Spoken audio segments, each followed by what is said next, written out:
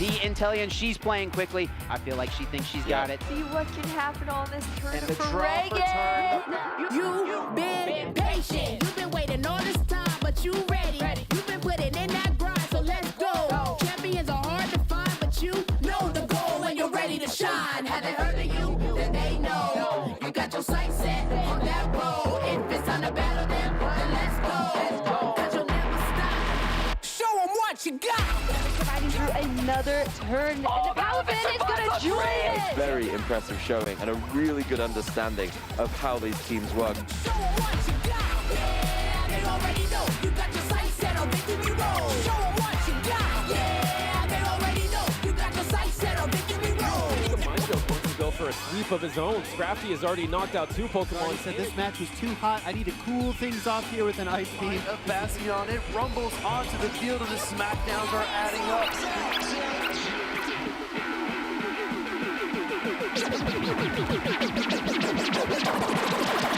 Show 'em what you got. Yeah, they already know. You got your sights set on victory road. Show 'em what you got. Yeah, they already know. You got your sights set on victory road. Put your hands Good morning, Pokemon trainers, and welcome to the glorious San Antonio. It is a beautiful day out on the Riverwalk, and it is a beautiful day here at the Convention Center where we are celebrating our final regional championship of the 2023 year, but not of the 2024 season, of course. As you can see, the hall is absolutely packed with trainers looking for their opportunity to win championship points this weekend, and welcome in. So my name is Gabby Snyder. I'm joined here by Len Duel, and for the first time in a long time, Dewey Ha. Dewey, it's been a very long time, but I'm so happy you're back. Thanks, Gabby. It's really nice to be back. I mean, I've been paying attention to a lot of the Regulation E regional championships this year, and it's been so exciting to watch, and I'm so excited to be a part of the action. Yeah, well, you can be a part of the action right now if you're watching on Twitch, as we have our community poll up and ready to go. We are going to be picking 2 matches to feature from round 3 of Swiss as we kick off this stream. So if you are on Twitch, make sure to vote. It's your right. You can do this. You just got to click a couple of buttons and let us know who you want to see compete on stream. If you are on YouTube, or if you're watching this in the past, that's okay. You can still watch along and have a good time with this holiday cheer we have to bring to you today. So again, make sure to vote now. That poll is only going to be open for a short amount of time, and while we're waiting to figure out who we're going to feature on stream, let's go ahead and take a look at the Road to Worlds. It has been a very exciting year so far here in North America. This is our, I believe, 5th regional championship, 6th even, of the year, and we're just rolling right along. Yeah, there's been so many amazing tournaments, so many interesting cities to visit and see high-level Pokemon at. Yeah, and if you want to compete as well, there are still plenty of opportunities. Our next event of the year will actually be next year in Portland. I know that there's a lot of excitement around that one, the good old Pacific Northwest Regional Championships. There's still time to register for that and for many other events. And EUIC as well is coming up shortly, so make sure you keep an eye on the Pokemon website for all the information you need to compete at these events, because you will need to compete at several events, unless you just win one, I guess, to get that 500 championship points you need in the US and Canada to qualify for Worlds. Yeah, 500 points is a lot. This year, winning a regional championship automatically qualifies you for the World Championships at the end of the season, you know, the ultimate event of the year. 500 points, that's so many more points than I'm used to needing to qualify for the World Championships. Yeah, it's a tough road for sure this season. It's a very tough road, but not only do you have regional championships, there are also locals as well. Again, the Pokemon website has all the information you need to figure out your road to Worlds. So as we are rolling down this road, let's go ahead and look back at our most recent regional championship here in North America, the 2024 Toronto Regionals. Howdy, trainers. The leaves were changing, and there was mischief in the air at the Toronto Regional Championships, which can only mean one thing. It's time for Pokemon battles. New and old favorites had a new look as Pokémon dressed for the occasion. Ogerpon dropped off the usage stats entirely, but managed 2 placements in top 8 wearing the teal and cornerstone masks. Other Pokémon with tricks up their sleeves included a rain-based Salamence team and a new look at Regidrago Tailwind teams. 2 familiar faces began to dominate the tournament as Paul Chua, the 6-time regional champion, was undefeated in the Swiss rounds before facing perennial finalist Chuppa Cross the Fourth. Paul's balanced team of favorites rampaged through the competition, but crashed against the sheer offense of Chuppa's oppressive Tailwind team. In the finals, Chuppa and Paul met for a rematch for the championship. Paul was set back early after Chuppa landed a huge critical hit on Paul's Heatran, showing that Chuppa's Pokemon were just as hungry for a championship as he was. In Game 2, Paul backed Chuppa into a corner, but a clutch decision to close combat instead of surging strikes kept Chuppa's Urshifu healthy, dishing out the damage and treating Chuppa to his very first regional championship title in the Masters division. Close combat onto Amoonguss. Is that enough? It is! Chuppa Cross gets the knockout, defeats Paul Chua, and claims his first regional championship in the Masters division after so much hard work. Will you be our next champion? Check out Pokemon.com/compete to find out how you can challenge the best. Watching Chuppa win his first regional championship after he's been competing for years was such an exciting moment. And I mean, talk about the Pokemon to take him there. I think the Urshifu Tailwind, that Hisuian Arcanine, those Pokemon are so tried and true in the format right now. They really have a target on their back. Yeah, that really set the tone along with the regionals in Europe before it for the rest of this format, and then Pokemon have been so dominant. And both players been around for a very long time. You mentioned it earlier, that was Chuppa's first regional championship win, something that he's been looking for almost a decade now. I know, and again, congratulations to Chuppa and Paul. I believe one of them is competing here this weekend, but we're gonna actually mix things up a little bit and take a look back at the Latin America International Championships, because it's been a while since we've hung out here at the regionals in the United States. So let's go ahead and look back at that truly incredible event down in Sao Paulo. Bom dia, trainers! We return to sunny Sao Paulo for the 2024 Latin America International Championships, for the first time in Scarlet and Violet, and the first time on the Switch. With sights set on claiming the next IC title, trainers from around the world brought the heat to innovate on meta trends deeper into Regulation E. Leading up to the event, we saw the steady rise of offense like Golden Go, Urshifu, and Tornadus, and the downfall of new Teal Mask DLC Pokemon Ogerpon. And there were still the old faithfuls, such as Hisuian Arcanine and Iron Hands. In juniors, Fabian Musicant and Leland Smith came in with clear game plans, relying on their own dynamic duos of Chiyu Fluttermane and Qianpao Dragonite respectively. But the Qianpao and Dragonite couldn't beat the heat, and Fabian Musicant came out victorious. In seniors, it was a thrilling 3-game set. Robbie Schreich came out the gate swinging to take Game 1. In Game 2, Joshua Robinson struck back, his Urshifu and Ogerpon being the key. In Game 3, Robbie's Amoonguss was too oppressive, and Robbie picked up right where he left off in Yokohama, an LAIC champion. In the Masters division, all bets were off. On one side, the meta and previous international champion Marco Himantha Caldera Silva. On the other, Brazilian hometown hero Thiago Latanzi, who hoped to grab an IC title in just his 4th official tournament and with an unconventional team. Despite Terra Ice Regieleki and Indeedee stumping so many opponents on his way to the finals, they were no match to Marco's board positioning and experience. Marco, in a 2-0, added another international championship to his trophy cabinet and became the first VGC Masters player to win an IC in 2 different regions. Marco Himantha Caldera Silva is your 2024 Latin America International Champion. LAIC kicked off the international stage on the road to Worlds Right. There is more global competition right around the corner, so make sure to tune in and follow along the action at Pokemon.com/compete.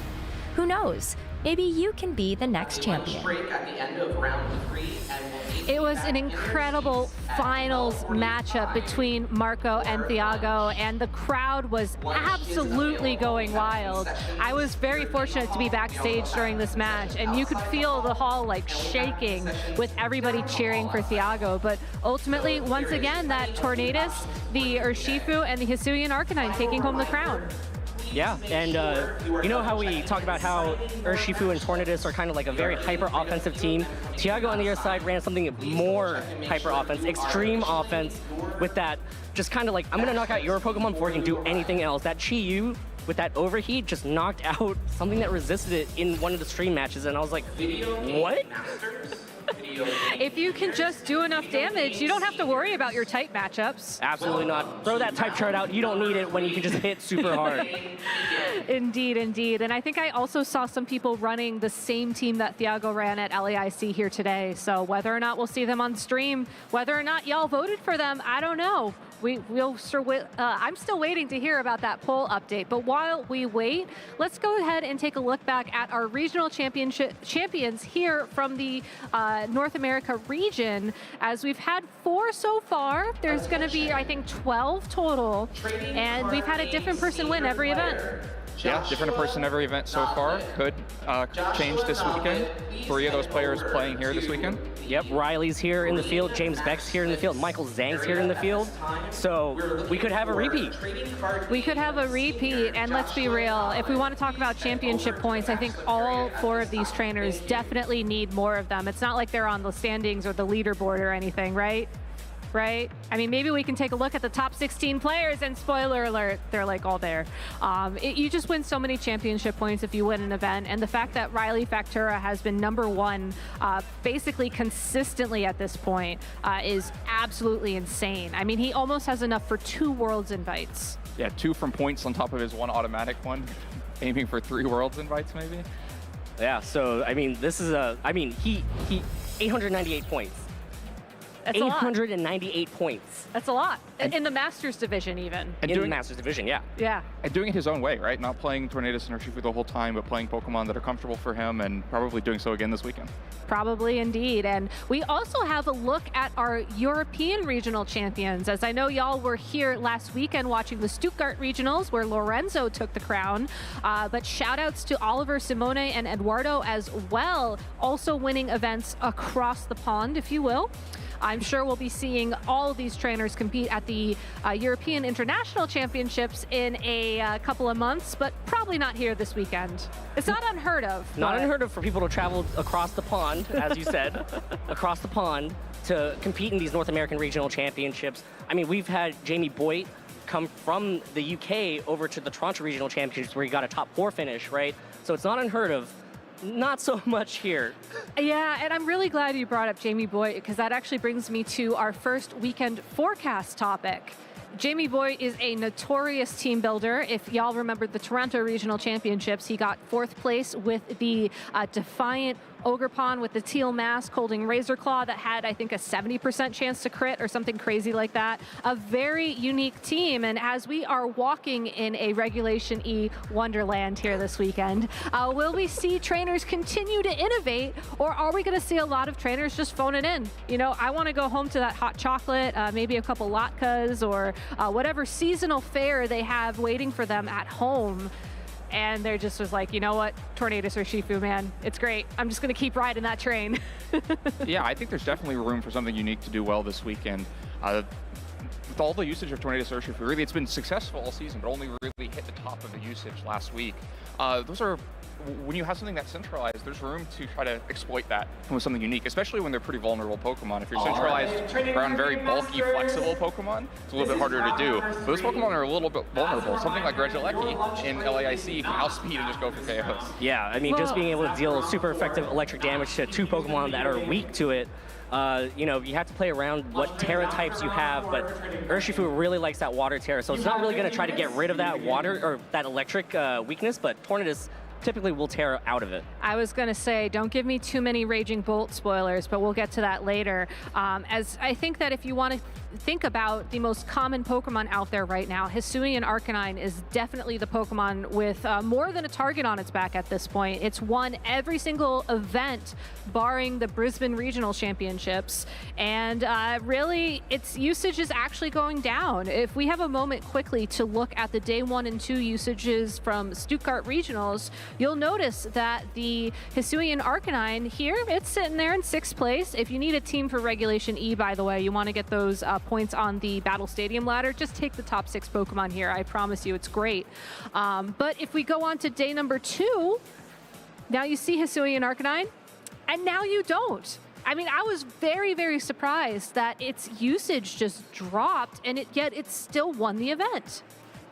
Yeah, people may be a little bit more prepared for it. Maybe a lot of people picking it up without the right preparation to use it, and so it fell off after day 1. But it still, of course, came through to win the tournament, so can't write it off yet. Yeah, and one thing to note is that actually at the start of the season, Hisuian Arcanine wasn't even in the top 12 Pokemon, eventually making that climb all the way up to about 33% usage in Stuttgart day 1, right? So a lot of players are actually noticing that Hisuian Arcanine's really good.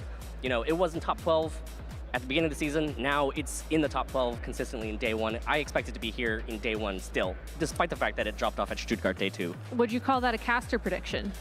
Yes. All right.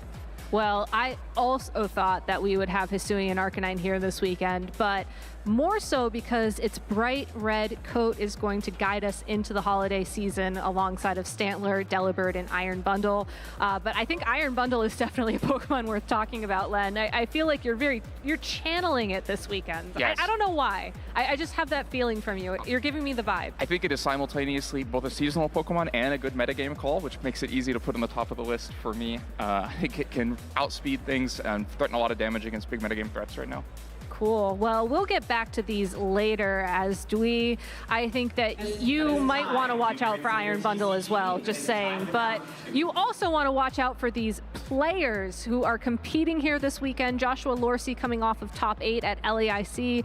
Raghav Malavia, one of the most consistent players competing right now in the Video Game Championship Series. And Carson Confer, I think you're very familiar with him, Julie. I seem to remember, it's a little bit hazy, but some LAIC where it was just you and me. And I've cast a lot of his major tournament wins. I've cast him winning the World Championships in 2016 in the senior division, and then I've casted him winning LAIC. Yeah. So winning LAIC. So he's currently in the hunt for a World's invite. He's at 406 championship points, trying to get over that 500-point barrier to be able to kind of secure that spot at the World Championships this year. Well, it sounds like any points will help him out this weekend. 498 is literally on the cusp, so we can check in with him later on and see how that's going on.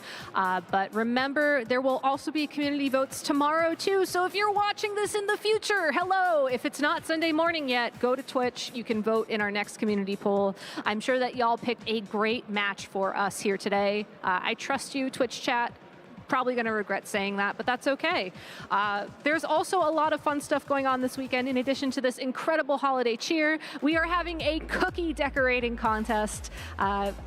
Both myself, the other casters, and Evan Latt, who's hanging out backstage with us this weekend, will be decorating cookies, and you can vote on that too. I'm going to call it right now. Okay. I'm winning this. All right. Wow. Yeah, I've studied the backstage. I've studied all the supplies that we have, the colors of frosting, the cookie cutter designs. Y'all haven't even looked at it yet. I'm winning this. All right, moving on. I'm a little intimidated, honestly. I'm going to parting shot into our final call out of the morning, because you can join in on the conversation using your social media of choice and that hashtag #PlayPokemon. We've seen a lot of cats out there watching the stream, and don't get me wrong, I love cats, but I'm a dog person. So if you're at home watching the stream with your good friend, your goodest boy or girl, send us a picture of your lovely dog watching the stream, and then please pet them as well for me.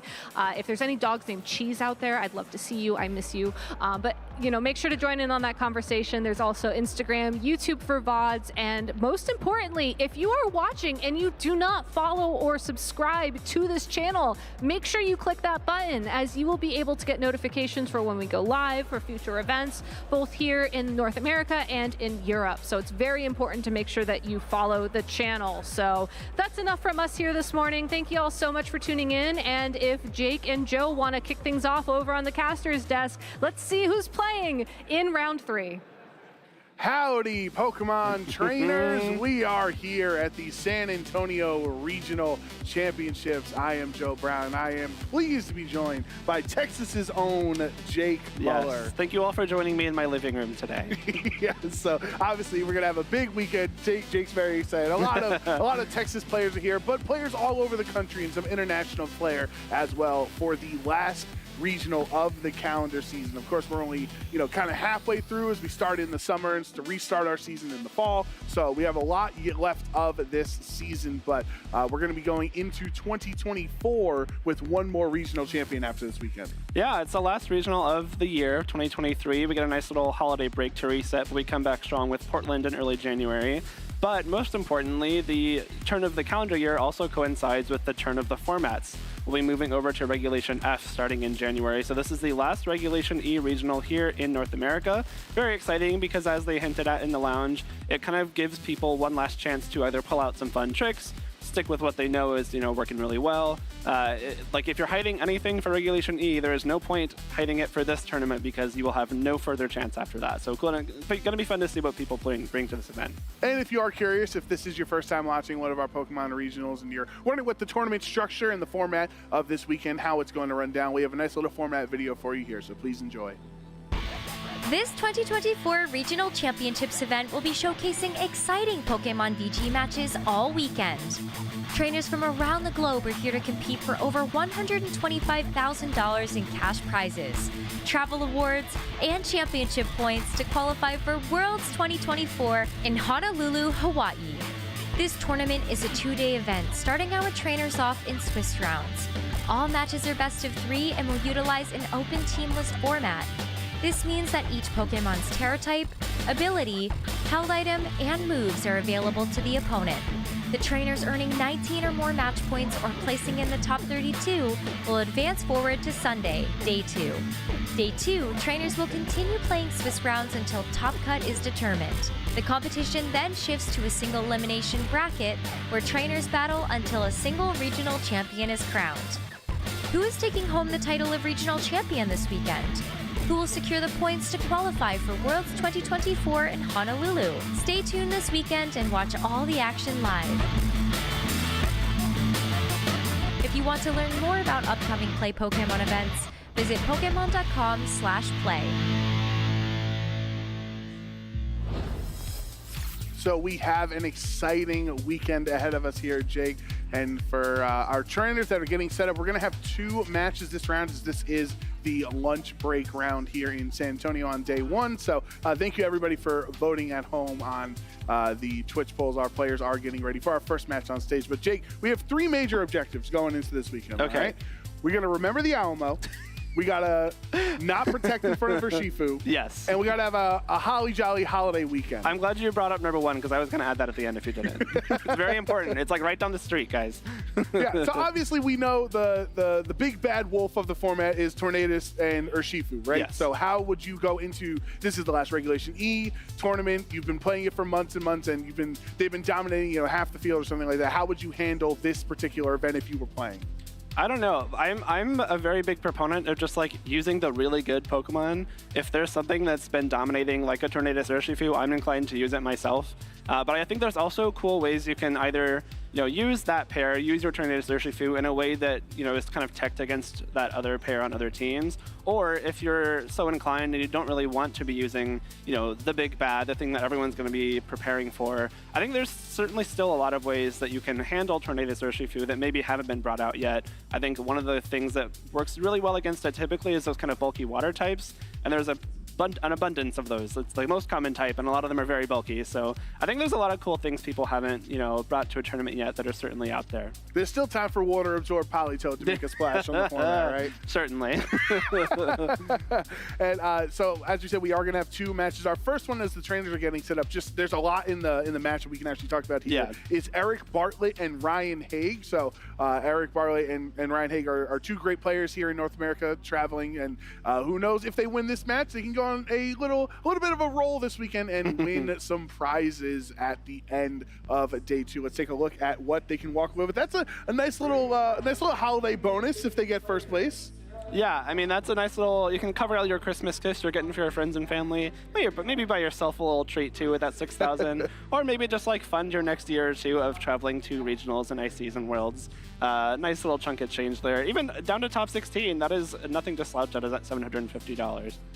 You get a nice plushie out in the venue. One right? plushie, yeah. The one like huge plushie in the Pokemon Center. You kind of get a lot of small plushies or one large plushie over at the prize wall. So yeah. Definitely in the booster packs and as well is going to be really exciting. But of course, those are the top tier players, and we are very far away from deciding our regional champion here in San Antonio. We're just getting underway. We want to talk about this team as we saw kind of the archetypes. If you saw in Twitch chat as we were voting for the archetypes and the specific matchup, Eric Bartlett actually brought Sinistra here this weekend versus Ryan Haig's team, which had Farigiraf and Bramblegast. Yeah, a lot of really fun stuff there. I was like a little bit behind the times, or I was ahead of the times on Sinistra because I was like trying to push it for the last couple of North American regionals. Now we finally get it here in San Antonio. But Ryan also has the Landorus Incarnate form, which is cool. A tech that's been popping up a lot lately. I believe me and Dwee both had it on our predictions, so checking that one off. I'll wait to see if Ryan wins to see if I can actually check it off. Well, it counts. If he brings it in a match, it counts. Yeah, win, lose, or draw there. For me, also personally, since we can talk about our predictions since we weren't over in the lab to talk about it, basically everybody and their mother is hyping up Hisuian Arcanine, and I put 4 other fire types that were not in the day 12 usage. Or the top 12 usage, excuse me, not day 12. Jeez. The top 12 usage of day 2. I put 4 other Pokemon there. So let's actually take a look at our stats for San Antonio. And as Gabby said, if you want to just throw 6 Pokemon together, might as well be that top 6 line. You actually have a pretty viable team. That's probably won a regional already, that group of 6 Pokemon, so you may as well, yeah. But there's some other cool stuff to look at here. We've seen the Ogerpons kind of jump up and down on the usage boards, sometimes not even being on them at all, but we do have both the Wellspring and the Hearthflame back in the top 12. Not in that top row. We've seen them both in the top row at a couple regionals early on, but they are kind of making a little bit of a comeback, Joe. What do you think about that? Yeah, for sure. And technically, if you did combine their percentages, they would make the top row, but they do perform differently. I'm very excited to see Ogerpon Hearthflame there. I think it's a Pokemon. It was my #1 most predicted. I think it's one of the best answers into Heatran, as you have Mold Breaker and you see 23% of the field is Heatran. So if you don't terastallize, those Ivy Cudgels are really terrifying into Heatran, regardless of what typing it says in its natural typing, or it goes for Terra Fire or Terra Grass. So I'm very excited to see if Ogerpon Hearthflame can kind of reclaim its spot, because if you remember at the beginning of Regulation E, it was all over the place. Riley Factura was like really prominently using that Ogerpon Chien Pao team with Salt Vest Dragonite as well, and hopefully people can go back to the basics of the beginning of the format and here as we end it. Yeah, I don't know. It's been really fun to just kind of track what's doing well at each regional. What's not even what's just doing well, but what's being used.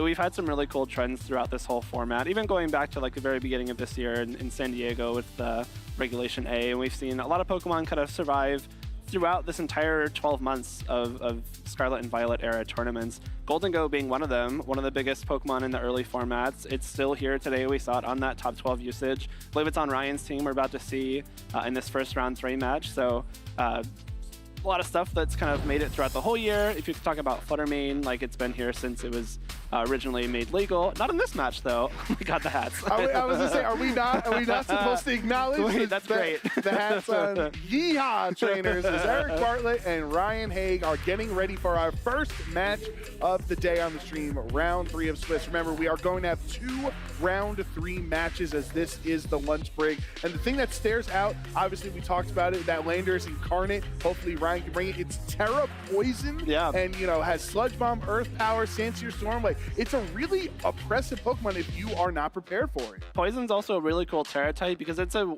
defensive Terra type we've seen on a lot of things. Again, even just going back to San Diego, the Terra Poison Garganacl winning that event, it's lasted throughout the format so far, but also for Landorus specifically, it is running Sludge Bomb. So you have both the offensive and defensive utility of that Terra Poison. I really like the Sinistra on Eric's team just because Eric has 3 Pokemon in the Heatran, Iron Hands, and the King Gambit that are known for being bulky. They like sticking around as much as they can, and with the Hospitality ability for Sinistra, whenever it switches in, it will restore 1/4 of their HP. So that gives them a lot more longevity in battles. Yeah, for sure. That's definitely going to be crucial for some of Eric's Pokemon like Iron Hands and Heatran, King Gambit. They want to hold on to as many of those hit points as they can. So if you can switch the Sinistra around in and out, it's kind of like inverse Amoonguss in a way, right? It's like you want Amoonguss to switch out to heal itself, but you want Sinistra to switch out to heal its teammates when it comes back in. I really like Eric's team too, just kind of looking at it. The Finish Drop provides so much utility. Rage Powder will redirect any attacks away from that Swords Dance King Gambit, and in combination with that Hospitality, it's a really, really great partner for something like King Gambit that is on the bulkier side, likes to set up, and more importantly is slow, because the Sinistcha also runs Trick Room, which will reverse the speeds and allow the Iron Hands and King Gambit to be a lot faster than they normally would be.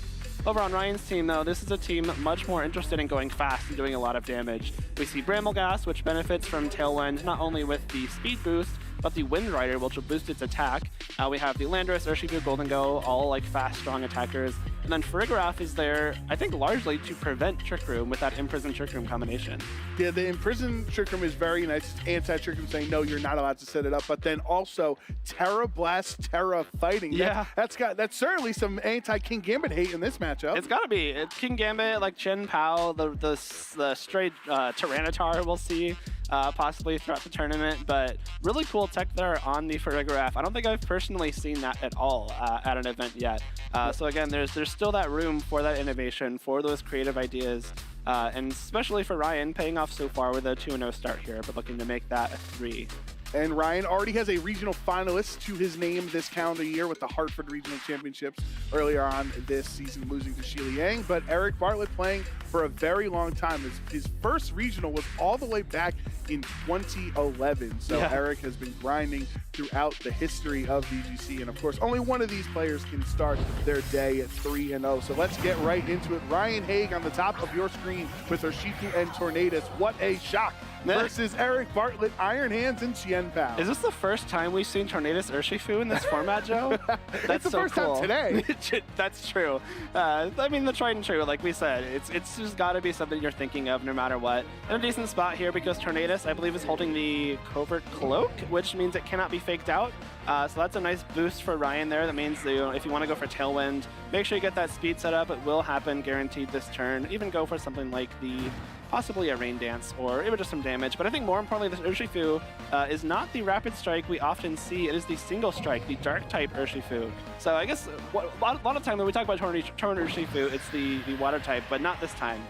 Yeah, it's going to be that Single Strike, the Dark typing instead of Water. So not Wicked Blow, instead Close Combat into Chien Pao, bringing it down to its focus sash. Chien Pao already in a threatened position, especially if Tornadus ever goes for a Bleak Wind Storm and it connects. All it needs to do is that last 1 HP of damage. But the Ice Spinner will retaliate into Tornadus. Ooh. That is a clean one-hit KO into the Tornadus. And now all you have left is the Iron Hands with a super effective Drain Punch towards the other side. That's 2 knockouts on turn 1. That's not a great start for Ryan. You get a lot of damage off with the close combat. You break the focus sash and the Chien Pao, but thanks to the defense drop, the Drain Punch, which I believe normally wouldn't KO that Urshifu, does knock it out. And the Tornadus goes down to an Ice Spinner. I think a lot of Tornadus are often trained to survive that attack, so possibly giving way that Ryan might be a little bit more offensive with that Tornadus, maybe some more special attack and speed investment. But the Farigiraf and Brambleghast come in. Brambleghast does get that attack boost from Wind Rider as Tailwind is active. And more importantly, it does have a Shadow Sneak, so you are able to possibly attack before the Chien Pao Sucker Punch, which will be nice because the Tailwind is up. You get that high priority, outspeed the Chien Pao. And the Farigiraf, it is carrying Psychic, so it does threaten Iron Hands, and Brambleghast kind of doesn't really care about Iron Hands at all. It's one of the nice reasons of using it. So not a great turn 1, but also not the worst possible turn 1.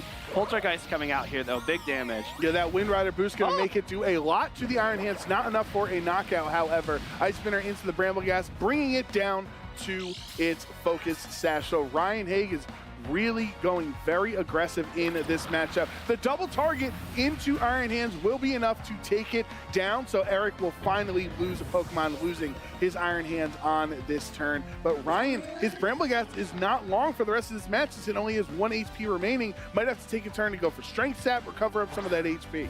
Yeah, it's going to be rough. The Brambleghast, it does a whole lot of damage with that Poltergeist, but now it's back down to neutral attack thanks to Intimidate. Obviously, Chien Pao will be knocked out by a single Shadow Sneak at this point, but I don't know that Ryan has enough left in the tank. This Brambleghast will be knocked out by any single attack, and Farigiraf is not necessarily known for its offensive capability, especially staring down this Landorus when you're not going to be able to hit it for any kind of super effective damage. So tough position here for Ryan. It's going to be...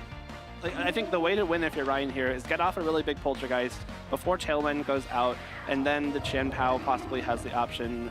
Like, you attack the Chien Pao before it gets knocked out, but like you're playing at a real big disadvantage here just with a numbers game. Right, and with the Poltergeist, he does not actually have access to Strength Sap. That fourth move is that, so you can't even recover or lower the Landorus's attack stat in any way. So now it's 3-2, but obviously Ryan is in a really difficult position since his Poltergeist has taken so much damage. Sinistra will swap into the Chien Pao slot there, so if you went for a Ghost attack, it would actually be super effective this time around. Now it's time for Landorus Therian to terrestrialize into a flying type. Not like it was too worried about its typing before against these two Pokemon, but you want to do more damage with the Terra Blast. Brambleghast Poltergeist does go towards the Landorus with his Choice Scarf, but Tailwind means it's still faster, and Landorus gets to hang on. Maybe Chien Pao swapping out so you don't have the Sword of Ruin active as well, because in a really difficult position there, so smart of Eric to swap it out.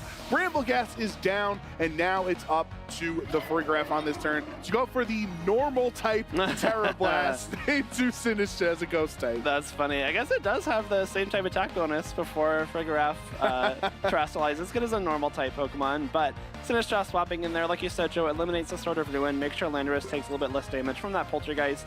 I like the Terraflying Terra Blast. It's just some consistent single target damage, and at this point, that's really all you need. No reason to go for Rock Slides, possibly miss the Poltergeist. That's a really good way to kind of throw this very strong position if you're Eric. So a smart way to close out that game. The Sinistra coming in, also able to redirect anything from that Farigiraf if it needs to once the Brambleghast goes down as well. And I think a lot as we go into game 2 here, Jake, I think a lot of this matchup, as we saw in turn 1, is based around Iron Hands versus both Tornadus and Urshifu Single Strike. Because the Iron Hands is kind of licking its chops every turn. It can either go for an electric hit into Tornadus or a fighting hit into the dark type on Urshifu. So I think Ryan's going to need to come up with a different strategy as long as the Iron Hands is on the field. The nice thing about running Torn Urshifu is that they both kind of throw a little damage into Iron Hands, but more specifically on the water type Urshifu, that Surging Strikes is pretty strong at Iron Hands.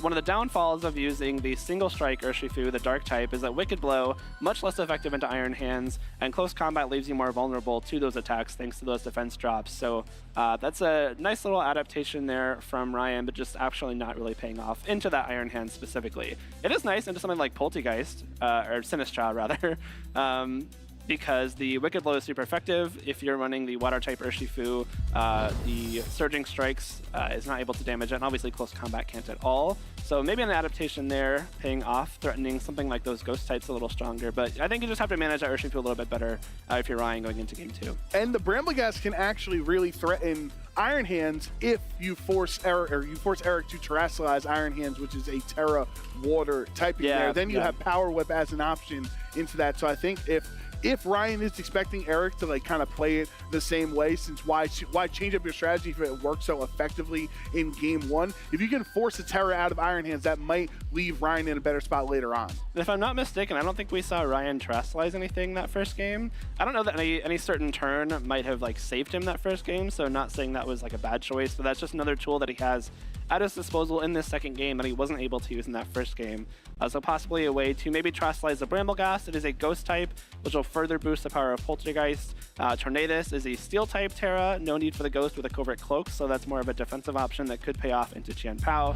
So a lot of things Ryan can do here that might be different from that first game, but we actually get the double Genie lead. It's the Landorus Incarnate and Tornadus Incarnate up against the Iron Hands and Chien Pao, the run back from Eric. Thank you, Jake, and thank you, Genies. Landorus and Tornadus on the field together. Thunderous? Yeah, where's Free him. Thunderous is really not invited, just watching the stream at home. Like, oh, I missed my invite. But it's against Iron Hands, Chien Pao, same lead for Eric. So Ryan did make an adjustment. Yeah, and I like it. I think the Landorus is a really good choice here. We have the spread damage Sandsteer Storm, which is the counterpart to the Bleak Wind Storm we see from Tornadus a lot. It is a ground type move. It has a chance to burn, which could come in handy against these two physical attackers, and also benefits from perfect accuracy in the rain from the rain dance on this Tornadus. So a nice, really strong combo here. It is threatened by Fake Out, particularly that Landorus, again, because the Tornadus does have Covert Cloak. We're just going to see the Tornadus swap out instead. And into the Farigiraf, or Farigiraf shall go into that Tornadus slot, I should say. Ryan has access to Terra Poison on the Landorus, go from 4 times weak to the ice to a neutral hit there. So if Eric went for an Ice Spinner. It's not going to be doing as much damage. So Ryan finally terrestrializing for the first time in this matchup. The fake out will be stopped thanks to Frigraph's Armor Tail preventing all priority attacks. So a great job stopping that fake out. Ice Spinner is not even a 2-hit KO into the Frigraph. It brings Chien-Pao down to 1. If you get the burn, 30% chance the Chien-Pao would be knocked out at the end of this turn. But it looks like neither of them got burned. That's a really good turn from Ryan, though. Switching in the Frigraph, make sure that no fake out happens. I like the terrestrialization. It makes sure you don't get knocked out by that Ice Spinner. Didn't come in handy here, but also makes you, you would continue to resist the fighting type moves from the Iron Hands. Really smart defensive terrestrialization there and some huge damage from that Sandsteer Storm. Doing more to the thing that doesn't resist it, which I think is funny, or that isn't super effective against, which I think is funny. Chien-Pao down to its Focus Sash. But okay, yes, we were just informed that there was no burn because Sheer Force. Of course, that makes sense. Life Orb Sheer Force, that'll do it to you. Yeah, but that's why the damage was so huge, though. The Life Orb Sheer Force boosts the damage from that Sandsteer Storm in a huge way. And now this Iron Hands and Chien-Pao are both threatened with knockouts this turn. An Earth Power KOs either, a move from Frigraph should KO either, so really strong position for Ryan. Yeah, now the Iron Hands, as we mentioned in team preview for Game 2, if you can force it to terrestrialize into a water typing, potentially if Brambleghast is in the back for Ryan, it can have a much better position. Here's the Ice Spinner from Chien-Pao with that Sword of Ruin into the landers. You can see if he did not terrestrialize, would have knocked it out. Still Earth Power means Iron Hands goes down anyway. Eric has wasted his Terra here in Game 2. He's not going to have access to that later on something else that would be able to survive a hit. So it's up to Frigrav with that normal typing Terra Blast. You don't really see it too often. You don't. But it does take out Chien-Pao. Yeah, I mean, it's another just really smart turn. This is the power of that Sheer Force Life Orb Landorus. The Earth Power came into the Iron Hands at Terrestrialize away from that ground weakness, still just got wiped out by that Earth Power, and this is kind of the reason you want to use this Landorus Incarnate form. It is so strong, even with the neutral damage, that it takes, you know, a resist, it takes an immunity like this Landorus here to not take a whole lot of damage from those ground type moves. But in this case, you still have a Sludge Bomb. It is now, you know, stabbed thanks to the terrestrialization. It'll still do some good damage into the Sinistcha. And more importantly, Ryan is now the one with the 4-2 Pokemon advantage, so a much better start in this second game here. And Eric's in the tough spot with the Choice Scarf on his Landorus there, because you can only lock in to one thing. So if you want to lock into the Stomping Tantrum for the damage into, say, a Poison type on Landorus Incarnate on the other end, then if Brambleghast is that fourth Pokemon that Ryan has not revealed, you're in a tough spot. So, of course, it's better to lock into Rock Slide and go for the flinches. Why not go for a flinch against Frigraph and the Landorus? Citrus Berry is going to recover 25% of Frigraph's HP, and Sludge Bomb into the Sinistcha is going to be pretty strong. Not enough for a one-hit KO as a neutral hit, but that does a lot. There's the Matcha Gotcha to take out Landorus. Yeah, Matcha Gotcha, the spread damage there is a really cool move. Also has a burn chance and is not blocked by Sheer Force in this case, but does knock out this Landorus, which is at very low health. Does some good chip damage to this Frigraph as well, which unless it flinches, will have the chance to go for either a Psychic, Terra Blast, get some damage off. Actually Imprison, I like that a lot. That means no Trick Room goes up. And that means that Ryan will maintain the speed advantage for the next few turns at least. You know, this Imprison lasts until Frigraph either swaps out or is knocked out. So if Ryan keeps it on the field, Trick Room cannot be used. Also, Psychic, Terra Blast cannot be used. I don't think that either of those matter here because Landorus is locked into that Rock Slide. More importantly, it's just for the Trick Room, Joe. But and importantly, if Tornadus comes back in here, now you can click Tailwind and have the Wind Rider boost that Sinistcha is not able to try to circumvent by resetting the dimensions with Trick Room. Yep. Yeah, very smart. Especially because if the Brambleghast comes in here after Tailwind goes up, the Sinistcha and the Landorus cannot terrestrialize. That was used by the Iron Hands, and now it's a very strong position for the Brambleghast to be in, assuming is able to connect those Poltergeists. So not hitting Frigraph, which is really hard for Eric because you want to try to knock this out. Psychic to take out the Sinistcha, and now Eric is down just to the Landorus against these three Pokemon, so it's definitely looking in Ryan's favor, like we're going to be potentially headed to a Game 3 soon. I don't know. When there's a Rock Slide, there's a way, right? So if Landorus is able to take a couple of these Bleak Windstorms, maybe dodge one, maybe get a critical hit with this Rock Slide, knock out Tornadus, that's maybe our way out. But unfortunately, no. Oh, okay, you flinched the Frigraph there, but you did not dodge that Bleak Windstorm. Looks like one more probably knocks it out. So a nice little game here from Ryan. A very, very well-played game, too, after kind of a disastrous start to that game 1, losing both of his Pokemon on turn 1 without much to gain on the back end. So a nice adjustment there. I really like the Landorus adjustment there. Like, we saw the that's a tongue twister. Sandsear Storm do so much damage on that turn 1, it just became difficult for Eric to recover. I think importantly, Eric has brought Sinistcha both of these first 2 games, but Hospitality is not activated once. So you're not getting the maximum use out of that ability.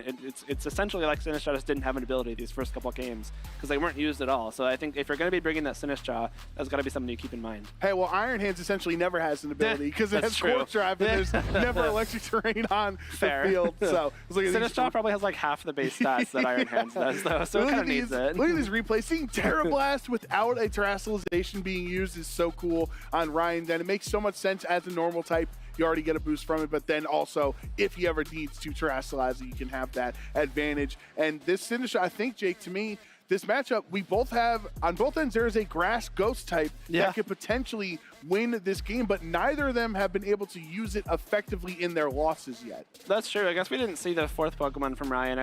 I'm with you in that I kind of assume it was that Bramblegast for that like Tailwind endgame setup, but like you said, didn't really get used that 2nd game because it wasn't needed. So that maybe gives Ryan a chance to bring it back this 3rd game. Say I was going to use this strategy, but I didn't have to reveal it. So now I kind of still have that in the chamber if I need it, and gives Ryan. I think the combination of Bramblegast and Landorus on Ryan's team is really difficult for Eric to deal with because they cover each other so well defensively and offensively. Especially if you look at like Bramblegast.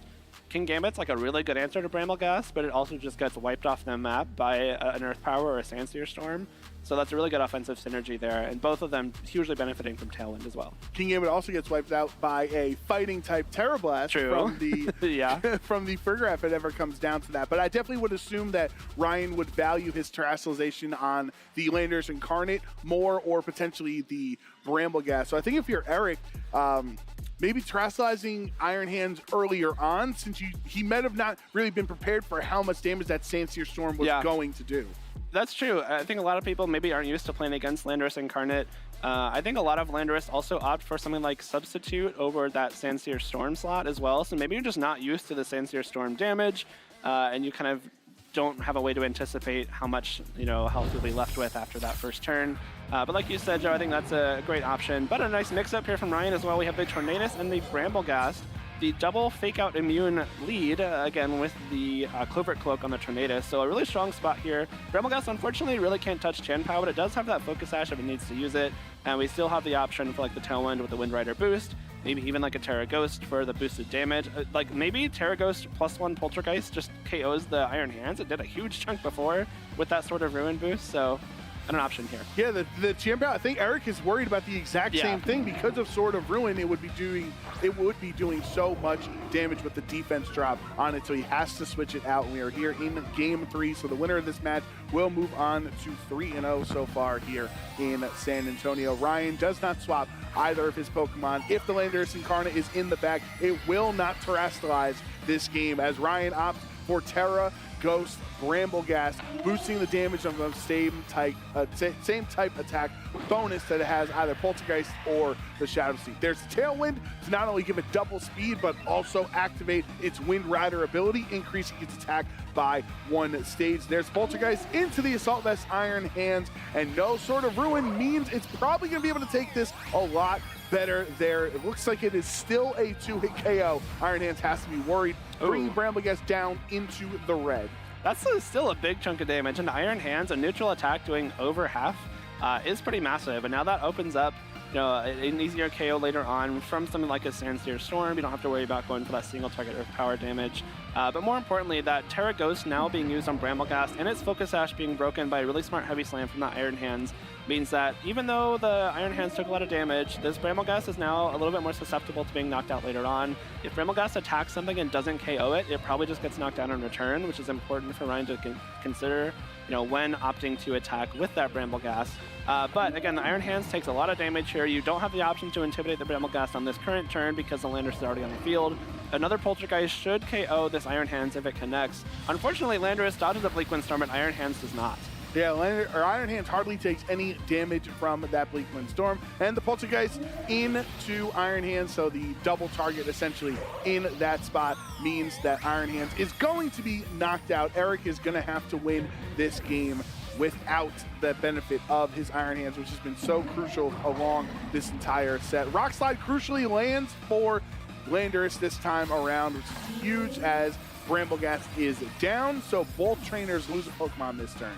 That is kind of an unfortunate miss in the Bleak Wind Storm. We did see it do a big chunk of damage into that Landorus earlier on, kind of again alluding to this Tornadus being more offensively trained. But the Urshifu comes in here with the combination of the the critical hit Wicked Blow and another Bleak Wind Storm, possibly enough, and also threatens this Chien-Pao with a lot of damage. I believe it is the Terra Ghost Chien-Pao though, so that's something that you do have to worry about if you're Ryan. The Terrestrialization is still available to Eric in this game, but not to Ryan anymore, as that Bramblegast did use it and has gone down. So the Landorus now, again, at full health because it dodged that Bleak Wind Storm. That's a really good spot to be in if you're Eric, because that means you do have the option to attack with it without, being afraid of getting knocked out immediately. And Ryan has already used up his Terrestrialization, so it's not like he'd be able to change his typing, say, for the Steel Tornadus to resist an Ice Spinner. Yeah. You're going to be stuck having a potential matchup where either Chien-Pao can go Ice Spinner into Tornadus or Sacred Sword into your Urshifu, and it would be super effective regardless. So Eric decides to swap out his Landorus, who was already on the field. You want to maybe switch it out just in case the Urshifu goes for a Sucker Punch later on. You can get the Intimidate there. Wicked Blow would still be a critical hit, but Chien-Pao with its Terra Ghost calling a close combat, and Ryan calls his bait with a critical hit Wicked Blow into the Chien-Pao slot, bringing it down to its sash. Now it's all up to the Bleak Wind Storm. Which is a hit. Does it miss?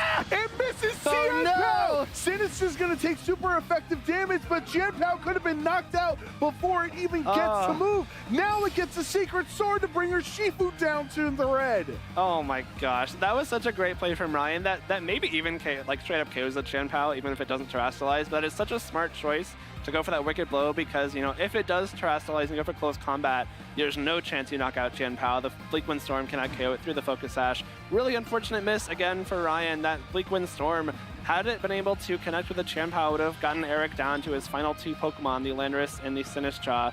That's still not an awful spot here, especially if Ryan does have that Frigoraph in the back again. You have the option to go switch that in, block any priority attacks with the Armor Tail, and either a Wicked Blow or a Bleak Wind Storm should KO either of these Pokemon remaining on Eric's side.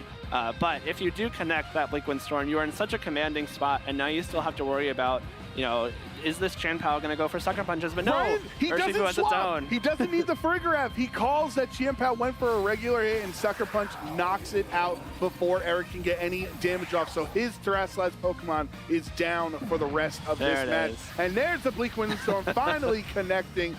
The Tornadus finally getting back on target as Eric loses both of his Pokemon in that turn, and it's down to just this Choice Scarf Landorus. Importantly, as Tailwind is reset, so at least Tornadus has to click Tailwind this turn. Like, it can't go for double attack in Bleak Wind and Wicked Blow. That was kind of a risky Sucker Punch. If the Sinistcha there goes for Rage Powder, you redirect that Sucker Punch. Or if Landorus swaps in. Yeah, exactly. But I think that the Bleak Wind Storm there covers it nicely, but just because you get the damage with the Bleak Wind Storm into both targets. I don't know that a Sucker Punch from Chien-Pao could have knocked out the Tornadus, and again, that's something you just have to worry about the Frigoraph being in the back for. But at this point, the Landorus is now left on its own. Does log itself into Rock Slide once again, kind of its last-ditch effort with that Choice Scarf Rock Slide. But with the Tailwind going up, there's 3 more turns of boosted speed on Ryan's end, and this Tornadus and whatever else is in the back have the chance to knock it out before the Rock Slides can do any more damage. Landorus comes in here for Ryan. We'll have to rely on that Sludge Bomb, but since Landorus on Eric's end is so low already, probably still enough anyway with that Sure Force Life Orb boost.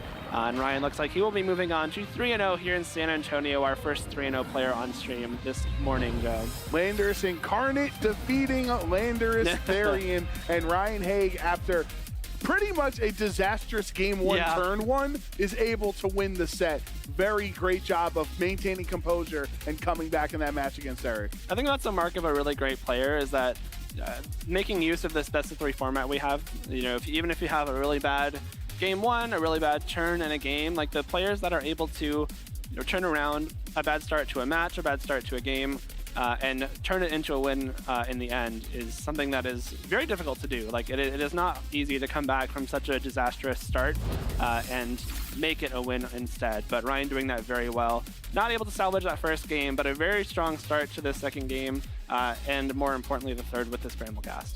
Yeah, so let's go over the replays here. Chimpao dodging the Bleak Wind Storm, but we saw that Ryan still had the Pokemon advantage at this point by not revealing his Landorus in the back yet. So Sacred Sword, even with the Sword of Ruin active on the field, was not enough to knock out Urshifu in the one hit there. So finally, Bleak Wind Storm gets to Sinistra. I feel like Sinistra really did not get its chance to shine that much. Maybe the Imprison was was a big problem, and then of course Bleak Wind Storm on the other side. But you know, Eric brought it all 3 games, and Ryan wasn't too worried about the little Sinistra. And like again, Hospitality just didn't activate at all. It was not a very hospitable Sinistra, Joe. So I think that's something that if you're using Sinistra, again, you're kind of using it. It has a lot of utility. The Machigacha is a very good move, the burn chance and the health restoration and the spread damage. All that is great. Trick Room, Strength Sap, Rage Powder, all good things. But Hospitality is a really big part of Sinistra's kit. If you're not making good use of it, you're kind of setting yourself back. You're kind of taking away like this part of one of your 6 Pokemon that can be really important. And unless you're an Iron Hands, your ability is usually a very important part of your kit as a Pokemon. So something that possibly Eric could look forward improving on in his next rounds. He's still at 2-1, still plenty of chances to make it onto that day 2 with a 7-2 or better record. But of course, congrats to Ryan Haig for winning his first third. The first third of the day is all W's. That's a really great start, I would say. And he has a nice lunch break that he can get right now as we have our second match. But Sinistra a bit of a Scrooge in the holiday season, not being hospitable to Jake's liking. No, I completely agree with you. I think that it was just very unfortunate. It was coming in when everything was healthy, and just kind of Free-Graph, even though it didn't do much damage in this matchup, that it doesn't always need to. It needs to exist for Armor Tail to stop priority, and also to have the Imprison to stop Trick Room on the other side. But we are ready for our first winner's interview of the day, so we're going to head over to the lounge with Gabby to talk to our round 3 winner, Ryan Haig. Gabby, take it away. Thank you so much, Joe. I'm here with Ryan Haig, who was our runner-up at the Hartford Regional Championships last year and is off to a very strong start here this morning. How's it going? It's going good. It feels good going 3-0 into lunch break. Feels like it's been a while since we've had a lunch break, so I feel like I'm the only player happy about that, but yeah, it can't be happier. Well, you got to eat well to do well, for sure. Of course, yeah. One thing I want to touch on before we go into that last match is you started off as a singles player. Yeah. And you made the transition to VGC. I think you said about 10 years as a singles player? Yeah, so it's been a little over probably 10, 11 years. There were just some YouTubers, they would play online. I'm like, oh, that looks cool. I'm in middle school. I'm like, oh, I could do that too. Play in class on my phone and whatever. So yeah, I just made a lot of friends with the online community. I feel like it really helps to have a different perspective coming in, because I think singles is all about long-term planning and less about mind gamey reads, which I feel like was a big transition to me for VGC. It feels really like if you're not pulling the trigger, like the trigger's getting pulled on you a lot of the time. So during COVID, I was like, oh, let's experiment. I feel like I've accomplished everything I wanted to on singles anyway. So what's next is the official competition. So yeah, and I'm trying to get as many friends as I can to also make the jump with me. Singles kind of feels a little stale at this point. We just keep playing the same old generations every so often. And yeah, I've got a lot of friends here at this tournament that also started as singles players, so I'm very glad that I've helped them make the transition too. That's awesome. But let's go ahead and talk about that previous round. So I want to go to game 1. You just mentioned if you're not the one doing the damage is dealt to you. Yeah. I feel like that was exactly what happened in that game 1. I mean, that turn 1 where the double KO happened, that was so harsh. Yeah, I was thinking like maybe it would be fine because I kind of saw that coming. I figured maybe I could win with just Bramble Free-Graph hitting moves, but as we saw, it was not enough. So getting off her Shifu lead and putting in the back game 3 seemed a much better call. Yeah, and I really love the adjustments you made as well. If we want to go ahead and sort of talk about that Landorus Incarnate. I know it got #1 on the Battle Stadium ladder this last month. It was run by a Japanese player. I think similar set to yours, because you're running the Life Orb Sheer Force, correct? Life Orb Sheer Force. Terra Poison? Terra Poison, correct, yeah. What made you pick that Pokemon? It's very unique. So actually a local of mine, Andrew Ding, he and I played 3 times across like a marathon weekend of locals. The first time we played, it was super in my favor. I won. He's like, how am I going to fix this grass spam matchup? Because I was running grass balance. So he puts a Landorus on it over Flutter Mane. Terra Poison Landorus can't lose to grass types. So I got destroyed the second time we played. We play a third time. I'm like, you should get rid of the Arcanine and make that an Iron Bundle. He's like, you're right. I'll do that. LAIC. He lost his win and in, but he made top 16, I think. Yeah. And I'm like, maybe I should get on the team that I even like kind of helped participate making. And then it turns out I didn't like the bundle either, so I switched to Frigoraph, switched to Dark Urshifu. Frigoraph is just so sick at making like trick room adjustments and keeping like priority at bay. As you saw game 2, I switched it in on the fake out, and I was just so overwhelmingly ahead after the free Sandsear went off. So yeah, I mean, it was the combination of that Frigoraph switch and just the fact that Landorus took 2 knockouts in that game. It was a lot for sure. And I'm really glad you brought up the Dark Urshifu, because that was the other adjustment I wanted to talk about, because we've seen so many Tornadus plus the Water Urshifu. I mean, it's ubiquitous at this point, but not a lot of Dark Urshifu. So what was the appeal of running that version of Urshifu? I feel like it's just a lot better at dealing into Ogerpon is the big one. Redirection, like to begin with, is kind of hard for Tailwind. And all the redirectors are focused on Rapid Strike. You have Sinistcha, Moongus, Water, Ogerpon. Yeah. And Dark Urshifu beats all 3 in a vacuum, but the biggest one is Ogerpon. And then it's also just like, if I want to play a 9-round tournament, save brain power, and play against a Dondozo, it's cakewalk, Don't have to think about it. Just Wicked Blow, 80%. Yeah, there are some Dondozo on the field for sure, so definitely something to keep in mind.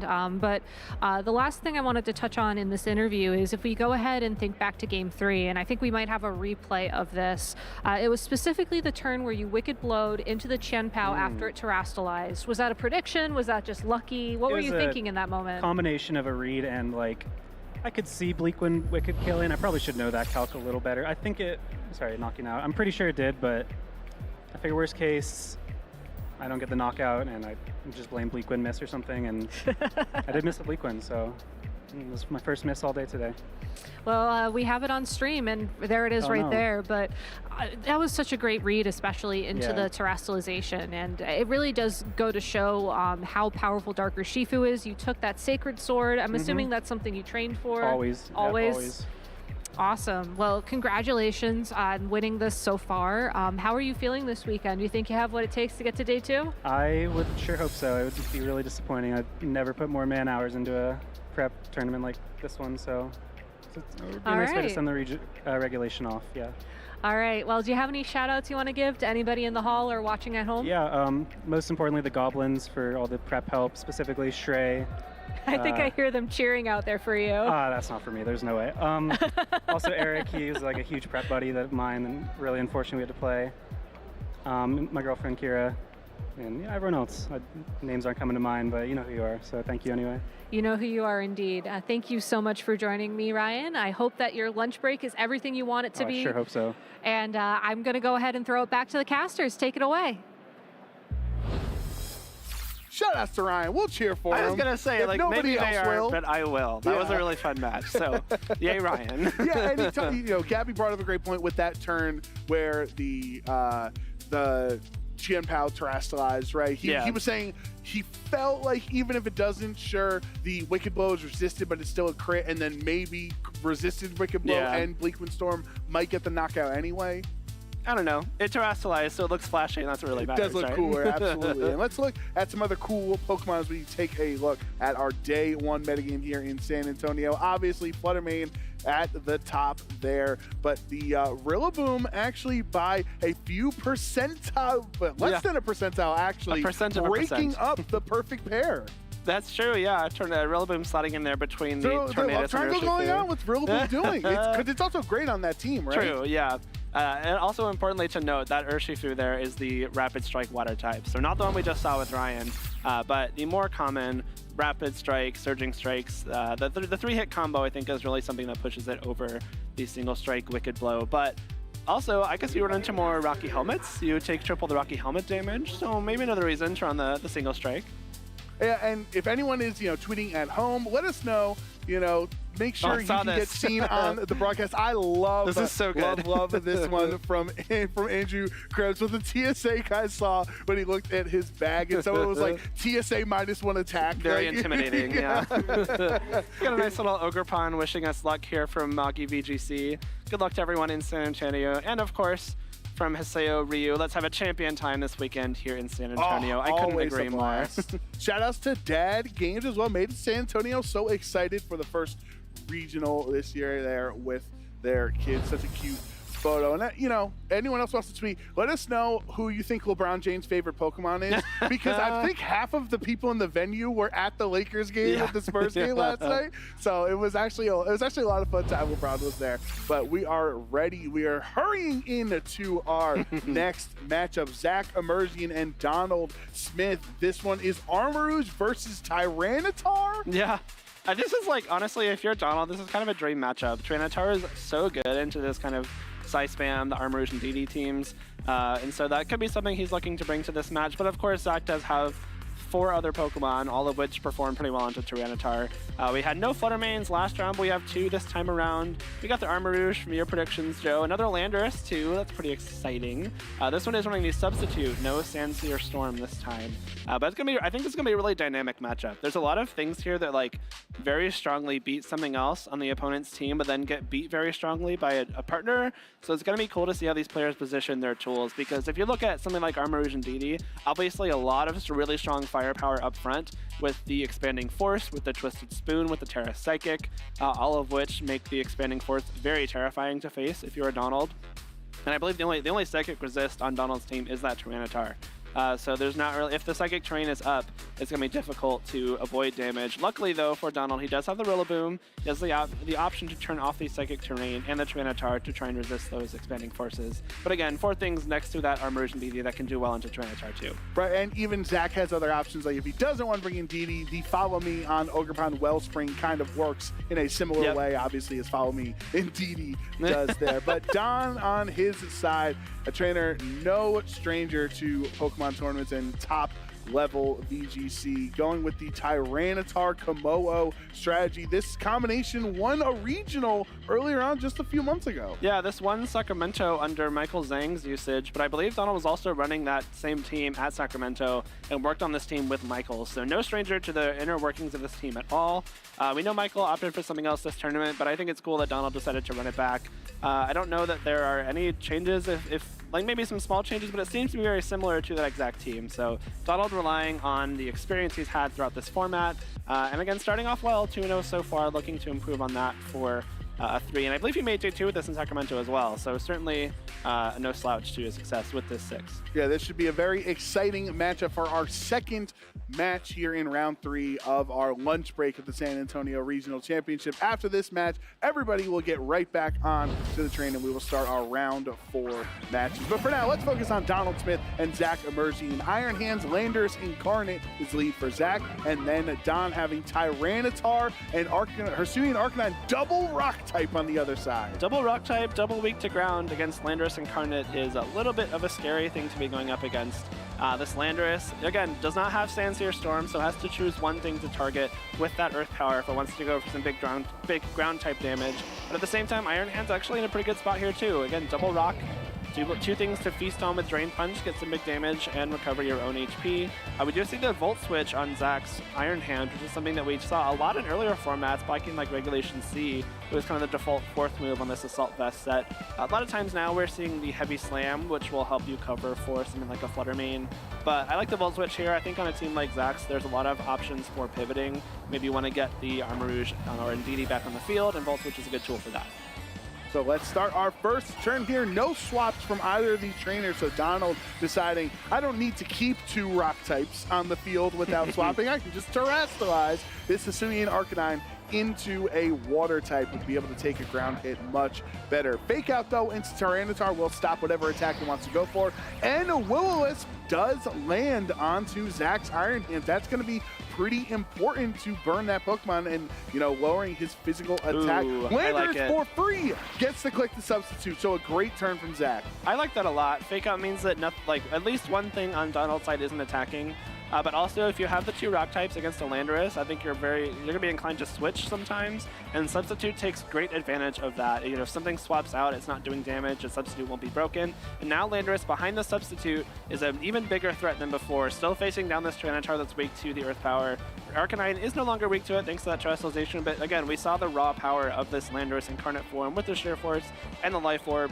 Will be threatened by a lot of damage, but I think more importantly is that Arcanine attacked before the Landorus. I think that's something that I personally wouldn't have expected. Landorus normally known to be faster than Arcanine, and is something that usually attacks quickly and strongly. But on a team like Zach's that's much more Trick Room oriented, I understand why you might be inclined to make it a little bit slower, maybe try and, you know, underspeed some different things that are prevalent in the meta in Trick Room, such as Arcanine. Especially, yeah, I think it's a great point, Jake, because Landorus Incarnate specifically is kind of very solidly faster than Hisuian Arcanine and Landorus that are close to each other. Yeah. The Incarnate form is pretty much guaranteed to be faster, so you have to wonder if there is any speed investment at all, or maybe Donald's Hisuian Arcanine is very fast. But Rillaboom will swap into that Tyranitar slot to get rid of, you know, swap out that situation. You don't want to take a bad hit. The Flare Blitz, though, from Hisuian Arcanine is going to be stopped by a Protect, and the only attack that can happen this turn is a Volt Switch, which is really nice for the Iron Hands because you get this burned Iron Hands off the field and maybe something a little more valuable onto the field. This is like exactly why I love Volt Switch. And in a situation like this where the Landorus is behind the Substitute, it demands a lot of attention, like a lot of attention. Because if you just let something behind the Substitute fire off free attacks, not only are you taking a lot of damage, but you're like kind of guaranteeing you'll take more on following turns when the Substitute hasn't been broken yet. And by going for Protect with that Substitute Landorus, you kind of mitigate that Flare Blitz that certainly would have broken the Substitute. You make sure that the Landorus is, you know, still behind that sub on the coming turns, and Volt Switch coming in handy here because now you get the option to pivot into this Flutter Mane, which will combine with the Landorus for some very, very big threatening special attack damage. The Landorus is still threatening a huge Earth Power, and more importantly a Sludge Bomb into this Rillaboom. One of the nice things about running the Sludge Bomb is you do threaten these grass types that resist ground type damage, but more importantly Flutter Mane also on the field here with the choice specs it is holding, so anything taking damage this coming turn, especially because the Rillaboom is not holding the Assault Vest item, something's gonna get knocked out. That's my thought on this coming turn. There's so much damage to be dealt from Zach's 2 Pokemon. Right, and I think Zach was taking so much time deliberating on what to Volt Switch in because you have access to Fake Out on Rillaboom. So Donald's saying, hey, I can't Fake Out a Ghost type. Let me go for the Grassy Glide so much. instead. That does a lot of damage. Rock Slide double connecting, so Flutter Mane is down. Zach really did not get a lot of value out of his Flutter Mane in this game 1, but the Rock Slide does not break the Substitute. Landorus Incarnate is still behind the sub and KO's Rillaboom. I think that's a good trade, though. The Rock Slide not breaking Substitute is actually huge for Zach here. Flare Blitz certainly would have, but if you're going for Flare Blitz into that slot, you're leaving the Flutter Mane up, and because it is a Ghost type, it is immune to the extreme speed that Arcanine is not carrying. It's actually not carrying extreme speed, so it doesn't matter in this case.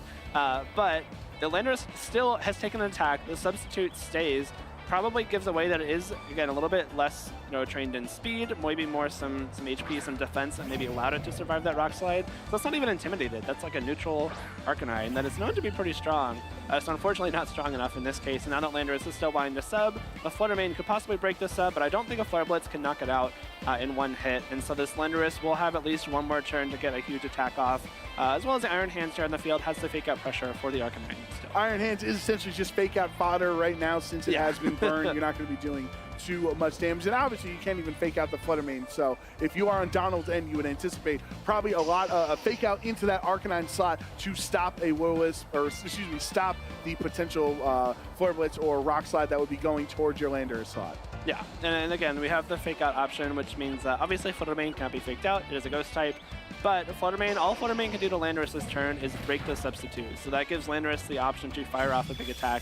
Dazzling Gleam does come out here, gets some good chunk of damage to Iron Hands here, and definitely breaks his Substitute on Landorus, which will now be vulnerable to incoming attacks from Donald's Pokemon. Yeah, the Landorus, the Arcanine should flinch, I should say, and then there's the Earth Power combination. It does take out Arcanine. Donald losing his Terrestrialized Pokemon here in Game 1. Hisuian Arcanine, even with the Terra Water, was not too valuable here, but let's see what Flutter Mane and the rest of Donald's team should be. It's actually just the Tyranitar left with the Flutter Mane, what they can do against Zach's team here in Game 1. I think the Dazzling Gleam lock there, I think you just kind of have to do it. Even though the Dazzling Gleam is going to be less strong into a single Pokemon, you get some spread damage out. When you're a little as behind as Donald is, you just kind of need to start pumping damage out. Unfortunately, it means that I believe Landorus should be able to survive one more Dazzling Gleam. Maybe a Moonblast is strong enough to kill it from here, but you do not have that option. You can't even Terastallize to boost the damage because you've already used it on your Arcanine. So now this Landorus should be able to, barring a critical hit, get off at least one more Earth Power, and especially considering this Tyranitar is holding the Assault Vest, maybe not knocked out. It might still actually, just because Landorus is that strong. But you cannot Terastallize away from this ground weakness. It will be guaranteed to take a full powered Earth Power with that super effective damage, or not. Or you not. protect, because one of the things, unfortunately for Donald, he lost his 2 Pokemon one turn too quickly, and this is the final turn of the Sand on Tyranitar's end, which boosts its special defense stat. So you not only have Assault Vest, but you also have the Sand Stream boosting your defenses there too. So Zach playing it slow and steady, get rid of the Sand, let me protect this turn, and now just have to hit through the Assault Vest the following turn. Yeah, very true. The Sand, again, will run out here, like you said, Joe, which means that there is no more special defense boost. Ogerpon also coming in here. I think something that is great to have if you're Zach. You threaten big damage onto both Tyranitar with a super effective Ivy Cudgel or the Horn Leech, but more importantly, Flutter Mane does not like taking any kind of attack from Ogerpon. And you still have the option to Terastallize, get the special defense boost to be even stronger to Flutter Mane, and boost the power of Ivy Cudgel, which might just KO Flutter Mane in one hit. I think there's a very strong chance we just see an Earth Power Ivy Cudgel double one-hit KO here on this turn for Zach. So I think a really well-managed game, probably knowing exactly like you said, Joe, that Sand was about to run out, which will mean that Landorus is even more of a threat, and close out this game here. Ogerpon, Wellspring Mask, Terastallizing in this game, going to, thanks to that body aspect, boost its special defense by 1 stage, helping a lot against this Dazzling Gleam from the Flutter Mane. Not even enough to take out the Landorus, so credit to Zach knowing his calcs that the Dazzling Gleam would not take it out. And here is the follow-up Ivy Cudgel from Ogerpon into the Tyranitar for the clean 1-hit KO. So not the double KO I was thinking, but should be more than enough here. Dazzling Gleam should be able to KO Landorus, but Ogerpon took such little damage from that Dazzling Gleam. I believe even a critical hit won't be able to knock it out here, and 1 Ivy Cudgel will easily finish off this Flutter Mane. So a really great use of resources from Zach here. The substitute on that first turn from the Landorus came super clutch throughout this whole game. The sub didn't get broken until just a couple turns ago, and Landorus stayed on the field the whole time, and it gave it so much safety to get these big damage attacks off with Earth Power, the Sludge Bomb and Rillaboom. And again, just kind of demand a lot of attention. That gave the Pokemon next to Landorus a lot of room for that entire game. And Flutter Mane goes down. Zach emerging with the victory here in game 1. A bit of a different style, honestly, than we usually see Zach with the more hyper-offensive, leaving Armors and Didi in the back, bringing the other 4 Pokemon and kind of playing it slower with Substitute and Protect and, you know, Fake Out and other things, and he eventually was able to whittle down Donald's Pokemon. Yeah, that's a good point. The Armor and Didi, it kind of looked to be like the linchpin of this team. A lot of times if you're seeing that at team preview, it's kind of where your head immediately goes to, like, okay, how do I beat this Armor-Erosion DD? And that's something that Zach, I think, took really good advantage of. I think if you're Donald, you almost have to bring that Tyranitar to these matches just because it's kind of the one thing that can stand up to Armor-Rouge very well. And that means that Zach just kind of brought the 4 things that beat Tyranitar, and then the Tyranitar didn't do much at all throughout the whole game. So just it's smart team building and it's smart execution in these team previews at that turn 0, as we like to call it. But now we saw, in the game 1 as we're heading through the replays here, we do have the information that Hisuian Arcanine is faster than Landorus Incarnate. That might have been something that Donald was not anticipating on turn 1 in that last game. So does that adjust? Do you maybe try to go for the Flare Blitz or some strong damage into Landorus to try to stop the Substitute this time around? Yeah, the Substitute, or the Flare Blitz rather, or something like that Dazzling Gleam. That did a big chunk of damage. I think it may be able to prevent us. No, actually, no, it wouldn't be able to prevent it, but if you Dazzling Gleam and then the sub goes up, it's at very low health. So maybe it's something that you're incentivized not to do in front of that Flutter Mane. But we also saw Earth Power do a big chunk to Flutter Mane, which is known for having a pretty good special defense stat. So even Flutter Mane really isn't safe against this Landorus. And I like the Ivy Cudgel Pokemon in Ogre Pond Wellspring. It's kind of Ivy Cudgel bot sometimes, but really smart to get it in a spot where it was not intimidated by Hisuian Arcanine, so you had that neutral attack stat. Ivy Cudgels were doing super effective damage into Tyranitar and a lot into the low defense on Fluttermane's end. So I think Zach played his Ogre Pond as well as he played the rest of that match. Like, put a lot of upfront damage into Landorus Incarnate. Sure, Iron Hands gets burned, but I always have Volt Switch or whatever, and then let the Ogre Pond Wellspring kind of sweep in the late game because you get the special defense boost. Yep, just really smartly managed from Zach there. I think if you're Donald, you kind of have to worry about that Landorus a little bit more than you might have going into that first game, just because we've seen that it is kind of a priority for Zach. You know, the way that he played that Landorus that first game meant that he thought that Landorus was kind of his big way to win this game. And he didn't even have to terrestrialize it. Like, Rillaboom is the only ground resist on Donald's team, but again, you have the Terra Poison. It is running that same Terra Poison with the Life Orb, Sure Force, Sludge Bomb, and since Rillaboom isn't holding the Assault Vest, and it's also Terra Grass itself, like a Sludge Bomb probably just KOs it, especially if the Landorus has terrestrialized. So it's got to be something that you're really careful about. Kind of like we had heard Ryan talk about in the interview segment with Gabby. It's a ground type that also just beats all the grass types when you terrestrialize it. So really, really cool tools there. Fluttermane, Rillaboom is the adjustment for Donald here in Game 2. And then you have Zach with the Iron Hands and Landorus Incarnate. Technically the same lead, although they have swap positions on the field. This, I mean, talking about the Terra Poison, like, this is kind of a good opportunity for it. If you want to leave this Landorus on the field, you do have to worry about Fake Out, so, like, it's a good chance you're not getting an attack off this turn. But, you know, if on the following turn, or if no Fake Outs happen on this turn, Terra Poison makes you resist both the Grass and Fairy moves from Rillaboom and Fluttermane. It throws a lot of damage into Rillaboom. Like, it's a really good option here if you're Zach, and if you think that Donald maybe wants to Fake Out the Iron Hands to prevent his own Fake Out.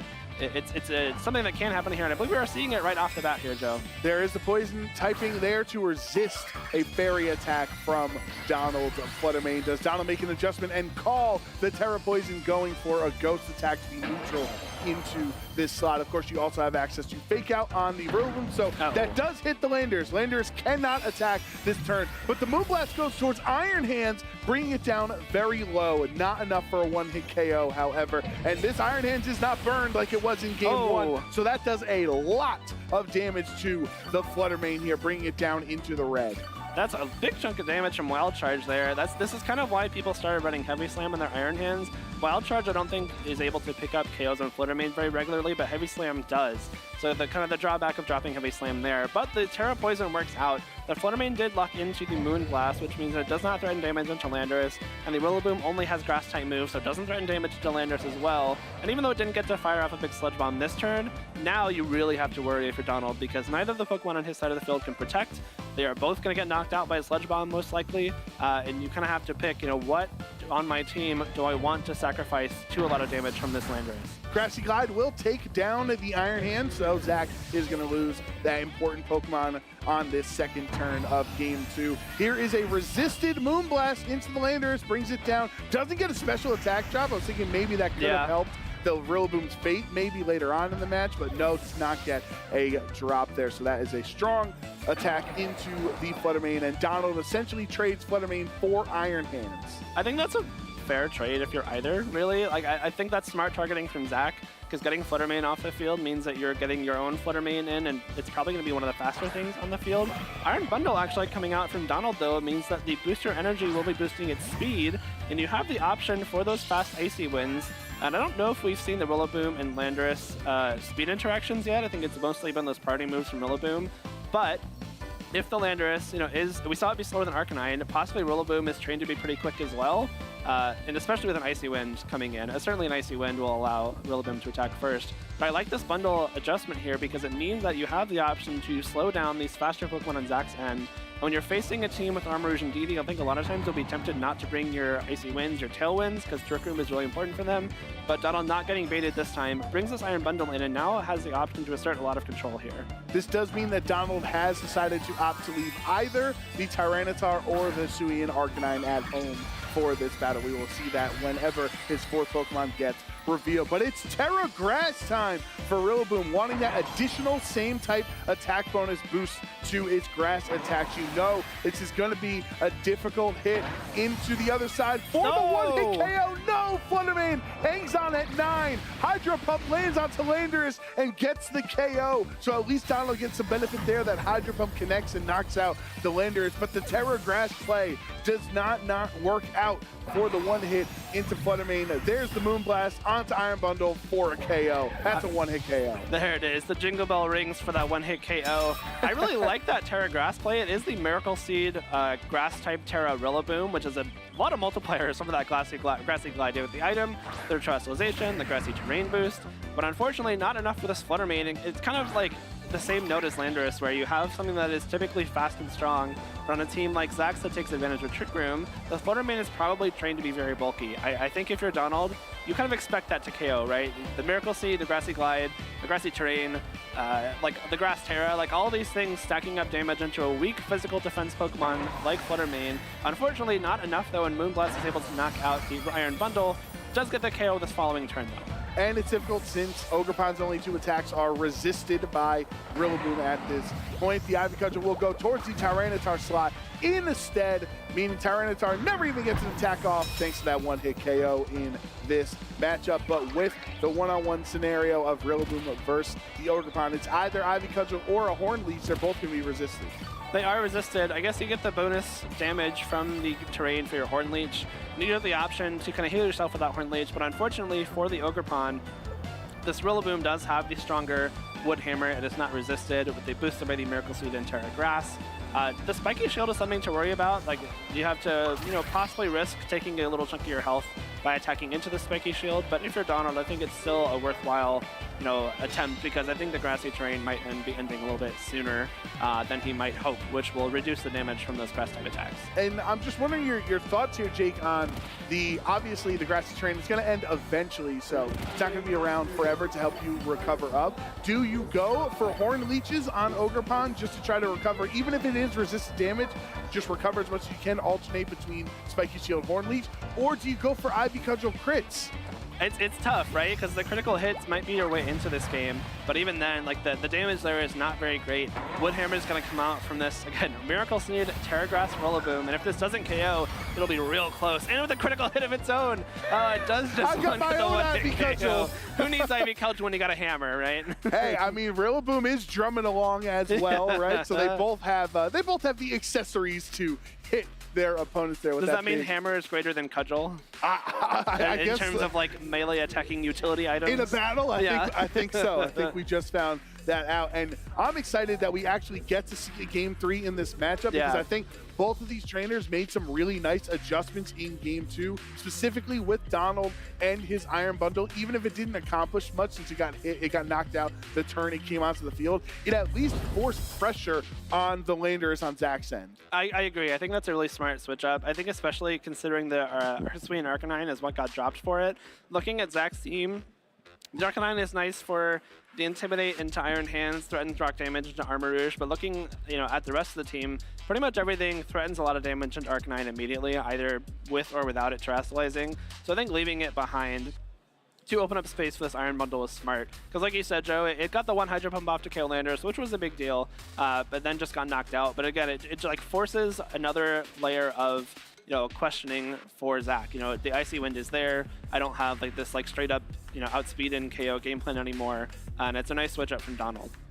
Yeah, so the question now, since Zach is the one that lost the game to there, kept the same 4 Pokemon, switched his strategy up though by terrestrializing Landorus into the poison typing, and it didn't really help too much because even the Moonblast still did kind of half to it from the Fluttermane on the other end. So I wonder if Zach is going to try to save that Terra for later, for maybe for Ogerpon in the back, or maybe something else like terrestrialize the Iron Hands, or is it finally time to break out Armor Rouge and Didi? I was going to say, one of the dangers of playing against a team like Zax's is that if you play like the first few games in your set and you're not seeing the Armor Rouge and Didi, you're kind of being conditioned to not think about it and not prepare for it in these game plans. And that's when it can be a really good time for Zach to just bring it out. Maybe Donald says, he didn't bring it games 1 and 2, I'm going to take a risk and not bring Tyranitar game 3.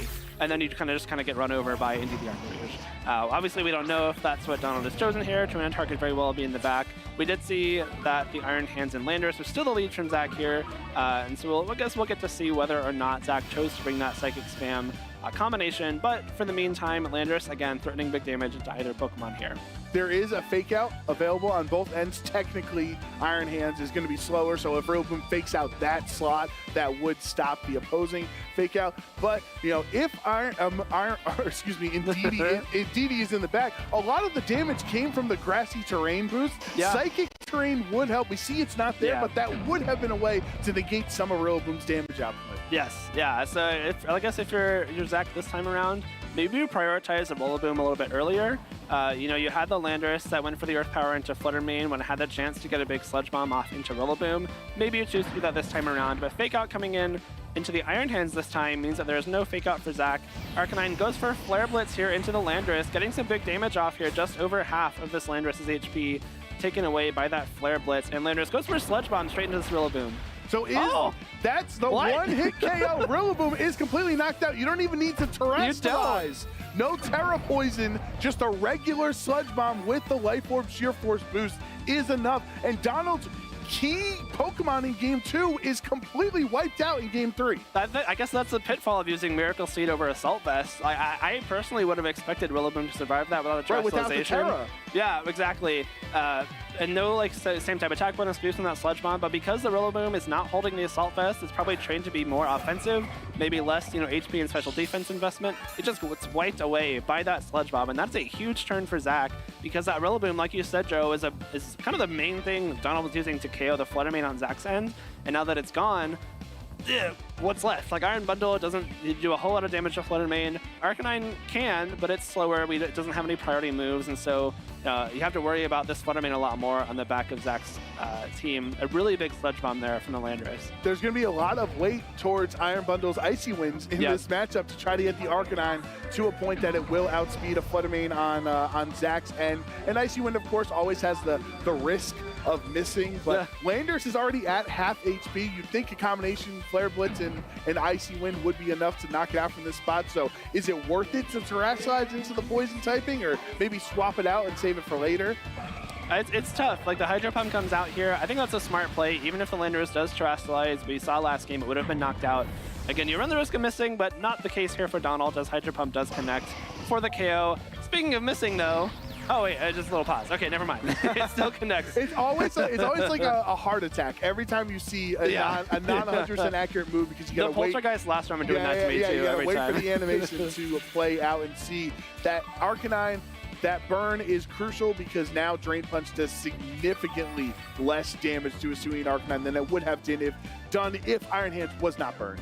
I think a little small benefit for Zach, though. You don't love that the Iron Hands got burned, but the Drain Punch doing less damage means that the Citrus Berry is not activated on Arcanine. So it is, you know, just over half health now. The Flutter Mane possibly could come in and try to Shadow Ball it for a KO. That may be very close. That also, I believe, is running Power Gem, so that might be a KO there with the super effective Rock-type damage. Interestingly enough, we have two Pokemon on the field weak to Rock, so maybe one of the rare times when the Power Gem is the right lock here for your Choice Specs Flutter Mane. But again, the burn, I think, is not something you love. You would much rather be not burned than to barely miss activating Citrus Berry in this case. But at the same time, Iron Hands really isn't threatened by a lot of damage right now. The Hydro Pump and Flare Blitz are the best damage options into that slot, but even those won't come close to KOing it. And even though it isn't -1 in burn, like the Drain Punch is still not negligible. Like you have to worry about that if you're Donald. Zach was contemplating, and he did lock in the Power Gem. So let's see what happens. The Icy Wind does connect onto both of Zach's Pokemon, lowering both of their speeds by 1 stage. But how is this drained? Arcanine is faster than Flutter Mane. It hangs on at 17 HP in the red. It's going to be able to get a Power Gem off, but the Flare Blitz recoil damage brings Arcanine down to 50%, activating the Citrus Berry to recover 25%. It still doesn't matter into the Arcanine. It goes down, but at least Iron Bundle was not targeted on that turn from the Power Gem. Just this Volt Switch, not... Oh, actually does way more damage. What's this, a special attack in Iron Hands? I guess Iron Bundle not known for having the greatest of special defenses, but even damage aside, like let's say the Power Gem KO the Iron Bundle instead. I think that was such a smart Volt Switch. You reset the Intimidate drop. If you get the Power Gem off, something gets KO'd there, which means that the last two Pokemon on Donald's side are on the field. And again, you just reset the Intimidate. You're still burned, but Tyranitar coming out here means that the Iron Hand still threatens big Drain Punches into that slot, which is really nice for Zach to have this full power times a half. Full power times a half Iron Hands left. Yeah, and the Ogerpon at full HP, you see Zach going for the terrestrialization. Just like in game 1, it worked out so well for him. You get a special defense boost, which is obviously going to help against the Iron Bundle that does have access to the freeze dry, which is super effective into water types, but a special defense boost can kind of somewhat negate that. Well, it's also, I think if you don't terrestrialize, you're like double weak to the freeze dry, and you probably just got knocked out by it straight with up. the water ground is 4 times. Yeah. So a smart terrestrialization here with the special defense boost and lowering the damage from freeze dry just based on the typings. I think the Horn Leech here is a great option for this Ogerpon because it's super effective into either slot. It'll certainly KO this Iron Bundle if it gets the chance to attack it. We're going to see a terrestrialization from Donald as well. I believe based on the speeds, it's got to be this Tyranitar, which I think makes sense. You know, you're no longer weak to those fighting type Drain Punches or the Fairy type Moonblast from the Flutter Mane. And you also threaten damage on Iron Hands with Terra Blast. That is something that Tyranitar is running here, so still some options coming out from Donald in this game. Icy Wind lands on both, crucially knocking out the Flutter Mane before Zach can get another Power Gem off on this turn. So it's just the Ogerpon Wellspring on this turn for Zach. There is the Terra Blast, Terra Psychic from Tyranitar. Yes, the Psychic type Tyranitar. You heard that correctly, the Michael Zhang classic. And here is the Ivy Cudgel, no longer super effective into Tyranitar, so he actually still is able to endure that hit. Where if he was a rock type, that would have been a 1-hit KO. This is interesting though, not opting to KO the Iron Bundle means that Zach still has to worry about that freeze dry, and even though it does get the special defense boost and it did terrestrialize away from the double weakness, there's still a chance, I think, that freeze dry could KO Ogerpon from here. And you do have the Iron Hands still left, but because of that terrestrialization from Tyranitar, and because of the burn from the Iron Hands, Tyranitar probably doesn't get knocked out by 1 attack from this Iron Hands, and it should be faster anyway, especially with a possible Icy Wind. But we have the option for big damage from Tyranitar with these Terra Blasts, and if the Iron Bundle is able to KO Ogerpon, might be really tough for Zach. Well, and you have access to the Fake Out on this turn, right, with the swap in. So Iron Bundle, it can't terrestrialize, it either has to protect to stop the Fake Out, or leave yourself open and you get faked out anyway. And then the following turn, if you finally knock out Ogerpon, even a burned Iron Hands with a Wild Charge should be strong into Iron Bundle. It's a kind of a give and take here. Like, if you protect Iron Bundle, that leaves you open to getting doubled into the Tyranitar with Fake Out Ivy Cudgel, and you just instantly lose if that's the case. But if your Iron Bundle gets faked out, then the Iron Hands gets that free turn there, and the Ogerpon, I think, like, maybe is in range for a Terra Blast here, but Freeze Dry comes straight out. Doesn't KO! It holds on! 1 HP! The Terra Blast from Tyranitar has to go into that slot instead of the super effective Iron Hands. Oh my. Ogerpon, so clutch for Zach, the most important 1-hit point in his run so far in San Antonio. There's the Wild Charge from Iron Hands, but T-Tar hangs on. It's he not thrives enough. In the red. Iron Bundle and Tyranitar are still kicking. What a turn. That's insane. Tyranitar also barely hangs on from its Sandstorm. Yeah, I say this every time. I laugh so hard when Tyranitar takes damage from its own sand. But thanks to the Grassy Terrain, it also heals back up, so 1 more turn of sand. Won't be able to KO. More importantly, the Iron Bundle and Tyranitar are still around. If Tyranitar got knocked out that turn, that should be a win for Zach because Iron Bundle isn't enough to KO this Iron Hands. But the Psychic type Terra Blast still in play, threatens a lot of damage into Iron Hands, and the combination of Terra Blast and 1 or 2 freeze dries from Iron Bundle should be enough to lock up this game for Donald. What a clutch survival from that Ogerpon though. If the Tyranitar got knocked out by that Wild Charge, that would have been the difference maker for a win for Zach here. Unfortunately, not enough thanks to the burn, but just a crazy turn there with the Ogerpon hanging on. There's a freeze dry, not doing too much damage, but Terra Psychic, Terra Blast from Tyranitar, super effective. Into Iron Hands, gets the knockout. Wow. Tyranitar sweeps the nation and wins this set. Donald Smith taking down Zach Aversion. Sweeps the nation and this game for Donald there. The Tyranitar didn't really do a whole lot those first couple of games, but Donald knowing that, you know, if you're able to position it well, that Terra Psychic was huge for it. Not using your Terra earlier on in that game left the Tyranitar, you know, the option to go for that Terra Psychic, both defensively and offensively coming in huge there, specifically against the Iron Hands, but even against, you know, the Flutter Mane, the Landorus, the Ogerpon, like all 4 of those Pokemon really, you much rather be a Psychic type than a Rock Shark type. So really smart from Donald there to preserve that. I also think really smart from Donald to just keep bringing that Tyranitar, kind of like we were hinting at in between games 2 and 3. If you do not bring Tyranitar into Indeedee Armor Rouge, you probably lose. Like it's really tough to deal with on Donald's team without the Tyranitar. So knowing that it was a big piece of his team there in that third game, and this time using it very well. We didn't see it do anything notable, even in the game he won, game 2. So I just think it was really smart from Donald to use the Tyranitar more of as a centerpiece in that game. Yeah, that was such a huge game. Remember that crucial burn? The turn that the turn that won the game pretty much for Donald was Hydro Bump landed and Will-O-Wisp landed, because if he was not burned, the Wild Charge would have been enough to knock out the Tyranitar. So instead, Zach has to lock into the Power Gem on that turn to go for the Arcanine. This game was just so back and forth, Jake. It was, and it was a really fun back and forth too, specifically that turn where Ogerpon survived with that 1 HP. And I think also, again, just smart of Donald to also target that slot with the Terra Blast. I think if you're in this scenario where the Ogerpon hangs on by 1 and you don't target it with Terra Blast, the Ogerpon just knocks something out instead. And so that was a really smart targeting there. Also knowing that the speed interactions with the Tyranitar, which is probably pretty fast, outspeeding the Ogerpon at -1 speed instead of possibly going for it looks like Zach was not anticipating it with his reaction there, that Tyranitar actually outsped. And there's the Terra Blast. And what's so cool with this, like, obviously congratulations to Donald, but remember when Terrestrialization first got announced and everybody immediately goes, Terra Ghost T-Tar, boom, never gonna get hit by a fighting type attack. You're still good against fighting types with Terra Psychic. It's kind of the same thing. Yeah, I think the only 2 Pokemon I've ever seen Terra Psychic on are Armor Rouge, which we saw on Zach's team, and now Tyranitar. Yeah. Specifically on this, like, it's not like a normal Tyranitar thing. It's like this specific team that like Donald and Michael used in Sacramento and Donald still has here. It's like the only time I've ever seen it on a Tyranitar, but it pays off very well. I think we saw it back in Sacramento as well on stream, that Tyranitar terrestrializing.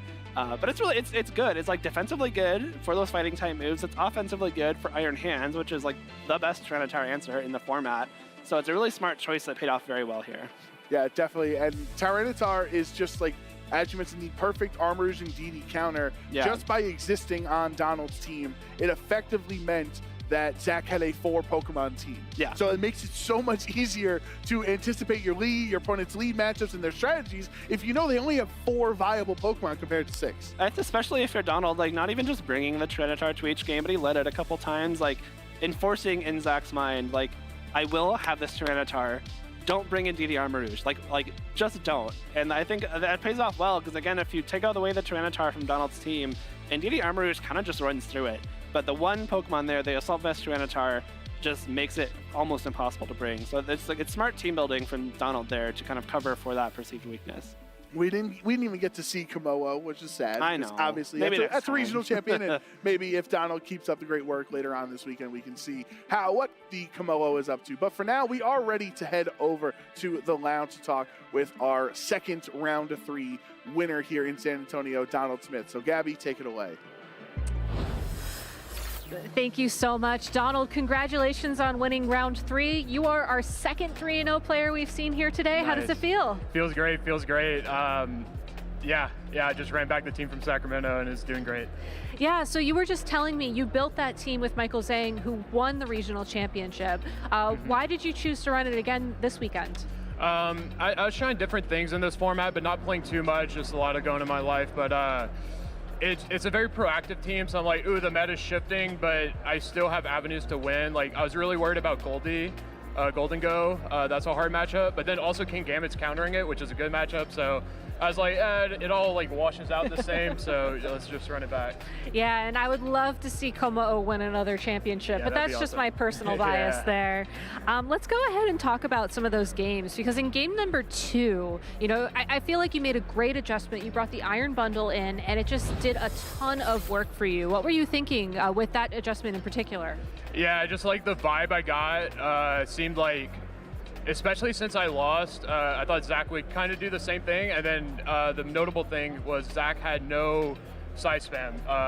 So I was like, okay, well now I don't have to worry about that mode. I'm still bringing T-Tar to hedge.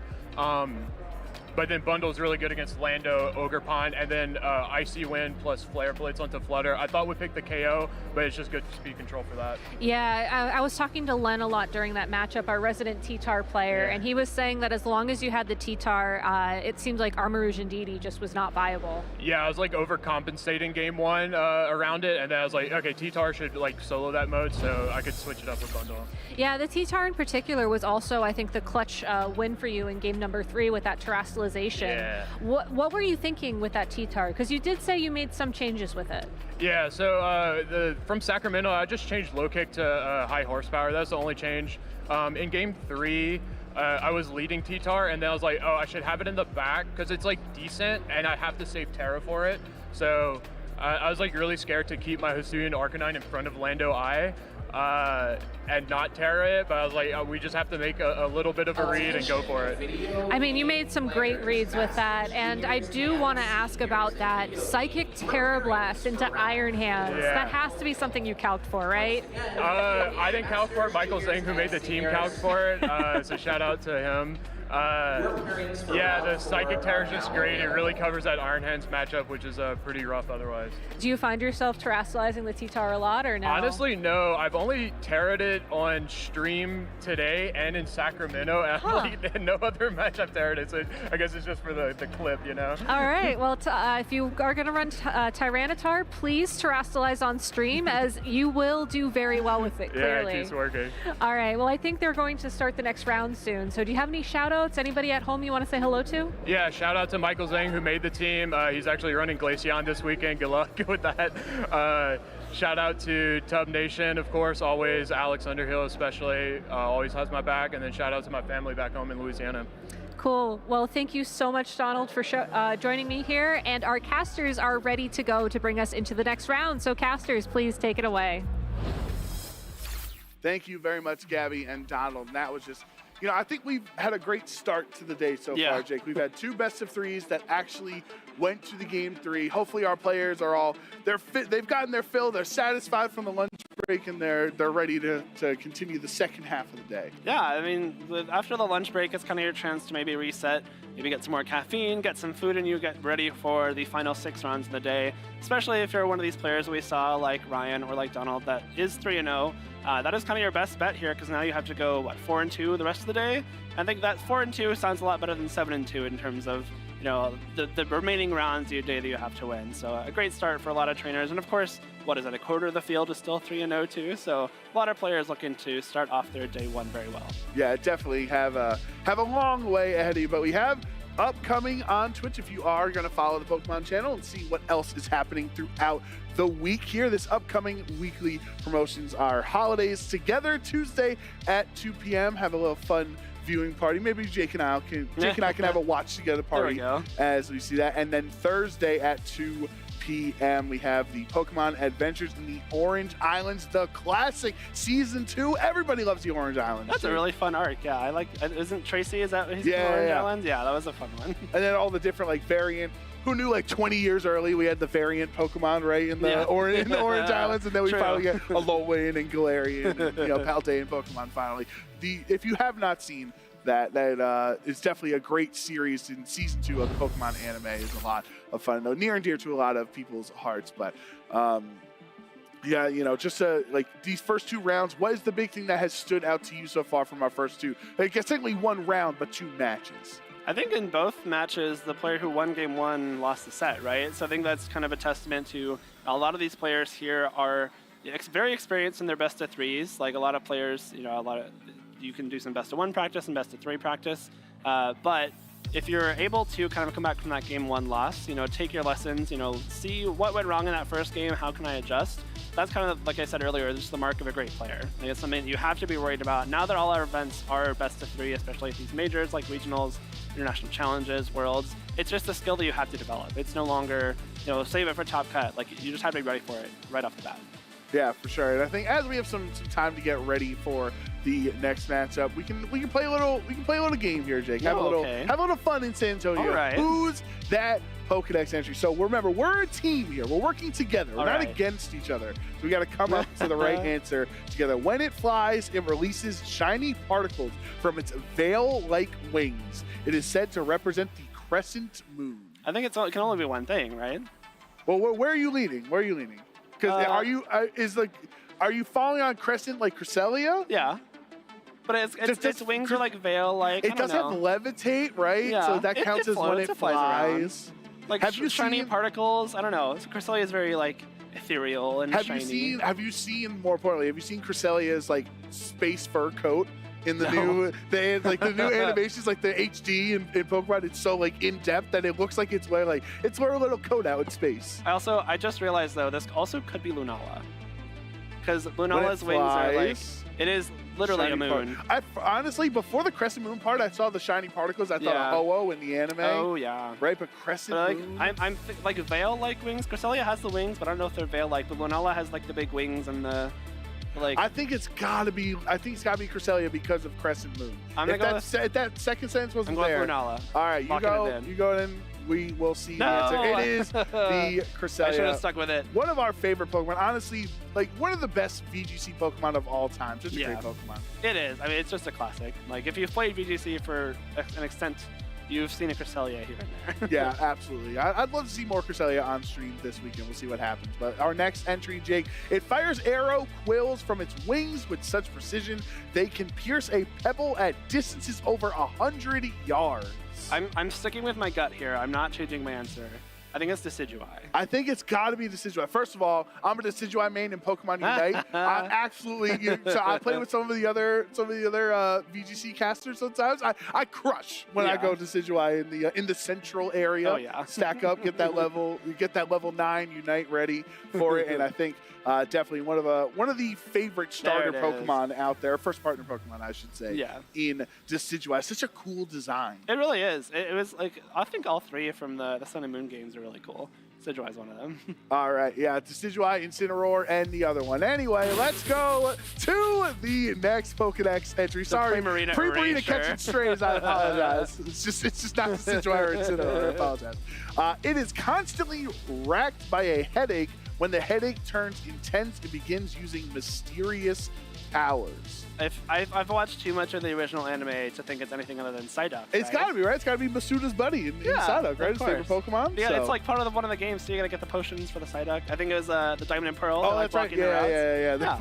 They're blocking the routes. I love those old moments. Yeah, lock in Psyduck, lock emoji, and we got it there. So I'd say we got 2.5 out of 3. I got all 3. You got 3. I'm giving myself 2.5. Yeah, exactly.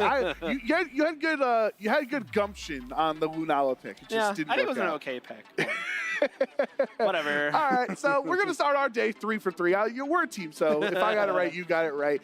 We are going to take a quick break as we get ready for our round 4 coverage here at the San Antonio Regional Championship.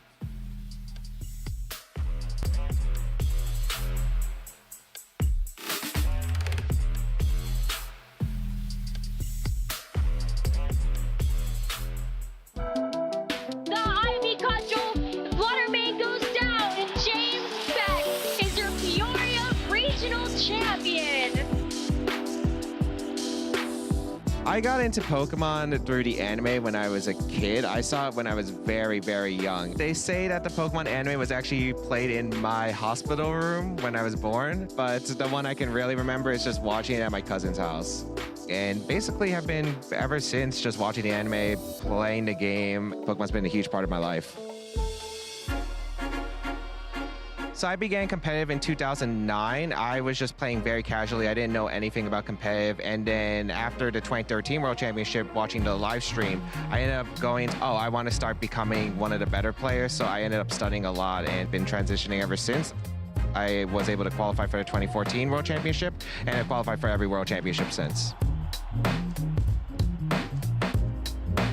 I think what drives me to compete is that I'm just a very competitive person in nature. It's always just been a habit of mine. And one thing that I think a lot of people dream of, especially me, is becoming that world champion. And it's something I've come close to several times, actually. 2019 got top 4, and then 2022 top 4 as well. So always been trying to get that world championship title since day one. One thing that I learned is everyone's journey is very different. You'll see a bunch of new players rise up. You'll see a lot of old heads that are still around, and everyone has a different experience with Pokemon. James Beck back in top 4 of the Pokemon World Championship.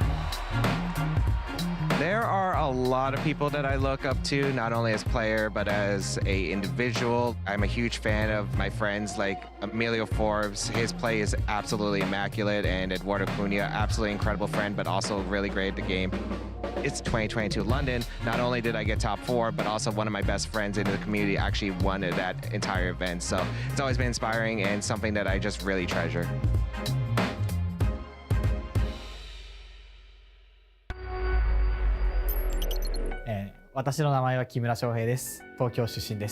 Pollen Puff will take out the Chien Pao, and all Michael Kelsch has remaining in this matchup is a sleeping Dragapult. Now Dragapult is in a very nasty situation as Shohei still has 3 Pokemon remaining.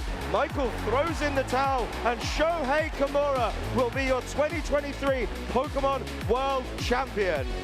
まだ実感が湧いていないです。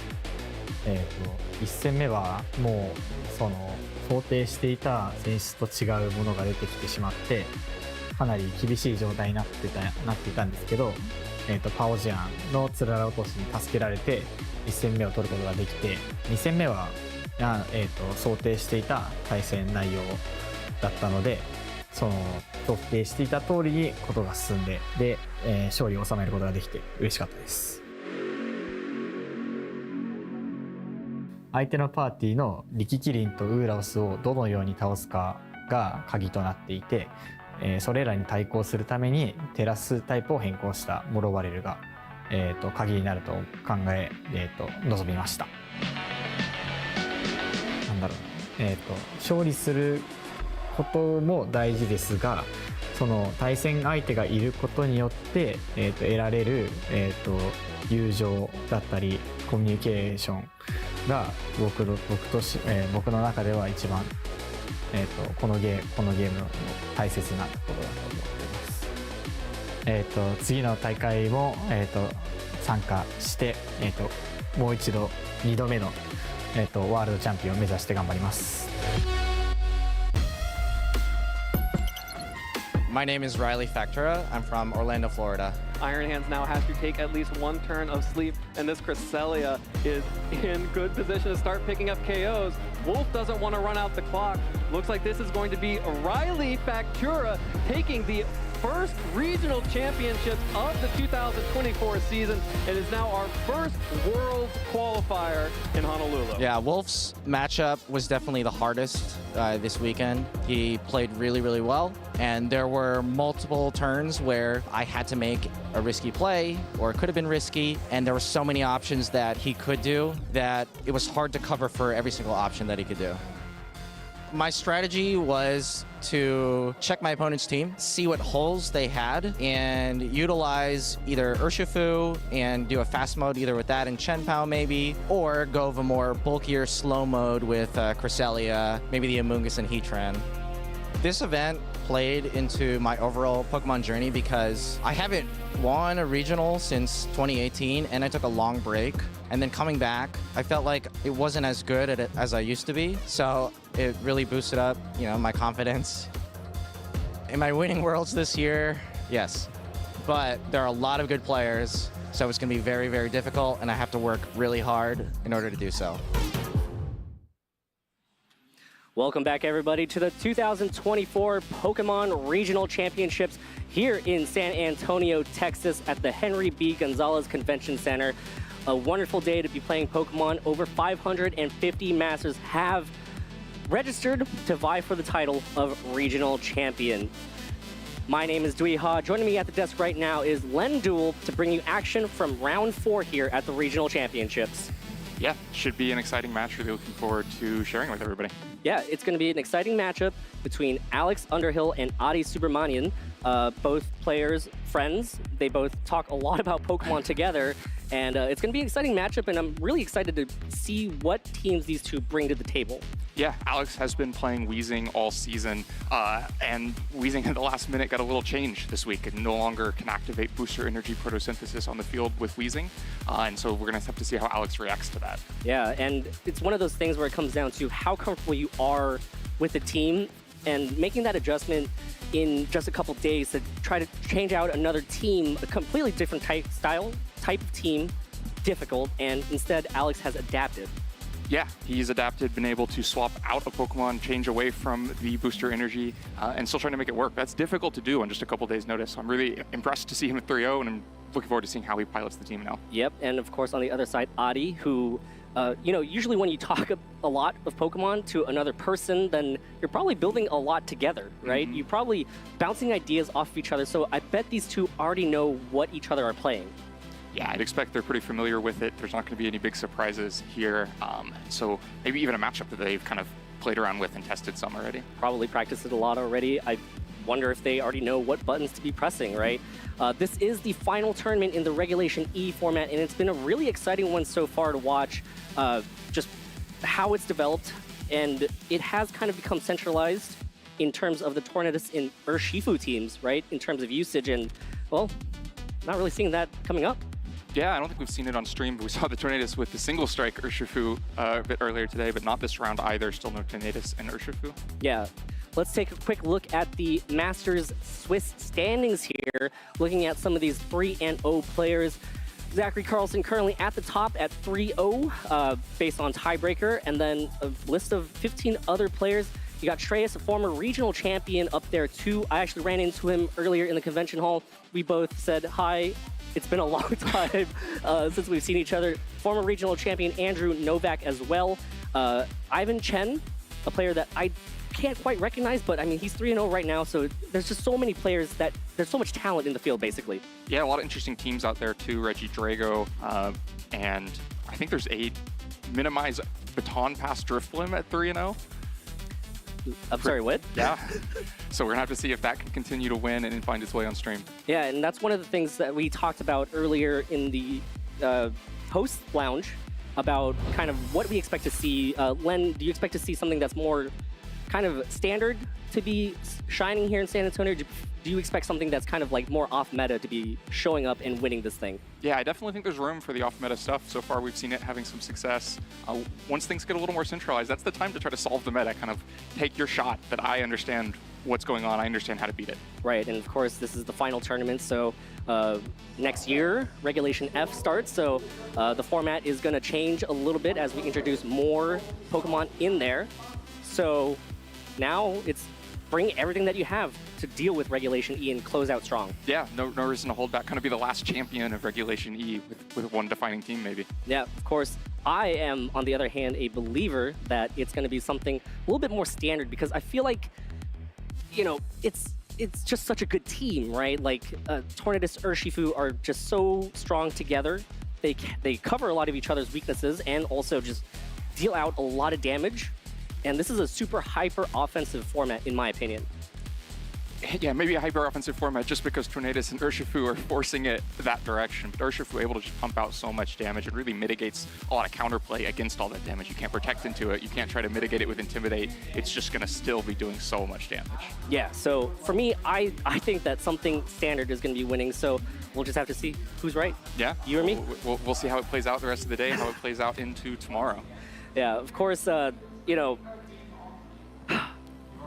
what do you think is going to win? Tell me what you think is going to win. Well, Baton Pass minimizes Drifblim at this point. You think that's going to win? Yeah. Really? No, but I'd love to see it. You want to see Baton Pass minimize Drifblim on stream?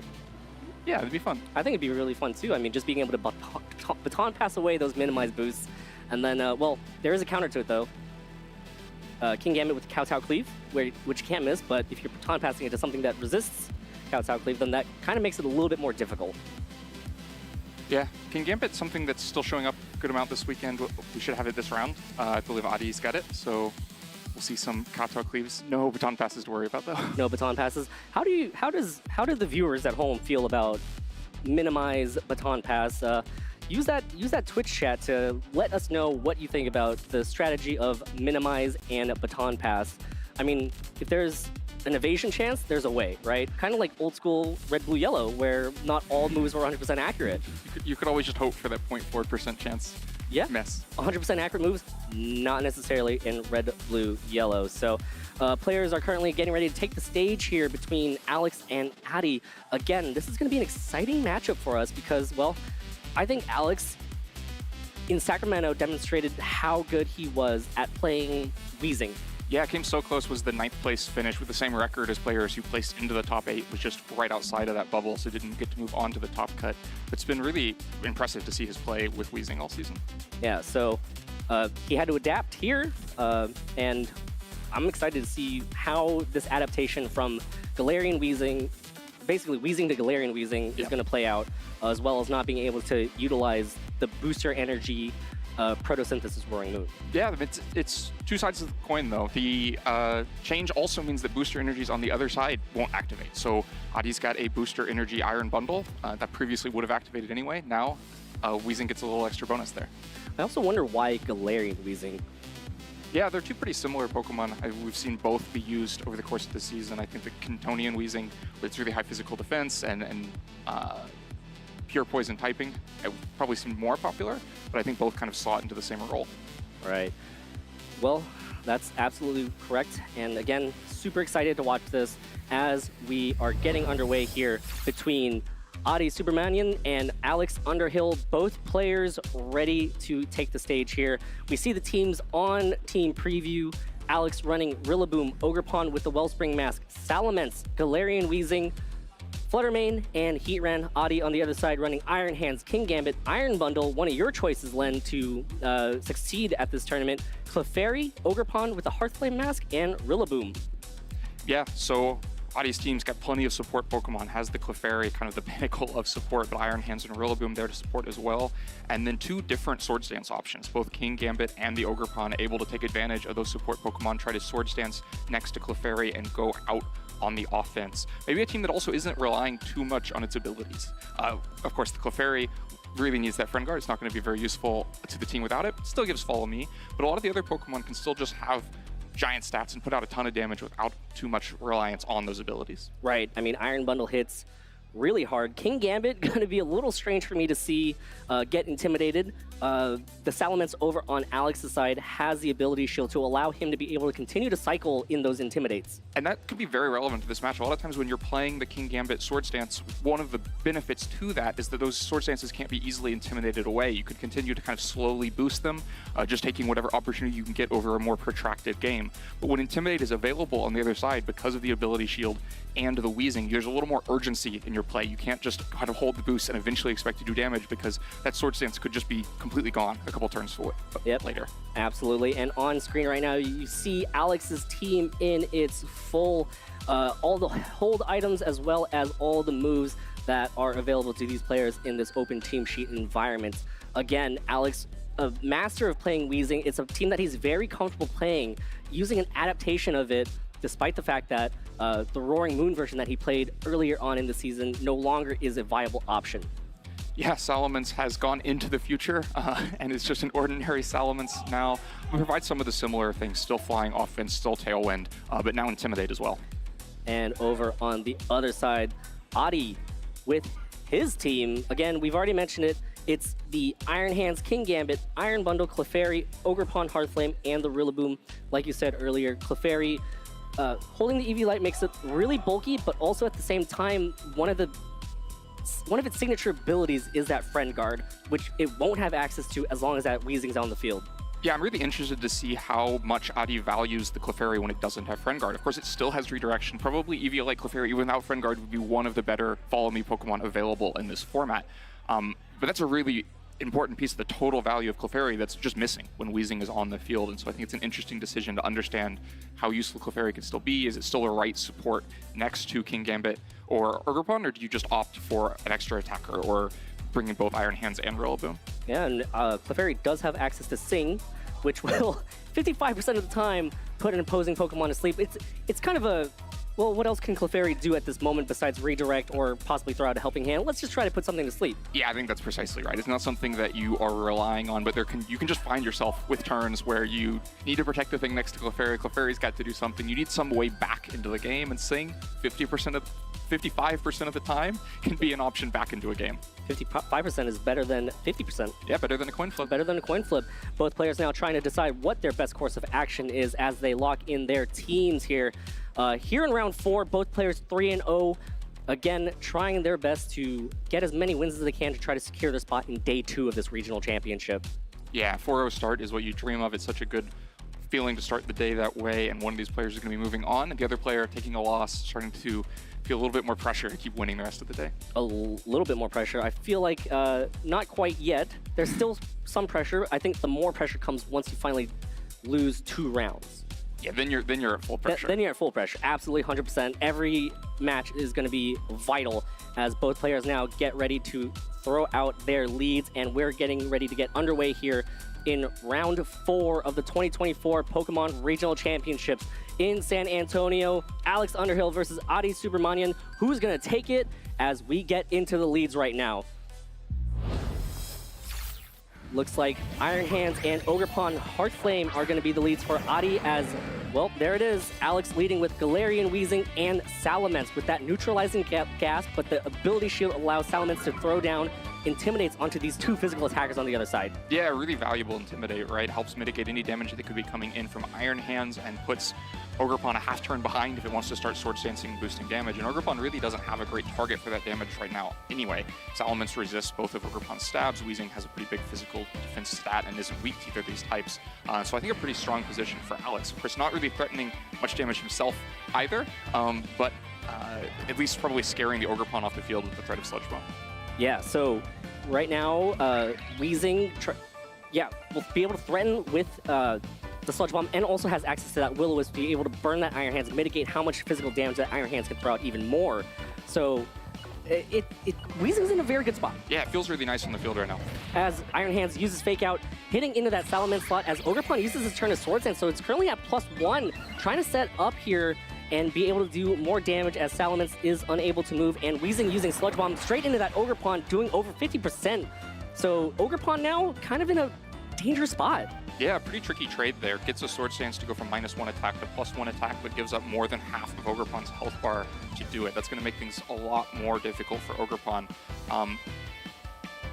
He's going to need to find support for it, and a lot of times that support would be your Follow Me, be able to get Friend Guard out on the field and be able to redirect, but we're going to have to see if Adi felt comfortable to bring the Clefairy, knowing the Weezing's there, and if the Clefairy can still be the support, enough support for 40% health Ogerpon without its ability. Redirect is going to be important as Adi switches out Iron Hands. Adi switches in Iron Bundle here. No boost for Iron Bundle, but does still threaten that Salamence with Ice-type attacks as Ogerpon uses his turn to protect itself with a spiky shield. Salamence using this turn to set up, uses Tailwind, boosting that Alex's team's speed by double, as Weezing uses Taunt into that Iron Bundle, but that's not going to matter too much. I guess Iron Bundle can't protect. Yeah, Iron Bundle can't protect, makes it pretty vulnerable here. Of course, the booster may have changed the speed relationship with Salamence under Tailwind versus Iron Bundle, the booster not being there, I mean. And makes this Iron Bundle pretty vulnerable. Definitely Ogerpon vulnerable as well. Salamence kind of has its choice of targets to go for a KO here. Pretty nice taunt from Weezing. It's great if you catch Clefairy coming in, but either way you catch something coming in and keep the pressure up, keep the momentum on Alex's side of the field. It's really not an easy position to play out of for Adi. There's no clear, safe play you can make to try to gain something in this game. Right, so Iron Bundle is going to be forced to attack here, or possibly have to do some maneuvering to switch out. Salamence on Alex's side switches out, going to be replaced with a Heatran, which will take that Ivy Cudgel. Well, it's still going to get hit because of the fact of the neutralizing gas, as Iron Bundle uses Icy Wind, trying to mitigate the Tailwind speed boost, as Heatran and Weezing take 1 drop stage of speed, as Ogerpon uses Ivy Cudgel, hitting into that Weezing with a +1. Weezing hangs on and eats up its Citrus Berry to heal right back up. Yeah, so an interesting turn there. Adi finds quite a bit of value out of the turn, but does look like he's going to lose Ogerpon in the process. Maybe both players revealing they know a little bit more about the speed relationships of these Pokemon than we do, having played against each other. Salamence probably stays on the field if it's faster than faster than Iron Bundle safely, and so maybe that's an indication that that's not the case. Ogerpon getting knocked out is a big offensive threat off the field. Alex probably breathing a sigh of relief as Ogerpon with the +1 out of the battle as Rillaboom takes the field, activating its grassy terrain. Nope, never mind. Neutralizing gas. Yep, still has a Weezing on the field, still no grassy terrain. And really, Alex hasn't had to give up much yet in this game in exchange for that Ogerpon. The last turn maybe seemed better than it could have been at the worst case scenario, but still has only given up just over half of Weezing's health bar and has taken away the Ogerpon, which it looks like the composition that Adi brought, the entire team was built around the Ogerpon, right? It's those supportive Iron Hands and Rillaboom, and then the Iron Bundle that can help with speed and help to try to kind of clean up targets at the end. But now without Ogerpon, the kind of the core of that composition is gone. It's going to figure out how Adi's going to figure out how to deal damage with just these last 3 Pokemon. Adi terrestrializes his Iron Bundle now into the Ice type to get a boost to its Ice type attacks. Going to try to deal as much damage as possible. Heatran protecting himself, does not want to take a Hydro Pump and get damaged so much as Iron Bundle continues to play that speed game, just Icy Winding, neutralizing the Tailwind on that Weezing as Weezing takes -2 to its speed stat right now. Almost gets the KO outright. Weezing hangs on with 9 HP, but Rillaboom now using high horsepower into that Heatran slot, into that Heatran Protect, but Weezing now gets to make one move, goes for a Sludge Bomb, hits into that Rillaboom, does a lot of damage, 50% to that Rillaboom. Yeah, that Icy Wind miss KO ends up paying quite a price. That Sludge Bomb deals so much damage to Rillaboom, and the amount of health left on Adi's side of the field continues to dwindle. You can kind of see the options that are left to go for damage once the Ogerpon goes down. Immediately, the reaction is Iron Bundle needs to do more damage. He needs to try to pick up KOs with Icy Wind, and still doesn't have those KOs because of the low base power on Icy Wind. Heatran pretty vulnerable here, though. You mentioned protecting itself from Hydro Pump, also protecting itself from the high horsepower. Can opt for a Terra to try to get into a safer place, but otherwise is pretty vulnerable. Yeah, and now a turn for Adi, gonna try to get more knockouts. Adi trying to figure out how he can claw his way back here, despite the fact that there are still 3 Pokemon on his side. Alex has played commandingly here as Salamence takes the field. Intimidate landing onto the Rillaboom. Not going to matter too much on that Iron Bundle here as Weezing protects itself this turn. One more turn of neutralizing gas at least. Just making sure that abilities are not a factor as an Icy Wind from that Iron Bundle does connect onto the Salamence here. This is going to be big damage against the Salamence. Might even be a one-hit KO. Yeah, I think there's really no reason to expect anything other than an Icy Wind from the Iron Bundle on that turn. It threatens the Heatran if it were to terrestrialize into a Grass type, picks up the KO onto the Weezing or into the Salamence if it switches in like this. You have to imagine Alex is kind of content taking that. This is not an unexpected outcome for Alex. He just wants to get an Intimidate in and get the Heatran pivoted back off the field, maybe into the Flutter Mane, or just back on the field without the -1 speed and with an Intimidate in on the Rillaboom. Salamence has served its purpose, getting one last Intimidate onto the Rillaboom. I retract my statement, it wasn't a one-hit KO. Salamence got faked out earlier on in the game.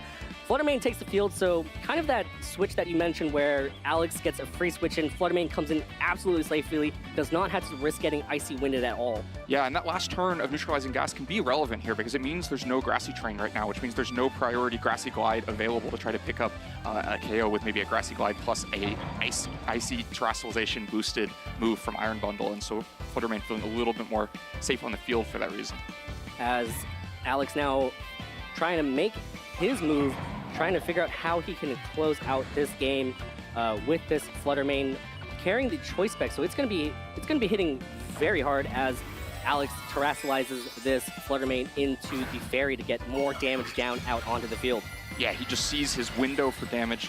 It's very difficult to stop Flutter Mane from getting an attack off here, and if that attack is a Choice Specs boosted, Fairy Terrestrialization boosted Dazzling Gleam, it likely picks up both of these KOs. Iron Bundle moves first, uses Icy Wind. Flutter Mane avoids the attack, so no speed drop there or no damage on that Flutter Mane. Will get the KO on the Weezing, but now again, Flutter Mane free to attack with a very powerful Dazzling Gleam from Alex's side as the neutralizing gas wears off. But I mean, Weezing has done its damage.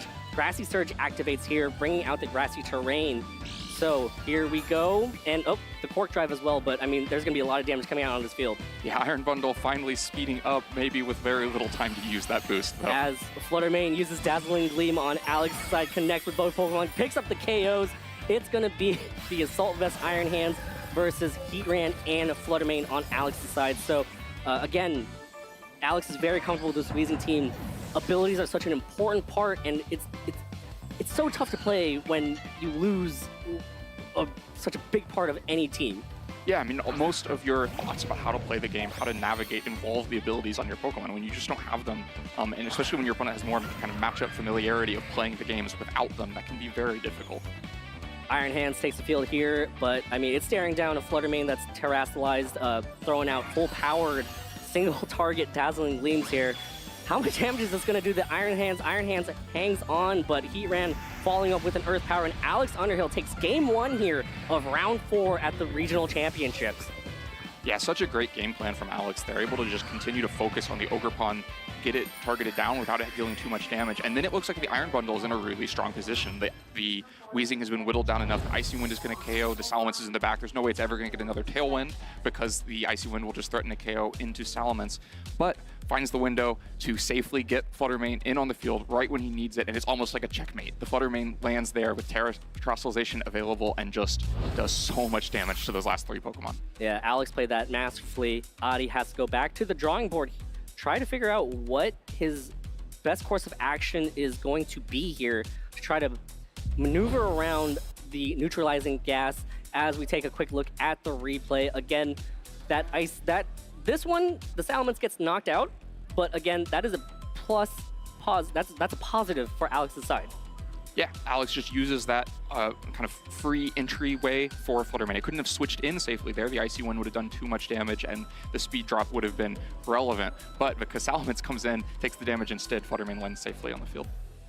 Yep, so again, that Fluttermane hitting the field at that moment, kind of the big moment there because a lot of damage was dealt via that Fluttermane. So back to the drawing board. I mean, Adi has to adjust or at least play around this neutralizing gas way differently. Yeah, it's going to be interesting to see what adjustment Adi makes. I think when you have this kind of composition that is one boosting sweeper and then the support around it, even something like Iron Bundle is support because it's there to outspeed and KO threats to your whatever you're boosting and has the Icy Wind, right? You really can't let the core fall out of that. You can see how difficult it was for Adi to play after that point. He's forced into Terrestrializations that aren't that valuable, just barely misses KOs, and ends up not being able to get the KOs when he needs them. The Ogerpon is probably in a better position to kind of play with the urgency I mentioned, right? It can do more damage more quickly, especially to Weezing. But the King Gambit's going to have a lot more staying power, right? The Ogerpon's big problem was that it was just vulnerable to Sludge Bomb. It meant that the Weezing was actually a relevant damaging Pokemon whenever Ogerpon was on the field. The King Gambit would not have that problem at all. Of course, immune to poison while it stays a steel type, but it also can't really deal much damage back into Weezing. So we'd get into more of a protracted game if it was those two up against each other. Also have to watch out for the Will-O-Wisp. You do not want to get your Pokemon burned. King Gambit does not want to be burned. It wants to be able to deal as much damage as possible. Again, that physical halving of the burn effect is something that you also have to watch out for. So kind of the two physical attackers are kind of checked by Weezing as Adi makes the adjustments. Looks like it's the Iron Bundle and Clefairy on Adi's side. Alex leading the exact same. Salamence with the Intimidate. Not going to matter against the Clefairy or the Iron Bundle as Galarian Weezing shuts off all abilities. Yeah, I like this adjustment. Doesn't take a massive Intimidate on the first turn and doesn't lead either of those sweeping Pokemon. Doesn't put Ogerpon on the field in a position where it's already threatened in a way that really limits Adi's options. The options are a little more open without such a valuable Pokemon on the field. As well, Iron Bundle already on the field to threaten Salamence. You don't just give up a free Tailwind. You don't let Salamence kind of have whatever it wants out of this game, especially with redirection available to stop a Sludge Bomb or Draco Meteor from going into Iron Bundle. Of course, if that's the kind of game plan you go with, you really just leave Clefairy out there hanging. Pretty vulnerable to a Sludge Bomb and is not providing support to the Pokemon it wants to be providing support to at the moment. And a Terrestrialization already going to be Adi's... it's actually Alex's Salamence terrestrializing into a Steel type to try to mitigate the amount of damage that Iron Bundle can deal to it via its Ice type attacks as Clefairy protects itself here. Doesn't want to take a Sludge Bomb, doesn't want to take a possible Air Slash from that Salamence as well, as Iron Bundle playing support again, using Icy Wind to slow things down just a little bit. Salamence, again, that Steel Terrestrialization, great defensive Terrestrialization there, as it takes barely anything but a huge Draco Meteor into that Iron Bundle for a one-hit KO. Yeah, just an absolutely massive turn and a really gutsy call from Alex. Of course, Clefairy could have just followed me that Draco Meteor for no damage whatsoever, but calls that the Clefairy will just protect itself, calls that the Iron Bundle will open itself up to an attack by trying to go after Salamence, blocks the damage from Iron Bundle with Terrestrialization, and takes down the Iron Bundle with Draco Meteor. Just a massive turn. And now Ogerpon is on the field against these two Pokemon that doesn't want to deal with. The only advantage here is now Salamence previously very resistant to anything on any offense Ogerpon was going to go after. Now, as a Steel type, super vulnerable to it, and slowed down by that Icy Wind. Slowed down by the Icy Wind. taunt from the Weezing lands into the Clefairy Protect, so that's something that Adi has to play around too. Clefairy, no attacking moves. If it gets taunted, then, well, Clefairy kind of has to find its way off the field unless you want to see it struggle. So Adi sends out the Ogerpon here in a little bit of better position. Still no Terrestrialization on Adi's side, which would be nice to be able to mitigate the amount of damage that the Sludge Bomb does. Yeah, absolutely. If you can turn Weezing not into a damage threat, of course it will still be against Clefairy. You can't have both here, but it means that the options are a lot more open, and they're definitely a lot more open when you can just go for an Ivy Cudgel and take down Salamence. Ivy Cudgel connects with the Steel-type Salamence, getting the KO there. So big knockout. Terrestrialization on Alex's side has been removed, as well as a Tailwind support or any possible damage from that Draco Meteor or the Air Slash as Clefairy falls for the taunt, trying to use that Sing move to try to put Weezing to sleep. Yeah, Clefairy here, they didn't have too many other options to go for there. If you know that you're going to KO the Salamence, or at least threaten that KO, there's no reason to use redirection on that turn, and so we might as well go for the Sing. It's that kind of position where it's just the fourth move that needs to be clicked. But the taunt, like you mentioned, is super relevant here because it means the Clefairy is providing nothing on the field right now. It provides no Friend Guard and can't click any of its attacks, so it's going to have to leave the field, which leaves Ogerpon pretty open. Of course, Ogerpon can just protect itself, kind of look for a future turn, but Alex can try to exploit that as well. Yeah, and with the choice specs on that Flutter Mane, Adi gonna most likely try to see what is the Flutter Mane gonna lock itself into. Clefairy forced out because of the taunt, has no attacking moves. Rillaboom takes the field here. It could take a lot of damage right now as the Ogerpon terrestrializes here, getting that Embody aspect to give it a nice boost to its stats.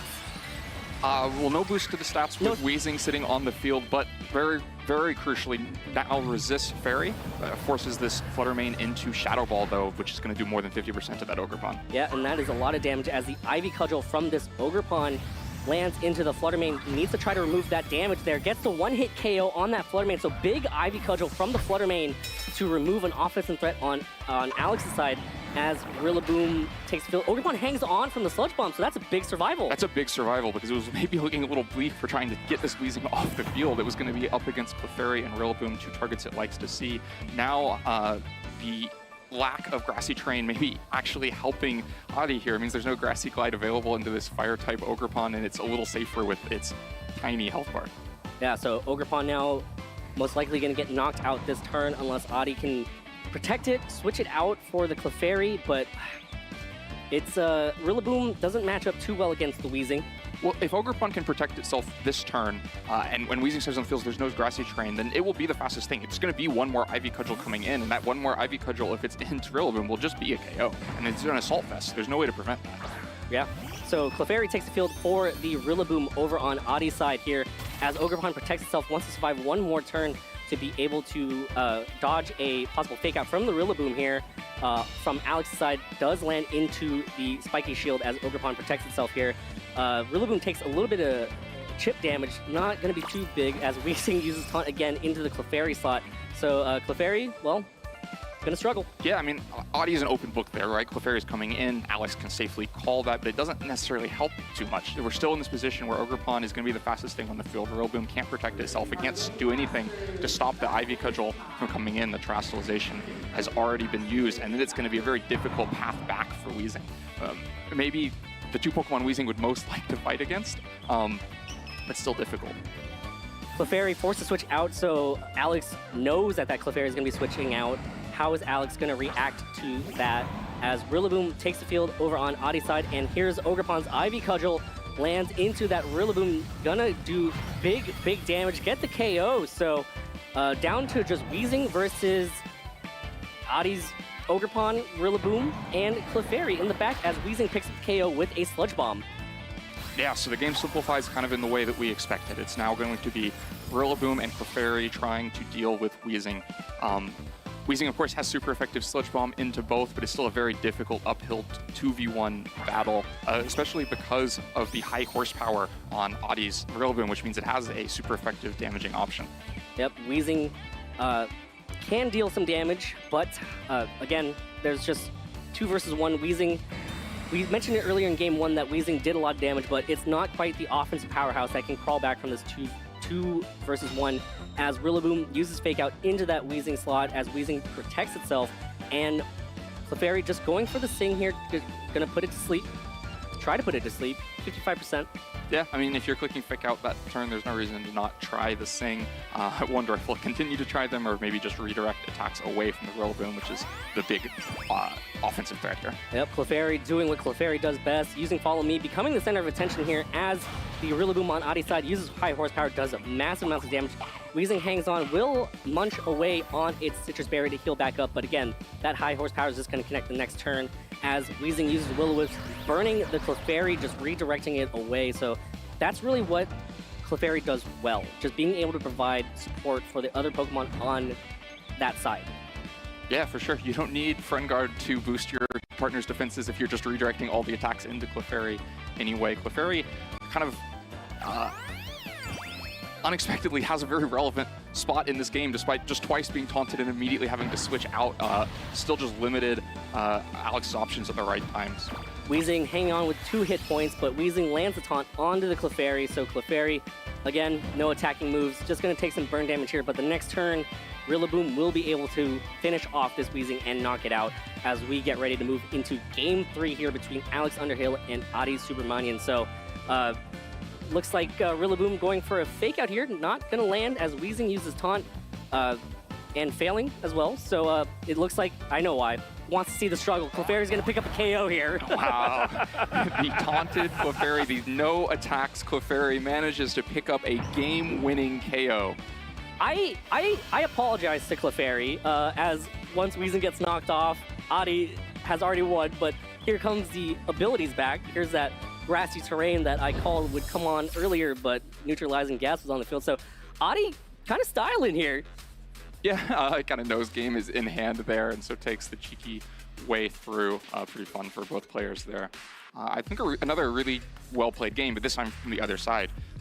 Adi keeps the Ogerpon in the back, manages to force a Terrestrialization out of Salamence, which within that one turn, kind of in the vacuum of that one turn, seems like a great move, right? You trade the Terrestrialization for a Draco Meteor that just KOs Iron Bundle. The Iron Bundle that was kind of the one thing going for Adi in the first game, but once that happened, everything opened up for Adi. It meant the Salamence was now vulnerable to the Ivy Cudgel. It was just an easy KO to take, and as those dominoes started to fall on Alex's side of the field, his options just became less and less until the next Ivy Cudgel had to land into Rillaboom, and then it's Weezing by itself. I think kind of a very tactically well-played game from Adi. Yeah, and Adi leading that Iron Bundle kind of forces that Salamence to terrestrialize, right?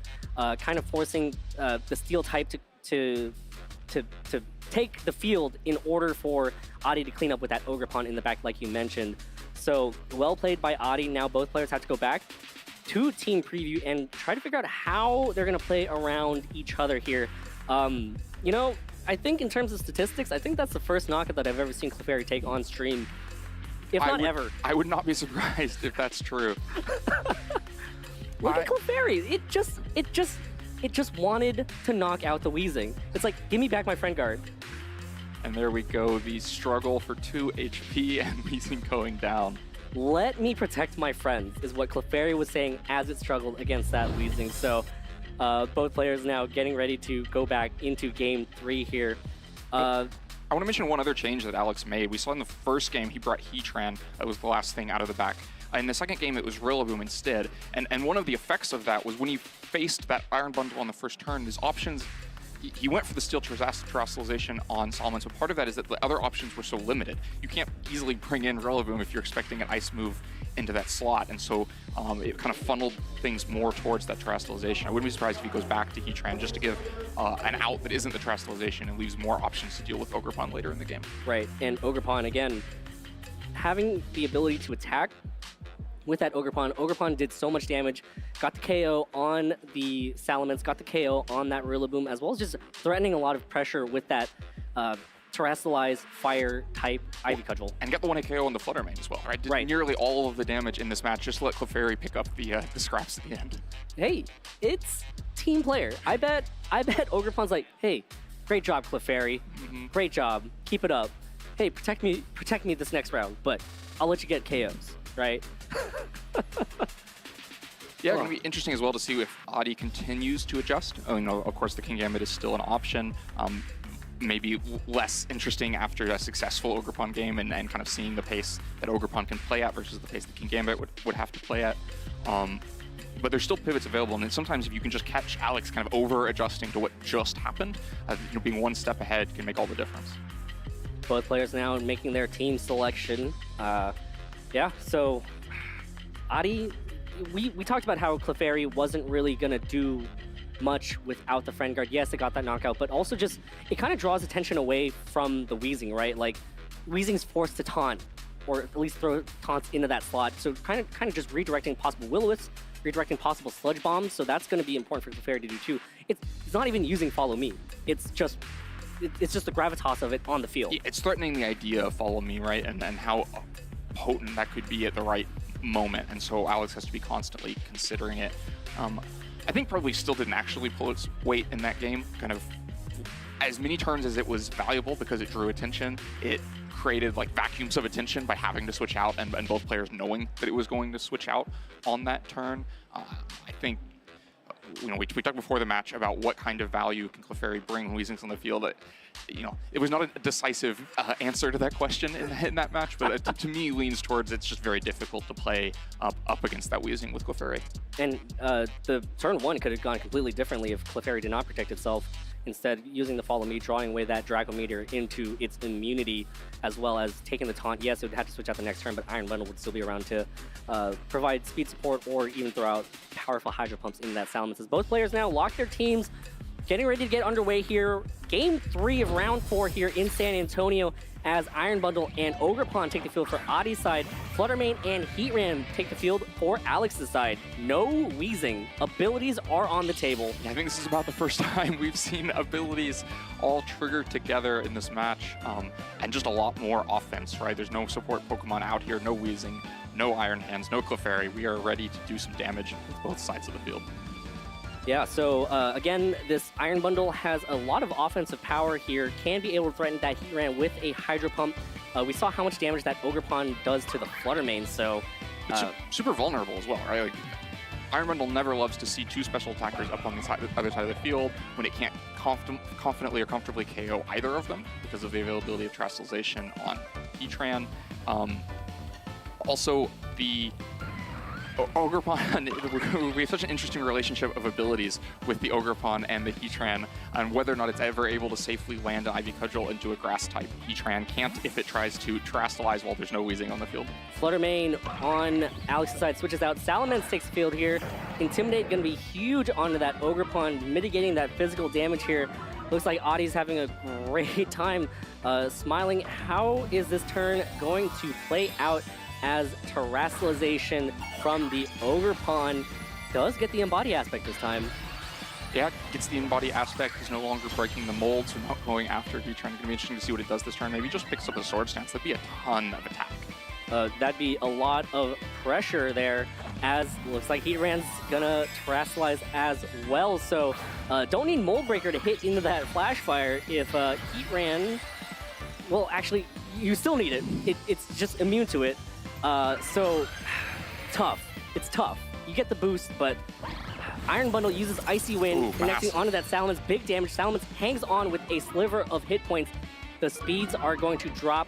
Super effective damage on Heatran, as well as Ogerpon uses Ivy Cudgel here.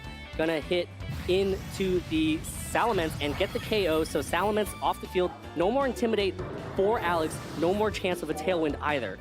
Yeah, and once again, kind of Salamence pays the price for a really difficult position that Alex finds himself in. The Icy Wind plus Ivy Cudgel was threatening to KO into Fluttermane before Fluttermane could move because of the speed drop and Fluttermane's low defenses. And while this choice specs Fluttermane actually has could have tried to protect itself, is a really difficult position to play out of after that. And so instead, the Fluttermane leaves the field and Salamence goes down for it.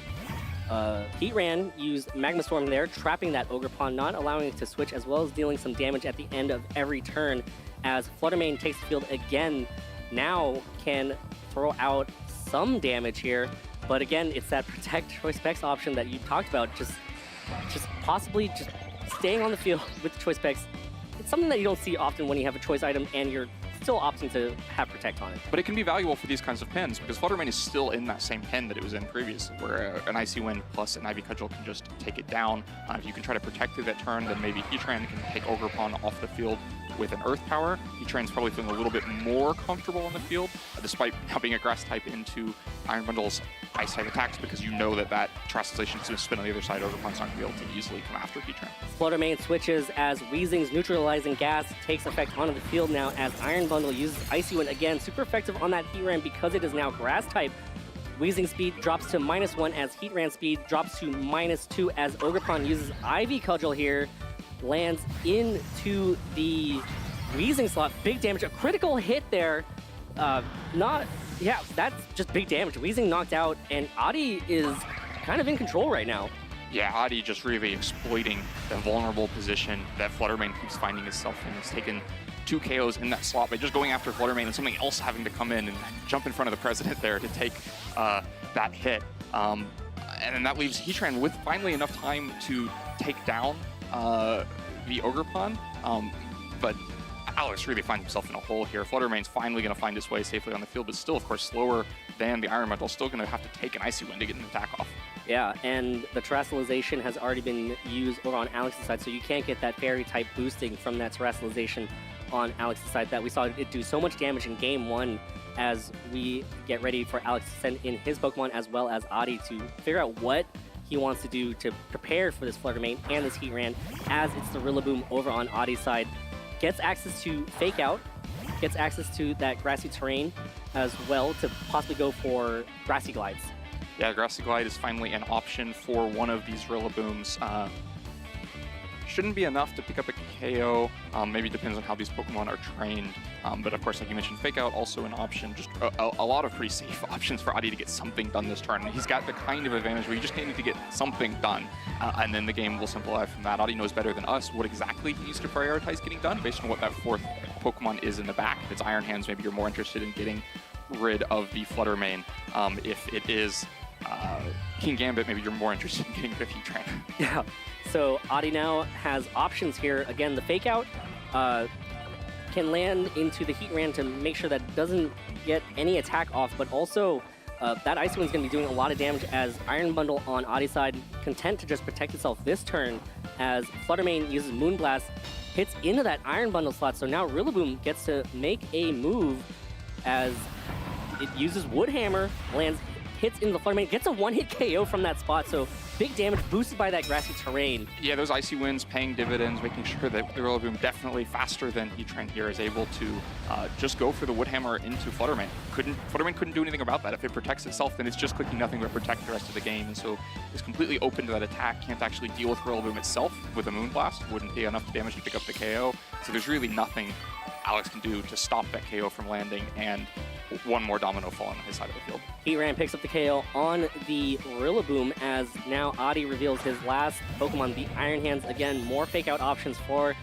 Adi to be able to Fake Out into this Heatran and hit with the Iron Bundle with any type of ice attack, but it looks like Alex is going to go ahead and forfeit the battle.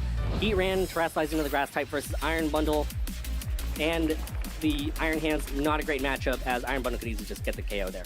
Yeah, even if it missed the KO, Heatran just never going to have enough damage to get through Iron Hands while it's firing Drain Punches back on the other side.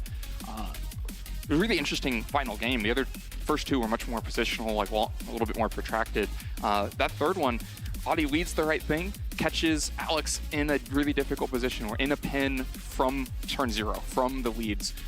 And Alex tries to escape the pin, but kind of has to keep going right back into it. Fluttermane leads, is in a pen, comes back out, comes back in, is in a pen. And so Weezing goes down, comes back in, and is still in a pin, and then is just knocked out itself.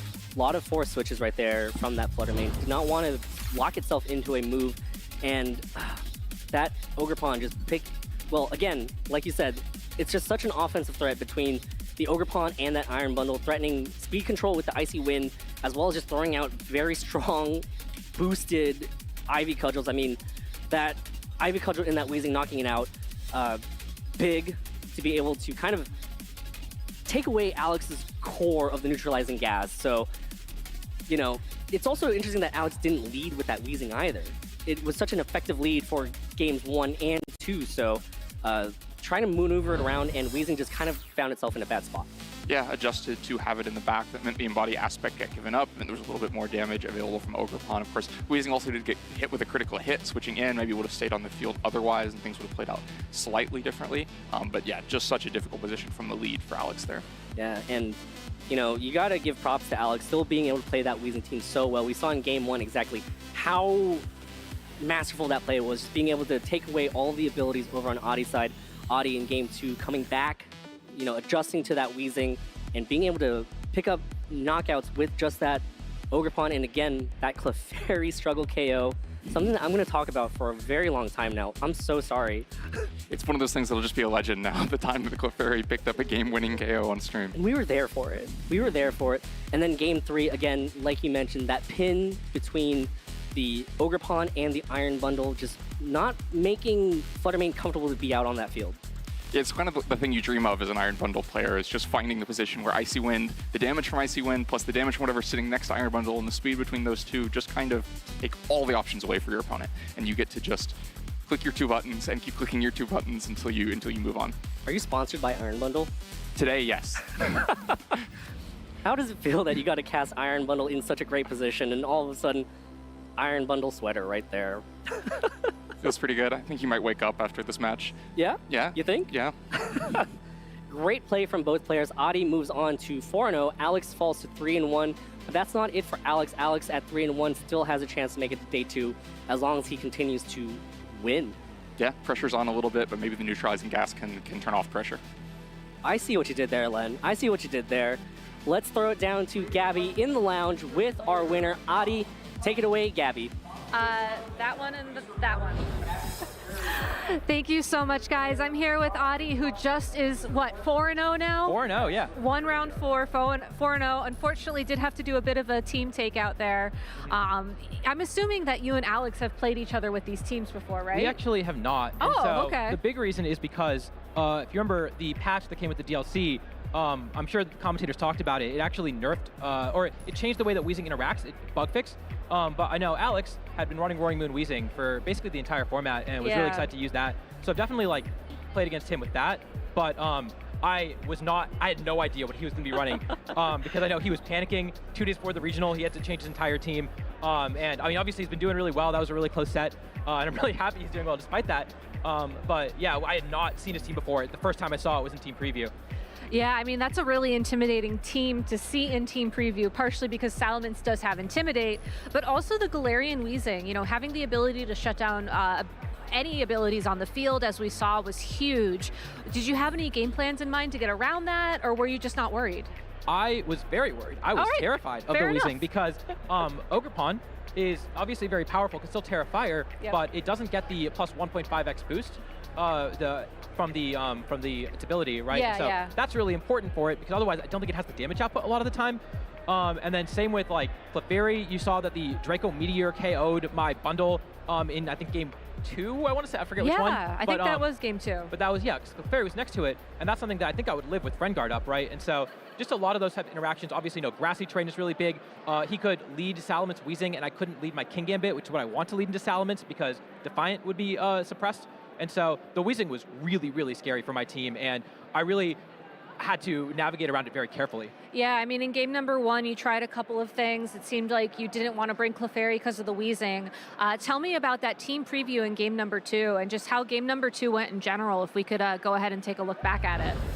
Yeah, absolutely. So game number 2, you see here, my main thing was if I lead this, it's going to really threaten the Salamence, right? And so even though he Terra'd, at the very least, I was going to force the Terra, and then the Ogerpon is then in position to KO the Salamence. And I thought that once that was gone, the Ogerpon was in a really good position. Now, I was a little scared of the Heat Train, in fact, but the Weezing also turns off Flash Fire, so if I could really safely Terra the Ogerpon once he had Weezing on field, not worrying about having him switching into Heat Train, and that would really play to my advantage.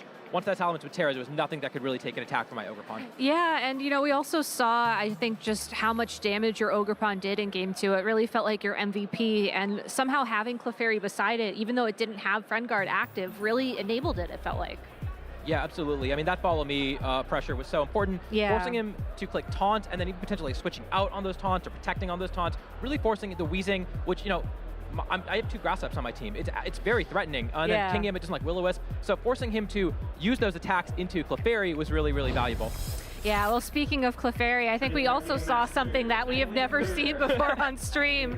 Clefairy, the little friend that unfortunately could not use any attacking moves or any helping moves, and you only had helping moves, Yep. right?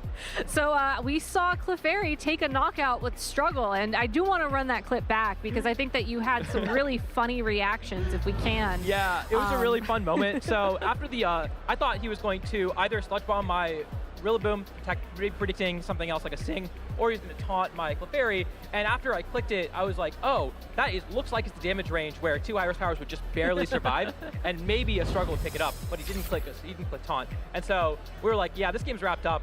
Let's make it happen. And so we did kind of plan that out a little bit. Well, thank you, Adi. Thank you, Alex, for that. That certainly made my holiday list, if you will. But let's go ahead and get back to the battles, because game number 3, I think we saw Alex make a huge adjustment, which was he did not lead Weezing. Salamence, he led something completely different. Were you evaluating that in going into game 3? Were you just not worried? I thought there was a chance he would shake things up. Okay. I mean, even looking back at that game 1, I thought he led really well. It was a very strong lead. Yeah. But I think that if I hit the Icy Wind on Fluttermane and I got the Wood Hammer off, I might have won that game. And so, I think he might have realized that I did have some play into it, especially that Iron Bundle, and he had to attack a little harder for the Iron Bundle. I definitely expected to bring Heatran, because that was his best counterplay to the Iron Bundle, at least at the very least, forcing me to click Hydro Pump and maybe terroring it as he did. And so that was sort of my mentality. And then that game 3, I mean, the turn 1 was actually terrifying, because I was waffling between clicking Terra and not clicking Terra. I wasn't sure if it would KO the Fluttermane if I didn't Terra on turn 1. But on the other hand, if he switched in Mence, which he did, and the Icy Wind KO'd the Mence, then the Ivy Cudgel would redirect to the Heatran, which has Flash Fire, which I really didn't want, unless I didn't Terra, at which point, and you saw he Terra Grass, so if I had done that and I had not Terra'd, I would have almost immediately won, and I got very, very fortunate that actually the Icy Wind missed the KO, so he wouldn't get the Flash Fire boost, wouldn't get that damage boost, and I think my Ogerpon might have gone down to that, right? So it was actually very, very lucky for me, or, I mean, it wasn't luck, right? It was that's the damage roll, but very convenient that his Salamence was just bulky enough to take that attack, that I think that really turned the tide to the game. Yeah, it definitely felt like that gave you an opening that you wouldn't have otherwise. So, I mean, you're doing great so far. Ogerpon and Clefairy seem to be best friends again. I know Clefairy is a longtime favorite Pokemon for you. We do have a little bit of time, and without going into too many details about, let's say, the story of the DLC that just came out, do you think you'll be running Clefairy as we go into the new year? We start getting some of the DLC Pokemon around. That's a good question. I'm not sure. I have a long history with Clefairy. During the pandemic, when there were just grassroots tournaments, there were no official tournaments. I actually won a couple really big grassroots tournaments with Clefairy. I think you casted one of them. Yeah, I remember that. That was my first really big breakout performance. Yeah. And so I think I'm one of the better Clefairy players, even if not one of the better players overall. Clefairy is definitely a comfort pick for me. But, I mean, the DLC introduces so many cool new Pokemon. Obviously, Incineroar being the big one that's going to change VGC every time it gets introduced to a format. And so I have to, every time you have to kind of reevaluate. That being said, they introduced a lot of Dragon types, and Clefairy is really good into Dragon types. And so maybe, just maybe, it will still be good, and we might see a variant of this team coming. I'm going to Portland Regional, so maybe we'll see a variant of this team at Portland as well. All right, well, hopefully we'll see you later on this weekend as well. Do you have any shout-outs you want to give before we throw it back to the casters? Yeah, absolutely. I'm really happy to be representing Texas, because I do live up in Austin. We have a really thriving local scene up in Austin. Big shout out to Pixel Haven Games, who host the locals there. We're trying to get premier challenges there, but there's so many good players in Central Texas, and I'm really happy to be representing them. Shout outs to Tub Nation. Big shout outs to Carson Confer, Jody Azzarelli, Akram Hamdi, Reiki, who helped me build this team, as well as Arsal. And then also shout out to Gavin Michaels, who was the person who gave me that Clefairy team that I used all the way back in 2020. Really was the motivation for that. I actually am using his Iron Hands that he gave me, the shiny Iron Hands that I use. So big shout out to him as well. Awesome. Well, Adi, thank you so much. Best of luck for the rest of the tournament. And if you're watching at home, please stay tuned. It's only round 5 coming up next, so we still have so much more Pokemon action to go. So, casters, why don't you take us back? Thanks. Thank you, Gabby. Again, Adi claiming that he is the best Clefairy player. He might just be. Again, he has one Clefairy stat that no other Clefairy player will most likely ever have. Yeah, I don't know how many other Clefairy players have KOs, and so I think that's a pretty reasonable claim to the title. Yeah, and he mentioned it in his talk about the future with his teams with Clefairy. Lots of dragons coming in the new downloadable content, so Clefairy might be a staying power. Yeah, Clefairy just a Pokemon that can always stick around. That ability is so good. Follow Me is so good. Just can always have a relevant place in the format. And super bulky with the Eviolites, as well as access to Helping Hand. Just Friend Guard is a really nice one. The power of friendship, really, that's what it's about. It is probably the most friendship Pokemon. You think it's the most friendship Pokemon? Yeah. Okay. Yeah, it's a great support Pokemon, right? Like, it's just a nice supporting cast, being able to, if it has nothing else to do, it can kind of just like Helping Hand. If it has nothing else to do after that, you can just sing. Sing a lullaby? Kind of like bardic inspiration, if you will, right? So, again, congratulations to Adi, 4-0.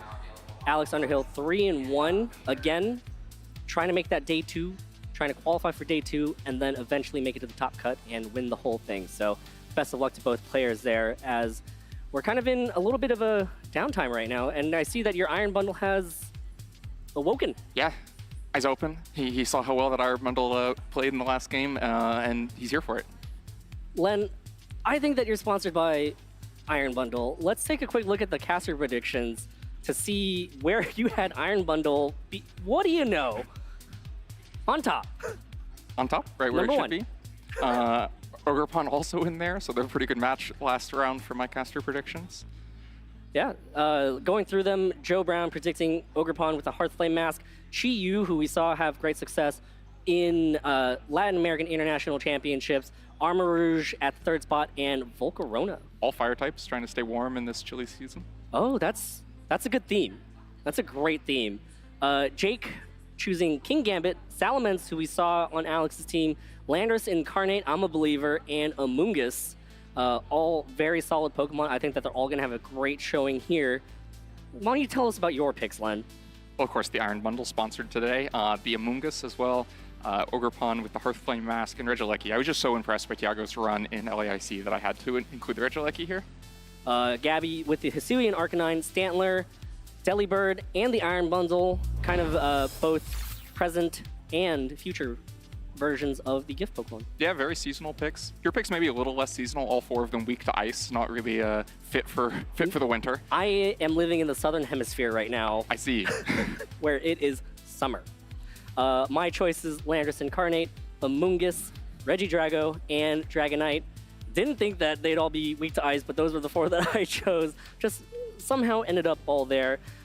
We have something special for everybody, the viewers at home right now, as we're going to get into the cookie decorating contest that we had talked about earlier. Again, everybody here is going to be decorating cookies, and at the end of this tournament on Sunday, we're going to have a community vote where you get to choose who has the best decorated cookie. Looks like we have Gabby and Jake going head-to-head right now, and you were very confident this morning during our opening that you were going to win this challenge, that your cookie was going to get the most votes. So as a self-proclaimed cookie decorating expert, tell me about the technique both of these cookiers are using at the moment. So right now, Jake is trying to lay down the yellow onto the sugar cookie. We have a zoom on Gabby's hands right now, going for the white icing, being able to, it's kind of like snow, right? So the white icing technique is nice because it represents snow, which is what you said is the weather outside. Cold, December, winter. Not quite sure what shape Gabby is going for just yet. Looks like ears right now, right? So it looks like ears. Much more delicate than Jake's approach so far. I think Jake was had the a little more kind out. of just filling it up, got the spatula out. How would you describe your cookie playstyle? That's the secret. That's a top-kept secret.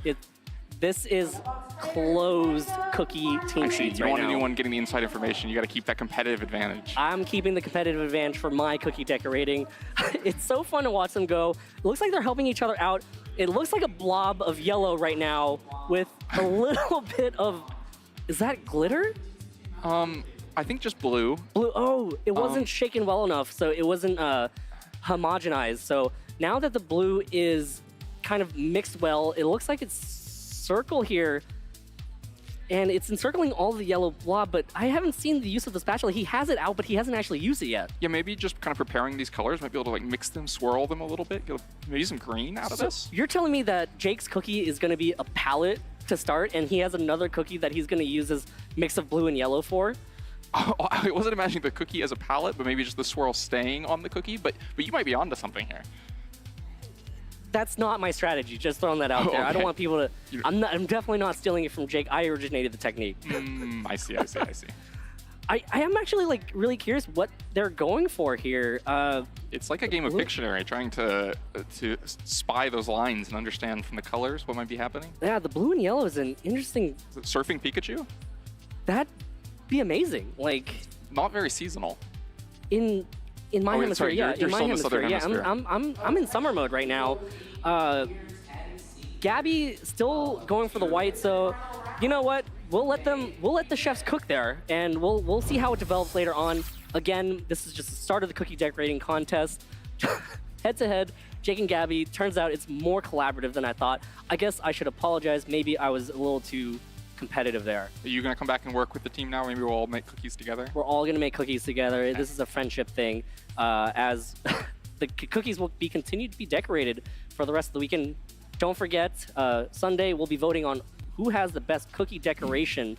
So stay tuned for that. We're gonna take a quick break, but when we come back, round 5 action here at the 2024 Pokemon Regional Championships in San Antonio.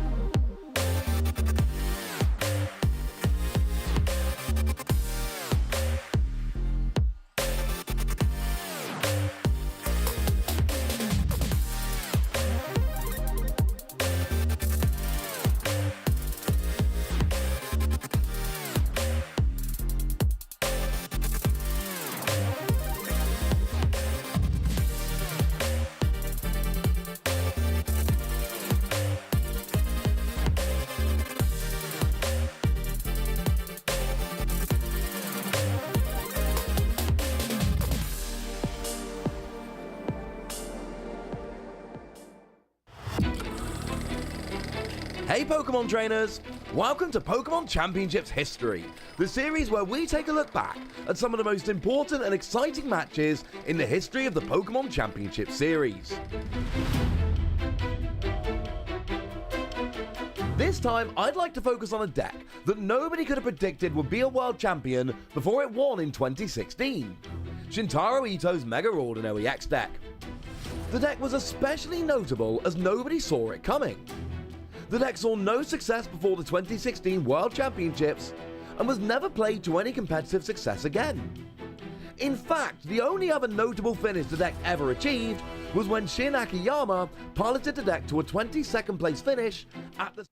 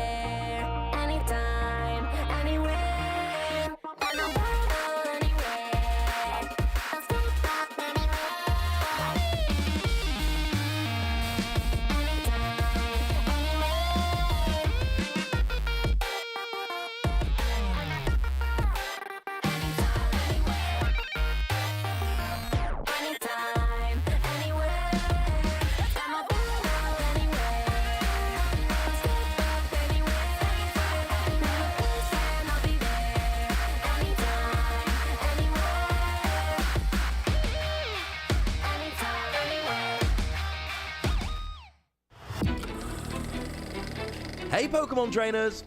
Welcome to Pokémon Championships History, the series where we take a look back at some of the most important and exciting matches in the history of the Pokémon Championship series. This time, I'd like to focus on a deck that nobody could have predicted would be a world champion before it won in 2016, Shintaro Ito's Mega Ordinal EX deck. The deck was especially notable as nobody saw it coming.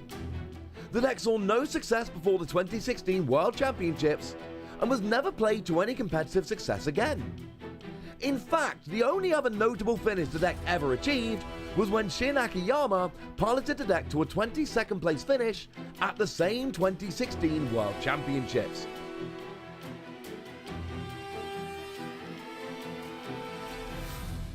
Now, Mega Ordinal EX was a card that almost the entire player base had overlooked. Although its key attack Magical Symphony could deal a ton of damage to both active and bench Pokemon, you had to have the Spirit Link tool card attached when you evolved into Mega Ordinal EX, or else your turn would end without giving you a chance to attack. Despite that hurdle, this deck matched up so spectacularly well against so many of the top decks at the time. The 110 base damage from Magical Symphony was the perfect number to get a one-hit knockout on Shaman EX, a two-prize Pokemon played in almost every deck in 2016. There was also a prevalence of decks playing low HP Pokemon, or evolving decks like Bronzong or Vileplume decks, all of which featured in the top 8 of the Masters Division in San Francisco. Mega Ordinal EX also had a phenomenal matchup against Greninja, as we would learn when we watched Shintaro Ito take on Cody Walensky in the World Championships Finals. As Game 1 started, we saw that Shintaro had prized 2 of his free copies of Mega Ordinal EX, and the crowd was worried whether we'd even get to see Mega Ordinal. Shintaro had no such worries. A turn 1 Hooper EX to search free Pokemon EX led to a turn 2 Mega Ordinal fully charged and attacking with Magical Symphony. So here we do see Mega Ordinal EX come into play. Cody's going to be under a ton of pressure immediately. After a double KO on turn 3, Cody had seen enough and conceded, putting Shintaro a single game away from becoming a world champion. Shintaro takes game number 1 in immediate fashion. Mega Ordinal EX absolutely dominates that first game. Game 2 went almost exactly the same. Shintaro was forced to attach or discard all of his Spirit Links on turn 1, giving Cody a single turn to try to find Startling Megaphone and force Mega Ordinal to end the turn when evolving. But this was not to be, and we again saw a turn 2 Magical Symphony taking a KO. Turn 3 saw Lysander play to take another double KO, and once again, after just 3 turns, Shintaro had taken the game, giving him the World Championships final victory in 6 turns. It's over! This is it! Mega Ordinal EX! Shintaro Ito came into Worlds 2016 after back-to-back Japanese National Championship top 8 finishes, but left as a household name, something he would only further solidify with a second place World Championships finish 3 years later. For now, Mega Ordinal EX remains the most surprising deck to ever win a Pokemon TCG World Championship. Thanks for watching, and make sure to let us know your favourite competitive Pokemon TCG moments using the hashtag PlayPokemon. Welcome back, everybody, to the 2024 Pokemon Regional Championships here in San Antonio, Texas. 4 rounds down, many more rounds to go. It's going to be a long weekend of Pokemon here at the Henry B. Gonzalez Convention Center. You see that the convention hall is filled with players playing between Pokemon Go, Pokemon TCG, and of course, the Pokemon video game. Dwee Ha and Lendul here, ready to take you through action for round 5. Yeah, matches continue to get better as we get deeper in the day. Players who are having really incredible runs already will come up against each other. We've actually been able to see a lot of really cool teams too, right? You know, one thing that is talked about is how centralizing Tornadus and Urshifu are in this format. Yes, they are still a force to be reckoned with, but the teams that we've been able to showcase so far have all been really interesting. Yeah, there's been a ton of interesting picks, and kind of throughout the tournament, looking at the teams, there are a ton of interesting picks still out there that we can surface. I think that can be, you know, Pokemon metagames always run in a cycle. You centralize to a point where it's kind of counterable, and then people all make their take at it, and things can open back up again. Yeah, you talked about this a little bit earlier where kind of like, you know what's going to be there. How do I prepare best for it that might not necessarily be using that core itself? or just know how to play around that core. Again, this big core that we're talking about, the Tornadus Incarnate and that Urshifu. It also, these Pokemon are very centralized and they've won a lot of tournaments, but our peak usage Pokemon are actually lower than at earlier points in the season. I think they were only sitting at around 44%. I think at one point this season we had several Pokemon at around 55, 56% usage, and so things have opened up a little bit. A lot of that was the Iron Hands and the Fluttermane, which we have seen a lot on stream. Last round we featured it, well, not necessarily the same, but we saw a Fluttermane, we saw an Iron Hands. Iron Hands, again, such a very useful Pokemon, being able to provide fake out support, very bulky, as well as very good attack, typing. Yeah, right. Just very difficult to take off the field, always will get something done for you, maybe a fake out plus a couple of big attacks, and just makes it a great pivot. You can kind of safely rely on it to get in and out of the field. And again, so much bulk. Take a look there. That is the convention center. Look at how bustling it is. There's so many people here. When we first started doing these regional championships way back in 2009? You and I started in 2000. No, you started in 2009. I started in 2010. The convention centers, they were full, but not necessarily. This is a big convention center. It's so full. It's a great atmosphere out there with all 3 games happening. There's also side events, people playing things like Pokemon Stadium and TVs out there. Lots of vendors. It's a fun place to be. Pokemon Stadium?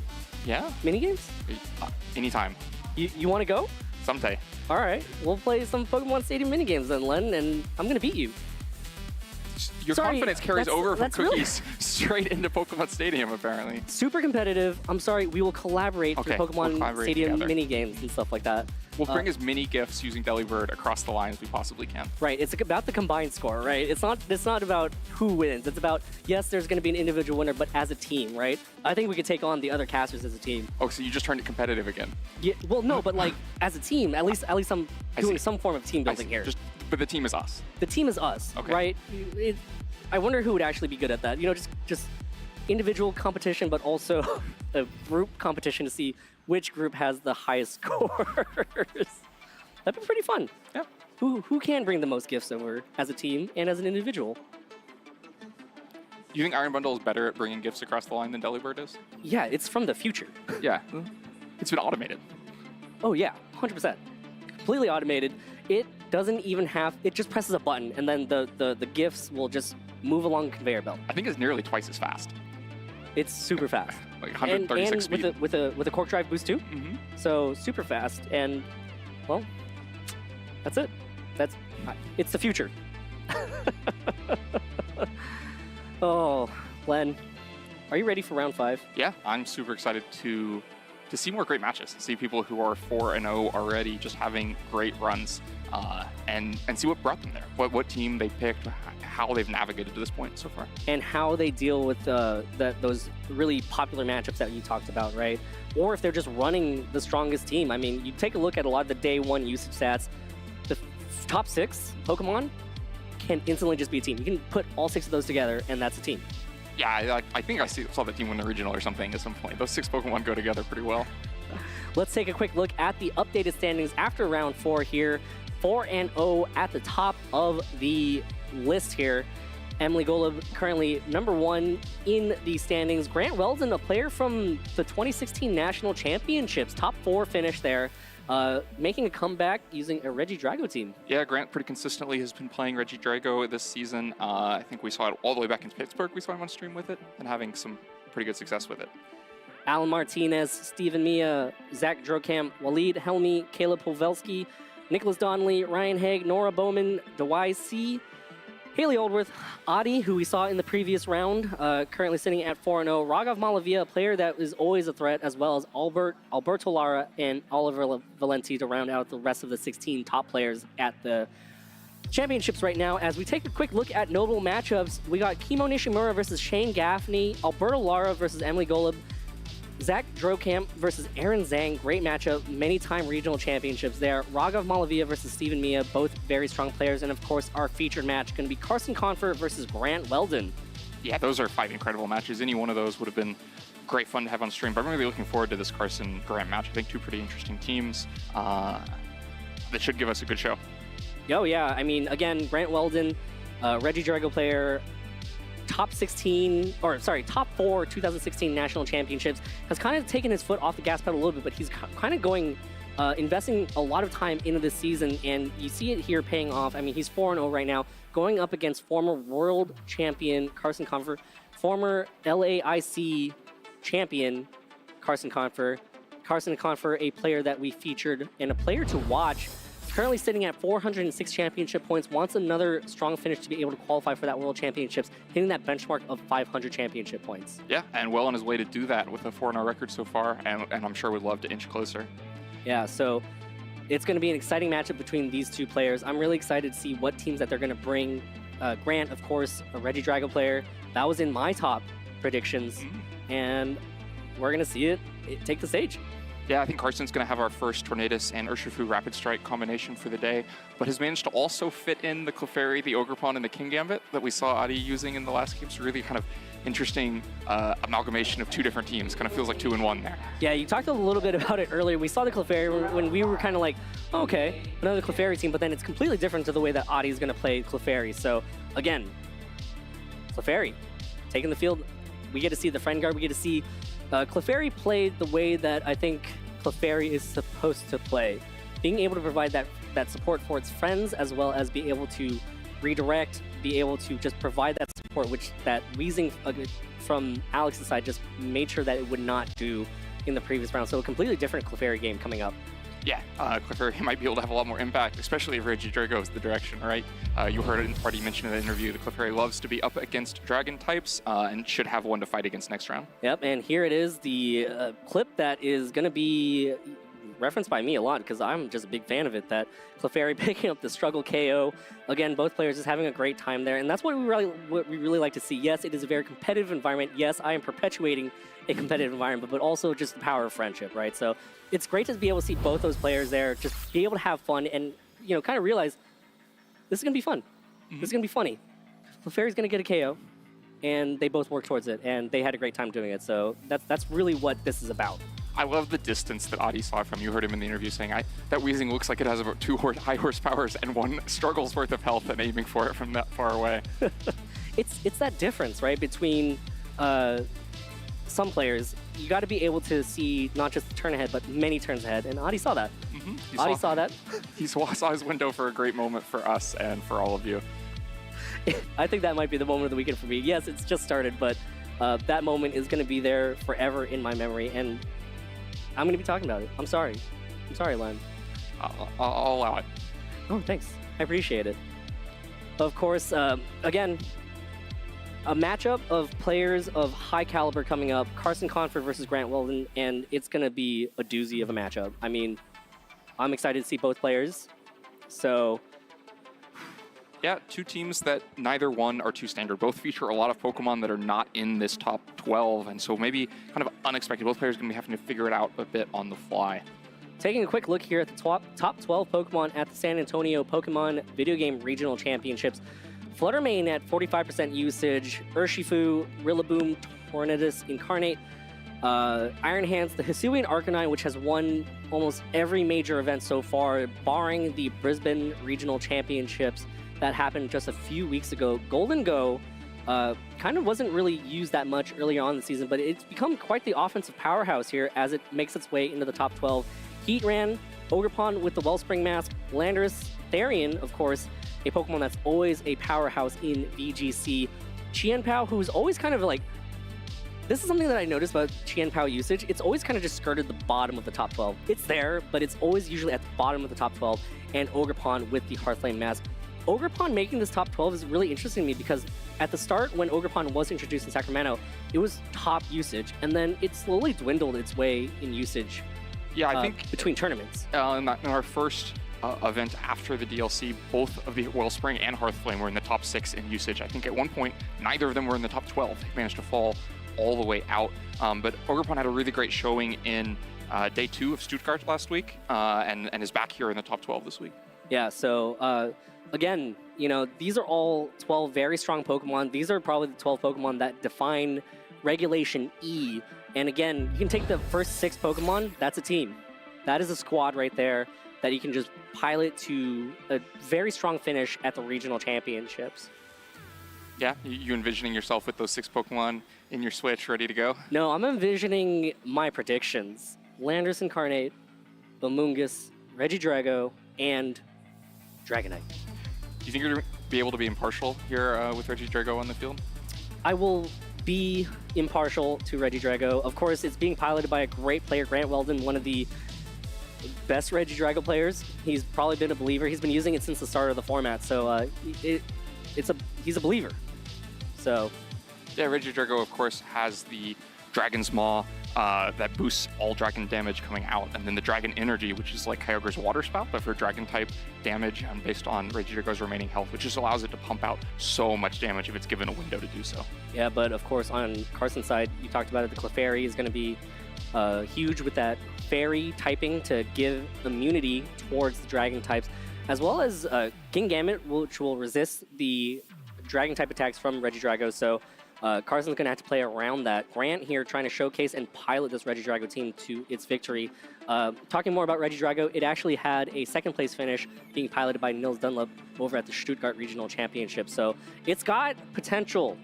It's got potential, and right now we're going to see some high-level play of a Reggie Drago player. Yeah, and of course it's not the only option either. No. You know, it wouldn't be that surprising to see Grant just leave it at home for the entire match based on what he's up against, and of course just has a couple of good Pokemon to fall back on, like Urshifu and Tornadus. Never too bad to go to those. Two of the best Pokemon in this format? Yeah. Would you say that they're the best Pokemon in this format? Two of the best Pokemon. Two of the best Pokemon in this format. Again, take that top 12, take the top 6, that's a team.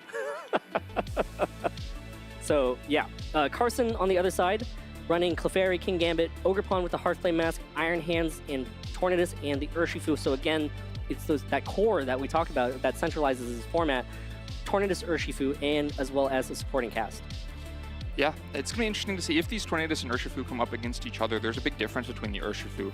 Carson's is the Mystic Water, which is more often what we see on the kind of dedicated Tornadus Urshifu teams. But Grant's is actually a Choice Scarf on that Urshifu, which means it has the speed advantage, maybe has a little bit less offensive power, a little bit less defensive power, depending on how it's trained to be able to have so much speed along with that Choice Scarf.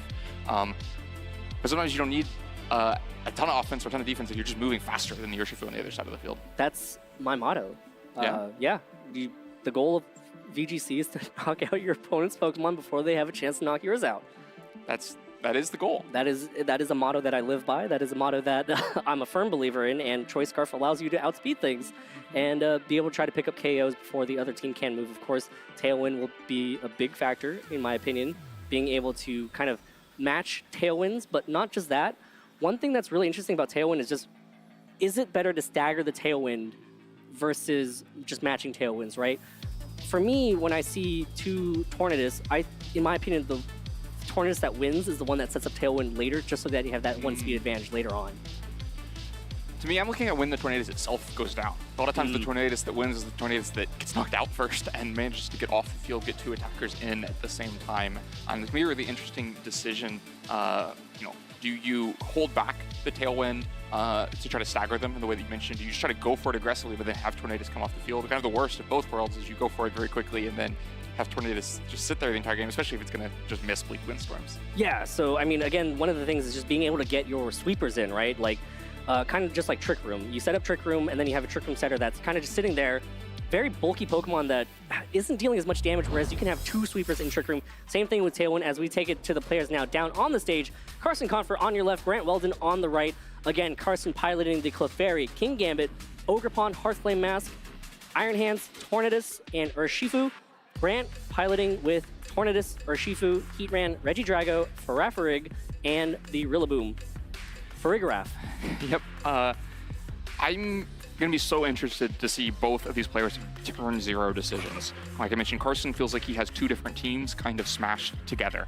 Is he going to be able to just go straight for the Tornadus and Urshifu, or is he going to fall back to that slower way to play with Clefairy and King Gambit, which might look pretty good into Reggie Drago? Similarly for Grant, is he going to try to just commit to the Reggie Drago, have it on the field from the beginning, or is it going to be a more balanced game where eventually the Reggie Drago comes out of the back, or does it just get left behind at all? I think there's so many options for both of these players in Team Preview, and when there's so many options for both players, you don't know what to prepare for on the other side. You're not certain about what you're going to even be up against. I mean, that's a difficult spot for Grant, right? You don't know if you're playing a matchup against another Tailwind team or if you're playing a matchup against a bulky boosting team. And probably the way Grant would approach each of those matchups if they were two separate teams in a vacuum would be very different. And he's got to kind of look at this and make one decision in team preview for both options from Carson. Taking in detail look now at Carson's team sheet, the Clefairy, the King Gambit, the Iron Hands, the Ogerpon, Tornadus, and the Urshifu. You see all of their hold items and their moves. These are all, this is all information that's available to both players to allow them to make their better decisions during gameplay, right? So again, you see it right there, everything out on the table. I love seeing the Rain Dance and Sunny Day Tornadus. That genie is here to set the weather. The Rain Dance, of course, able to support Urshifu, and the Sunny Day able to support Ogerpon Hearthflame. Yeah, and also the Rain Dance will be able to allow Bleak Wind Storm to be able to hit 100% accurate as well. Sunny Day, less so, but again, that dual weather is really interesting. Yes, it kind of comes down to who is going to be one of your sweepers and how is this Tornadus going to be best to incorporate it. And also, the Sunny Day can play defensive too, right? Like, it can mitigate the amount of damage that Urshifu over on Grant's side will be able to deal. Well, speaking of the Urshifu over on Grant's side, it, like we mentioned, has the Choice Scarf, means it has room for the U-turn as well, is able to pivot in and out. But yeah, there's the full team there. Yep, so again, the Tornadus, the Urshifu, Heatran, Regidrago, Farigiraf, and the Rillaboom. So different Tornadus over on Grant's side here, opting for Protect, kind of wanting to try to stay around and be able to set more Trick Room, or not Trick Rooms, but Tailwinds in the future, right? Icy Wind plays a little bit of support, and that's kind of an interesting thing about Tornadus, right? If they match your Tailwind, you can easily just counter with another Icy Wind to try to mitigate the speed with how speed interacts in these generations. Yeah, and can maybe kind of crucial for Grant because the Regidrago that he's trying to support is not as fast naturally as a lot of the other Pokemon you might try to support with Tailwind. And so if you get matched Tailwinds, you may need the Icy Wind on top of that to have the Regidrago actually move first. Yeah, and that's something that Carson doesn't have on his side of the field. So ultimately, the speed control kind of lays on Grant's Tornadus, right? Set up Tailwind. If they match, well, I have Icy Wind to try to be able to mitigate it. And Tornadus is a very fast Pokemon, so those Icy Winds are going to be coming out lightning quick. And I wouldn't be surprised if they're chunking some damage as well. There's a Focus Sash on Grant's Tornadus, so maybe two very differently trained Tornadus. The Rocky Helmet on Carson's side indicates that it wants to be bulky enough to take a few hits and give back some damage using the Rocky Helmet, whereas Grant has the Focus Sash. Doesn't really matter how bulky the Tornadus is, he just wants it to be able to take one hit down to 1 HP and keep attacking. And so there could be a big speed advantage for Grant's Tornadus, as well as a big damage advantage. Yeah, so both players now trying to figure out what their best course of action is going to be. So it looks like the players are currently discussing something right now. Not quite sure what is going on down there, but we'll bring you the information once this battle goes ahead and gets started. So again, you do have to watch out with where those Icy Winds are landing though, right? Because King Gambit is on the other side. A speed drop, King Gambit, not a speed Pokemon. It gets its speed dropped, well, guess what? You're now staring down a +2 stage attack boosted King Gambit with the possibility of running into a Sucker Punch. Yeah, absolutely. And King Gambit will always kind of have the threat of being lurking in the back. Not a bad Pokemon to have ready to go against things like Regidrago or Rillaboom. But maybe also is a Pokemon that's kind of dependent on one of these modes on Carson's team. Maybe a little bit more difficult to bring if you aren't going to bring the full support package for it. Yeah, so it looks like both players now are trying to connect. Looks like there was a little connection error as both players now get ready to enter back in to get ready to battle. So again, this is going to be Carson Confer versus Grant Weldon. Of course, Carson just so close to that World Championships invite, really wants to get that settled right now. So, you know, just 100 championship points away. You're so close. Obviously, there's more, but just being able to secure that World's invite is kind of a sigh of relief, right? Yeah, absolutely. Just get across the line. Know that you'll be playing in August, playing with a chance to take home that coveted World Championship. Of course, still lots of tournaments to play along the way, and even once you have that World's invite, like we've already seen a bunch of players today, can continue to play, go for prizing, and go for more championship points on top of it. Yeah, have to catch up to Riley Factura, sitting at the top with 898. Grant, 5th tournament using Regidrago this season. Again, Grant is a premier Regidrago player, and we're going to see a masterclass in how to pilot a Regidrago team. Again, both these players have a lot of accomplishments between them. Grant was a player to be feared back in 2016. Carson Confer, of course, a player to be feared as well in 2016. Carson Confer, the Senior World Championship that year. Grant Weldon finishing in the top 4 of the 2016 National Championships.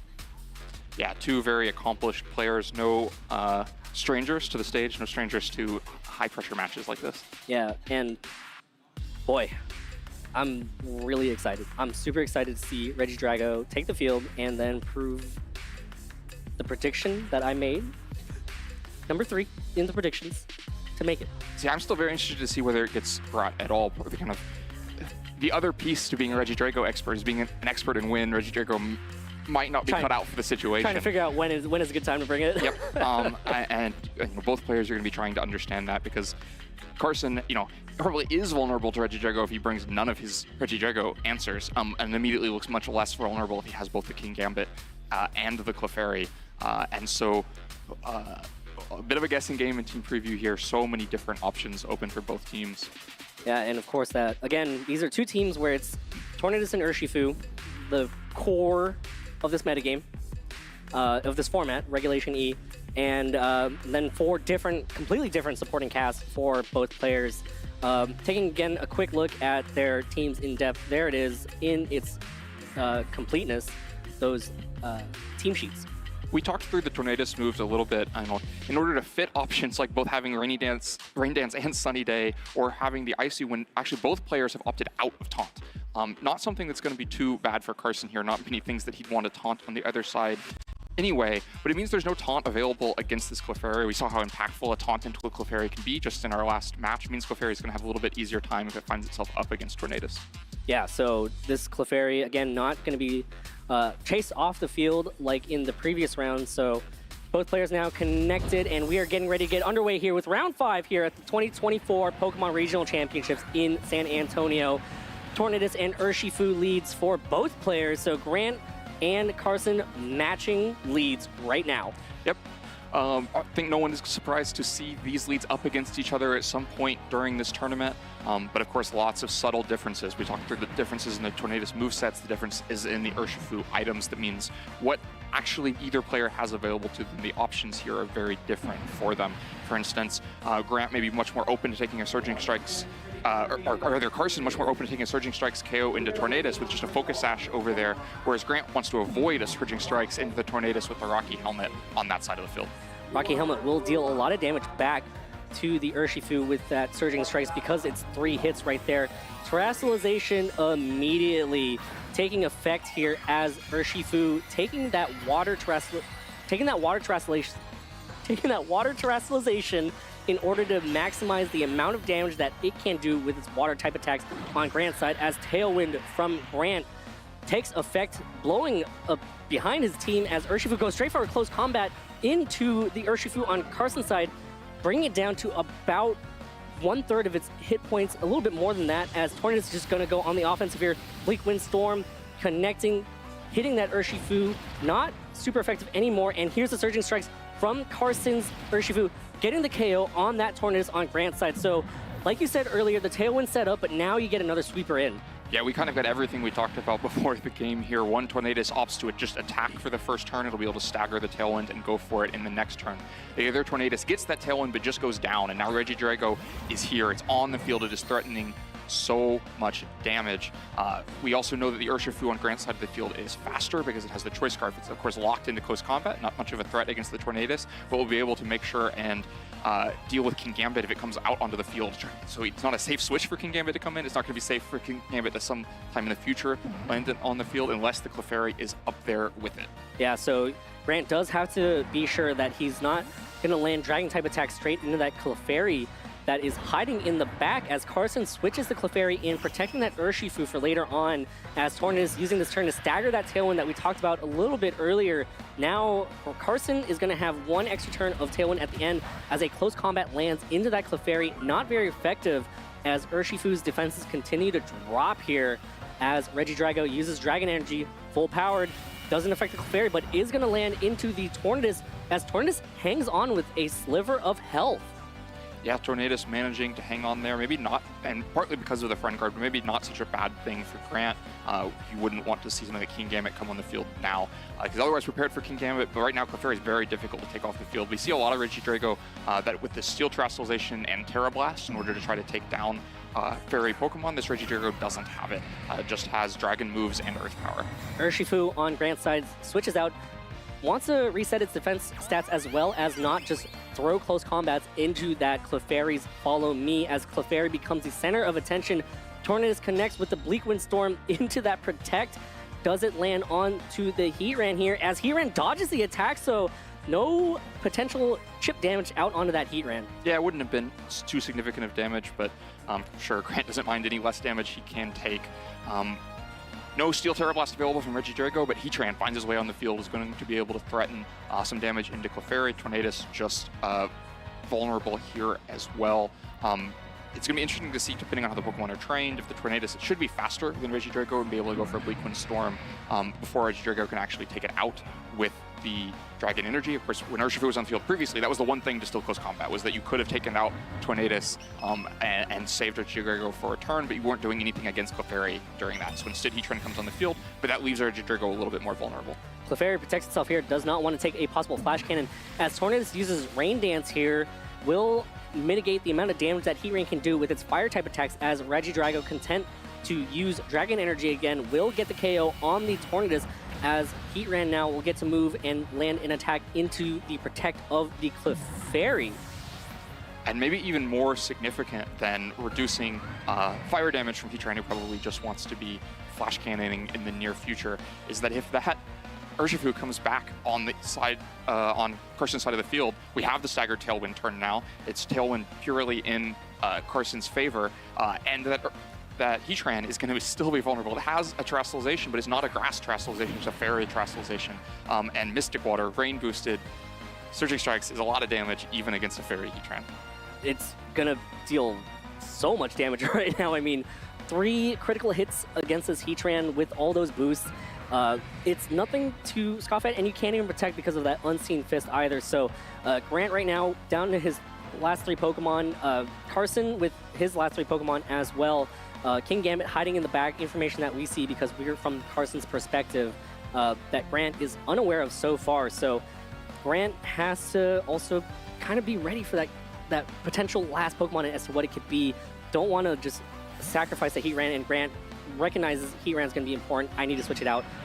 Urshifu on Grant's side takes the field, already damaged, already terrestrialized, as Terrestrialization from Carson will be revealed here. It's that Urshifu also terrestrializing into that water type. So all those boosts, the Terrestrialization boost, the Mystic Water boost, the Rain boost, same type attack bonus boost, so much boost. I think there's one more boost coming as well. The Helping Hand, this Searching Strikes is so much damage that actually, I think the target is this Regidrago. The resistance may not matter. That's just so much Big damage right there. That actually is going to be the KO, it looks like, from how much that first hit did.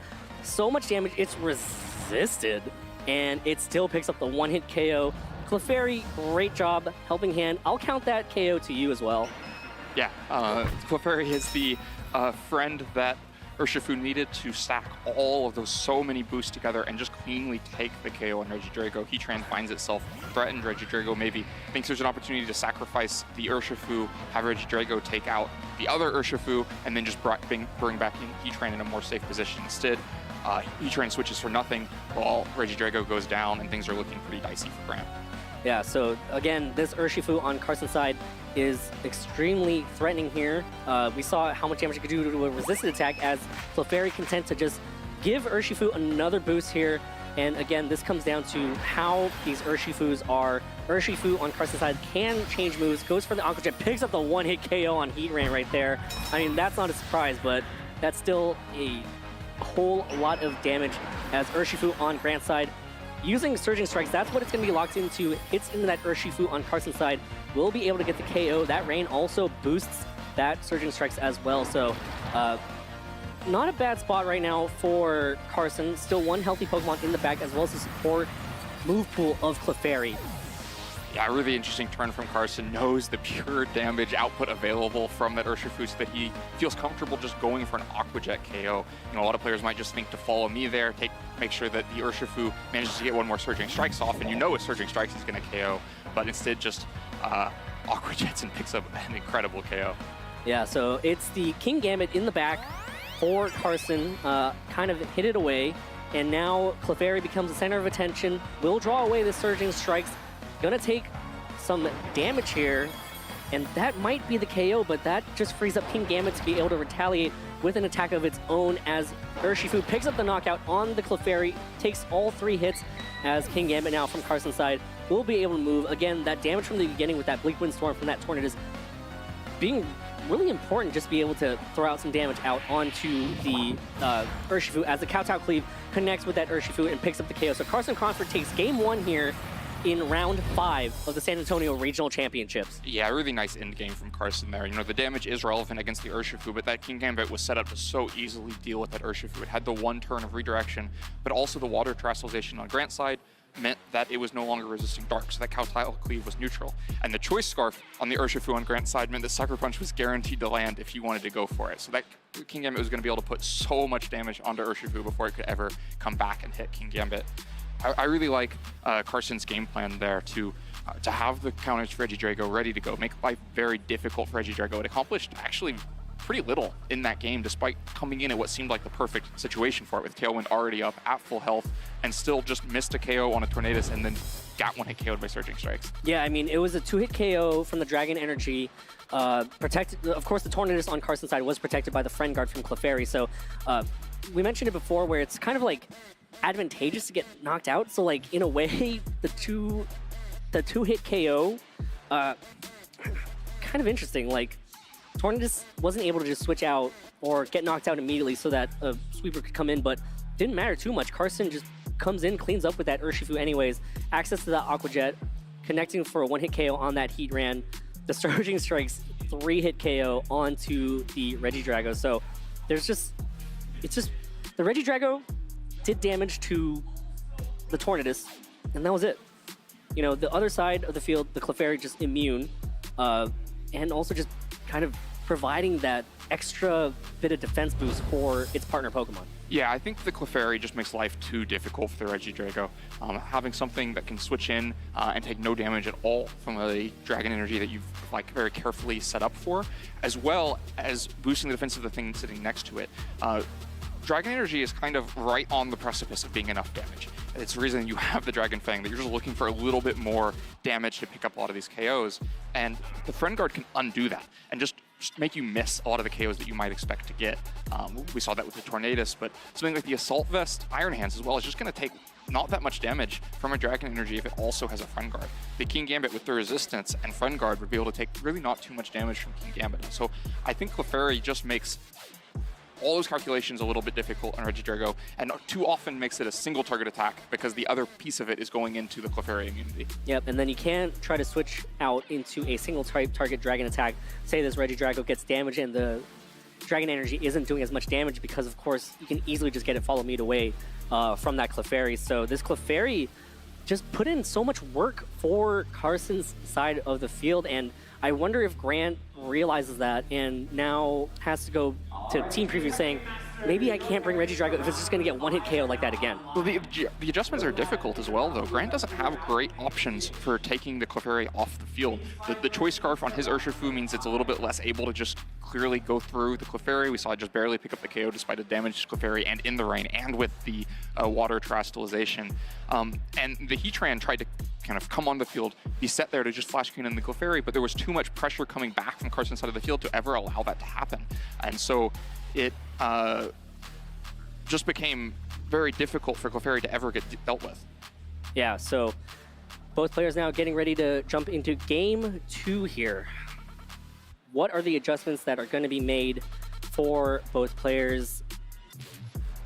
Regidrago, is it going to make a return appearance, or is it going to have to take a spot on the bench in order to allow Grant to have other options for offense? Yeah, the Pokemon I'd like to see from Grant's side is the Rillaboom. I think it's a Surging Strike's resistance. We saw how much damage Surging Strikes was doing. You want something that's going to be able to take it a little bit better. And the Grassy Glide means that you have an option to deal with a low health Urshifu on the other side of the field and maybe protect the Heatran. The Rillaboom and the Heatran together might be able enough to pressure both the Urshifu and the Clefairy and the Tornadus and start trying to like break apart Carson's team, almost playing in a more of a balanced style than kind of the pure offense that I'm sure Grant would love to play under. A nice balanced team, kind of just throwing together great Pokemon and adapting and playing around whatever other team that your opponent has. So both players right now getting ready to connect to jump into game 2 here. Again, Carson Confer really wants to do well at this tournament in order to secure his spot at the World Championships later on in 2024. Grant trying to pilot this Regidrago team to victory. Again, he's used this team 5 times, and it's about comfort with this team, and this is something that Grant knows that he'll have to adapt to, right? Yeah, absolutely, Grant. That's what you get out of comfort, is knowing when to use the different pieces of your team, knowing how to use them, knowing how to approach different matchups. Though, like we touched on before the game, this is probably not a matchup he's seen that much before. Carson's team, despite having a bunch of very common Pokemon on it, the exact combination of 6 is pretty uncommon. And it makes things more difficult for Grant because he's caught between 2 different places. The Regidrago, if it had just been we saw the Tornadus Urshifus light up against each other and the way that played out, and if that had been a more standard back 2 Pokemon behind the Tornadus and the Urshifu, that Regidrago might have just been set up to take 2 or 3, 4 KOs and go through the game, but instead it was the Kingambit and the Clefairy, and things just ground to a halt for Grant. And that's not something he's probably had to have much experience playing against and trying to solve. Yeah, so again, that Urshifu is going to be a threat for Grant, so Grant has to figure out the best way to get around that Urshifu to make sure that it just does not get so many knockouts like we saw before. Again, the Tornadus on Carson's side being able to provide so much support, Tailwind, Rain Dance, as well as be able to throw out some damage with that Bleak Wind Storm. So again, that we go back to why, I mean, this Tornadus and Urshifu, 2 of the best Pokemon in this format, and we see exactly why. They hit hard, and they also complement each other very well. Yeah, Tornadus is everything Urshifu needs, and you saw it in that last game. Tornadus really got so much done. The gambit of whether to just lose your Tornadus quickly or have it stay on the field and try to get more done was won by the side of 4 different Tornadus attacks. We saw the Bleak Wind Storm first that really chunked the Urshifu and Grant's side of the field. Then the matched Tailwind that meant it was staggered and gave Carson that opportunity later in the game where he had Tailwind and Grant didn't. Then I think one Bleak Wind that missed Heatran and didn't get anything done, but was putting pressure on Grant's side of the field.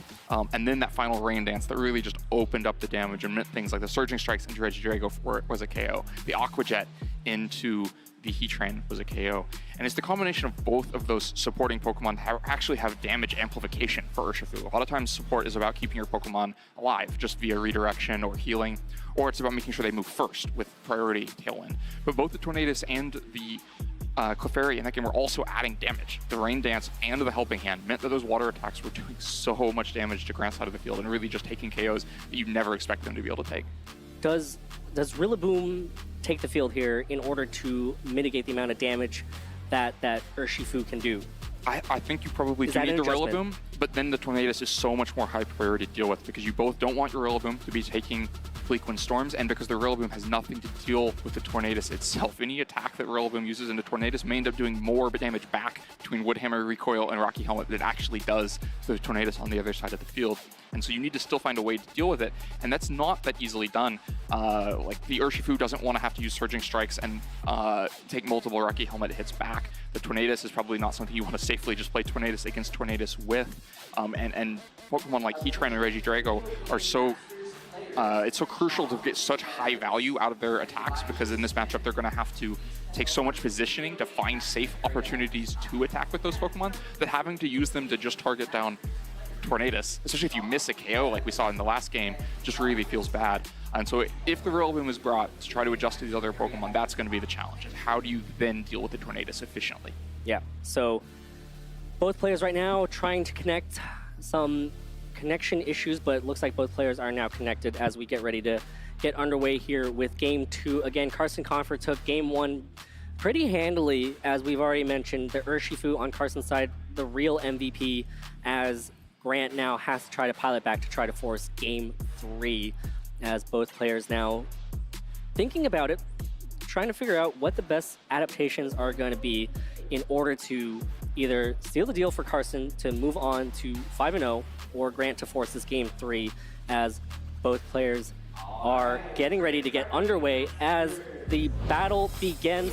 Tornadus and Regidrago for Grant's side of the field, and Ogerpon and Tornadus for Carson's side of the field. So changing up the leads here going into Game 2. Yeah, both players changing up the leads. Tornadus still on the field, but both Urshifus are nowhere to be seen. Regidrago hits the field immediately, maybe just looking to try to capitalize on Carson not leading King Gambit and Clefairy, and you either put Carson on the back foot to immediately bring those in or just get some damage off, whereas Ogerpon is immediately out on the field, maybe trying to find some of those other Pokemon on Grant's side and deal big damage before Urshifu still hits the field, because I have to imagine after how much work Urshifu put in for Carson in that last game, it's still going to be around there somewhere.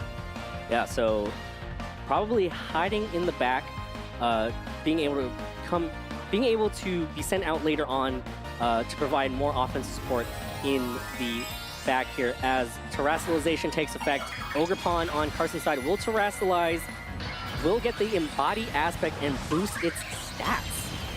Yeah, and so immediately a different gigantic damage threat from Carson's side of the field as the Embody aspect comes through, and now those are +1 boosted Terra Fire Ivy Cudgels that it's threatening. Tornadus on Carson's side uses Tailwind, blowing from behind his team, giving that speed boost as they match Tailwinds here. Grant following suit, using Tailwind as well. Ogerpon uses Ivy Cudgel, going to be big damage dealt out onto the field here. Connects onto the Regidrago. That does so much damage for a resisted attack. Does mitigate the amount of damage that Dragon Energy can do.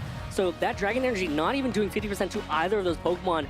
Big damage dealt down. You can see a lot of different things at play there. We talked about the fact that Regidrago is slower than a lot of the other Pokemon Tornadus normally supports, and that's why the Icy Wind is there on Grant's side of the field. So in some games, he might try to have opted for something like Protect and Tailwind, and then Icy Wind, and then you go for the Dragon Energy to try to get speed advantage. But because Carson can just switch to Clefairy and King Gambit at a moment's notice, you don't want to be just protecting the Regidrago while other threats to Regidrago come on the field, and so it opts to be a little more proactive, tries to just get the Dragon Energy immediately, but takes 50% ahead of time, and that's 50% damage mitigation on that Dragon Energy coming back, and so it just ends up doing not enough damage.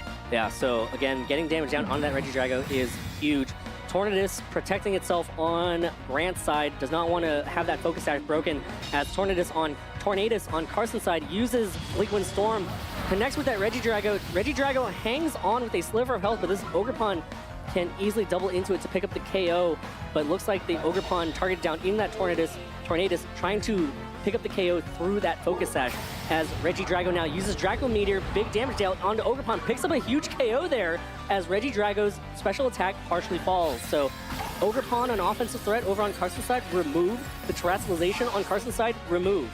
Yeah, really crucial turn there, I think, for Grant to stay alive in this game. Could have so easily gone wrong for him with Tornadus just going down while trying to attack, or if the Regidrago had gone down to that Bleak Wind Storm and gotten no damage back, but instead manages to take the Terrestrialized +1 boosted Ogerpon off of Carson's side of the field and make this a much better damage trade for him if he ends up losing Regidrago here.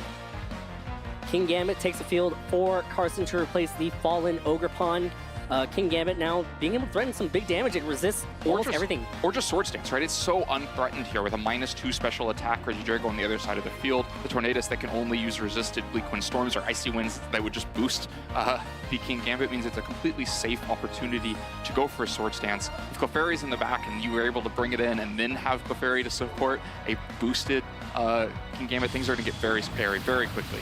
Tornadus on Grant's side uses Bleak Wind Storm, gets a speed drop on the Tornadus on Carson's side, as Tornadus on Carson's side retaliates with the Bleak Wind Storm, gets the KO onto the Regidrago, and lowers the speed over on the Tornadus on Grant's side of the field. Yeah, so Grant playing with fire a little bit there, fires the Bleak Wind Storm into the King Gambit, but doesn't get the speed drop, which would have resulted in an attack boost for the King Gambit, but also doesn't get the KO that he was probably after. The Tornadus stays around on the field and is able to get its own Bleak Wind Storm off in order to KO Regidrago. And now the Cowtail Cleave just comes in and picks up the KO on Tornadus, 2 Pokemon down for Grant. Yeah, so big turn right there from Carson, being able to pick up the KOs on the leads for Grant.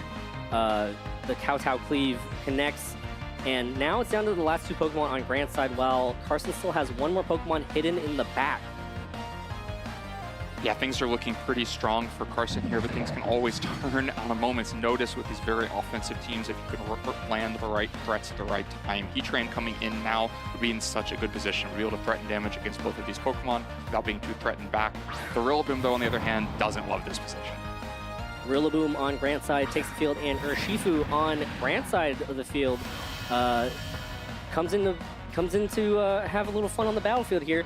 As you said it, Rillaboom not in the best spot, can easily take a potential Bleakwind Storm, but of course it has access to Fake Out, it has access to Grassy Glide right now. Might be able to get the KO on the Tornadus before Tornadus can do anything back. Yeah, I mean, I'm sure that's going to be high priority for Grant. A Bleakwind Storm landing into both of these Pokemon right now would be absolutely devastating for Grant. You're going to be pretty hesitant to click the Terrestrialization button on Urshifu because it would get rid of that Dark resistance, which may be pretty relevant with the King Gambit on the other side of the field. And so pretty important that this Tornadus does not get a Bleakwind Storm off, but of course they can still go for any of its mini support options. Sunny Day could really reduce the King Gambit's amount of threat from Surging Strikes, and of course Fake Out just mitigates this turn. Rillaboom connects the Fake Out onto the King Gambit as Urshifu on Grant's side gets KO on the Tornadus on Carson's side here. So King Gambit will flinch, and that is Tornadus on Carson's side off the field, as Carson now has to send out his last Pokemon in this battle. Yeah, so the Urshifu now locked into the Surging Strikes will not be able to switch moves the rest of the game. The Tornadus on Carson's side does try to sneak that Bleakwind Storm in instead of going for something with Prankster like the Sunny Day, and just instead gets outsped by the Choice Scarf Urshifu and knocked out. King Gambit may be a little more comfortable because it knows it's not close combat that was locked into on Urshifu's side of the field, but still will take a lot of damage from Surging Strikes. And of course, Urshifu doesn't love to see the Rillaboom on the other side of the field.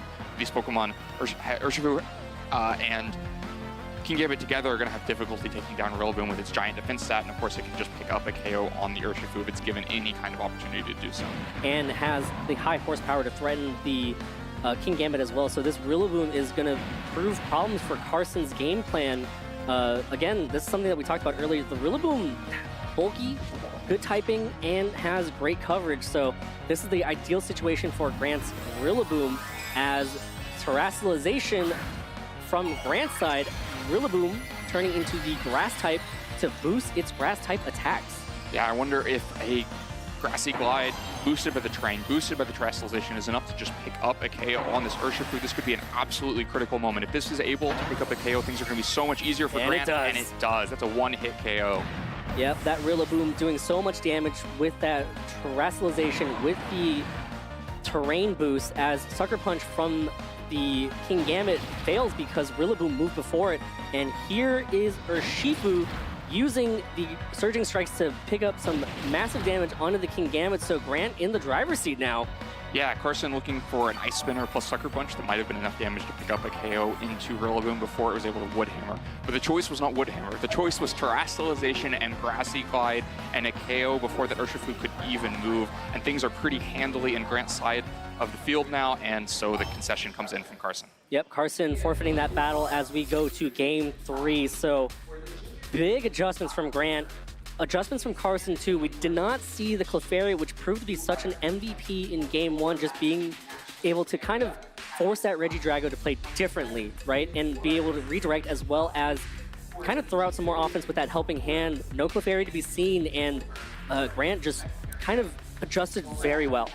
Yeah, I think Grant adjusted well. He also managed to sneak through a couple of very difficult positions. That Draco Meteor landing into Ogerpon was absolutely critical. If that Regidrago had just gone down, getting almost nothing done, Ogerpon stays on the field, then eventually Ogerpon may get to fight against Rillaboom. Rillaboom's gonna have a much more difficult time having an impact in that game if it can just take an Ivy Cudgel at any moment. And so getting some value out of that Regidrago because it's able to hang on, not get targeted by Ogerpon, and pick up the Draco Meteor KO really shifted how this game was playing. Yeah, so Carson will have to think about how to preserve that Ogerpon in case Grant brings that Rillaboom again, right? Ogerpon is such an offensive threat, being able to hit the Rillaboom for super effective damage as well as resist possible grassy glides, and just you have to play around it. You have to prepare for this grass terrestrialize, grassy glide Rillaboom.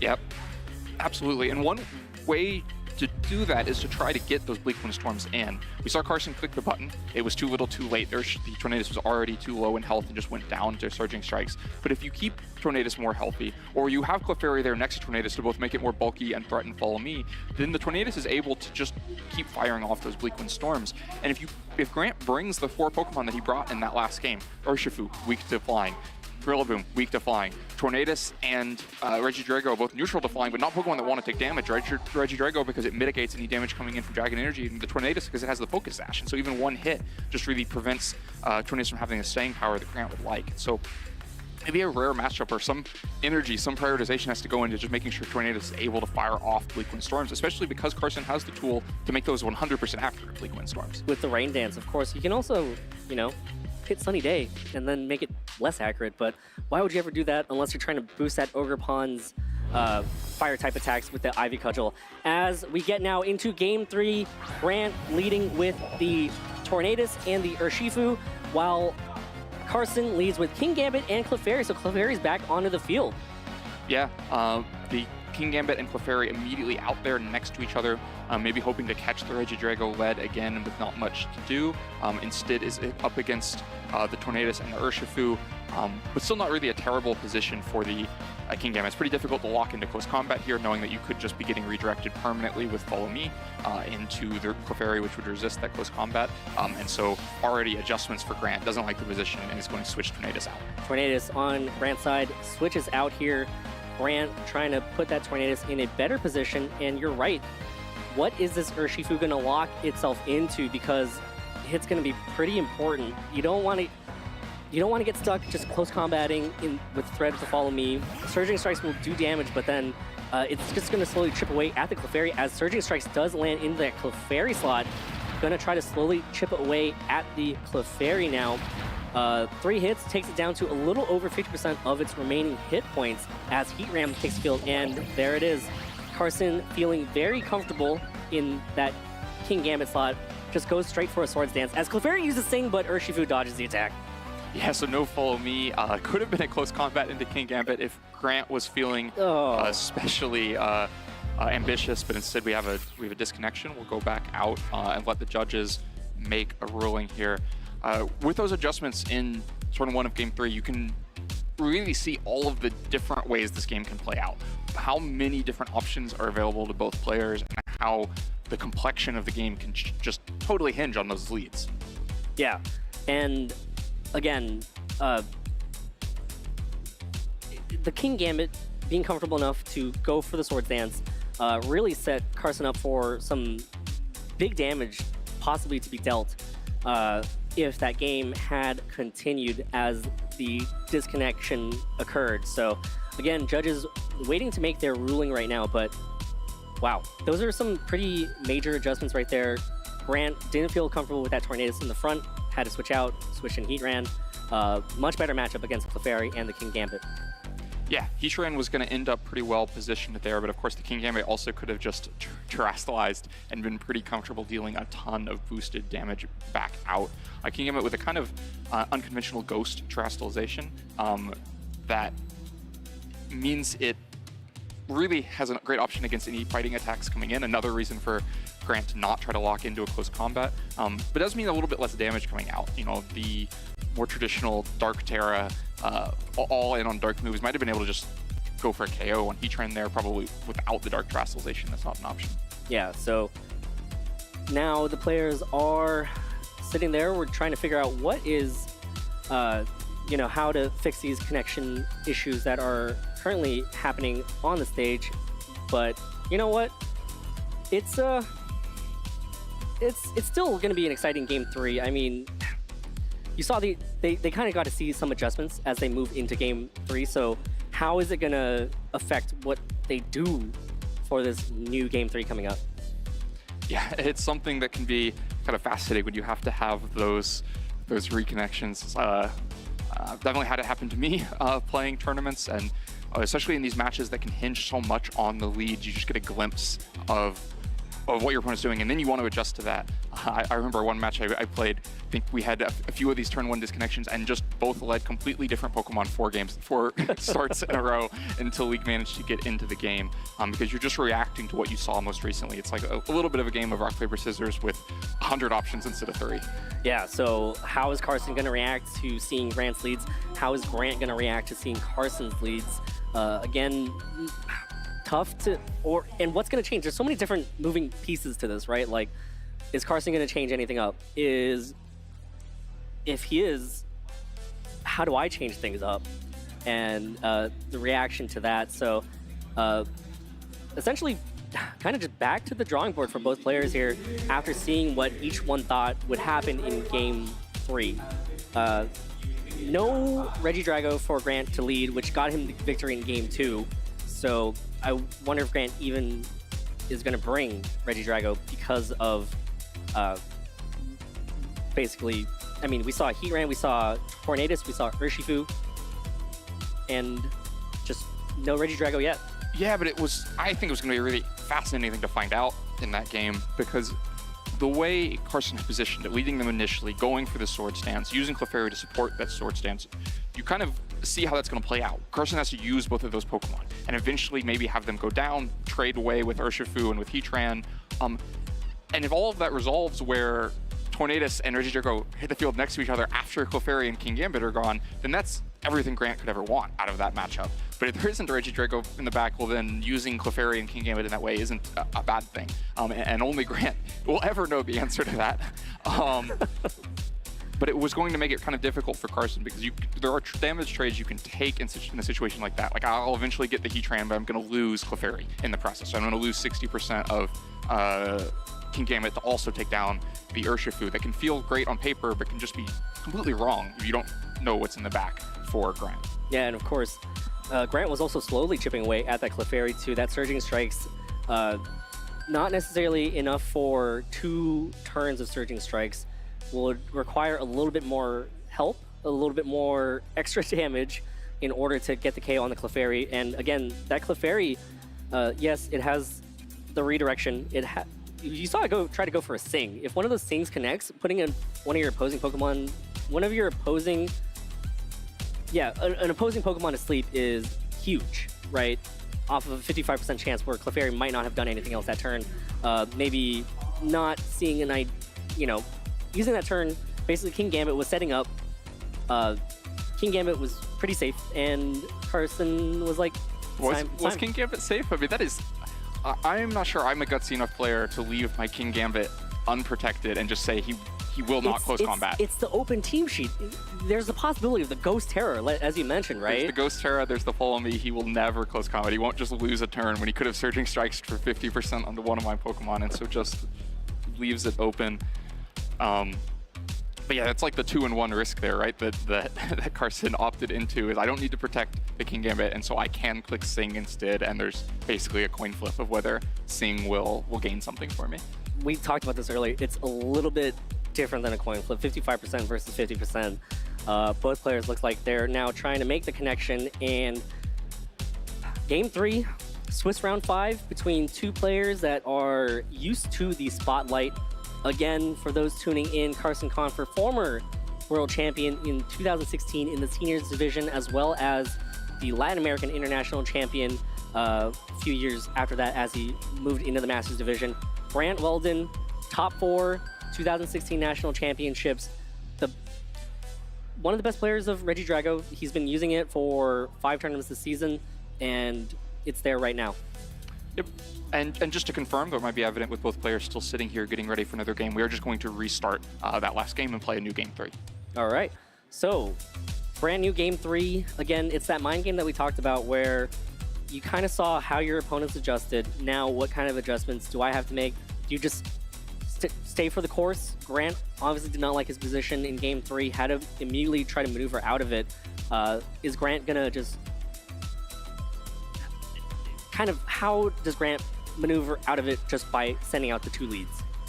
Yeah, I mean, I think it's such a difficult position. I think he'd actually played that one pretty well up before the disconnect. It seemed like a difficult lead. He got some damage out of the first turn just in exchange for a Swords Dance, and then had the Heatran come in at the moment where it was going to make things a little bit difficult for Carson, but not that difficult. Like, there were still going to be very easy damage trades for Carson, and so then it's not just the leads that matter, it's what that fourth Pokemon is. It's like, what do I want to have to try to close the game? If we resolved some kind of damage trading KO back and forth, what do I want as my ace in the hole? What do I want to try to close the game? Because there's a lot of different options for that slot. You can have the Rillaboom there to just go for a priority Grassy Glide and take a KO in the way that Grant won game 2, or you can have the Regidrago there to say, okay, you spent all of your counters to Regidrago and and now Regidrago is here. It's going to threaten so much damage and finally get its job done. We have word from the stage now that both players have come to an agreement where different leads will be used, an agreement between both the players. So different leads will be used, and how are they going to adjust now, knowing that the leads are going to be different? Yep, be back to the drawing board. Of course, it doesn't require different leads, just that they may have the flexibility to change. Yeah, if I was Carson, I don't know that I would try the King Gambit plus Clefairy lead again. I think it wasn't safe. I don't think it was playing out quite well enough in game 1. You didn't catch the Regidrago the way you wanted to. You're probably even less likely to catch the Regidrago this time. Or maybe you're more likely to catch the Regidrago. You never know how these things go. It's tough. Like, there's so many moving pieces as to what could be, like, sent out. Like, yeah, the Tornadus and Urshifu wasn't where Grant wanted to be, but now there's so many different options, right? Like, the Regidrago in game 2 got Grant some damage down onto the field early, despite the fact that it took a lot of damage already, but the Draco Meteor connected with the Ogerpon to get the KO after doing a little bit of damage from that Dragon Energy. So does Grant stick with it? I think Rillaboom's still going to be very important just to be able to kind of be a bulky presence on the field to deal with the King Gambit, to deal with the Urshifu. I think absolutely. It's a huge... Well, we mentioned after game 1 that it was probably the adjustment that needed to be made, but it's difficult to lead for the reason that I mentioned earlier, that Carson can prioritize getting a Bleak Windstorm onto Rillaboom if you lead it. And if you start to checklist through Grant's team, what to actually lead becomes pretty difficult. We haven't seen the Farigiraf. I don't think we'll ever see the Farigiraf. There just isn't a reason for it. So you're down to a 5 Pokemon team. If we say Rillaboom shouldn't be led because it's up against Tornadus most likely and doesn't want to have to fight that game. If you're worried about leading Regidrago because Carson has shown he's willing to just lead King Gambit and Clefairy and put you immediately on the back foot, you're checking off a lot of Pokemon. You can get kind of funneled into Tornadus and Urshifu or leading Heatran for the first time. Both players now getting ready to send out their leads. Both players now back in team preview as we get ready to get underway here. Swiss round 5, game 3, 1-1 between Carson Confer and Grant Weldon. So this has been a thrill to be able to cast because, I mean, there's so many mind games going on right now, and it's kind of like these gears in my mind are just like, what is going to happen? Who's going to do, like, how are things going to change? Yeah, so many options. I do think Carson just has more flexibility. More of the leads are viable, more completely different modes are viable. That probably means he should have the advantage. If we played this 100 times, Carson might have the right lead matchup, you know, a majority of those times. So we're not going to play it 100 times. We're going to play it one more time. And Grant just has to find the way into the game. Both players now connected. Both players have made their selection as we get ready to start. Both players getting ready to send out their leads here in game 3 of Swiss round 5. Grant leading with Urshifu and Rillaboom. Over on Carson's side, Iron Hands and King Gambit. Yeah, so something completely new. The Rillaboom, despite what I was saying, just lands itself on the field. Tornadus would love to be here right now. It would love to be thinking about a Bleak Windstorm, but it's not here. Instead, it's the King Gambit and the Iron Hands shown for the first time in this match. Iron Hands doesn't mind the position it's in. It's pretty bulky up against these Pokemon, can threaten Wild Charge back into the Urshifu. King Gambit maybe a little less comfortable here. These are not exactly the Pokemon that I'd like to fight against, especially if it needs to be preserved to deal with Regidrago in the end game. Yep, and there's no Intimidate on Grant's side, so this Iron Hands will just be able to continue to fire off Wild Charges at without threat of being intimidated. So full power wild charges from this Iron Hand. So both players do have access to fake out right now. Rillaboom on Grant's side with access to fake out, and Iron Hands with access to fake out.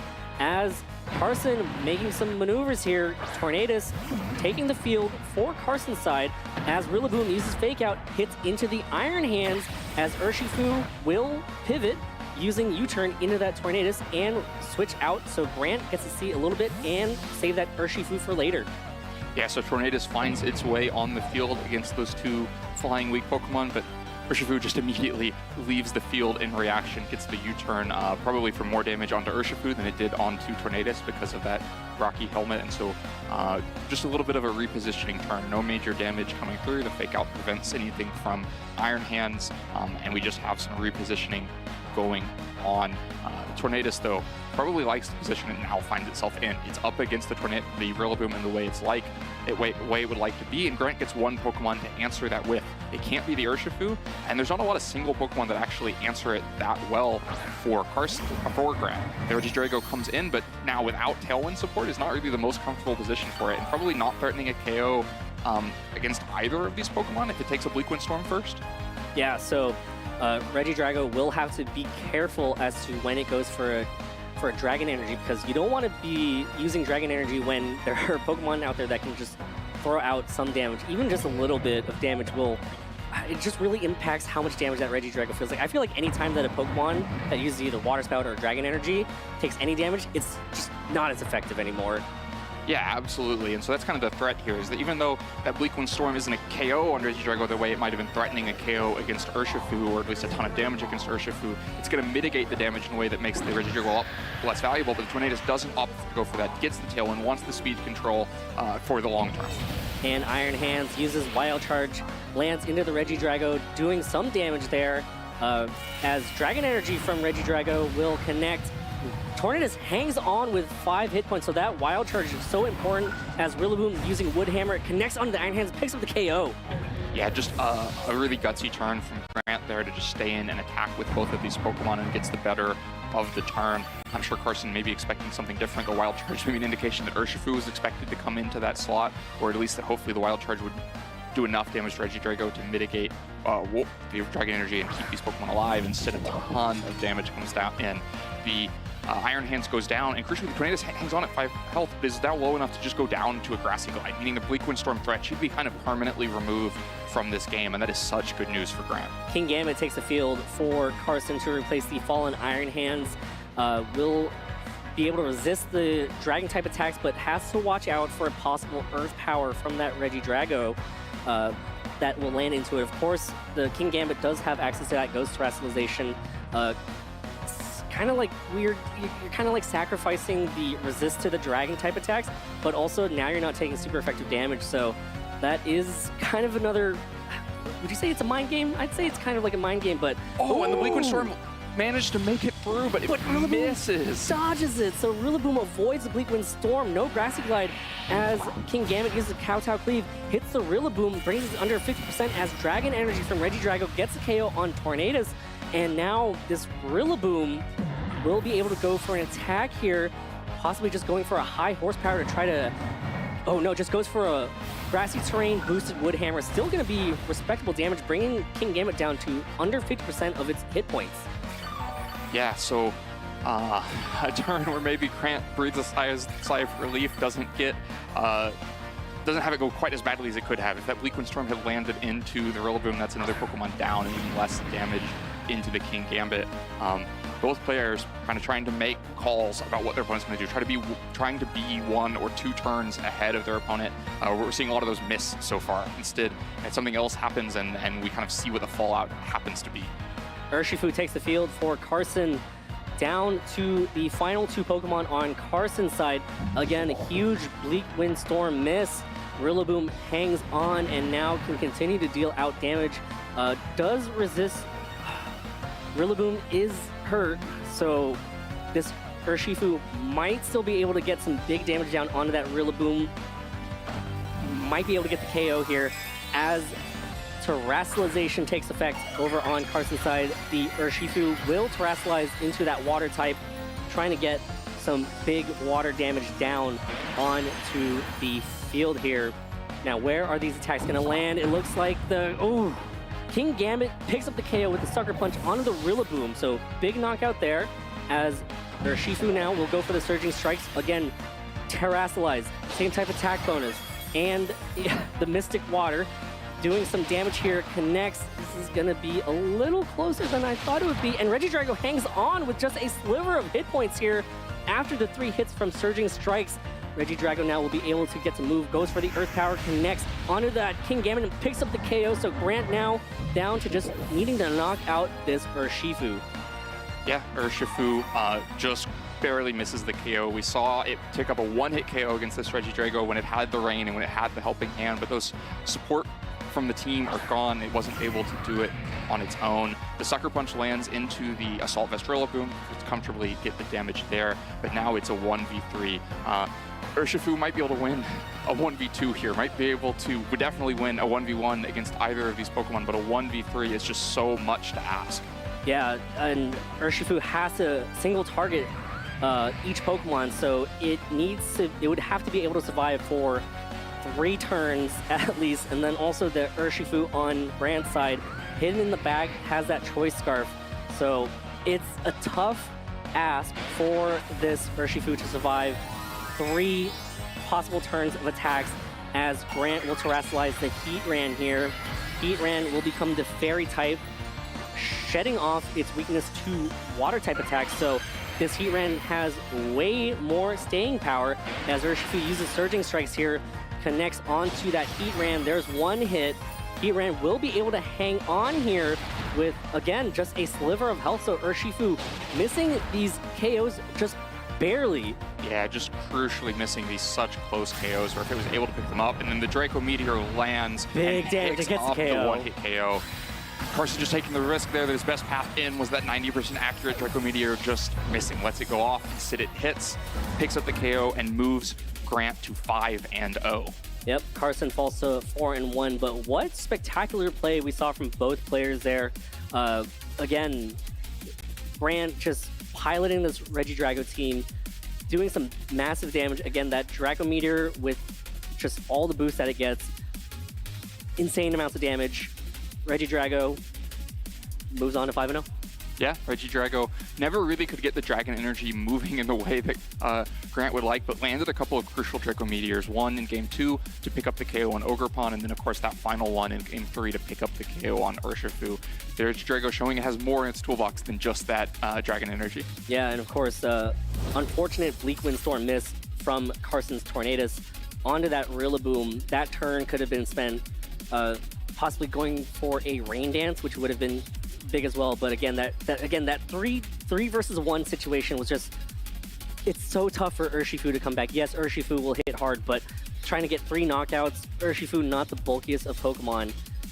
So well played by both trainers, and congratulations to Grant for moving on to 5-0. Yeah, just such a difficult in-game. So many options available for both players, both in the team preview and the way we talked about, but even as those games were playing out, lots of different options for where to target, what to prioritize, mysteries about what is the 4th Pokemon in the back. And so all of these really difficult decisions finally just barely going in Grant's favor. Yeah, so, wow, that was a round 5.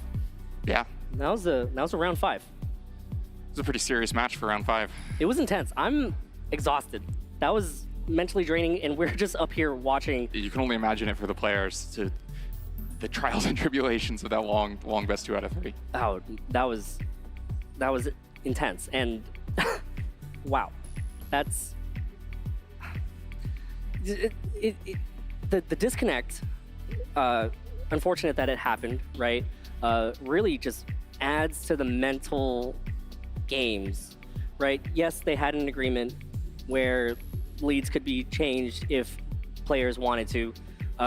So that's tough. That's tough. Yeah. Difficult to kind of re-cement yourself in the match as well. Right. To kind of just move past. Stop thinking about how that Game 3 might have gone. Stop thinking about exactly what leads have been led every time. You have this like 5-minute break there to kind of lose context from your thought process. It's difficult to come back and re-cement yourself in the game. And I thought both players did it pretty well. They were immediately kind of firing with lots of different options, trying to be one turn ahead of each other, and Grant just barely got the best of it. Yeah, so again, both players are players to watch.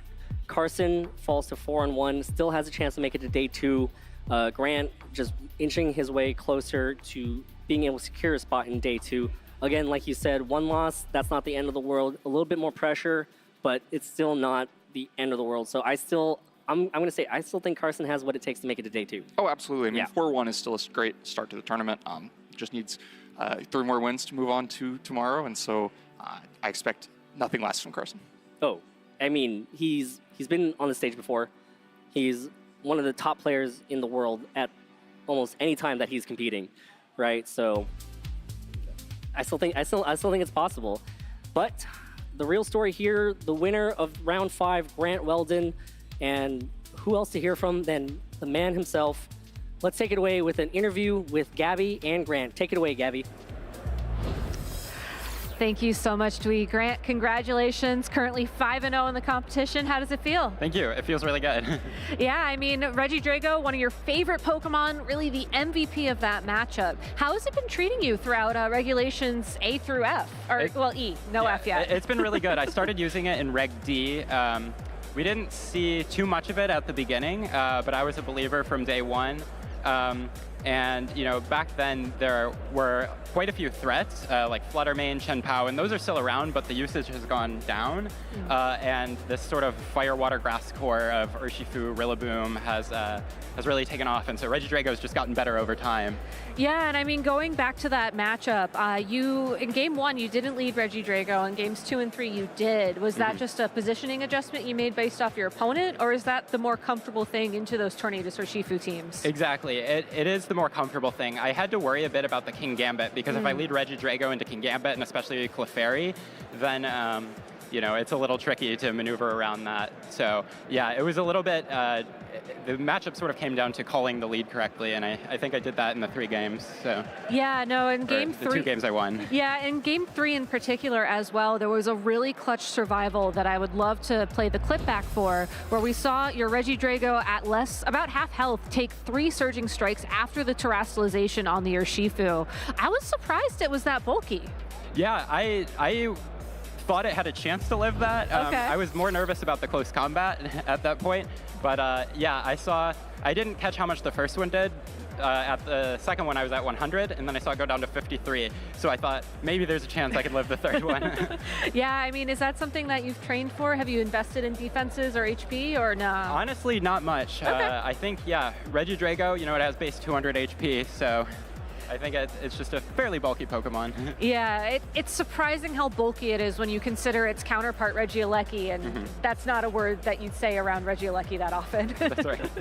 So the team's been doing you well. Did you make any adjustments coming into this event, or no? Yeah, so I've been sort of using some different Pokemon. So I originally had Goldengo, but I switched that for Heatran to have a better matchup into King Gambit. So I'm glad I was able to show that off a little in this match. Yeah, no, that was a really fun match to watch, and I'm really glad that y'all took us basically into round 6, as I think you got to go soon. But before you do, do you have any shout outs for anybody at home you'd like to pass along? Yeah, shout outs to my parents, shout outs to my girlfriend Claire, and shout outs to everyone who's helped me with the team. There are so many of them, especially Andrew Whitman and Chance Alexander. All right, well, thank you so much, Grant. Best of luck in the future rounds of the tournament, and casters, we'll throw it back to you. Thank you, Gabby. Regidrago believer. Yeah, it was great to hear Grant's perspective on that game, kind of what he was thinking about with those leads and that clutch survival from Regidrago. Yeah, and you know, he said it. He's been a believer since Regulation D, so that's good for him that he's still continuing to believe and use this Pokemon that he truly believes in. And you always love to see the stories like that, right? Yeah, absolutely. I'm curious to see if he continues to believe it in through Regulation F and on the rest of the season. Yep, of course. This is the last tournament using the Regulation E format. Taking a look at the rest of the 2024 season schedule. San Antonio, the last of the Regulation E format, as Portland next year, in the calendar year of 2024, going to be using the Regulation F. many more regional championships to follow that. You got Charlotte, you got Knoxville, you got Vancouver, you got the European International Championships held in London in April, and then back to more North American regional championships in Orlando, Indianapolis, Los Angeles, and then kind of that's the end of the season. Towards the end of the season with the North American International Championships in New Orleans, and of course the ultimate tournament of the year, the World Championships in Honolulu this year. Yeah, this season. I'm looking forward to a ton of these tournaments. They're going to be so much fun to watch from home, to play in. Yeah, I'm just so excited to see how the season plays out and continues to evolve as we get new regulations and new Pokemon. The DLC that just came out this week brought a lot of new tools that I'm so excited to see how they get introduced in just 3 weeks in Portland. Yeah, it's coming up.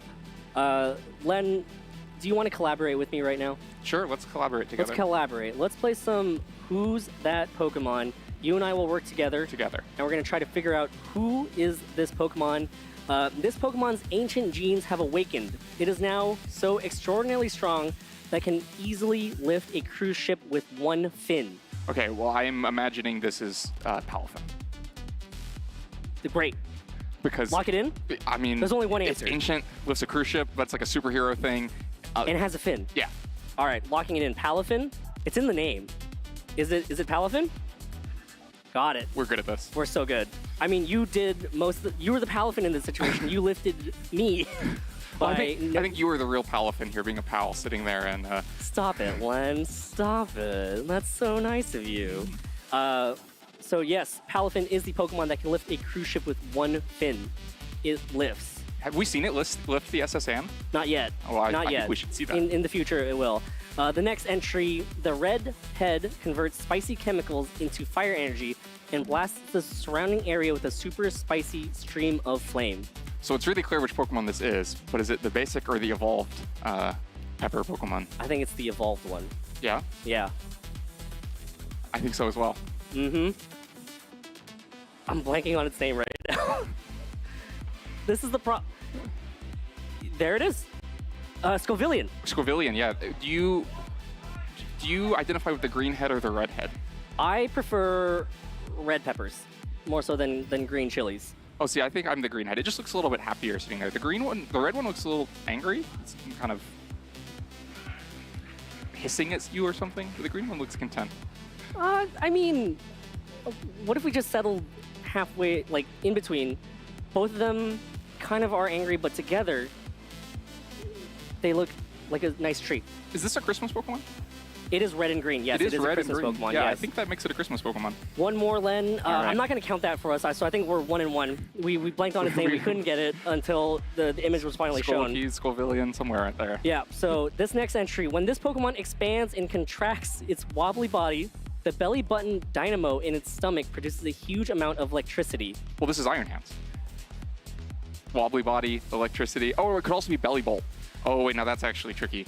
Is it Belly Bolt? It's probably Belly Bolt. I think it's Belly Bolt. Yeah. Yep. Locked in? Let's lock in Belly Bolt. Locked in Belly Bolt? We'll lock it in. It's not Iron Hands. Oh, good. We almost made a misstep there. It's okay. 2-1, that's not bad. 2-1, that's pretty good. That's a winning record. And we kind of knew what the second one was. Yeah.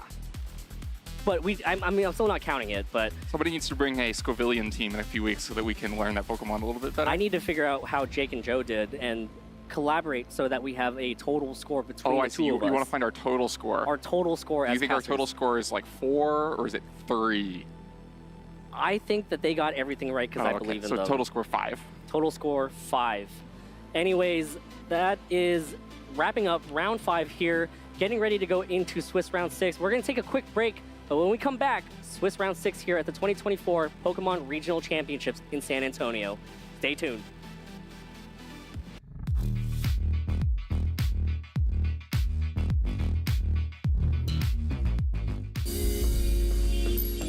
名前は海老沢空で、来たところは福岡県から来ました。Can it get through this one turn against the Amoonguss? This is the question. Does Amoonguss have the oomph in order to get the knockout here? It's only really got that Pollen Puff or the Clear Spell, but it gets the knockout. Sora Evisara is your 2023 Pokemon World Champion. 家族に恩を返せて観客の人も盛り上がっていたので、僕的にもとても嬉しかったです。主な選出を決めて、このポケモンはこのポケモンに有利だなっていうポケモンを、なるべく選んで使ってました。場所によるけど、行けたら頑張ってまたチャンピオンになりたいかと思います。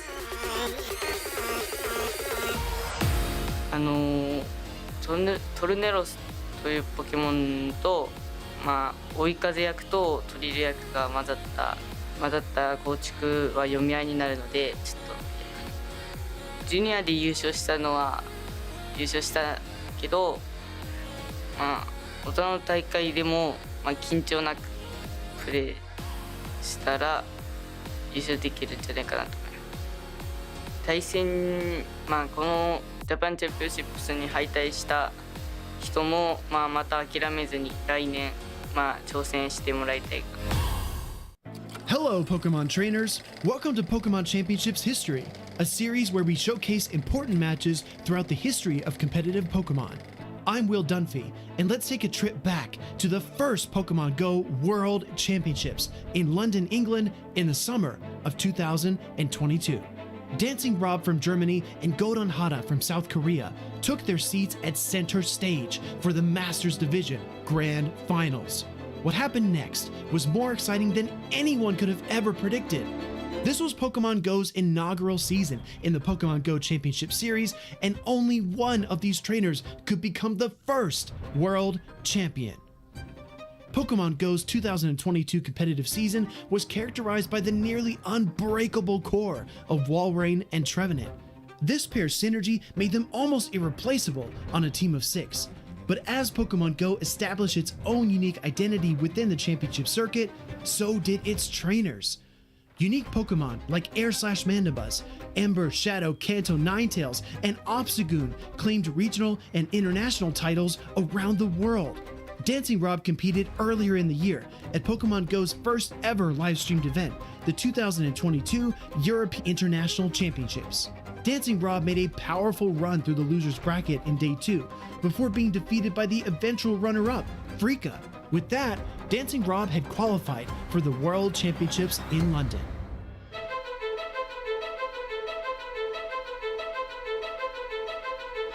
That August, the World Championships began. After a promising 2-0 start, Dancing Rob was defeated by Lurgan Rocket, Pokemon Go's first ever regional champion, in just the 3rd round. This loss set Dancing Rob down into the losers bracket. What happened next is something that may never happen again in competitive Pokemon Go. Dancing Rob would go on to win the next 7 rounds, including a rematch against the Liverpool regional champion, as he completely swept the losers bracket. With a combined record of 9-1 and everything on the line, Dancing Rob took the stage, head-to-head against Godon Hada for the Grand Finals. As a result of Pokemon Go's double elimination format, Dancing Rob needed to win not 1, but 2 best of 5s against his opponent to claim the championship. The Grand Finals began, and Dancing Rob's Alola Ninetales, Medicham, and Shadow Swampert secured him an early 2-0 lead. Then, Godon Hada and his Shadow Kanto Ninetales fought back. You have the opportunity to close this tournament out right here, and right now, you might as well just go for it. Godon Hada claimed victory in games 3 and 4 and tied the series 2-2. In Game 5, the world held its breath as the matchup between the final Pokemon on the field was decided by just a half-second Dragon Breath. Galarian Stunfisk gets to the rock slide first, and we have a bracket reset. Dancing Rob's Galarian Stunfisk reached the rock slide, and Dancing Rob had successfully forced the Grand Finals reset. In Game 1 of the Grand Finals reset, Godon Hada's Shadow Kanto Ninetales met Dancing Rob's Alola Ninetales in the lead. Game 1 belonged to Godon Hada, but Dancing Rob struck back in Games 2 and 3. Godon Hada would even the series yet again with a Game 4 victory. Now, tied 2-2, both trainers were just 1 game away from becoming the first Pokemon Go World Champion. Years of hard work, dedication, and practice boiled down to one final matchup. This is my moment. This is my opportunity. I'm going to seize this championship, this victory, this glory. This is it. This is my time to become the first champion. And we are queued up here for a decisive game number 5. Dancing Rob and Godon Hada's decisive battle began, and Dragon, Steel, Fire, and Ice attacks erupted from the field. Dancing Rob positioned his Alola Ninetales to overcome Godon Hada's Shadow Kanto Ninetales, and the crowd roared as Dancing Rob finally defeated Godon Hada. History was made. Dancing Rob had just become the first ever Pokemon Go World Champion. Dancing Rob is proof that you need hard work, determination, and belief in yourself to become the best. Thank you so much for watching, and let us know some of your favorite moments in Pokemon Go history by using the hashtag #PlayPokemon. Welcome back, Pokemon trainers. We are here officially second half of the day. Still got a lot of action to go at day 1 of the San Antonio Regional Championships, and I am Joe Brown, as we see the crowd out there, joined by Jake Muller for our round 6 coverage here at San Antonio in the Masters Division. There's a lot of great trainers as we see in the venue. Thousands and thousands of players. It's a pretty big venue. You could get lost if you're coming in the wrong direction. We heard, from not from experience. I had a friend who got lost. A friend named Joe Brown. I had a friend who got lost in trying to find the correct entrance yesterday. But anyway, Jake, we just got to watch the last 2 matches, the last 2 rounds, I should say, that Dewey and Len were on, and I think even though the metagame is pretty well defined, it still is like there's still some variance, like what we saw with the Heat Train being able to Terrasilize back into the Fairy typing, and then Draco, the Draco actually resisting and hanging on through the 3 surging strikes that Grant had. Like it was a pretty fun match. Yeah, we've seen we do see a lot of the same stuff. We see some of the same Pokemon used differently. Like we saw the Ice Spinner Urshifu from Carson, not something we see super often. And we've seen like Fairy Heatran, we've seen Grass Heatran, 2 of the different types that I know you've been talking a lot about is the Grass type Heatran. And so it's cool to see these final metagame adjustments, the final metagame comfort picks, like everything that everyone's been using for the past few months, kind of culminating in this last final event. Definitely, for sure. And let's check out those Swiss standings as we head into round 6 right now. So you can see some of our trainers that we've showcased here. Raghav Malavia, the #1 seed right now, of course tied with a bunch of other people at 5-0, but you can see at least 16 players are still undefeated. I mean, that's exactly where you want to be, right? You've played 5 rounds, you've won them all. You've set yourself up very well, not only to make it to day 2 with those 7 wins, but to potentially even go further. Again, those records do carry over from day 1 to day 2 in our final Swiss rounds tomorrow morning. And so if you can get to those 8 or even 9 wins, going 9-0 today, you are in a much better position come the top 8 cut after the end of Swiss tomorrow. And instead of just the top trainers so far through 5 rounds, let's look at some of our notable matchups going into this 6th round. You can see some of those there on the bottom, especially Aaron Zhang, currently 5-0, but the match that we're going to showcase here in round 6, Jake, Ian Holdman versus Jeremy Parsons. I'm very excited for this match. We're going to get some really cool teams from both of these trainers. But before we get to them, again, we have a few matches between our 5-0 players. Raghav playing Ellen Martinez, Alberto Lara versus Joe Castayola, and Dewey C versus Arsal Puri. And I believe, Joe, that Aaron is 5-0 like you said, but Connor is 4-1. So a pair down there for Aaron. But again, bound to be a great match, of course, with the one we are showcasing between Ian and Jeremy as well. Yeah, I think I saw earlier I think somebody posted online that because Aaron had faced Zach Jogcamp earlier, right? Yes. And they've been playing literally forever, as long as the game has been out. And it was the first time they had ever been paired against each other in Swiss. Really? In all of these years. That's shocking, especially back in like the black and white days of the smaller tournaments. Never? That's what the internet says. And what I've heard, the internet never lies. No, never. Why would it? That's really cool, though. That's a fun story. Well, something else that's really cool is what Ian Holdman has on his team, which is the Galarian Zapdos. Yeah. So that's a Pokemon, obviously a Sword and Shield, Galarian variant of the legendary birds there, but not a very popular Pokemon as we see these trainers getting ready on stage. I would go even further beyond not very popular and call it kind of unheard of. It's just never something that's been used. It has Defiant, which is really good. It's a fantastic ability. It's, one of the big reasons King Gambit is so good, and I guess it's a Defiant Pokemon that kind of stomps on King Gambit because it is that fighting type.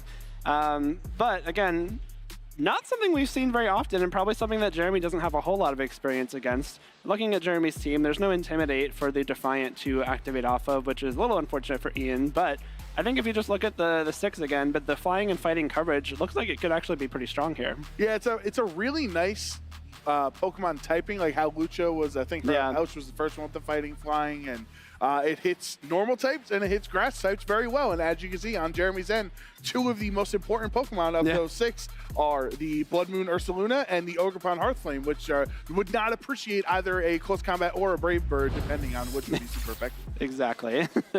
It's cool, though. I mean, looking at the rest of their teams, too, we have a Farigiraf Mirror, which I don't think is something we've seen too often. Both of them making use of that Armor Tail ability to block priority moves, which is a big deal in this metagame. We have so many Fake Outs, Sucker Punches, Extreme Speeds, Aqua Jets, all this good stuff. And Armor Tail is great for that. Next to the Farigiraf, on Ian's side, again, we have the Galarian Zapdos, we have the Ogerpon Wellspring form, Heatran, Roaring Moon, and Fluttermane. So beyond the Galarian Zapdos, kind of a more standard team on Ian's end. But again, you kind of have to look at that and think, okay, how am I going to use this? Cool niche pick. A lot of trainers probably don't have a lot of experience against it, and how can I catch them off guard with it? I think there's definitely a world that Galarian Zapdos is just Landorus with Choice Scarf, and you're like, oh, okay, I understand this team. But the Galarian Zapdos is a pretty fast Pokemon, so when you give it the Choice Scarf, it's even faster than those other potentially Scarf Pokemon like an Urshifu or a Landorus or somebody else. So you have the jump on them at least. But if you're running up against a potential Trick Room team that Jeremy has Blood Moon Ursaluna on the other side, and Farigiraf sets up the Trick Room as well, you might not need that Choice Scarf. Yeah, Choice Scarf would come in actually as a detriment in this case when Trick Room goes up. Looking at Jeremy's team on screen, we have the Hearthflame Ogerpon, the Fluttermane, Farigiraf, Ursaluna Blood Moon, Iron Hands, and Single Strike Urshifu, the Dark type, with the Wicked Blow. And I think if Jeremy does get Trick Room up, kind of like you said, Joe, it might be a little difficult for Ian to operate, but Ian's Farigiraf is also carrying the Imprisoned Trick Room combo, so one thing that could try to stop Jeremy in his tracks. I really want to point out the Energy Ball on Fluttermane, though. It's a Terra Grass, Icy Wind, Moonblast, Energy Ball, Protect Fluttermane, so no Ghost move. There, it might be important. That's a pretty cool tech. I know back in Regulation D, there were a lot of Terra Grass Fluttermanes out there because they were so terrified of Amoonguss with Rage Powder and Spore and whatnot. But that's definitely fallen off the wayside. I think also this Terra Normal Blood Moon Ursaluna strategy is the simpler option, where I think a lot of people have opted for Terra Fairy, but not going to see that in this matchup. So let's get started. Round 6. Jeremy Parson and Ian Holdman. Jeremy having Ogerpon Hearthflame and a Fluttermane on his end, and then Ian Holdman having the Fluttermane and then Ogerpon of his own. So the matching Fluttermane Ogerpon leads. I think you maybe give an edge to the Water type, just because it has over the Fire type and the special defense boost to be terrestrialized, but pretty neutral lead overall, I would say, between these two trainers. I think at this point, if you want to try and get some big damage off right off the bat, you have the option if you are Ian, especially with the Specs Fluttermane giving the advantage over the Booster Energy Fluttermane on Jeremy's side. Yeah, this should be pretty important. Obviously, as of right now, the two Ogerpons would be hitting each other neutrally as the Fire Grass and then the Water Grass would even out. But if they were to terrestrialize, then obviously the Water typing would then take over the advantage. So on Jeremy's end, the Icy Winds could end up being crucial in this scenario. But for now, not going to click Icy Wind, just going for Protect on turn 1. Jeremy also clicking the Spiky Shield on his end there, so no attacks from either of his two Pokemon. There is the Shadow Ball going towards the other Fluttermane on the other side, and then it's up to Ogerpon Hearthflame. Or was this a double target, or no? They were just kind of like splitting their moves up. I think it makes sense, especially considering the Fluttermane on Ian's end is holding the Choice Specs. Giving yourself the option to double Protect means that you scout out what it locks into, and then you can plan the rest of your turns accordingly. That's kind of a bit of an edge that Jeremy has right now. You lose the damage from the specs if you're not running it on your own Flutter Mane, but you have a lot more flexibility while carrying that Protect. And that just means that, you know, going forward the next couple turns, much easier for Jeremy to make a game plan here, whereas Ian now is a little bit more limited, is locked into an attack on this Flutter Mane, the Shadow Ball that it did select on the following turn, and can no longer opt to go for something like a Moonblast or Dazzling Gleam. Yeah, it's definitely in this spot. That Protect was actually very valuable because you got so much information out of it. No Terra, though. Not going to opt out of that Ghost weakness. Instead, just going for the Icy Wind. Luckily, landing onto both of Ian's Pokemon, meaning Ogerpon Heartflame will outspeed, and the Ivy Cudgel takes care of the rest. Flutter Mane is down. Ian is not going to be able to use that choice specs boosted damage to his benefit. And Ivy Cudgel in response on Jeremy's end, no crit means no KO. That's a really nice play. That's the benefit of using that speed boosting Flutter Mane, is that you have the Icy Wind. You can ensure that your Ogerpon outspeeds the opposing Flutter Mane, and no, you know, big choice spec Shadow Ball goes off. And also the Heatran comes in, is threatened by the Ivy Cudgel from the Ogerpon because it does have Mold Breaker, like you pointed out earlier, Joe. So there is no avoiding that fire type Ivy Cudgel with the Flash Fire thanks to Mold Breaker. So this Heatran does have to be a little bit worried. Again, the Flutter Mane doesn't have a Ghost move. Anything that Flutter Mane throws at Heatran will kind of just bounce right off. I think everything is actually double resisted, which is kind of funny. But there is, again, this Ogerpon staring it down, and a big Ivy Cudgel is a big deal right here. And the Flutter Mane, I should say, has kind of done its job a little bit. It got rid of the other, the other Flutter Mane on the other side by lowering its speed. Naturally, Heatran is going to be slower than both of Jeremy's Pokemon, so he shouldn't really be in a position where he's too worried about the speed tiers right now. But Jeremy's just going to play it safe yet again with the Protect and Spiky Shield on his side. There's not really anything wrong with this. Like, there's no scouting of choice moves at this point, but there is scouting of possible protects. So if you do have to worry about possible, like, protect on Heatran attack with Ogerpon or vice versa, now that is something that Jeremy can take advantage of. Ian did not protect either one, though, so there's still an option for both Pokemon, and Jeremy does still have the option to go for maybe another Icy Wind, get some speed drops going, even just some damage on Flutter Mane, like the Moonblast, even though it's not boosted by a Life Orb, a Choice Specs, a Booster Energy. Still nothing you really want to be taking if you don't have to. And so a combination of, say, a Moonblast and an Ivy Cudgel possibly into the Ogerpon on Ian's side could be enough for KO. So Jeremy, I think, still in a more flexible position here, given that he does have speed advantages. I think that's the main thing to worry about right now. Right, and his Ogerpon, which is already under half of its HP, obviously is in a tough spot, but since you have the speed advantage, you know that as long as you can get an Ivy Cudgel, you can do a lot of work. Ogerpon Wellspring on Ian's end will just follow me and redirect. Can't redirect Icy Wind, however, as that will connect onto both of Ian's Pokemon and lower their speeds by 1 stage apiece. Obviously, Ogerpon had Wellspring is now -2, so it's super duper slow, and it gets knocked out by that Ivy Cudgel. So that's a neutral Ivy Cudgel. It's not like it, there's no Life Orb, there's no terrestrialization for an attack boost or anything. That Wellspring just got taken out, as does Hearthflame in response to the Heat Wave. That's big damage from Ivy Cudgel. I might have expected it to survive, especially because Icy Wind didn't do a whole lot of damage on its own, but that's a really big turn for Jeremy. Again, the Pokemon advantage is now 2-3 in Jeremy's favor. Ian can no longer switch anything out, which it gets to be a big deal. Like, a lot of the times when you're trying to scout possibility for, like, protects or swaps or anything like that, knowing how many Pokemon your opponent has left is really nice, because that just limits their options. And now that Jeremy has 3 and Ian just has 2, we see the Urshifu coming in, and this is actually a really nice spot for Urshifu to be in. You have the access to the Dark-type Wicked Blow, the Fighting-type Close Combat, either of which will do big damage to either Pokemon on Ian's end.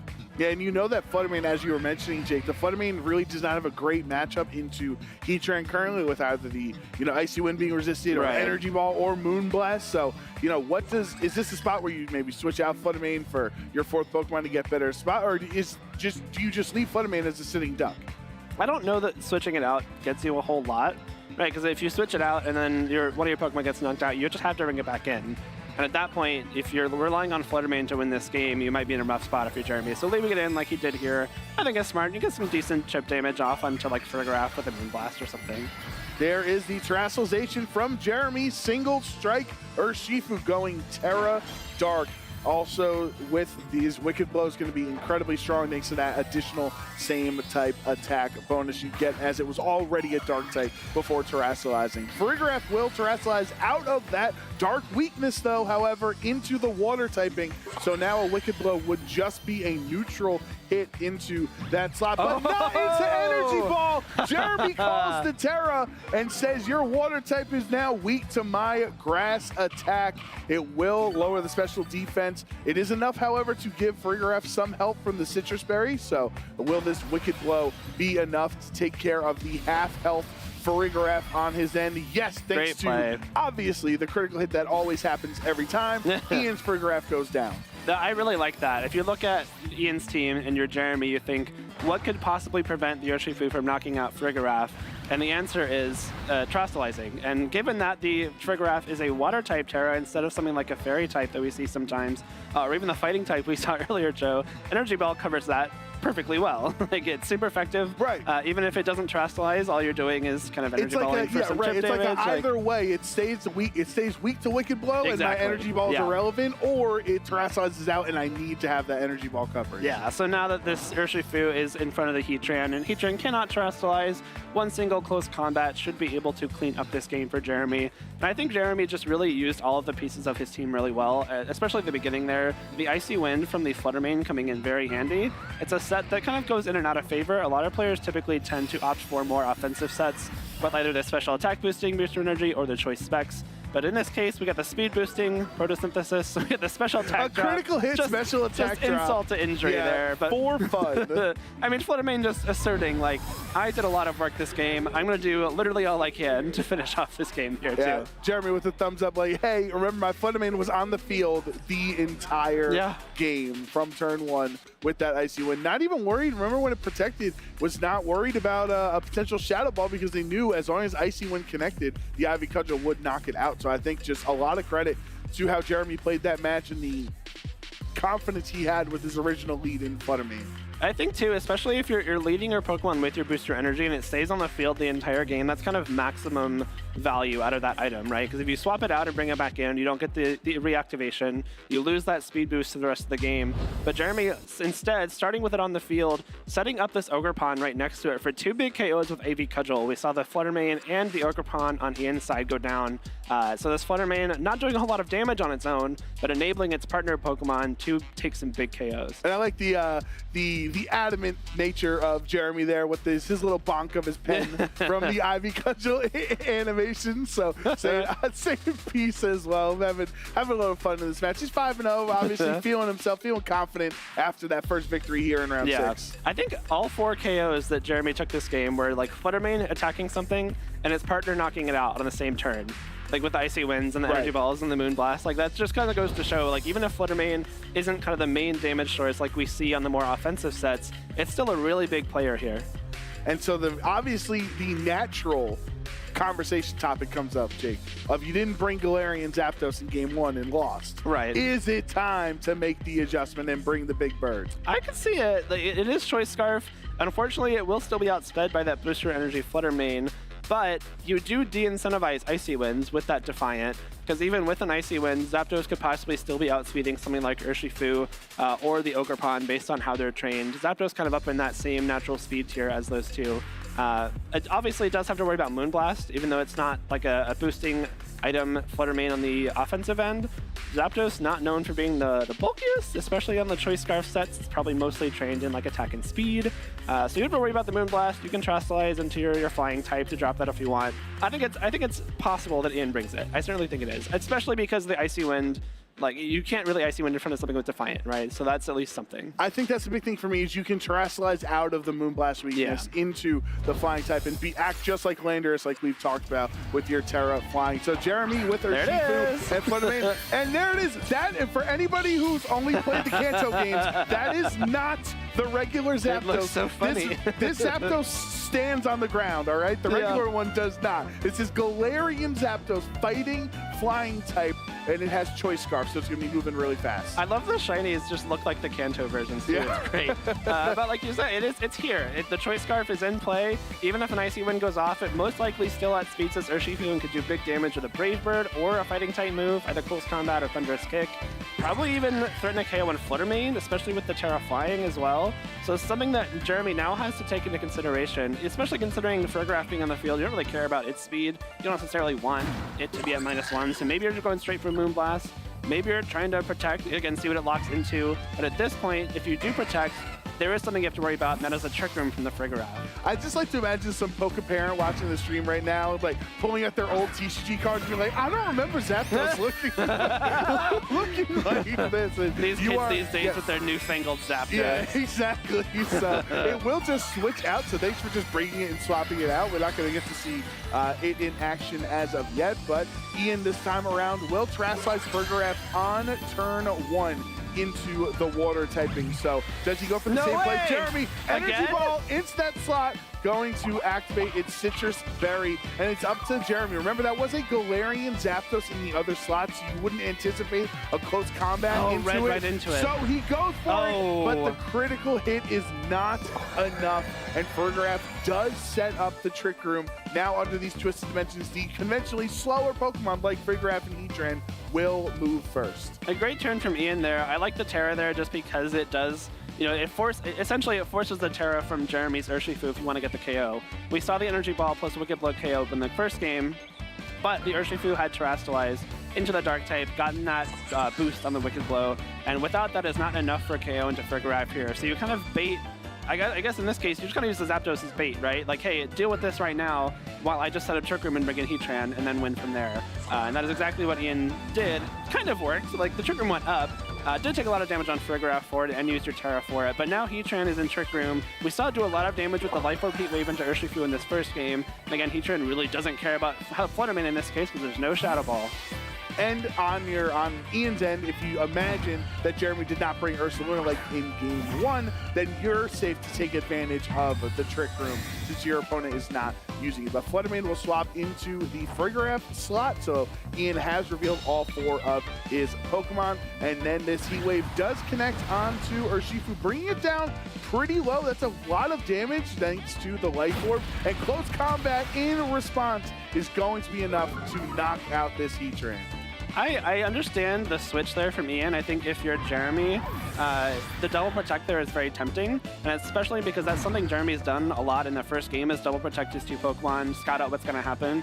Double Protect in Trick Room to stall out turns is a very common thing. So if you're Ian, you kind of want to take advantage of, you know, you don't want to make it a dead turn, right? If Jeremy Double Protects there and you're just attacking twice, nothing happens. But if Jeremy Double Protects and you switch in Flutter Mane, you gain something out of that turn, which is, it's good. That's exactly what you want. Unfortunately now, that means that you did lose the Heatran, for some damage on Urshifu, you got that trade-off, and now the Zapdos comes back in. Not known for being very bulky, but actually comes in handy here because the Urshifu doesn't have anything that can really damage Zapdos.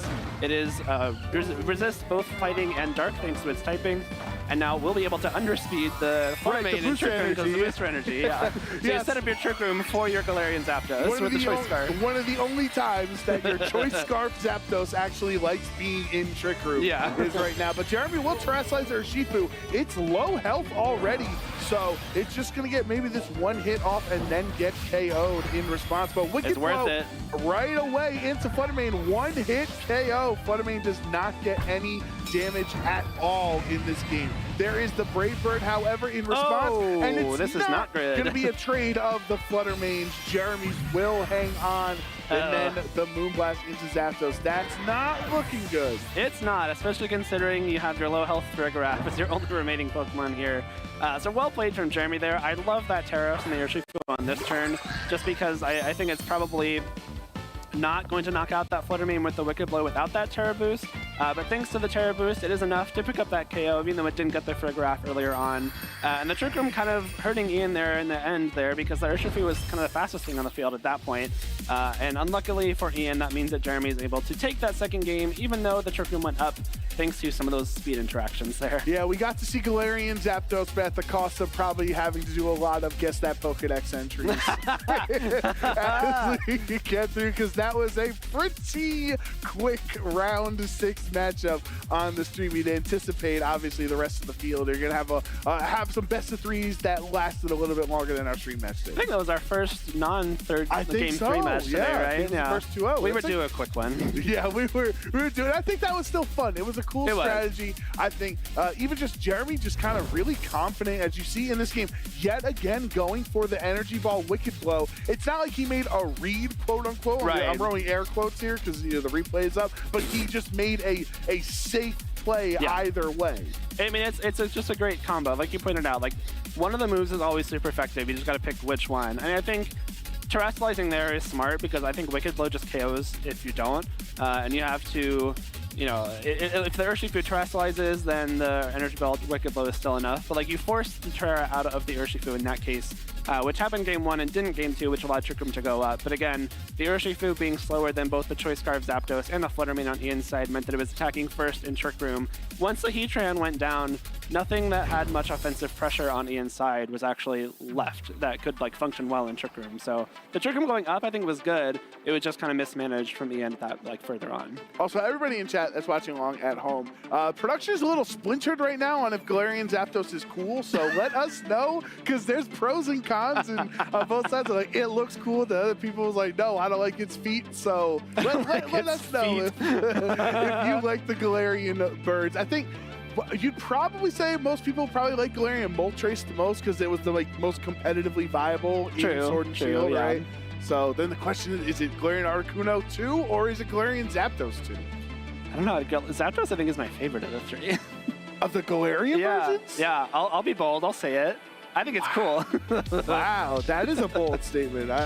That's what we have here for, Jake. That's true, just to give the spicy takes. You're almost as bold as Jeremy in some of his plays. You know, he's like just using the pen for the Ivy Cudgel for the drop and, calling the terrestrializations and everything. So, I don't know. I think I would say under the original trio, Zapdos is top tier. Oh, He's number 1. Team instinct all the way. Yeah, exactly. But under the Galarian bird trio, I think.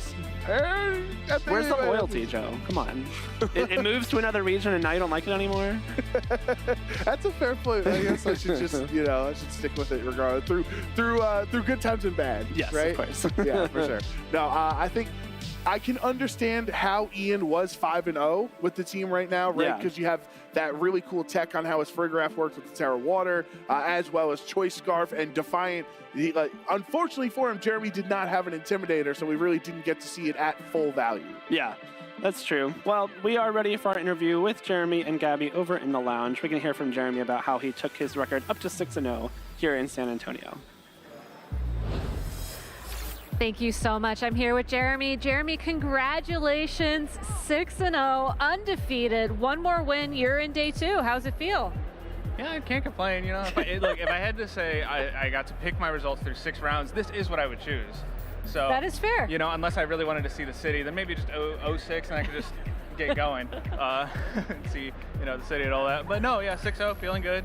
Teams felt great. As you saw there, it was kind of like an example of how the team really just shreds some matchups. He really didn't have much he could do about it, and especially if I was going to be aggressive with making plays towards his Frigoraph, he really didn't have much of a line there to do anything. Yeah, I mean, that was one thing I noticed actually during team preview. You had Ursaluna and then you had the Frigoraph to support it. I know a lot of people have been running Ursaluna with Cresselia. Maybe there's some like moon synergy there or something, I don't know. What made Frigoraph stand out more to you? All right, so leading up to the event, I was like, Crest Luna, this is it.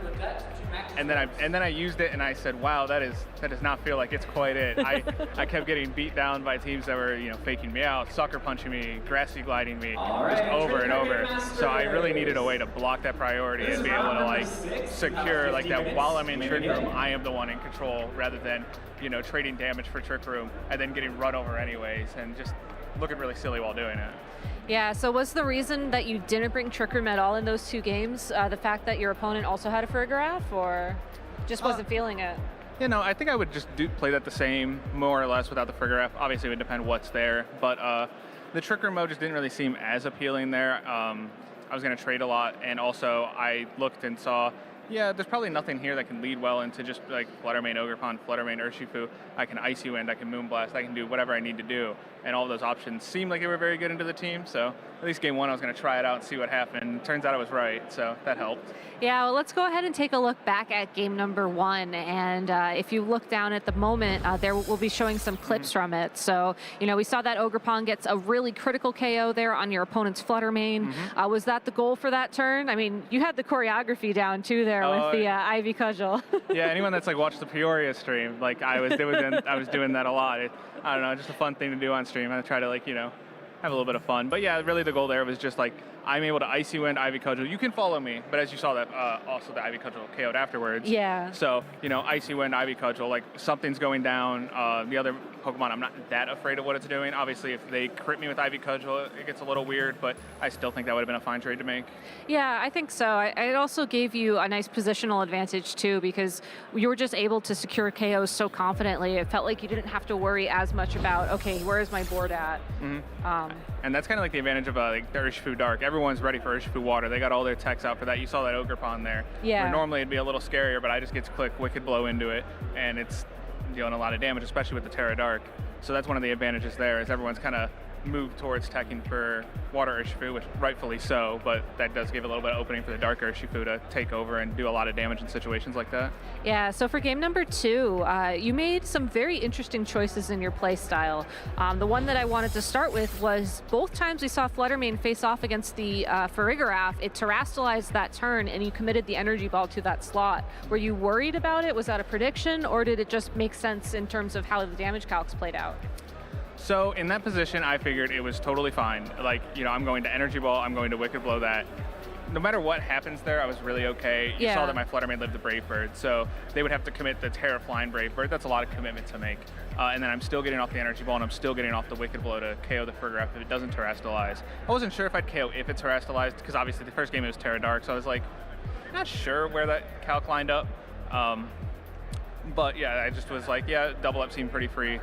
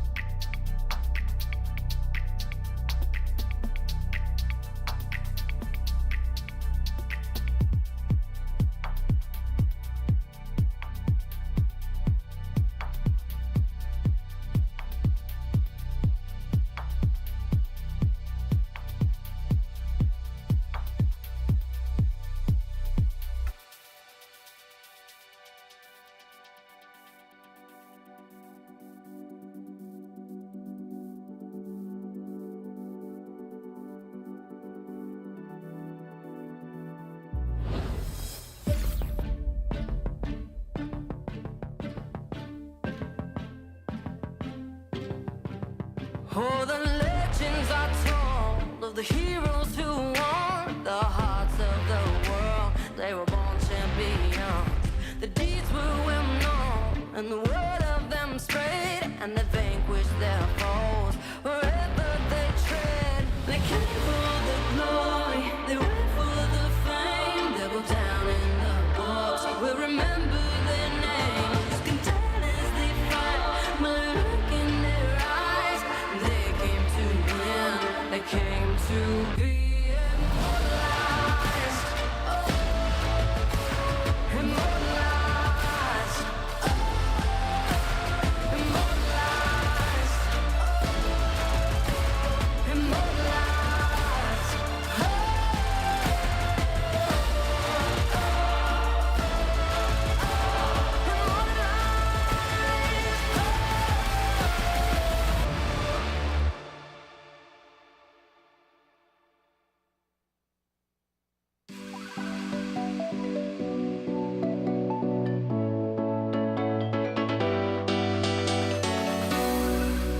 welcome Pokemon trainers to the first ever Pokemon Sweep Run here at the Pokemon Center pop-up store at the North American International Championships in Columbus, Ohio. I am joined here by two incredible trainers, Trainer Polaris and Trainer Cyrus, as they will be competing for their opportunity to win as many unique items from this Pokemon Center as possible. Trainers, you have 60 seconds each to run through the Pokemon Center and pick out one of whatever item you fancy. It has to fit in the bags that are provided, but feel free to get a little bit creative as what fit actually means. And you have two incredible coaches to help you as well. So Coach Necra and Coach Spraggles, please use this time to coach your trainers. Wait, this is actually a Pokemon Center. Yeah, this is actually a Pokemon Center. This is it right here. All right, so remember our plan. We're small, but we're mighty, okay? We need to get in there. We need to get aggressive handshake. Let's do this thing. Boom, boom, boom.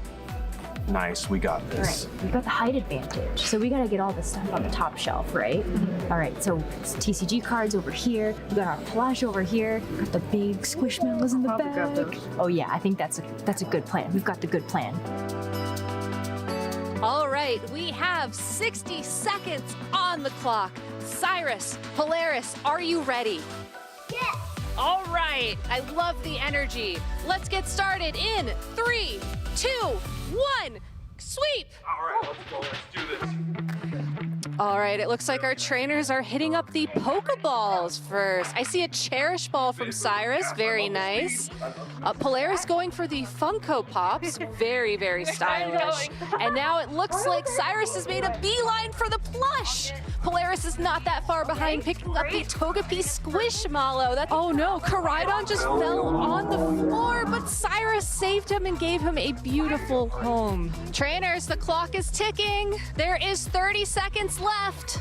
We're skipping the keychains, it looks like, going straight for the Charmander, Squirtle, and Gengar hat. Oh, we got the Charmander hat and backpack from Cyrus. Now that is a very bold play. Oh, how about the exclusive merch? 10 seconds left. 9, 8, 7, 6, 5, 4, 3, 2, 1. Trainers, that is time. Please take your items up to the front. Trainers, congratulations. Polaris, let's start with you. What you get? I got a bunch of play mats, deck boxes. Oh, dump them all out. Let's see them all. Yeah, there we go. Oh, and a Cherish Ball too. That's very special. Got it. Woo! All right, Cyrus, let's see your haul. Incredible stuff. Look at that, 2 backpacks. Wow. We've been running this for about 3 months every other day, doing this run. So a lot of great stuff. We kind of knew what we wanted coming in. Oh, I see that. Really big. This was a big one for us. Oh, is that Koraidon? Yeah, let's see it all. Look at all those plush. I also got I got the Koraidon and the Miraidon. You did? Are those your favorites? Yeah, and this is how we were planning to win today. Well. Sorry, I don't know if we can still see you, bud, but it's huge. Team Cyrus, you drive a very tough competition with that incredible Altaria plush. But Polaris, your love of the trading card game and Pikachu and Bulbasaur really shines through. Well, guess what? Everybody is going to be a winner today. So why don't you all pick out your favorite item, as you can get all of this exciting merchandise and more at the Pokemon Center.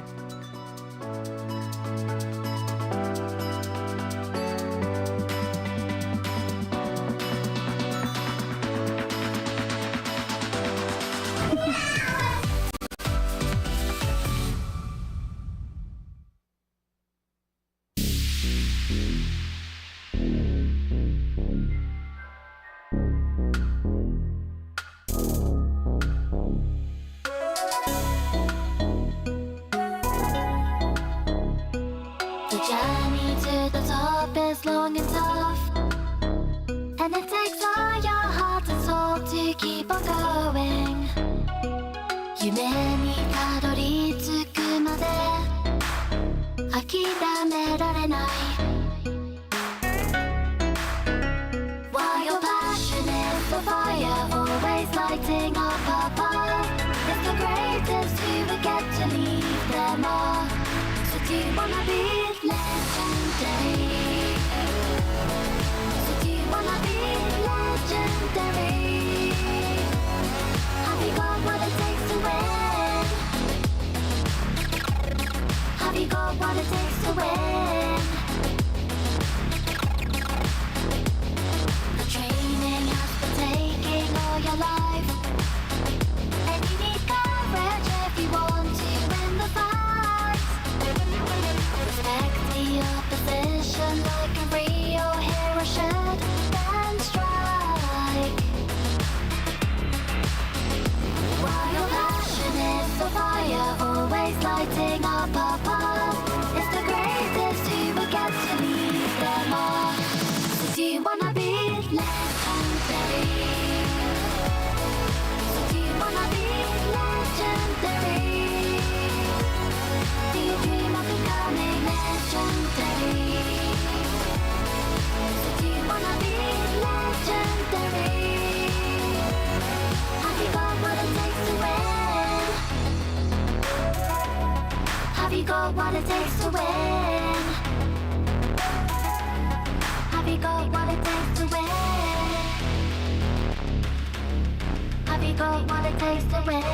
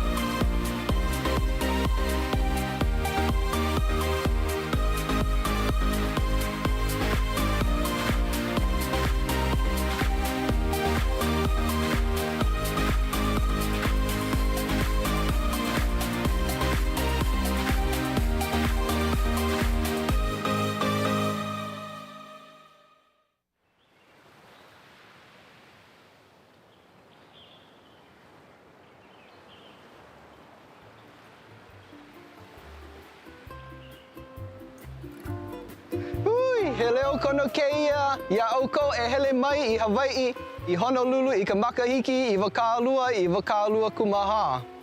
We want to invite you to Honolulu, Hawaii in 2024. We look forward to seeing you here. Ahui ho'aku no.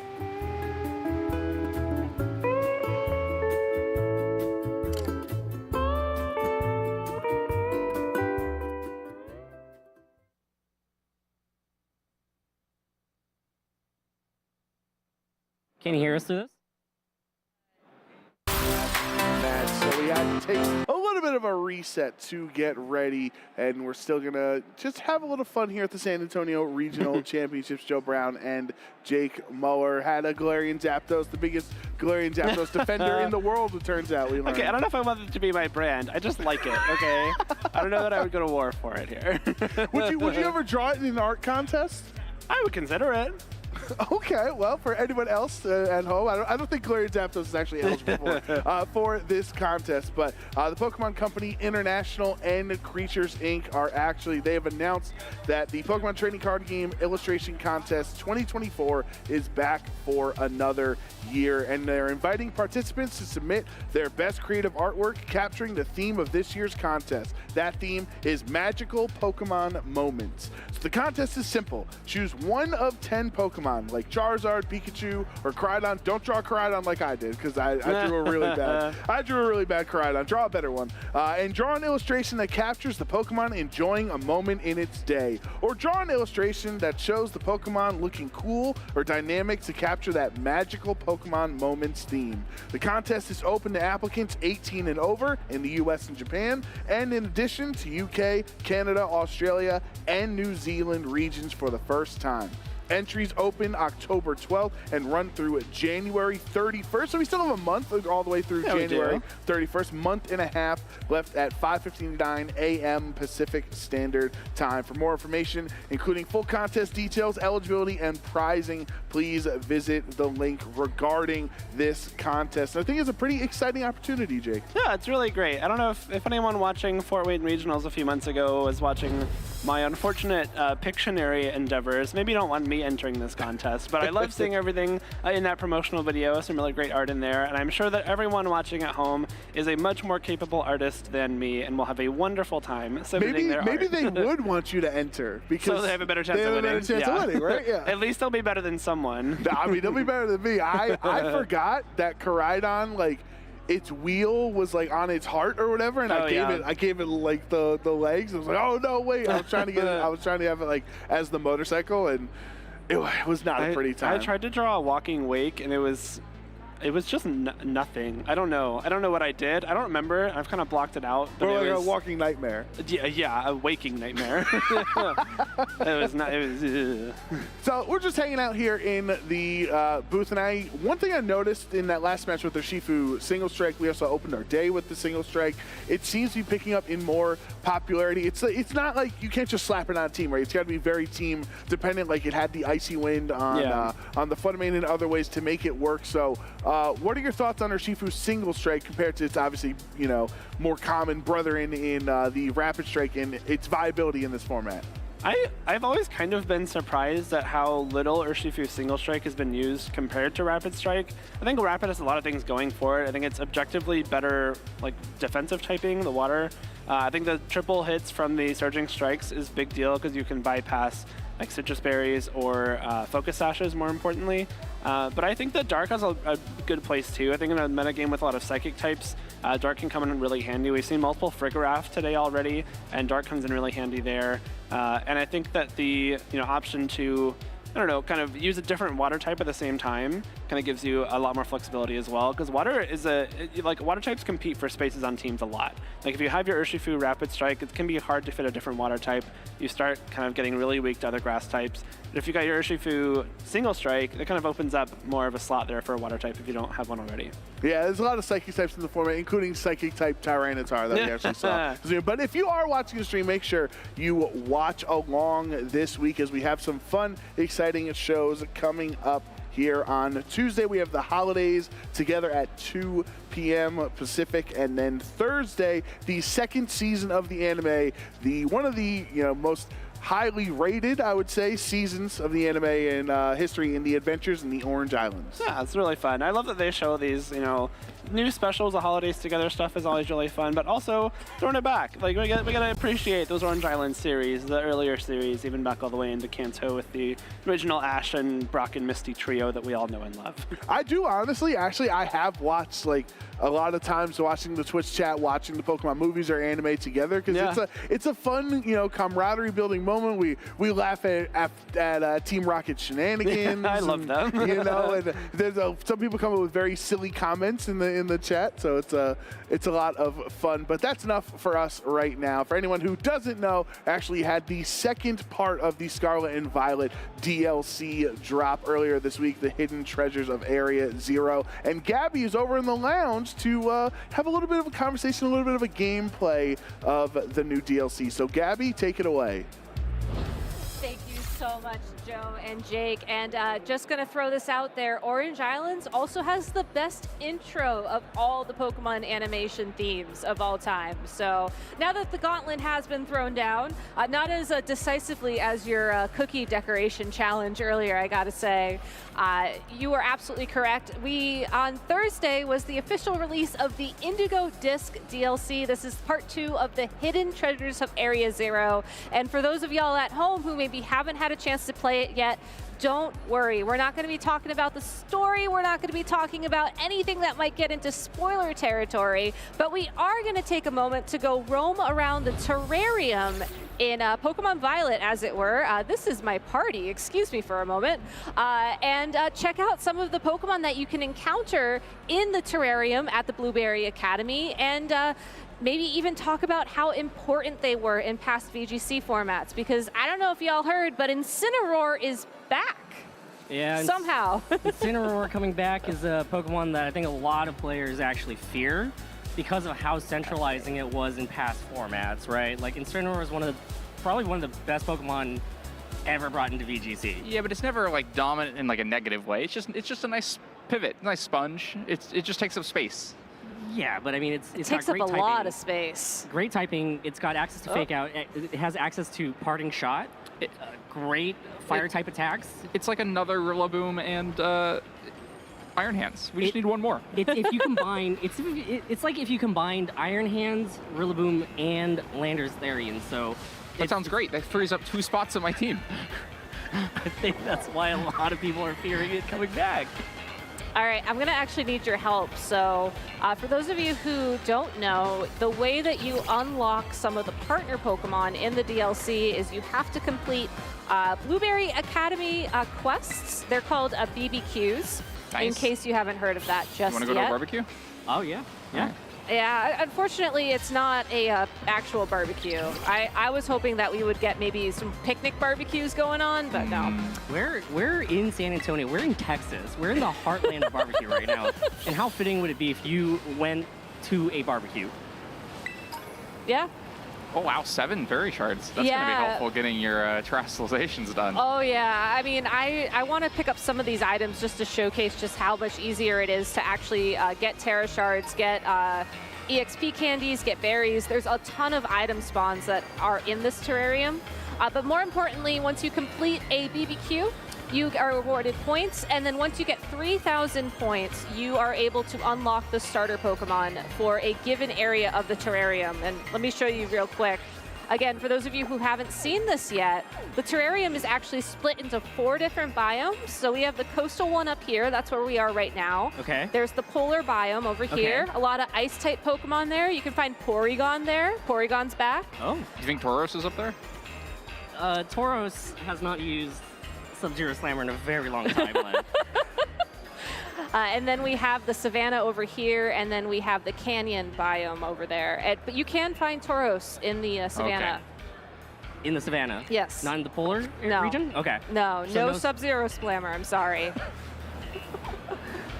So you're trying to get enough BP to get your Incineroar ready for Regulation F. We're impatient, yeah. We want Incineroar on stream this weekend. We don't want to wait for 3 weeks.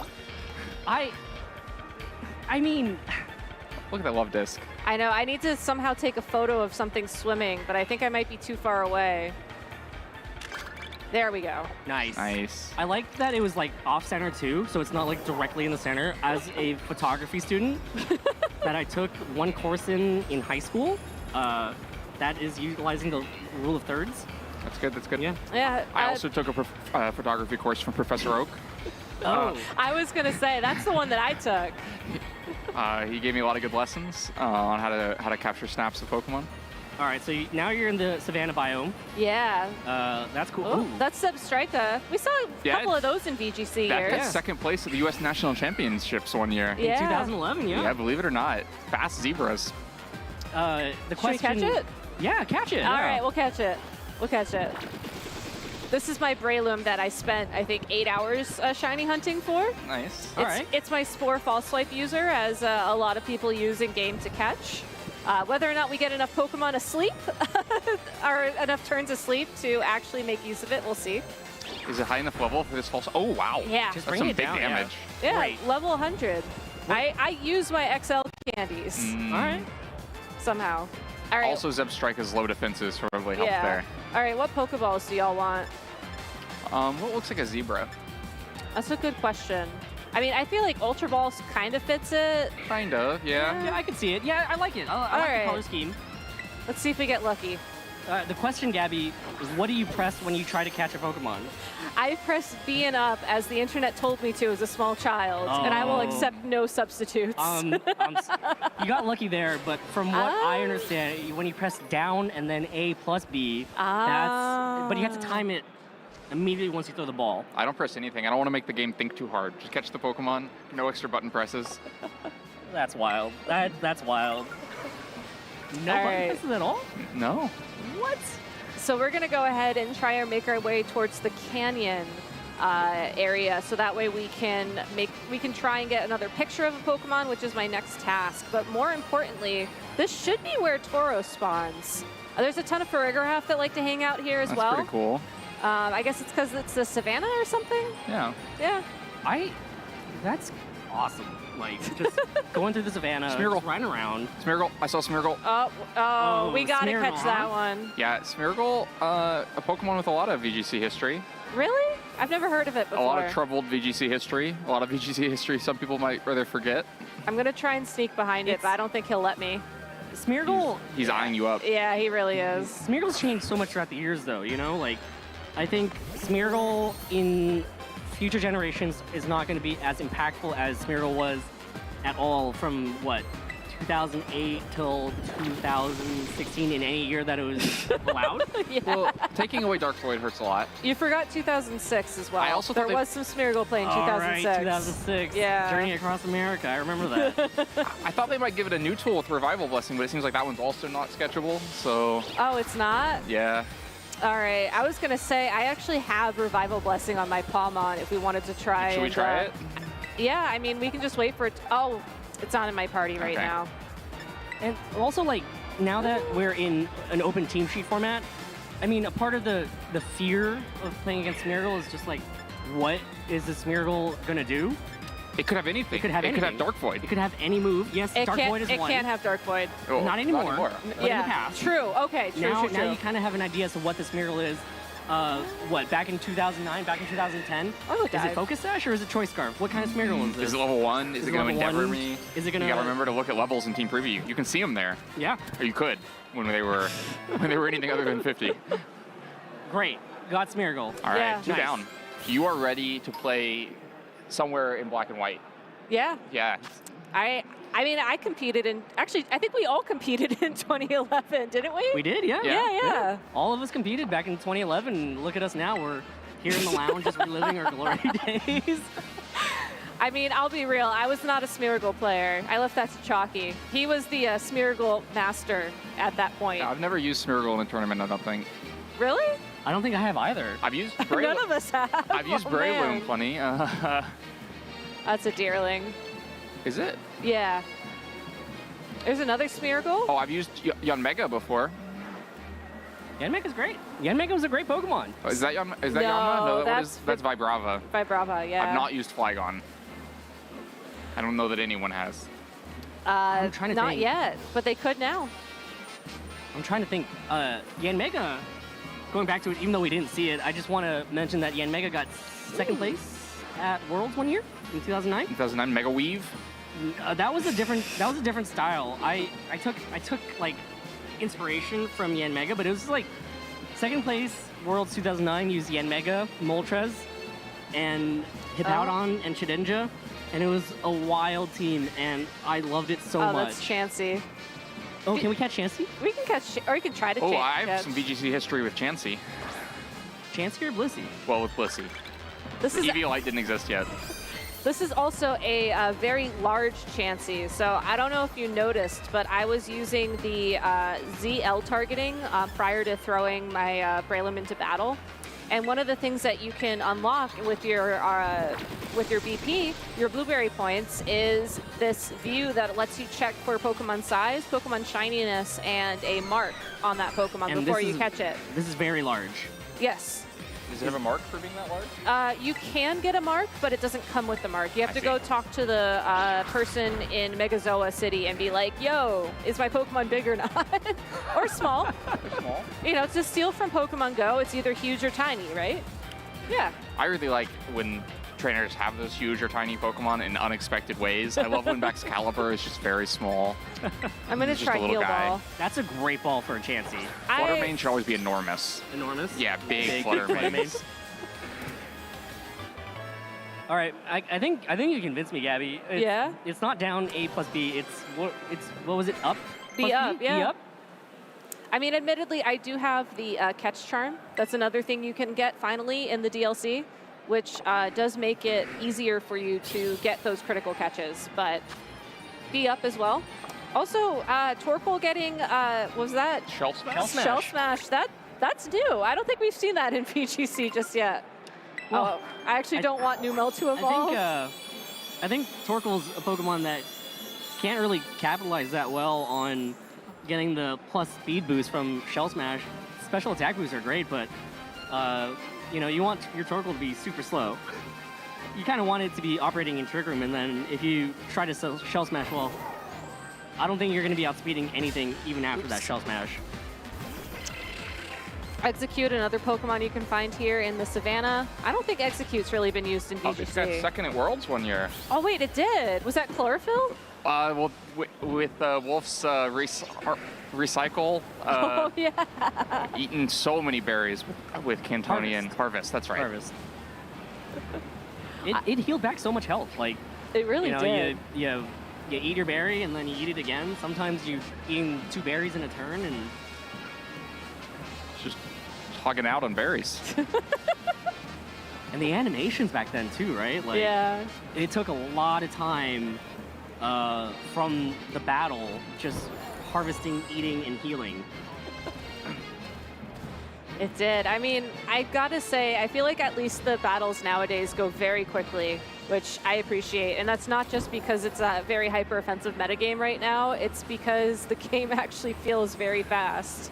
Health bars move a little bit more quickly. I remember playing Blissey back in the Diamond and Pearl era. That health bar, if Blissey got 1-hit KO'd, you'd be sitting there for 30 seconds. Yeah. All right, there we go. There's the canyon over there. I got a little bit lost, but we found our way. Is this the fastest that it'll go? I can go faster. Yeah, zoom through. Have you unlocked flight? So you can fly now with Miraidon, right? Yeah, so let me see if I can figure out how to do it. There we go. Wow.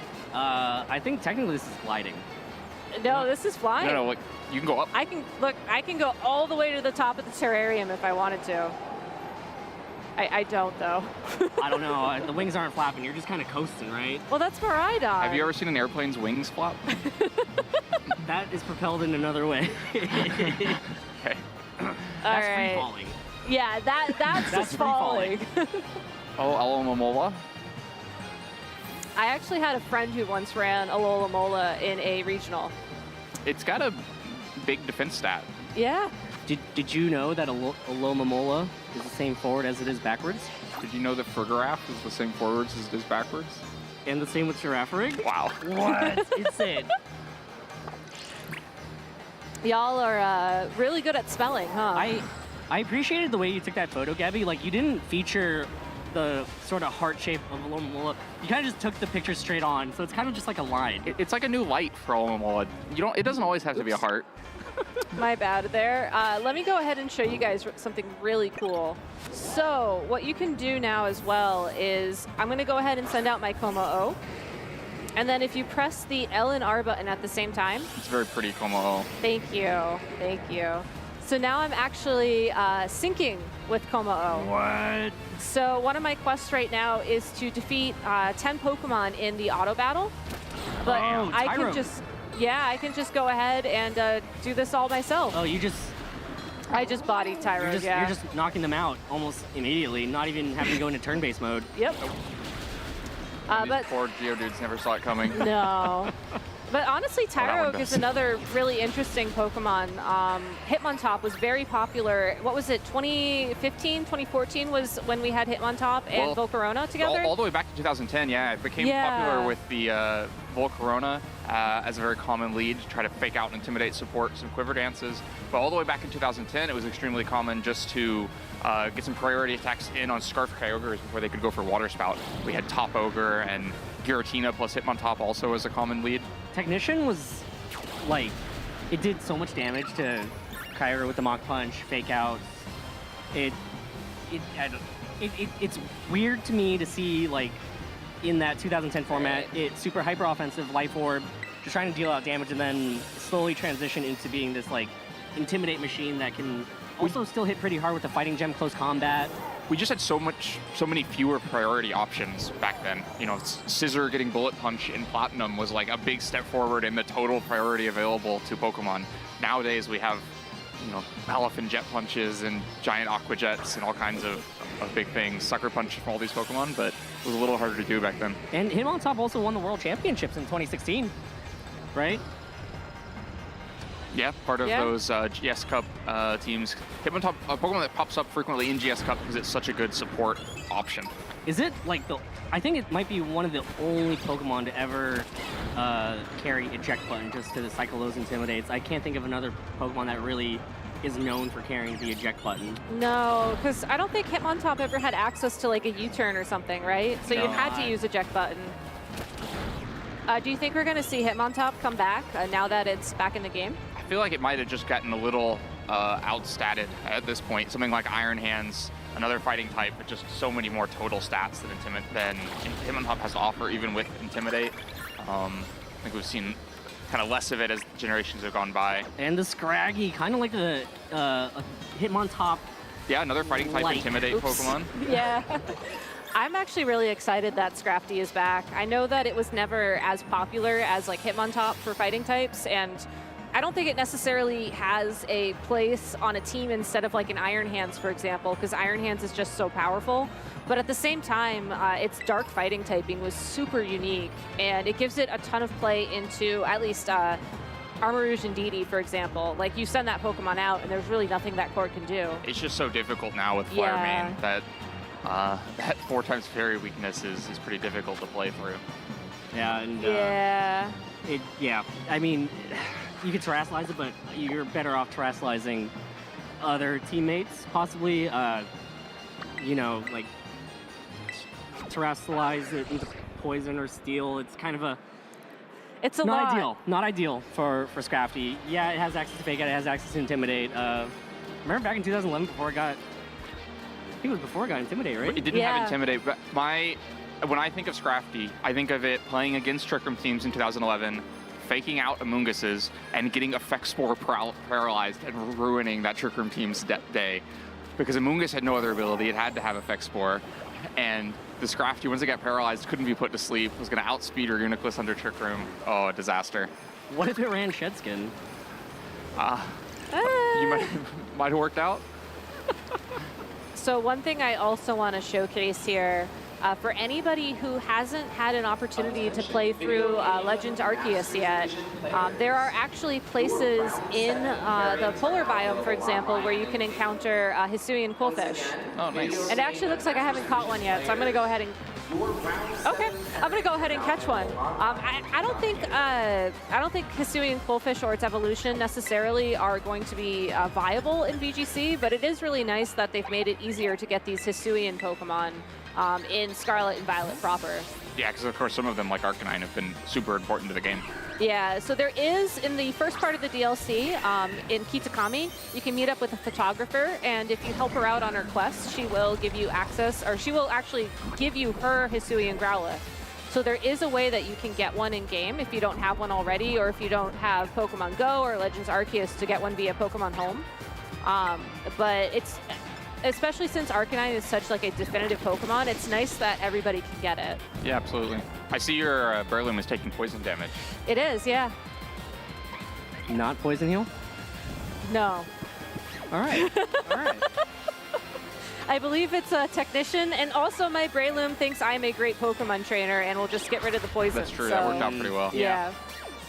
Oh, the first thing to take the False Swipe. I'm actually kind of surprised. I always forget that Hisuian Quillfish is on the bulkier side of things. But there is one Pokemon in this region as well that I think is worth talking about, as I believe we do have pairings for round 7, so we are going to get players seeded and we'll be going back to our lovely casters soon. But you can find Lapras roaming around in the polar region. I just saw it roaming around, just saw it surfing around. Nobody was on it though, like nobody's riding the Lapras. No, this isn't the Orange Islands where they let you do that, unfortunately. But I know that Lapras was very popular in Sword and Shield, where it would go ahead and Gigantamax into its special form. It had access to essentially Aurora Veil for free. Oh, thank you for being right there, Lapras. That's really nice of you. I don't know if it necessarily has a place in the metagame anymore without access to Gigantamax. Yeah, I would imagine it doesn't. That was pretty specific. The Aurora Veil for free along with the damaging move was extremely valuable. With that tool gone, it's not like we'd seen much Lapras in Generation prior. Of course, Lapras has been there the entire time since Generation 1 and doesn't have much VGC history outside of the Gigantamax. You know, Evan backstage right now is reeling. Lapras is one of his favorite Pokemon. Oh. In red, blue, yellow, and I bet sorry, Evan. Yeah. Wow, he just watched you not even catch it. Yeah, I wanted to catch it, but then I didn't. So, you know, that happened. Seadra, a Pokemon with a lot of, well, its evolution, Kingdra, a lot of VGC history. Oh my goodness, don't get me started on Kingdra. One of the best users of Swift Swim. Back when sometimes we had to manually set the rain back in 2009. Those were always classic teams with like Ludicolo leading to fake out, and then something will set up Rain Dance next to it. 2009 is crazy because I had manual sand on my team to counter the main manual rain. Wait, who was your Sandstorm user? Garchomp. Oh. You could Earthquake the Focus Sash Jolteons while they set up Rain Dance, and then you could Sandstorm to take away their rain and KO them. The only automatic weather setters were Abomasnow and Hippowdon in 2009. Yeah, Tyranitar evolved at too high of a level to be allowed to play in 2009. Yeah. So that's another Pokemon on the second place 2009 World team. I don't know if you know this, but I love that team. Hippowdon was the weather setter. He had Hippowdon and Shedinja on the same team, which is wild. So, okay, let me just work this through my brain for a second. Shedinja, 1 HP, has the ability where it can only get hit by super effective moves, but anything like Sandstorm or Burn Damage or whatever will just go through regardless. Yeah. So he just never brought Hippowdon and Shedinja to the same game?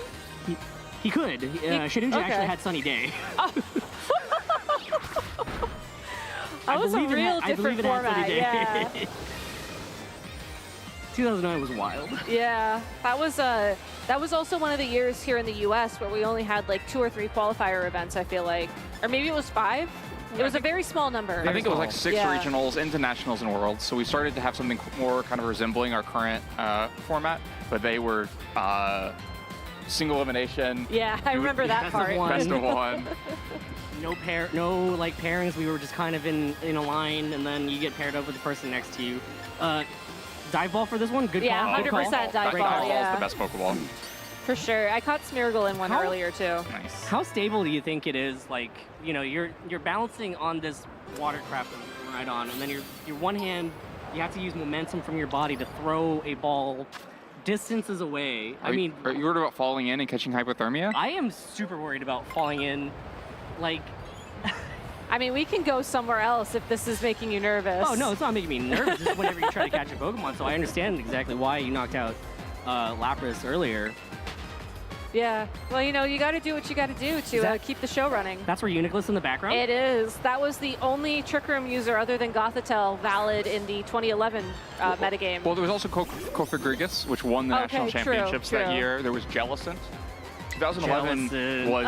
Jellicent was like more the anti-Trick Room setter, though. Like, if you wanted to run a Pokemon that would happen to stop Trick Room. Well, I got second at a regional using Jellicent as my Trick Room setter. Oh, never mind. Okay.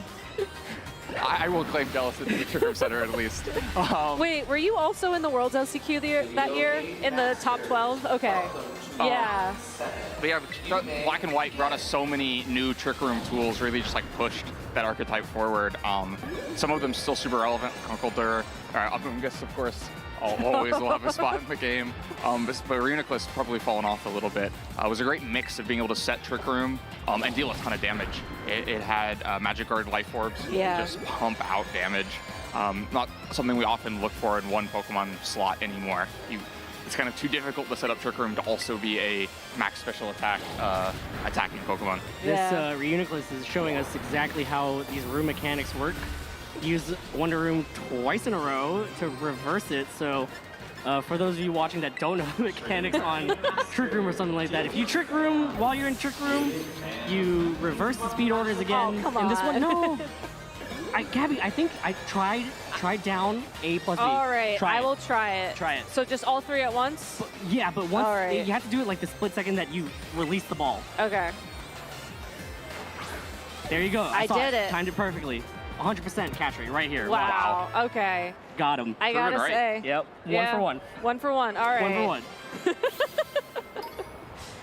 But no, it's always really exciting when they release new Pokemon into the game, whether it's DLC or if like it's in Pokemon Go, you know, they have events usually to celebrate them, because it really does like change up how we play.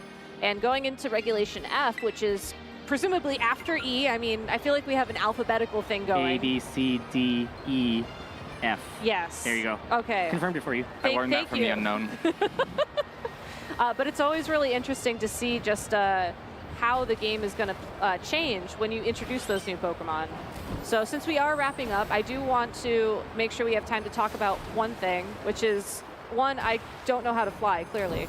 But the other is, what do you think is going to be the biggest change going into Regulation F, based off what we know so far?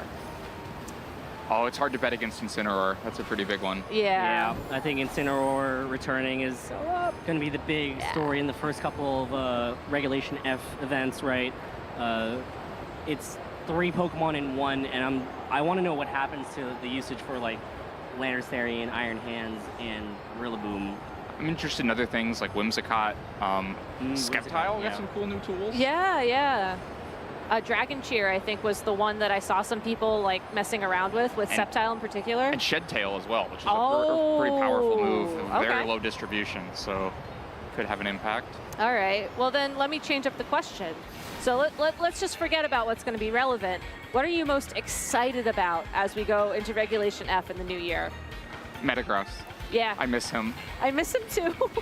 Electabuzz. Oh, nice. Oh. They gave Electabuzz Follow Me back, right? Yep, Electabuzz can learn Follow Me again.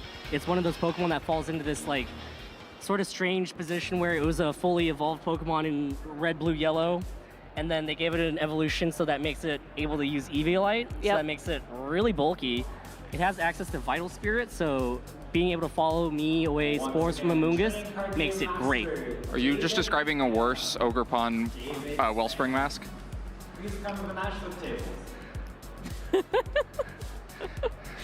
I'll change my answer. All right. Well, I'll give you some time to think about your answer.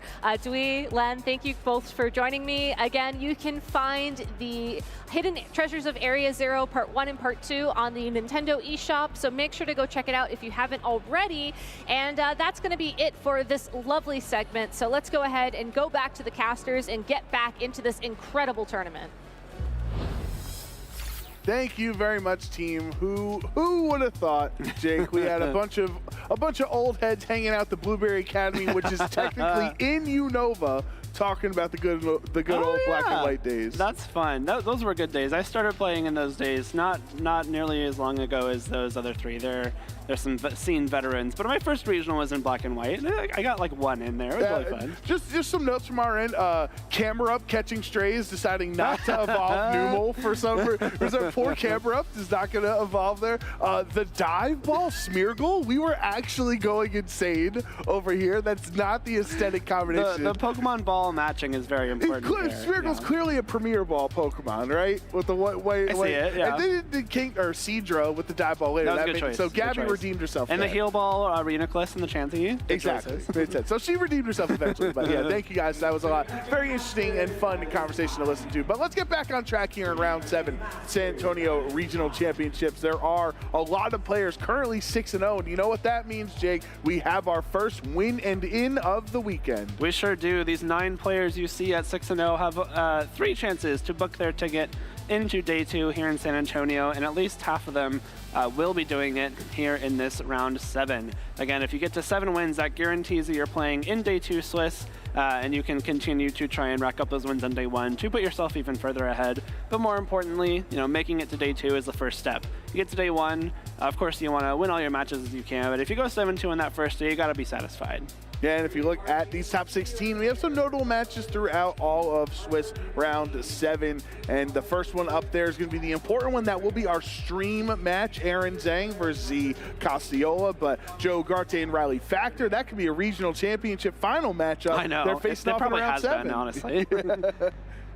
No, those are all great matches. I believe that Aaron and Z are the only match on this list that is... No, I think Ryan and Arsala are both 6-0 as Adi well. and Grant, right, I think, or no? I'm just thinking of the ones that are 6-0. I believe Aaron and Ryan, those matches are win-and-ins there, and some other 5-1s. But some great matches all around. But like we are alluding to, we are going to be seeing Aaron Zhang, our caster brother, who has decided to play here in San Antonio, playing off against Z Castiola, who I believe the fun fact they gave was that they're the only person to get CP with Mega Galade in 202019. So yeah, I remember that. I do too. That Mega Galade team. That was a crazy team. That was really fun. Yeah, I think so. Also, the fun fact for Aaron Zhang was literally in Taiwan 48 hours ago. Yeah. And is now 6-0 at the San Antonio Regional Jet lag Championship. So definitely not Aaron Zhang, as he might have been in Taiwan, but his team is from Europe, as Aaron is very much inspired by the top 8 performance that Michael Kelsch had at the Stuttgart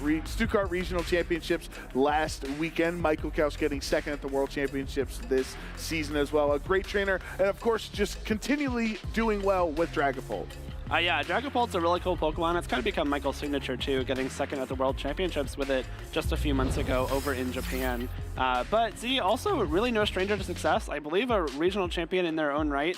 Not nearly as many as Aaron's, like 6 or 7 or 35 or however many he has. I believe Aaron's at 5. Okay, 5. I mean, 5 more than I have. So, yeah, I mean, this is gonna be a great match. 2 trainers that have proven that they are very strong, both in the regionals and even international scene. And we're looking at this team here. It is the Ogerpon Hearthflame, Indeedee, Dragapult, Urshifu Rapid Strike, Tornadus Incarnate, and Qian Pao. And 2 things jumping out at me, Play Rough Ogerpon is really cool, and as well as the Terra Fairy Assault Vest, Urshifu Rapid Strike. 2 things that I haven't really seen very much of. Yeah, that's definitely the thing that stands out to me is Assault Vest on Urshifu. It gives you extra, it gives you an extra attack. It feels like a Pokemon that can sometimes suffer from 4 move slot syndrome, right? Yeah. If you're not able to fit everything, and that allows, the Assault Vest allows Aaron to fit Ice Spinner onto that move slot, which is definitely going to be important in this matchup, as Z has a Rillaboom on their team, so Ice Spinner would be able to negate the grassy terrain or delete the grassy terrain from the field. So as we take a look at Z Castiola's team here with the Rillaboom, Tornadus Incarnate, Urshifu Rapid Strike, Golden Go, Ogerpon Hearthflame, and a Regidrago. So our second Regidrago of the weekend. The second one, yeah, I saw Z actually post on X the other day that they were flying across the country to click Dragon Energy. And if you harken back to Aaron's team, I counted 0 Pokemon that resist the Dragon type, Regidrago's attacks. So that could be actually a really good thing for Z in this matchup. There are some options here. We have the Assault Vest on Urshifu, but more importantly the Terra Fairy that could allow it to resist, and the Tornadus is also Terra Steel.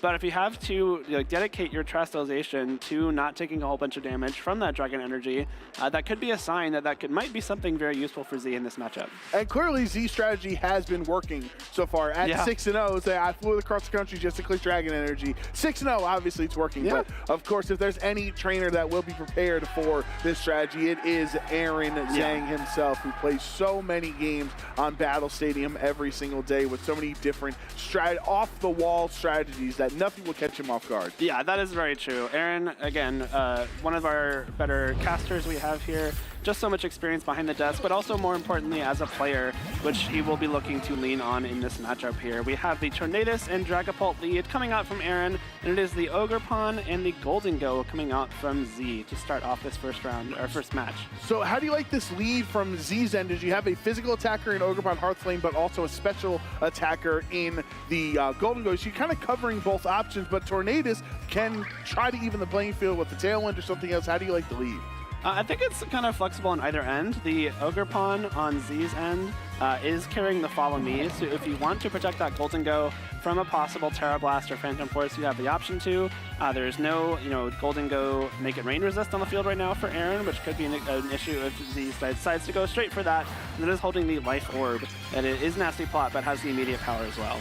No switches from either trainer, and right away, Aaron will terrestrialize this Dragapult to the delight of many Dragapult fans out there. Definitely one of the most popular Pokemon from the Sword and Shield era of Pokemon games. And I think Golden Go kind of going for that crown as one of the most popular Scarlet and Violet Pokemon in this generation. So it will terrestrialize as well into the Steel typing, losing that Ghost weakness that Terra Blast was actually aiming for. So smart of Z to opt out of it. That's and still it so just much damage. Barely hangs on. Importantly enough, now that you're no longer a Dragon type, that Ivy Cudgel is not resisted. Bleak Wind, it misses the correct target if you're Aaron, if you're Aaron there, because Golden Go is down. Sure, you'd like to do the damage to Ogerpon, but you really want to get rid of Golden Go.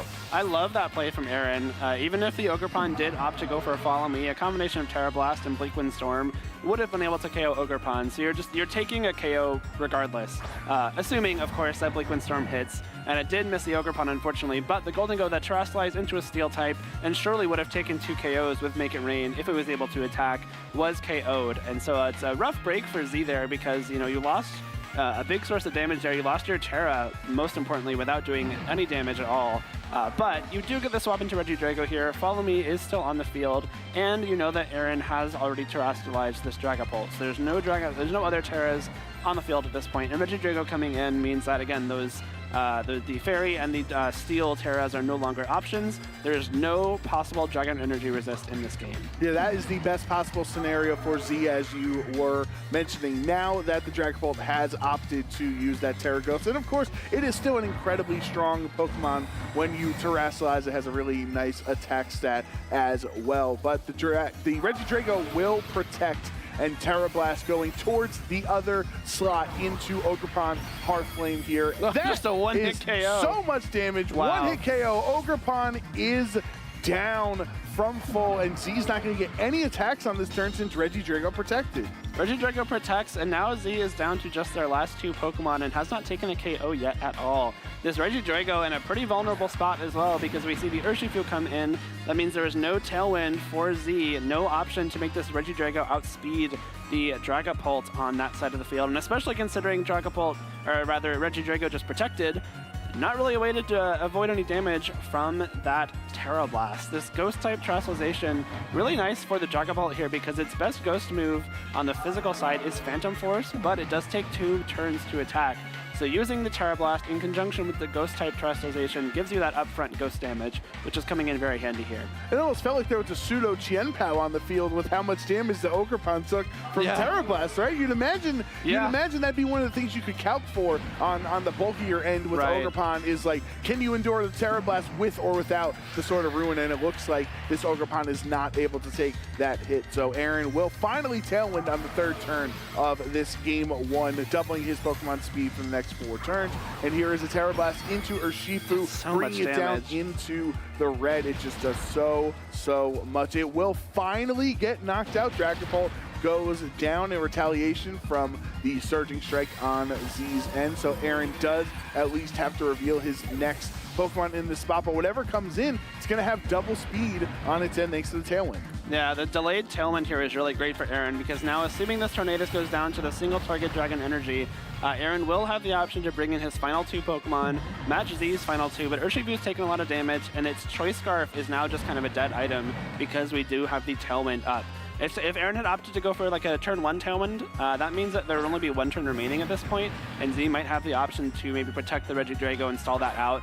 But Aaron very smartly waiting to Tailwind until the latest possible time, and most effectively, the Tornadus being knocked out as you Tailwind can sometimes be kind of the best case scenario. Now the Urshifu and the Chien-Pao come in, the Regidrago is very threatened by the Icicle Crash from the Life Orb Chien-Pao, which would surely be a 1-hit KO, and more importantly, the Urshifu on Aaron's end should be able to handle the Urshifu on Z's end as well.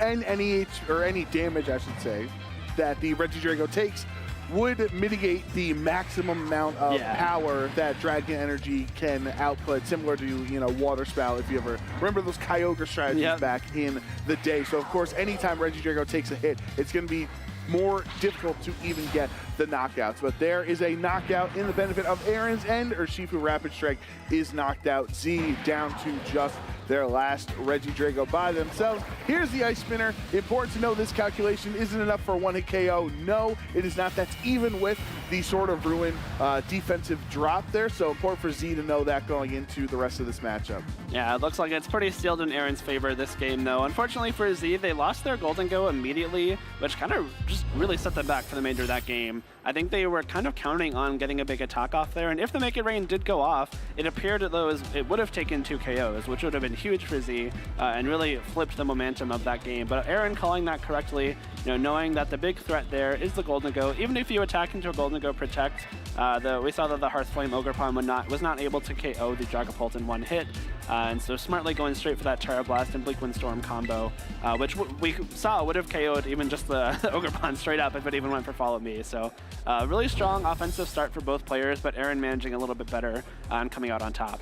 Yeah, we talked about this. Golden Go, going for Terra Steel so you're not weak to Terra Blast. Okay, I'm feeling good. However, because Aaron did not go for the Tailwind on the opening turn of this match, Bleak Wind Storm connecting beneficially for Aaron to the correct target there, because Golden Go would have lived at, like, you know, in the red and then get a Retribution and Make It Rain onto the other side would have been disastrous for Aaron, but beneficially for him. Gets this knockout into Ogerpon as well. You wonder how Ogerpon Hearthflame is trained. That is typically the one that is seen the most offensive of the Ogerpon form, so maybe not too bulky of a Pokemon.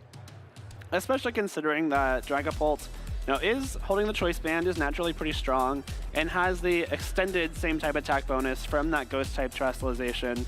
I wouldn't be surprised if the Ogerpon even had maybe a little bit of investment in those HP or defense stats. That is just a very, very strong Dragapult. Again, like we mentioned, didn't even need the Sword of Ruin there. So if you're imagining you're taking neutral one-hit KOs, if you add the Sword of Ruin, that could be even a bigger threat. And we didn't see those two interact at all in this first game, even though the Aaron brought both of them. But if that is something Aaron, you know, possibly needs to amp up the damage from that Dragapult with, that is certainly an option going forward. And how important is the Golden Go in this matchup? Like, obviously, besides getting knocked down on turn 1, but is it so important that you go for the Follow Me turn 1, or you just force Aaron to not target it, or can Z use another strategy to win this game? I don't know that I think the Golden Go is super important to, like, bring every game, but the way that Z started that first game and based on the 4 Pokemon that they brought, it seemed like Golden Go was more of an important piece there, especially considering the 2 Pokemon it found itself up against at the start of that game. I think possibly giving yourself a way to preserve that Golden Go, if you choose to bring it, might be advantageous. And now we do see the Tornadus next to the Golden Go, something that Z did not bring in that first game. Yeah, so the Tornadus is going to be replacing something else will be in the back here in game 2. And crucially, he's not going to have something weak to Bleak Wind Storm on the other side that Ogerpon was originally. So now they can match Tailwinds, and if they both get out of the Ghost typing, or I should say Golden Go gets out of the Ghost typing, we know Terra Blast doesn't knock out.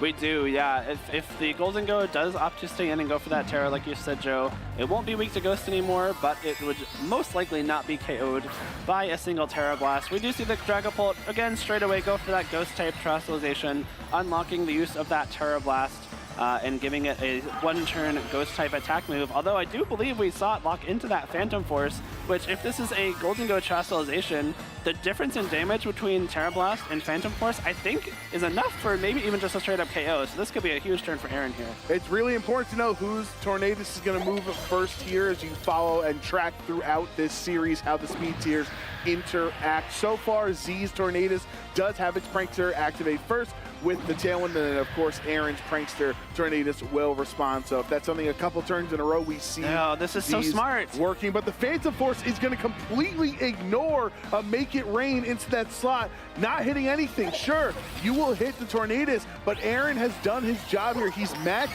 Tailwind. Tornadus still hanging on in the red, just barely can even try to go for another attack next turn. I actually think if you're Aaron, maybe you wanted that to KO, but regardless, that was a very, very smart Phantom Force. What you do by Phantom Forcing and also going for the Translation on that turn is you threaten to KO in this Golden Go, but more importantly, you dodge that Make It Rain, and because, you obviously Phantom Force takes those 2 turns to attack, but now the Phantom Force coming through should be enough for KO on Golden Go, especially helped out with that Life Orb chip damage, but this Dragapult is now still at full health. It has the option to go for another Phantom Force again if it wants to, but more importantly, it sticks around and eliminates that Golden Go before it can get off and Make It Rain. Tornadus with the Air Slash does do over half of Dragapult's HP, but in response to the single target Bleak Wind Storm, ooh, and the also speed drop brings Tornadus down and lowers Z's speed. That could be pretty important because the speed interactions from those Tornadus, 2 turns in a row we've seen Z's go first. It's probably safe to assume that since Z's is holding the Focus Sash, it's probably mostly trained just in speed and special attack because you don't really need to invest in any kind of bulk when you have that Focus Sash item. But now with the speed drop, it should be slower than the Tornadus on Aaron's end. We do see Urshifu come in here. It is the Choice Scarf Urshifu, and Tailwind has been matched. So if Urshifu wants to attack, it should be able to attack before either the Tornadus or the Dragapult, and Surging Strikes would certainly be able to KO either. But you do still have to worry about that Air Slash. Like you said, Joe, that did a lot of damage. Yeah, and you have to worry, like as you showed, it did more than half in that spot. And you understand Bleak Wind Storm doing so much because it's single target and higher base power there. But Z does kind of have the pick of the litter on this turn of which slot you would like to Surging Strikes, because either it knocks out the 8 HP Tornadus or it would knock out the Dragapult. Z opting to get rid of Tornadus, get rid of this prankster, so that maybe the later this game moves on, at least I have the Tailwind on my end that I can reset, and Aaron is no longer able to do that. But will he get punished for it? Phantom Force, of course, forcing Aaron to click it as he is choice band locked into that attack. The question is, which target did you go for? And if Qianpao's on the field, Sword of Ruin's going to mean it does even more damage. Well, we still saw the Terra Blast without Qianpao KO the Hearthflame Ogerpon on Z's end in game 1. So if the Phantom Force is into that slot, that is still certainly a KO. Into the Urshifu, it might be a little bit closer. The Sword of Ruin could be a difference maker. But if you do bring in the Urshifu, or rather the Qianpao, you still have to worry about the Choice Scarf Urshifu on Z's end. Z does also have access to that Follow Me now, which could redirect the Phantom Force away from Urshifu if that is where it was originally targeted. But at this point, I think you do still have to worry about this Urshifu because the Choice Scarf means that even with Tailwinds matched, it's going to be attacking first, and you still have to worry about those critical hit Surging Strikes. I do believe Ogerpon is able to survive at least one set of 3 Surging Strikes, so that gives you some flexibility. But this is looking a lot more workable for Z in this second game because, like you said, Joe, he swapped out that Tornadus and now has the option to bring it back in and set up a second Tailwind. Aaron actually took quite a while also deliberating between his last 2, which one to bring in there between the Ogerpon, Hearthflame Mask, and his Qianpao, deciding overall to bring Ogerpon in on this turn. Now, it doesn't necessarily mean he can't swap it out and try to have a surprise factor Sword of Ruin active, but that Follow Me is really kind of throwing a wrench in some of these Dragapult strategies. It is, yeah. We're not going to see it just yet there. The Urshifu swapping out means that it will be protecting itself from a possible Phantom Force on this turn. Tornadus coming back in. It's already at half health, so if it goes for that slot. And yes, Aaron did target it down. Tornadus is out for this matchup. That means no more Tailwind on either end for these 2 trainers in this match. Ivy Cudgel from Z's Ogerpon into the Ogerpon on Aaron's end does do over half and said, hey, anything you can do, I can do better. Not better, because it was just about the exact same since there was no critical hit. Yeah, I like that play a lot, though. That means that Urshifu can now come back in. It is still holding that Choice Scarf, so we'll be able to attack before this Dragapult. Now that Dragapult is not in the invulnerable stage of the Phantom Force, you can actually attack the Dragapult, right? Like if you tried to attack it the following turn, you just miss because it had used the Phantom Force.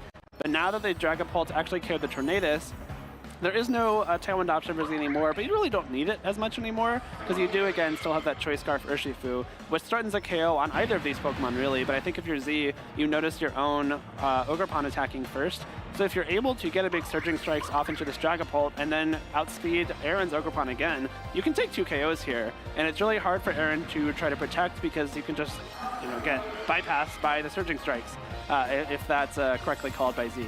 No, that's a position nobody wants. That was one of our keys to the day as we started, was do not protect in front of Urshifu, and Aaron does not go for it. So this Surging Strike from Choice Scarf Urshifu Rapid Strike will be enough to finally take down the menace that is Terra Ghost Choice Band Dragapult on Aaron's end. He's down to his last 2 Pokemon in this game 2. Which of these Ogerpon Hearth Flames is going to be moving faster? Last time it was Z's, and yes, 2 turns in a row, it does outspeed, knocking out Aaron, losing both of his Pokemon on this turn.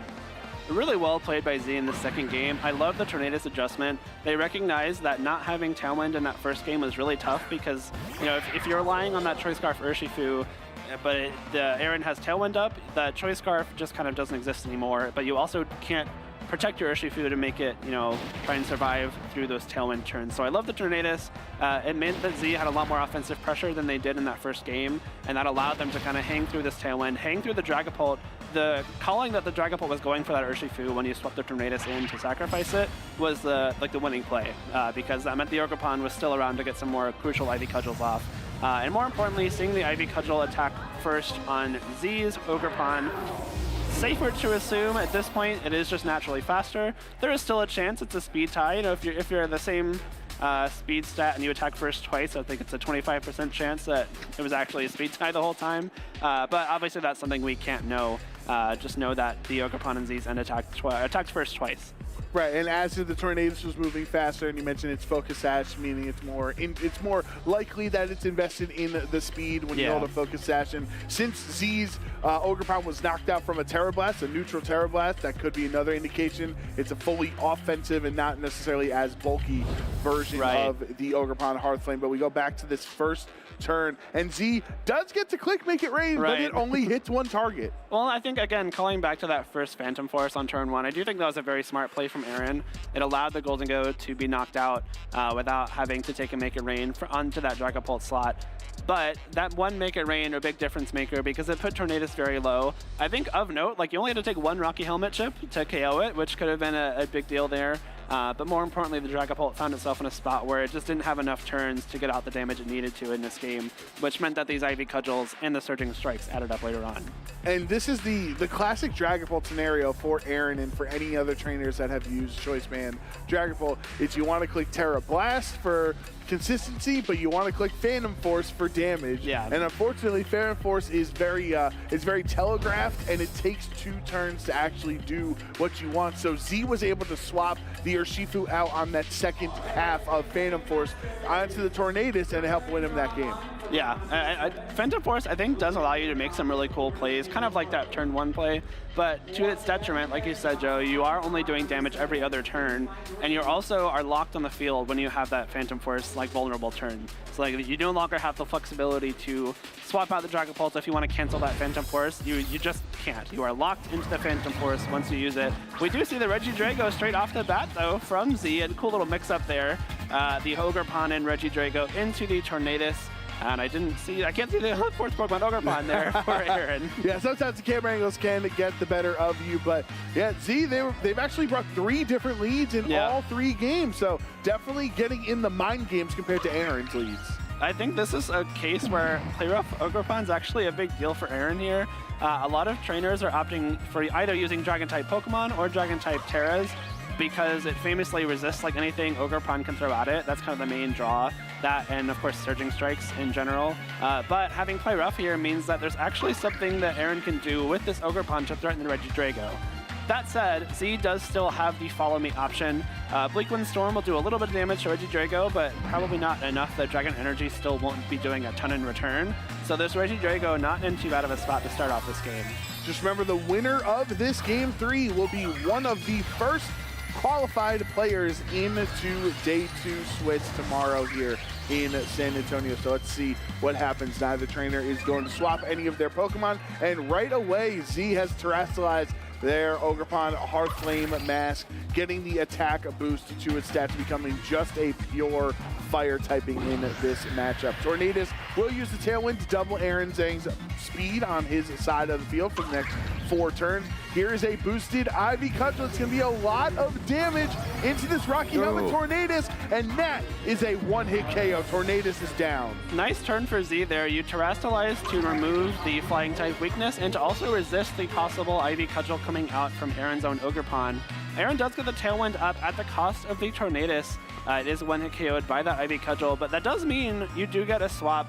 I won't say for free here because, you know, losing a Pokemon is never super optimal, but a lot of times if you're using that kind of Prankster Tailwind, getting knocked out on the same turn you use Tailwind can be a big deal. Now Aaron has the full 3 turns of Tailwind for the Ogerpon and either the Dragapult or the Chien-Pao that we see there on the screen, which means that they have the option to start firing off some very strong attacks, especially because we do not yet see the Tornadus from Z. They possibly opted not to bring it, or at the very least, it is just sitting in the back. So there is no Tailwind matching, there's no Choice Scarf or anything, there's no chance that Z's gonna be attacking before Aaron on these next couple turns. And it's really important who Aaron decides to target in this spot with the Dragapult. As we mentioned, holding the Choice Band item, you have to choose one hit, either the Terra Blast or either the 2-hit move. So, Phantom Force. Thank you, Blakey, for a second there. So the Phantom Force, the Terra Blast also under Tailwind can be really important to just lower Regidrago's health, so it never has access to Dragon Energy. Yeah, Dragon Darts is a really cool move. It is a spread move, quote unquote, but it kind of smart targets, so if something protects, both of the attacks go into the other side. If something's a fairy type, both of the attacks go into the other side. Like, it always tries to do the maximum amount of damage it possibly can. And even just one of the Dragon Darts attacks would do a huge chunk of damage to Regidrago here. So I like the Dragapult coming in here, although we are going to see Tornadus swap in from Z on this turn. Yeah, there is going to be Aaron Zhang's Terrastalization response, and 3-4-3. Dragapult is the Terra Pokemon of choice in this round 7 for Aaron. Makes total sense. I'm sure in these first 6 rounds he's Terrastalized it so many times as well. But where does this Terra Blast go? Is it Tornadus on the switch in or into Regidrago? Into the Torn, and Torn is brought down to its Focus Sash. So you're gonna at least be able to get one Prankster Tailwind, potentially, because the Play Rough goes towards Regidrago. So Z can even out the speed on the following turn. Oh no, the Draco missed! That would have been so much damage on Dragapult. I'm guessing that would have just one-hit KO'd it. That's a really unfortunate break for Z there because they correctly identified that the Regidrago wouldn't be targeted by the Dragapult. That would have been a huge Draco Meteor in conjunction with that Draco Plate boosting the damage. Surely enough for a one-hit KO there, but unfortunately missing that Draco Meteor. And now that the Dragapult and Ogerpon are on the field, and Tailwind is still up for Aaron. I think there's one more, maybe 2 more turns remaining. I think it's 2. Yeah. And now that, you know, you can match it this turn, but that means Dragapult is still going to be faster. You can't get that Regidrago attacking first. And between the Dragapult and the Ogerpon on Aaron's end, well over enough damage to KO either Pokemon on Z's side, if not both on this coming turn. Tornadus doesn't even go for the Tailwind, wanting to stagger those Tailwind turns even more. So as long as he can keep this Tornadus around, having it go and quick Tailwind on that last turn to make it even better. But Dragapult with the Terra Blast going towards Regidrago, and then Aaron has his Ogerpon with the Ivy Cudgel into that Protect on Torn. Really smart double protect from Z, like you said, Joe, hoping to stagger the Tailwind even more. There is still one remaining turn of Tailwind for Aaron, but if Z opts for the Tailwind on this coming turn, after Tailwind runs out and Z's 2 Pokemon are presumably KO'd, like if Aaron attacks with both those Pokemon, both the Regidrago and the Tornadus should go down. But the Tailwind on Aaron's side will run out after this next turn, which means that the 2 Pokemon that Z has remaining, the Ogerpon, Hearthflame, and whatever is in the back, would be able to take maximum advantage of the Tailwind, much like Aaron's 3 Pokemon just did. I think a really smart switch here because now at this point you only are giving Z 1 swap instead of 2. Yeah, so you cannot get both of the knockouts as you were mentioning, Jake, because the Chien-Pao switched into that slot. Tailwind, though, will go up for Z, and at the end of this turn, he's going to have the speed boost for presumably the rest of this natural speed advantage, I should say. There's Terra Blast into Regidrago. You don't want to risk any more Draco Meteors critting or potentially knocking out your Dragapult. So Regidrago is down, Tailwind peters out, and now Z has the speed advantage. This is nice, though. The Tornadus surviving this turn actually means that the Air Slash damage that we saw earlier on in this match can actually come in handy here. It is able to 2-KO Dragapult. has the option to get a possible flinch. We don't want to curse it or anything, but Air Slash is known for its flinch chance. But more importantly, Urshifu coming in here for Z gives Z the option to get a big KO on this Chien-Pao, which cannot terrestrialize, is not holding a focus sash. It also doesn't have Sucker Punch. It is running Lash Out, Sacred Sword, Icicle Crash, Protect, most likely to not create any anti-synergies with Aaron's Psychic Surge on Indeedee, but coming in as a detriment here because you don't have the option to KO this Tornadus before it can attack. It will be able to get either an Air Slash or an Icy Wind off, and more importantly, Urshifu again has the option to come in with a big close combat into this Chien-Pao. Yeah, and the Chien-Pao, just by being on the field, is hurting Dragapult's survivability against the Surging Strike. So Aaron is very much aware of that synergy together, or lack of synergy, I should say. So swapping it out into the Ogerpon Hearthflame. Close combat on the switch in brings Ogerpon down into the red. So an aggressive play from Z brings Ogerpon down for the knockout. Smart. And the Air Slash follow-up takes it out. Ogerpon is gone. Aaron down to his last 2 Pokemon in this match. Terra Blast from this Choice Band Dragapult into the Urshifu. Rapid Strike is enough for the one-hit KO. I love that double target from Z. The close combat into Chien-Pao certainly would have KO'd it if it stayed on the field. And more importantly, you cannot protect because of the Unseen Fist. So either close combat KOs Chien-Pao and Air Slash gets redirected to the Dragapult, or you get some big damage off with close combat into Ogerpon, and Ogerpon goes down. So now that the 2 Pokemon are the final remaining Pokemon for both players, the Ogerpon coming in for Z is massive because Ivy Cudgel is a huge damage threat now. The Ivy Cudgel with the +1 attack from the Embody Aspect, in combination with the Terrestrialization, even further boosting that same type attack bonus. I wouldn't be surprised if Ivy Cudgel KOs either Pokemon here, especially considering Dragapult is being negatively affected by the Sword of Ruin from its partner Chien-Pao. Yeah, definitely a really tough spot for Aaron to be in. Oh, wait, Lash Out. Oh, Lash Out's a big deal here, actually. Oh, he doesn't have Sucker Punch. That's right. It's Lash Out. It's that which is spread. But no, Lash Out isn't spread, but you get the damage boost because of the Embody Aspect. So if you don't target the Chien-Pao here, Lash Out might actually just KO the Ogerpon. Wait, okay, so let's see how this turn plays out. Is this one wrapped up for Z, or can Aaron bring it back? There's the Ivy Cudgel towards Dragapult. That is obviously enough for the knockout there. And now Aaron down to just the Chien-Pao. Remember, you were saying he doesn't have Sucker Punch because there's an Indeedee on this team. So Lash Out, yeah, it's Ogerpon, takes it down, and then it's just the Tornadus left. Okay, for those unaware, Lash Out, if a Pokemon's stats are boosted on a given turn, Lash Out's damage is doubled.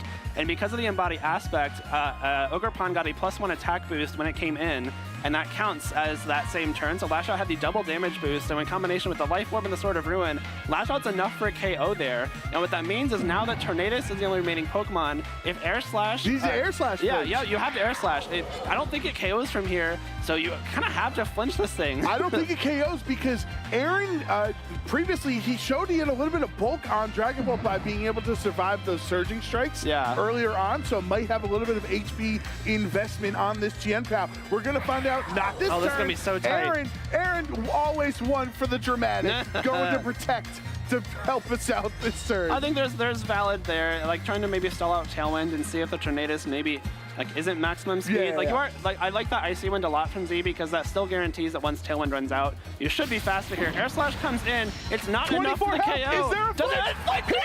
Oh no! Aaron gets flinched, and Z's able to click Air Slash on the next turn. Aaron's hopes of making it to day 2 in the San Antonio It can still miss. Regionals Hold on. Air Slash can miss. Are on a very low chance, and Z will finish off the set and be one of the first trainers in day 2 for San Antonio. What a finish to that set.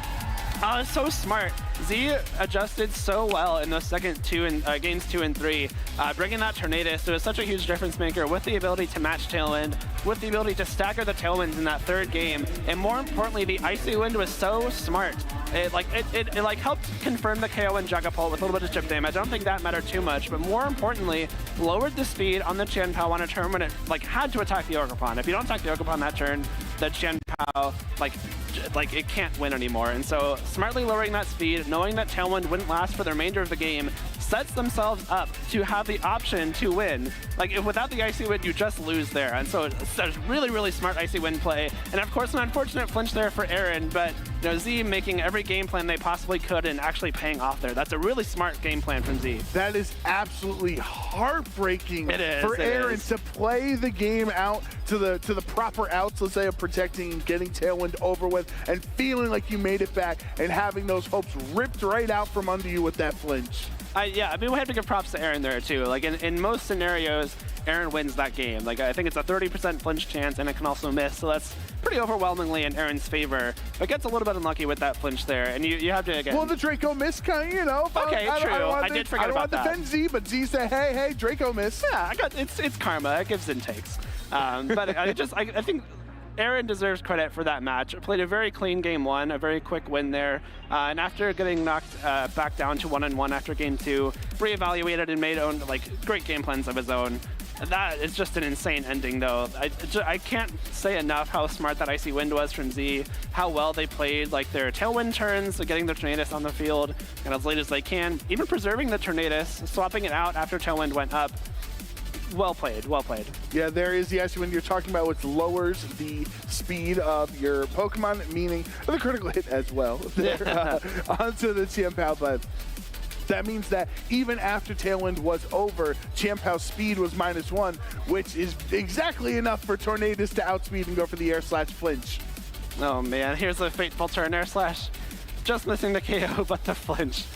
That was really, really fun to talk over, Joe. I don't know about you, but that was probably my favorite game so far today. That was definitely really exciting. Congratulations to Z. They put on a great performance against Aaron, especially losing game one pretty decidedly too. You know, with how the Terra Blasts were just claiming knockouts left and right for Aaron. Just to come back in game two and game three, you know, it's very much a roller coaster because Z kind of felt like they had the game locked up. And then wait a second, that last shot's bringing it back in, and then oh wait a second, I'm gonna lose Tailwind. But Icy Wind is like very, you know, just how animated we are. I can't even imagine how Z feels. Oh yeah, I mean, if you're Z right now, you have to be so excited. Not only did you just clinch day two, but you did it by beating a very good player. Again, Aaron is one of the better players we have in the game of all time, really.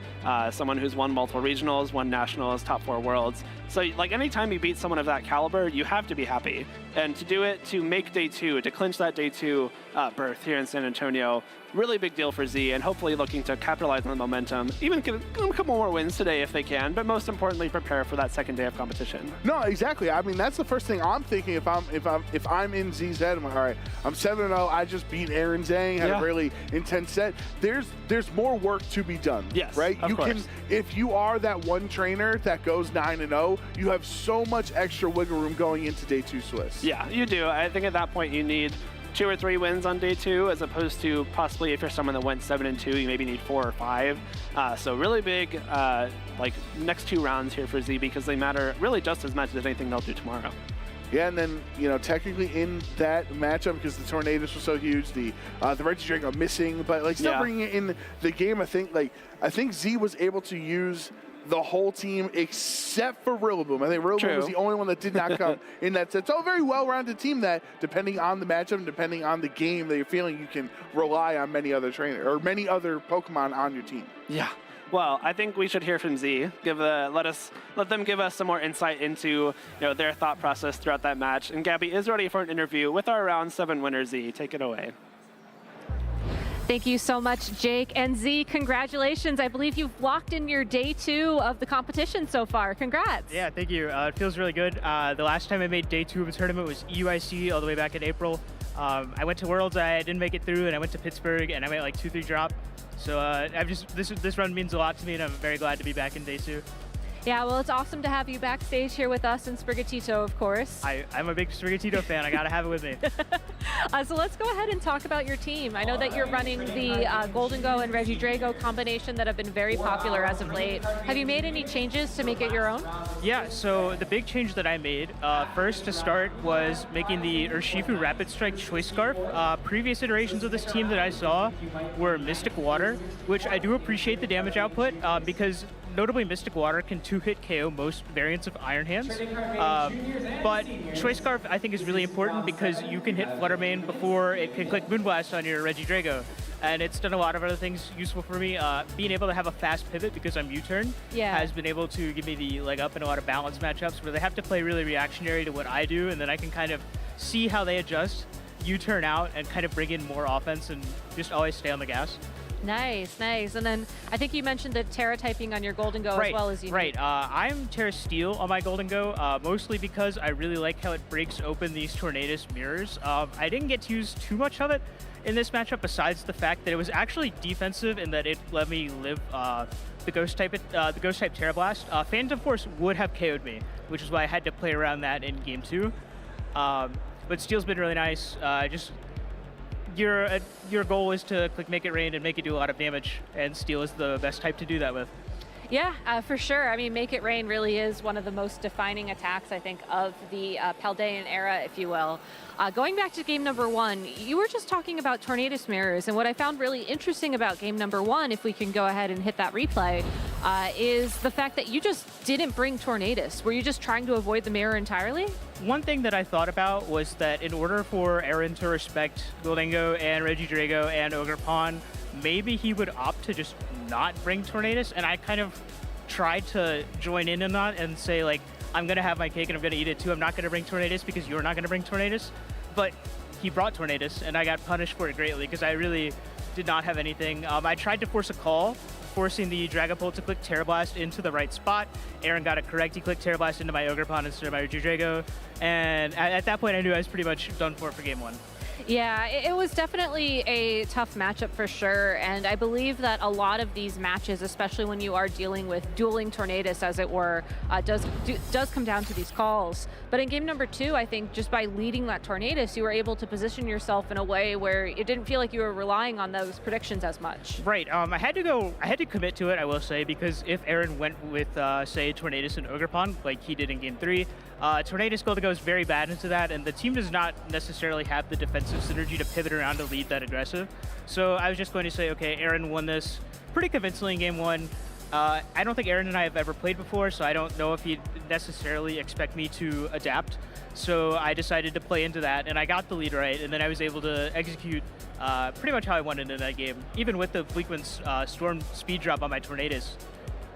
So that felt pretty good. Yeah, and what was also really unique to me as well was the fact that you feel pretty comfortable switching between the Goldengo and the Regidrago depending on the situation. Right, yeah. In theory, Goldengo and Regidrago make a nice pairing because you say that Goldengo hits the fairy types and Regidrago hits everything else. But throughout my games today, I've noticed that I kind of pick one or the other because having the offensive utility provided by at least 3 of the other Pokemon just feels really, really nice. And you're not going to have all those at once if you bring both Goldengo and Regidrago. Like, bringing both of those and Tornadus and one of your Firewater Grass Core just doesn't particularly feel great in a lot of matchups. There are some matchups that do call for it, but I found that the games where I go for those, it's not really as effective as just picking between one or the other. Yeah, so let's go ahead and look back at game number 3, and especially those last couple of turns. And I think the commentators did a great job of reminding us all about Lash Out.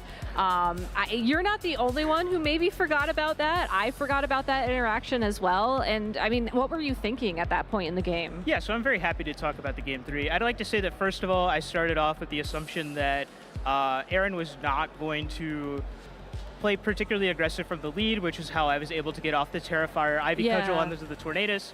It did open me up for Aaron to just switch in an attacker in Tailwind. I kind of expected Aaron to attack with the Ogerpon, so I'd pick up like a double KO on turn 1. That didn't quite happen, so I felt more pinned by his offenses, but I was able to weave in, get Torn in, have its Focus Sash. The Focus Sash Tornadus has been amazing for me whenever I need to bring it in these Torn Mirrors, and it was huge here. It allowed me to get the Tailwind up, and then I had my Ogerpon and my Scarfer Shifu to sort of bring me back to position. But as we saw in the end game, what happened was that I somehow convinced myself that the only way that I lost the game was if Tailwind runs out and it's just Chimpao versus Ogerpon, Chimpao gets a Lash Out critical hit on my Ogerpon to take it out. So I was trying to play around the crit, but what I didn't think about was that there was no way for Aaron to ever get down to that point without my Tornadus still being on the field, so I could have always clicked Tailwind again. So yeah, definitely a blunder on my part. I was fortunate enough to get bailed out by the Air Slash Flinch.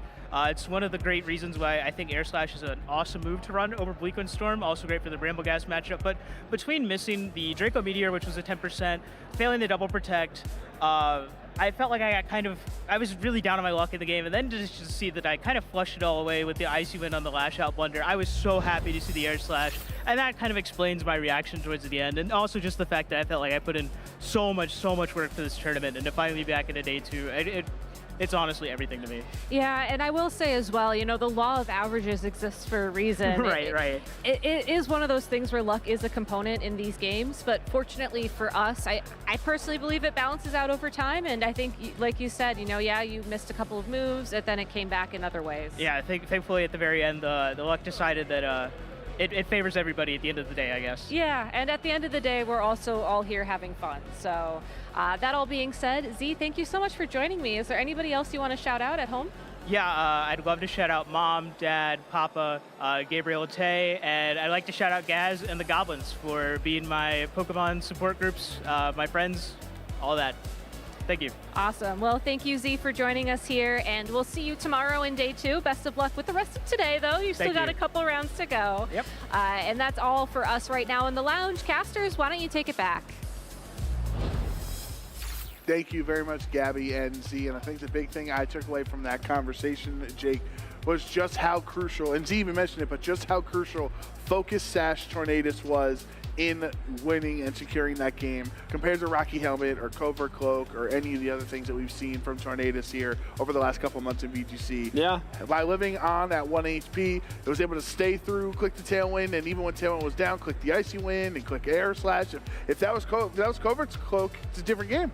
I mean, I think one of the kind of unseen benefits of running the Focus Sash Tornadus is you can switch it into anything. It got down to its Focus Sash in that third game from switching into the Terra Blast from Dragapult, and that almost definitely KOs it if it's not Focus Sash. Like, you're going to be a little bit bulkier if you're Focus Sash, and you're not going to only train in speed and special attack, blah, blah, blah. But even regardless, I think that probably just KOs any Tornadus regardless of the bulk investment. And so having the option to swap it in, protect what was in that slot before from taking that Terra Blast, and then set up the Tailwind, it gives you a lot more breathing room. And you do have to, like, obviously you take repeated hits a lot worse if you Focus Sash compared to like Rocky Helmet or Covert Cloak or Citrus or whatever else you might run. But it came in hugely handy in that third game, as evidenced by Z winning the game by a single HP. Yeah, for sure. And we know Tornadus is a very popular Pokemon. Let's check out how the rest of the field has played out in day 1. This is all of our trainers in the Masters division, and Fluttermane, how far they've fallen from the 75% usage days down to a putrid 45%. Only 45. Still number 1, though. I mean, I think that's no surprise. Fluttermane has been able to, resist any kind of meta adjustments or changes that might be to its detriment, and still, I mean, sometimes it's trading off with like Urshifu and Iron Hands for that number 1 slot. But here in San Antonio, it is the most important, not most important, the most used Pokemon in the field. And just looking at the field there, like the Goldengo, the Heatran, the Arcanine, the Hearthflame, Ogerpon there, all fairy resists, and those are certainly no surprise. Like, you need a lot of fairy resists in a field where Fluttermane is the most common Pokemon, but still on top. Yeah, I think it's just the splashability, right? Of Fluttermane and things like Iron Hands, and even Hisui and Arcanine to a degree, like where you can just decide to throw them onto a team. Where I feel like most teams you build around Tornadus or Shifu, and you want that core to work together, or maybe your Heatran or your Ogerpon Wellspring, like maybe you want to work around it better. But the Fluttermane is just so easy to just throw onto a team in that 6th slot. But let's see what's going on over here. Ooh, Jake, so we get to have a little, do a little golf commentary over this conversation. But you were on camera earlier. I was. It was really fun. So let's talk about that. How'd that experience go? It was good. I think the hardest part was figuring out how to open some of those icing packets. But once we got there, we were rolling. I don't know if you could like tell, but I was trying to do a little Mega Metagross inspired cookie. I saw that. I was very impressed. It was cool. It got like the X with the blue, because Metagross is coming back in the Indigo disc. We're and I gotta excited. shout out my favorite Mega Evolution from that era. But we got some. As you see, Len is currently struggling. I'm trying to figure out what Len's going for here. Well, I don't even know if he knows what he's going for, because you can't get the stuff to come out of it. Look, it's not as easy as it might seem. Okay, you have to like unscrew something, but not like take the whole cap off, and then I don't know. They don't pay me to bake. They pay me to talk about things. Yes, definitely. That's what we are doing right now. Well, now, we got to be honest. Dwee came in with a super hot take at the beginning of the day, saying that's he true. was going to run away with this competition, and it looks like we're getting some color theory here. Color theory, just putting white and red together. Say, it makes a reddish white. Okay. Oh, he's using the cookie as a palette. Okay, that was actually cool. He used like the other cookie as like a little palette to like mix the red and white on. Is that legal? Is that? I'll allow it. I'll allow it. But now we got some like light red, some like pink. It's a cookie decorating contest. It's not a use another cookie to decorate your other cookie. Well, I mean, no one ever said you couldn't have a palette cookie. That wasn't in the rules. Yeah, there's also no rule against a dog playing basketball either. So I guess we're just gonna rule shark it here, Jake, and say, it's not against the rules. I mean, there's no rule against a dog playing basketball. What about a dog decorating a cookie? Can we get that would be impressive because you would assume the dog would just eat the cookie. Oh, that's true. Right? So if they have the discipline to actually decorate it, that's bonus points. That's harder. It's harder for a dog to not eat a cookie than it is to a dog to play basketball, for sure. Why would you call Len a dog, Joe? That's so mean. Don't talk about him like that. What? That is not what I said. First of all, I think Len wins on the sweaters. I would say Len that's has true. That is so true. Out of all of us today, Len has the best sweater. It's with the Iron Bundles winking at us too. Look at that. That's some points for some playfulness. I like there. that. Teamwork makes the dream work as well, as they're working together in this segment. Dwee's just so confident that he's going to win that he's like, okay, I can help out Len too. It's fine. Yeah. It doesn't matter. So thank you to Len and Dwee being our wonderful visual imagery to show how the cookie decorating contest is going so far. I have not really delved into the competition whatsoever yet. Yeah.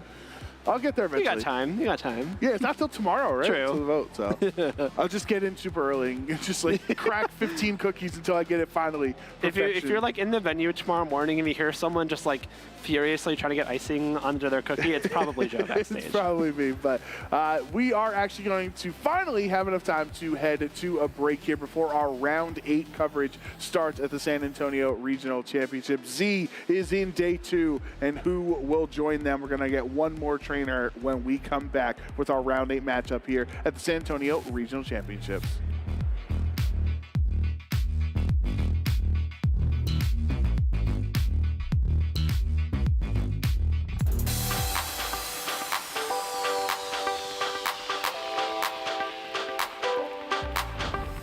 No matter the situation, it's high competition. Everyone's trying to have a good time as well. So if you can be nice to your opponent and just, be courteous of their state of mind and, things in the game, that's going to lead to a lot of maybe friendships and success in the games. So an unwritten rule with Pokemon Go is that you always have to say good luck, have fun to your opponent before your battles.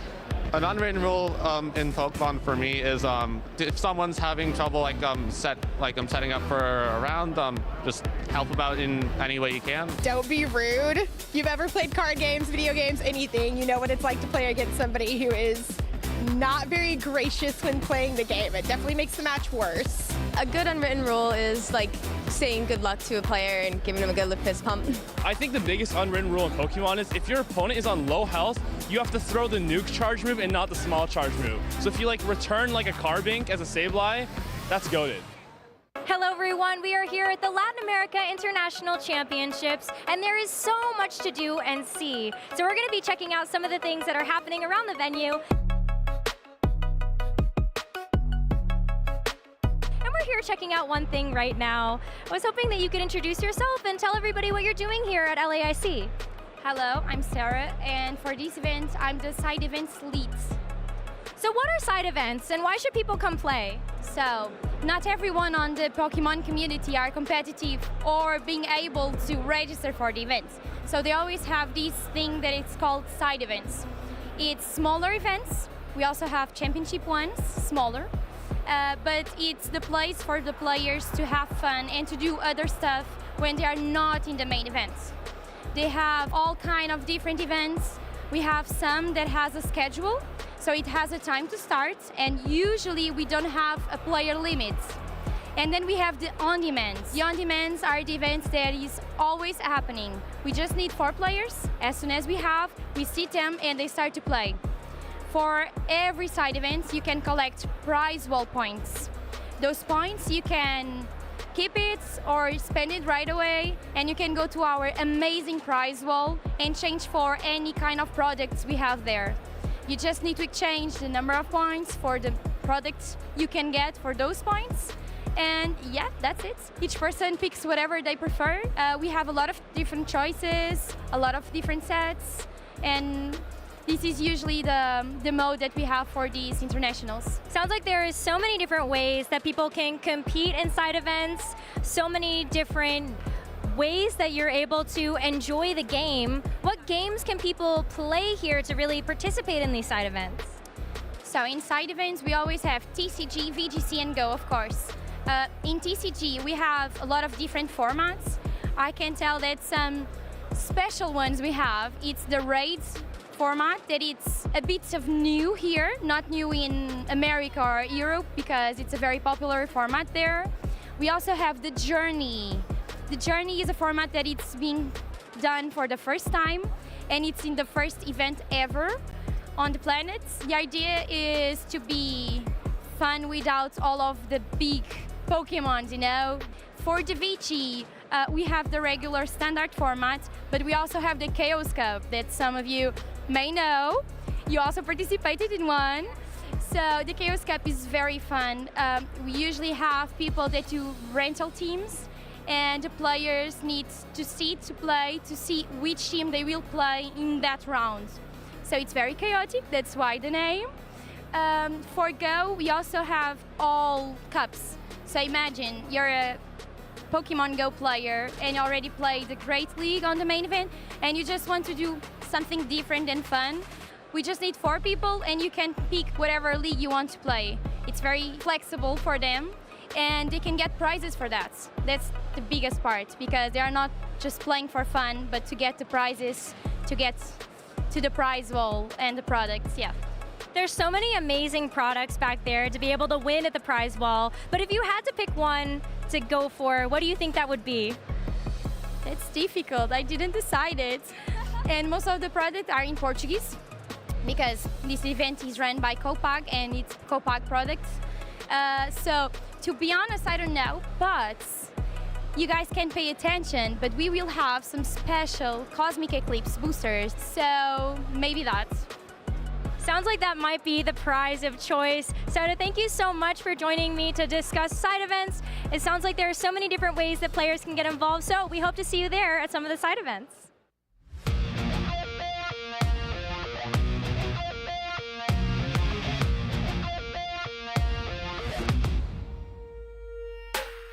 All it takes is a moment for everything to change. We can turn the tables, we can win the day. In the heat of battle, we won't be undone. Let them come for the throne.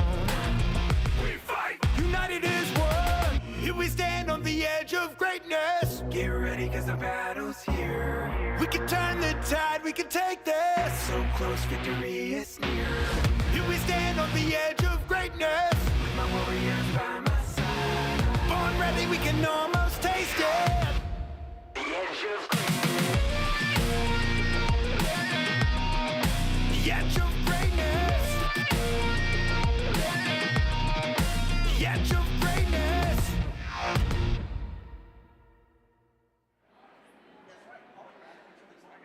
Welcome back, everybody, to the 2024 Pokemon Regional Championship here in San Antonio, Texas. A lot of action has already come down. We've already have our first players to move on to day 2 after 7 rounds of Swiss, moving into round 8 right now. Of course, this is the critical part of the tournament. This is the part where it becomes pressure, lots of pressure. Yeah, every round people are punching their ticket into day 2. We already saw our first batch of players do that last round, but also every round players are taking that devastating third loss and ending their tournament. So the pressure is really on at this point. Yeah, Duiha and Len Duel here, ready to jump into round 8 here in San Antonio, and it's been really action-packed. I mean, we've seen a lot of different teams take the field. Yes, the Tornadus and the Urshifu, very strong core, still doing extremely well, but we're also seeing other types of teams kind of in the fray right now. Yeah, teams that keep up the offense just in different ways, using Regidrago or the Dragapult we saw from Aaron last round, or slowing it down a little bit and playing more of a balanced style. Yeah, so more exciting action to come as we go into round 8. You know, this is it, right? We're going to start showcasing players that are currently 6-1, trying to punch their ticket to day 2. The loser of that match will still have a chance to move on to day 2, but of course, we talked about this earlier, Len, more pressure, all the pressure, 100% pressure. Yep, at that point you have to win out. Once you take that second loss, things get pretty difficult. So you'd much rather be sitting at 7-1 and contentedly into the second day. Yeah, so here it goes, round 8. Are you excited, Len? Yeah, no, this should be a thrilling match. Oh yeah. For the matchup coming up, we are going to be featuring Justin Tang versus Justin Burns. Two Justins, two of probably the best players right now, honestly. Like, Justin Tang showing a lot of success last year, still at top of the leaderboards this year in terms of championship points, coming off of a top 8 in Toronto using a Salamence team. Justin Burns, a player that's been around for a very long time, lots of top finishes at regional championships prior to, 2017, 2018, of course, finishing in the top 4 at the North American International Championships just a few years back. Yeah, so a player who hasn't had as much success over the last season and then a chunk now into this season, but definitely a player with the caliber to go and win this tournament. Yeah, so there's a lot of matchups. This one is going to be a really good matchup, but that's not to say that there are not other matchups out there, which we'll take a look at later just to showcase the other types of matchups that you're going to be seeing, and a lot of really strong names still out in the field trying to contend for day 2. Yeah, players who are at the top of our CP leaderboard, players who have already won regionals this season.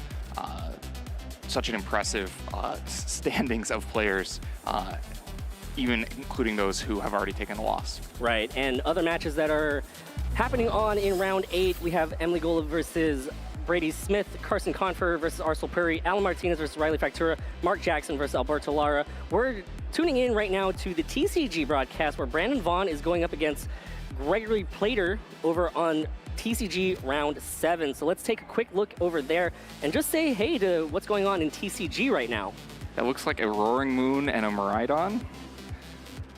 Yeah, I mean, those are two of the most popular decks right now. Roaring Moon, a card that was released just recently that has this insane attack that will just kind of knock out the other Pokemon, but leaving it with only 10 hit points left. And Miraidon is a deck that has been around for the past couple of big tournaments. I think it always does really well. I'm not too sure what is the favorite deck currently in the meta over in TCG, but it's always exciting to see all these cards that we kind of, well, right now we see Roaring Moon, right? We see Roaring Moon, that's a Pokemon that we see in VGC, but I'm always fascinated by when TCG has these really cool Pokemon that are featured.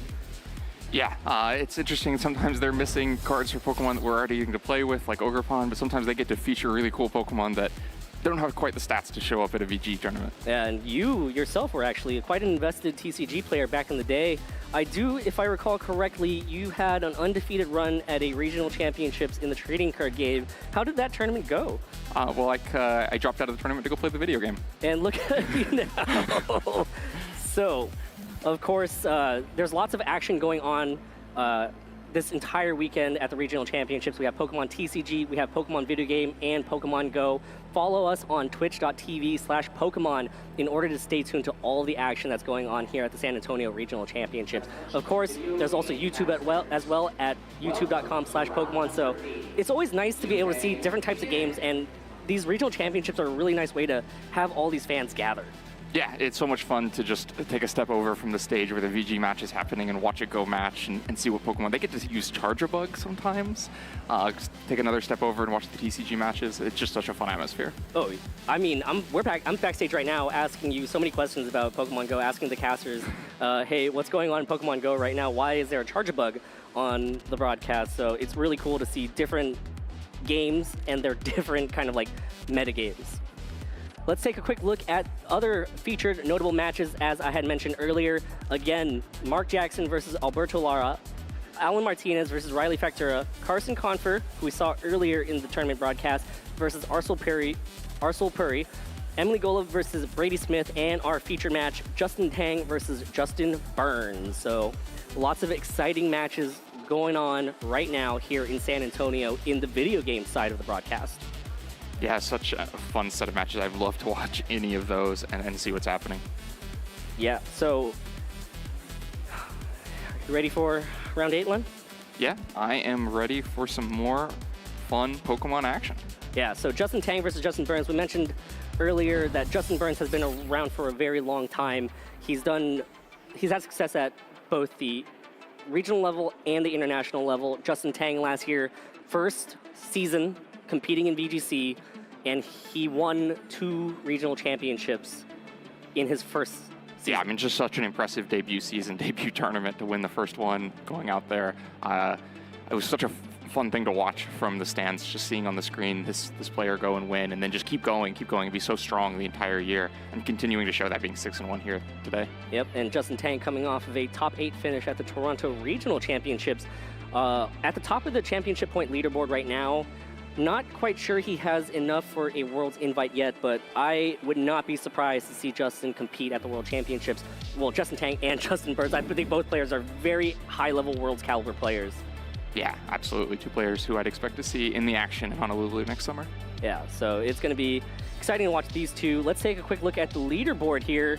Riley, again, these are just the standings right now at the top of the leaderboard. Justin Tang not on that list yet. Remember, the magic number is 500 championship points to be able to qualify for the World Championships. Justin Tang does not have that yet, but he's still in the hunt. So is Justin Burns to try to get that qualification for the World Championships. Yeah, and then one of the other featured matches we showed had Riley. Looks like he's going to be earning some more championship points this weekend to go on top of that 898 that he already has. Yeah, so a lot that will kind of... There's 900 championship points and adding to it. I think in any tournament, Riley has had an amazing season and is a threat to always win. That's one of the reasons why I put Dragonite down as my prediction, because when there's a tournament with Riley around, he's known for running that Dragonite team, and well, he's clearly piloting it really well right now. Yeah, it's interesting that it hasn't been picked up that much by other players as well. Riley continues to kind of be the only one piloting that Pokemon in that way and then having so much success doing it. Yeah, and again, as we've already said, we've already seen so many great matches throughout the entire day so far. Len, any standout matches from what we've seen so far for you? Yeah, I think probably one of my favorite matches was seeing the Regidrago in the Grant and Carson match, seeing how both players were positioning themselves differently to try to come out on top of that, how much was put into that first turn of Team Preview. Yeah, that was an exciting match. That was an exhausting match for us as well as the players. I mean, that was probably about an hour of just mental battling, right? Just trying to figure out what the best way is. So that was an exciting match, but again, more exciting battles to come here, like Justin Tang versus Justin Burns. But here we actually have a replay of Carson versus Grant. You summoned it, Len. Here we go, just to recap that match from a couple of rounds ago in Swiss Round 5. Grant doing exceptionally well. He has moved on to day 2. He's currently at 7-0. Carson, I believe, is still in the hunt to try to make it through to day 2, but he's still able to qualify for day 2. Yeah, that the way that Grant was able to find positions to put himself in, despite what looked like a pretty difficult matchup and a pretty open Team Preview lead, to be able to come out on top and just have that Regidrago survive just enough to get the Draco Meteor KO was so impressive. That giant Draco Meteor into Urshifu to pick up the match-winning KO. Yep, and of course, Carson was featured in our notable matches going up against Arcel Puri, trying to qualify for day 2. So there's still a lot more action to come, and these are sometimes the best battles to be a part of, because you have to leave everything on the line. You want to try to advance to day 2. You want to try to get that chance to top cut, win the championship points that are very important, but also the cash prizes as well. What's been your highlight match of the day so far, Dewey? I really enjoyed that ending to the last round, Aaron versus Z. I thought that was a really fascinating team being piloted by Aaron. That was a team that we saw over in Europe, right? Piloted by Michael, who was the world's runner-up. Dragapult is a really cool Pokemon. Honestly, when I was picking my predictions, I wasn't sure which one I wanted, which dragon type I wanted. Whether you wanted Dragapult or Regidrago? Yeah, so I was going between that, and it's a very fascinating team, right? Phantom Force is a really cool move that just, yes, it takes 2 turns, but it takes away the ability for a Pokemon to protect, which I think is really important, as we see with Urshifu's Unseen Fist, right? So I think that's my highlight. I mean, that was such a nail-biter of an end. The flinch at the end really just... Yeah, that lash out, just getting the KO on Ogerpon, seeming like Aaron had it in hand, and then the flinch. Because of the icy wind. Because of the icy wind from earlier. So, you know, at first when we were backstage, I remember you saying that icy wind powers up the lash out, and that it was a really tough one to see because the lash out just automatically got the KO, and then all of a sudden it paying off later on at the end. Moving into team preview between Justin Tang and Justin Burns now. Justin Tang running Urshifu, Regidrago, Golden Go, Ogerpon with the Hearthflame Mask, Tornadus, and Rillaboom. Justin Burns running Heatran, Amoonguss, Landorus, Qianpao, Iron Hands, and the Fluttermane. Yeah, so more Regidrago action for you, Dewey. I know you're excited about that. Another one of these fast Tailwind teams, so maybe a little bit more balance to it with the Rillaboom there. And then on the other side, Justin definitely playing a little bit more balance. Has the Amoonguss, has the Heatran with leftovers, so it's going to be more bulky than some of these Life Orb ones that we've seen. Should be an interesting match to see if all of that offense from Justin's side can power through like a little bit more of a bulky team than a lot of what we've seen today. Yeah, Heatran with the staying power with that leftovers does have access to Magma Storm, which is nice to try to slowly chip away and trap Pokemon onto the field and not allowed to switch. So that's going to be really cool to see. Other things to note is Justin's team here. We're going to jump into the open team sheet. Urshifu with the Rapid Strike, no Choice Scarf, it's carrying the Mystic Water. Dragon Fang on the Regidrago to boost those Dragon type attacks. Really hyper offensive, and then it's the Focus Sash variant of the Tornadus Incarnate, you know, with Air Slash, Icy Wind, Tailwind. So we've seen that's a little bit more of a standard Tornadus than what we saw with Carson with the Rain Dance and Sunny Day. Yeah, definitely in terms of moveset, maybe more standard. I think probably like Grant's a little more frail, maybe a little more offensive with the Focus Sash. We see that as being a good pairing for the Regidrago, but doesn't opt for the Choice Scarf on the Urshifu in the same way that Grant did. Has the Mystic Water Urshifu that's more common in the Tornadus and Urshifu setups. Yeah, so a little bit different playstyle from this Regidrago team as we jump over to the other side to look at the team sheet for Justin Burns. Again, the Heatran, Amoonguss, Landorus, Qianpao, Iron Hands, and Fluttermane. That Choice Specs Fluttermane does so much damage, and there's just, you know, you said it that the Heatran's going to be a little bit bulkier, but also Justin has some pretty strong attackers to pair up with it. Yeah, absolutely. I mean, still has the Qianpao and the Fluttermane. I don't think you can call any team with a Qianpao too defensive. Definitely a pretty offensive team. Has plenty of firepower to go out there with. Yeah, and the Amoonguss over on Justin's side, a Pokemon that has just been around for a very long time. Being able to Spore, being able to Rage Powder, Redirect, as well as access to Pollen Puff to either go on the offensive or kind of heal up Justin's team. So Amoonguss is a Pokemon to watch out. You always have to be careful because if you are not careful, your team will be falling asleep. Yeah, Justin seems to be pretty well positioned for the Amoonguss. Has 2 grass types of his own, the Ogerpon and the Rillaboom to avoid Spore, and then of course the Ogerpon threatening giant Ivy Cudgels into Amoonguss. One little interesting detail on Justin's Ogerpon, there's no grass move there. Opts for Follow Me, Spiky Shield, of course Ivy Cudgel, but then Stomping Tantrum as the 4th move. That's going to let it be a threat against the Heatran more consistently than other Ogerpons that we've seen today. Yeah, and it is going to be a battle here between Justin Burns and Justin Tang. Ogerpon and Golden Go for Justin Tang. Over on Justin Burns' side, Qianpao and Amoonguss.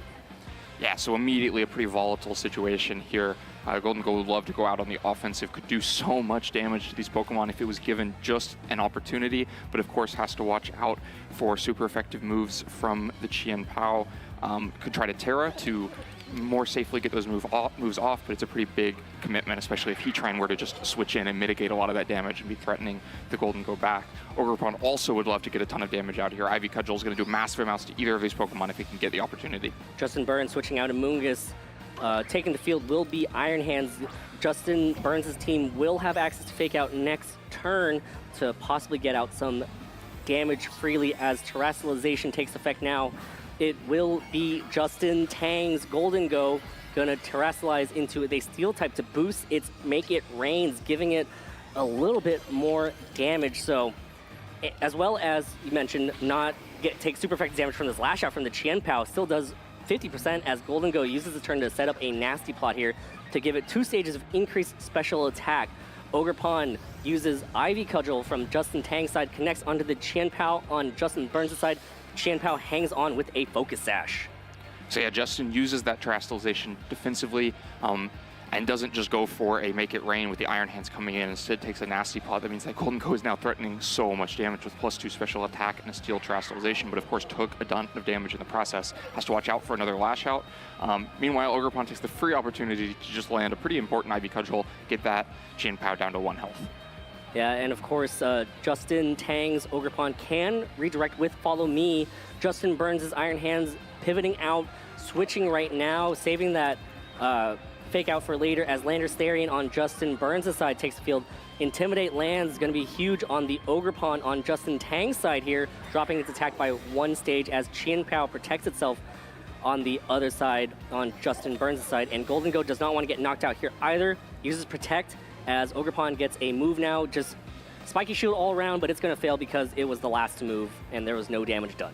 Yeah, Justin trying to just double protect through the Fake Out turn from the Iron Hands on the other side, but Justin Burns uses that opportunity to reposition and now is in a really strong place. With the Landorus and the Chien Pao, he can just threaten 2 KOs. The flying Terra Blast into the Ogerpon and the Lash Out into Golden Go. The Terrestrialization's already been spent, not going to be saving Ogerpon here. And so that's going to really put Justin on the back foot with a pretty offensive team. It's difficult to be in that threatened of a position. Of course, because the Spiky Shield failed from the Ogerpon on the previous turn, because it was the last thing to move, can still be opted for this turn.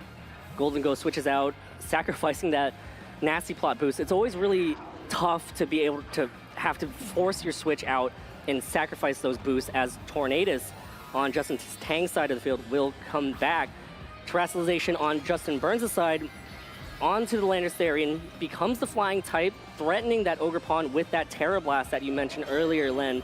So it will be a flying type here as Ogerpon is able to use Spiky Shield this turn freely because it failed last turn. Justin Tang trying to get out of this kind of pin that Justin Burns had Justin Tang in as Ogerpon protects itself, and Chien Pao uses Lash Out, hitting into that Tornadus slot, breaking that Focus Sash on Justin Tang's Tornadus.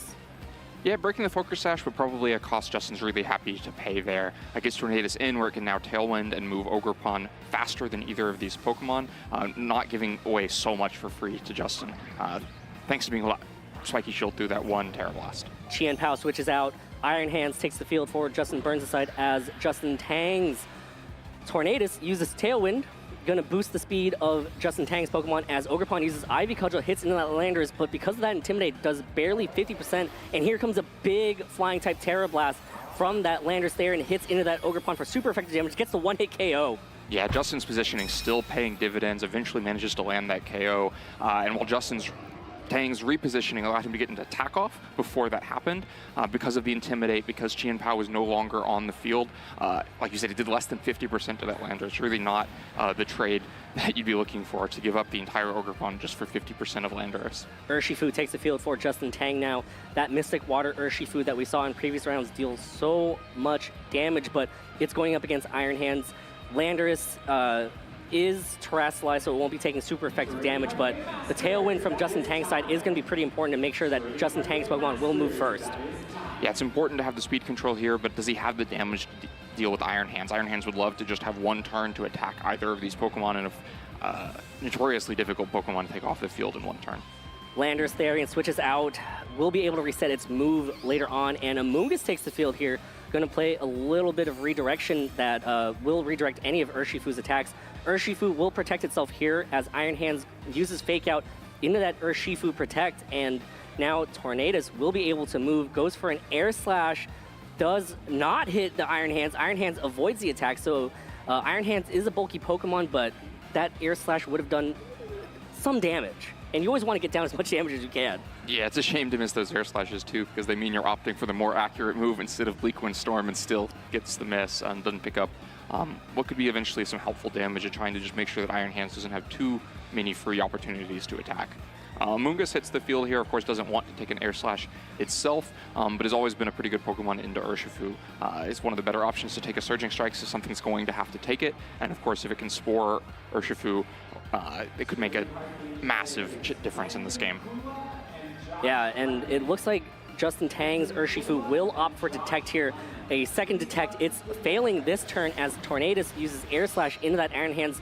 Barely any damage as Iron Hands uses Volt Switch into that Tornadus. Tornadus hangs on, but Justin Burns will be able to save that Iron Hands for later on, provide more Fake Out support later on, as well as just go back out on the field and deal some very super effective electric type damage. Well, and give a safe entry to these two Pokemon, right? Justin Burns had his two more defensive Pokemon on the field, and his two offensive Pokemon in the back at very low health. Landorus just above 50%.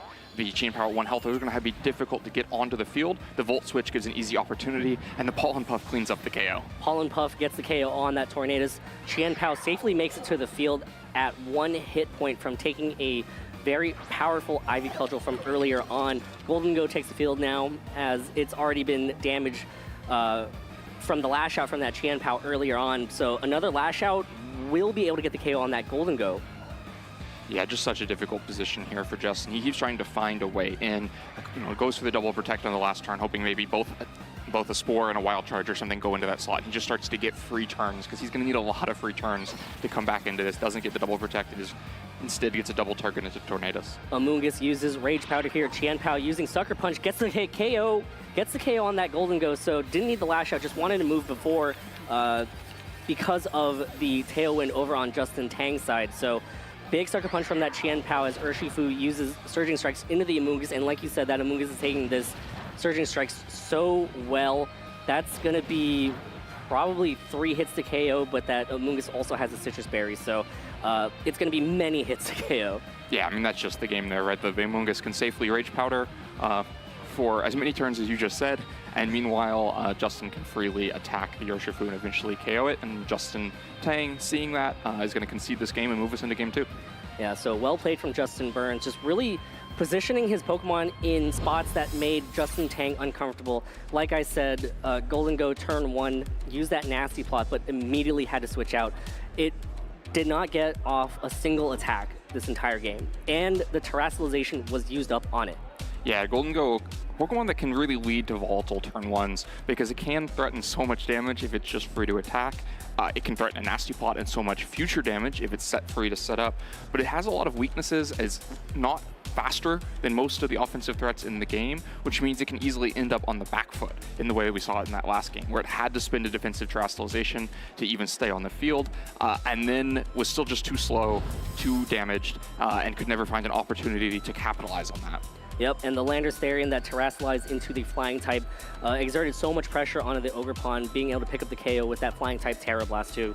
Yeah, absolutely. And it was a really subtle thing, the way that Justin got the Landorus in on the field, just switching out the Iron Hands during the double protect turn from Justin Tang, but it immediately made life so much more difficult for Justin, because it went from one fast damaging threat that you could maybe trade with if you have your own fast damaging threat and another offensive Pokemon inside the field. As soon as there were two, it was the Landorus and the Qian Pao on the other side up against Justin. There weren't trades available. There were just things he could give up to try to reposition and look for future trades. Yeah, so well played positioning from Justin Burns. Justin Tang has to adapt here, has to try to be able to play around Justin Burns' positioning. You want to be able to set up that Golden Go to be able to start attacking without taking so much damage to start without the threat of being knocked out before it can even move. I am a little surprised at the emphasis on Golden Go in that first game. If you look at Justin's team, there are multiple Pokemon that immediately put pressure on Golden Go and would force the Terrestrialization. The Chien Pao, the Fluttermane, even the Landorus can walk into Stomping Tantrum and threaten damage against Golden Go. And then there are multiple Pokemon that can be a very big defensive problem for Golden Go. The Iron Hands is very difficult for take off the field. The leftover Heatran is going to be difficult for it to take off the field. And of course, like you said, Heatran can also trade back really well with Golden Go.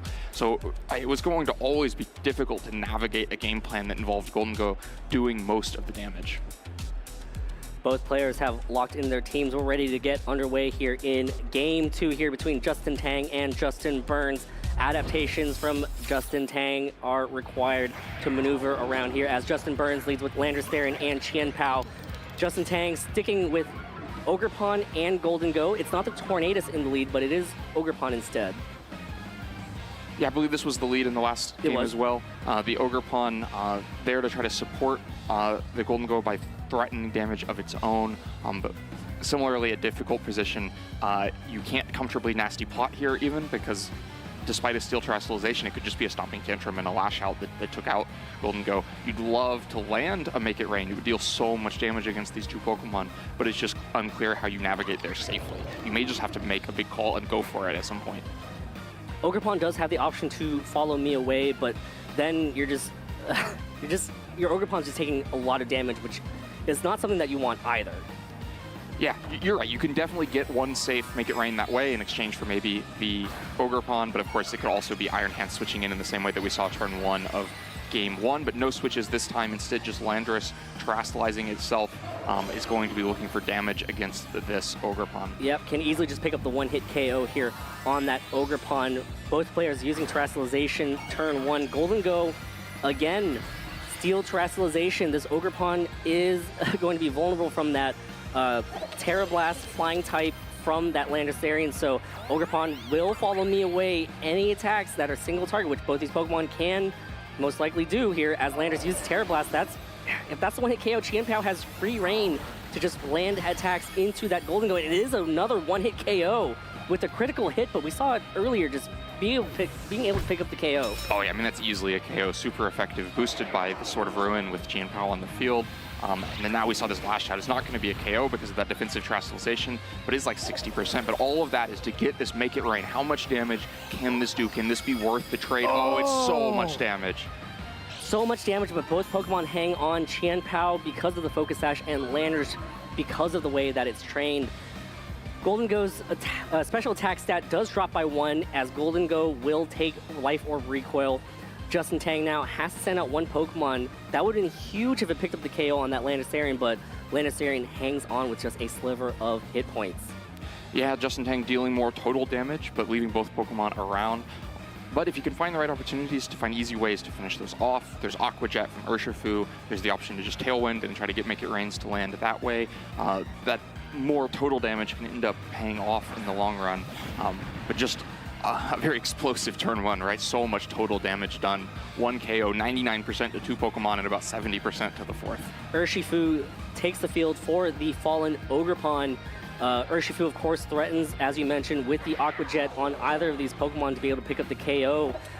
Now it's just a matter of what Justin Tang identifies as the bigger problem. Is it going to be the Landorus or is it going to be the Chien Pao? Yeah, and of course the Chien Pao could just go for a Sucker Punch and manage to get damage off this turn. Even if you tried to Aqua Jet, it could take down Golden Go.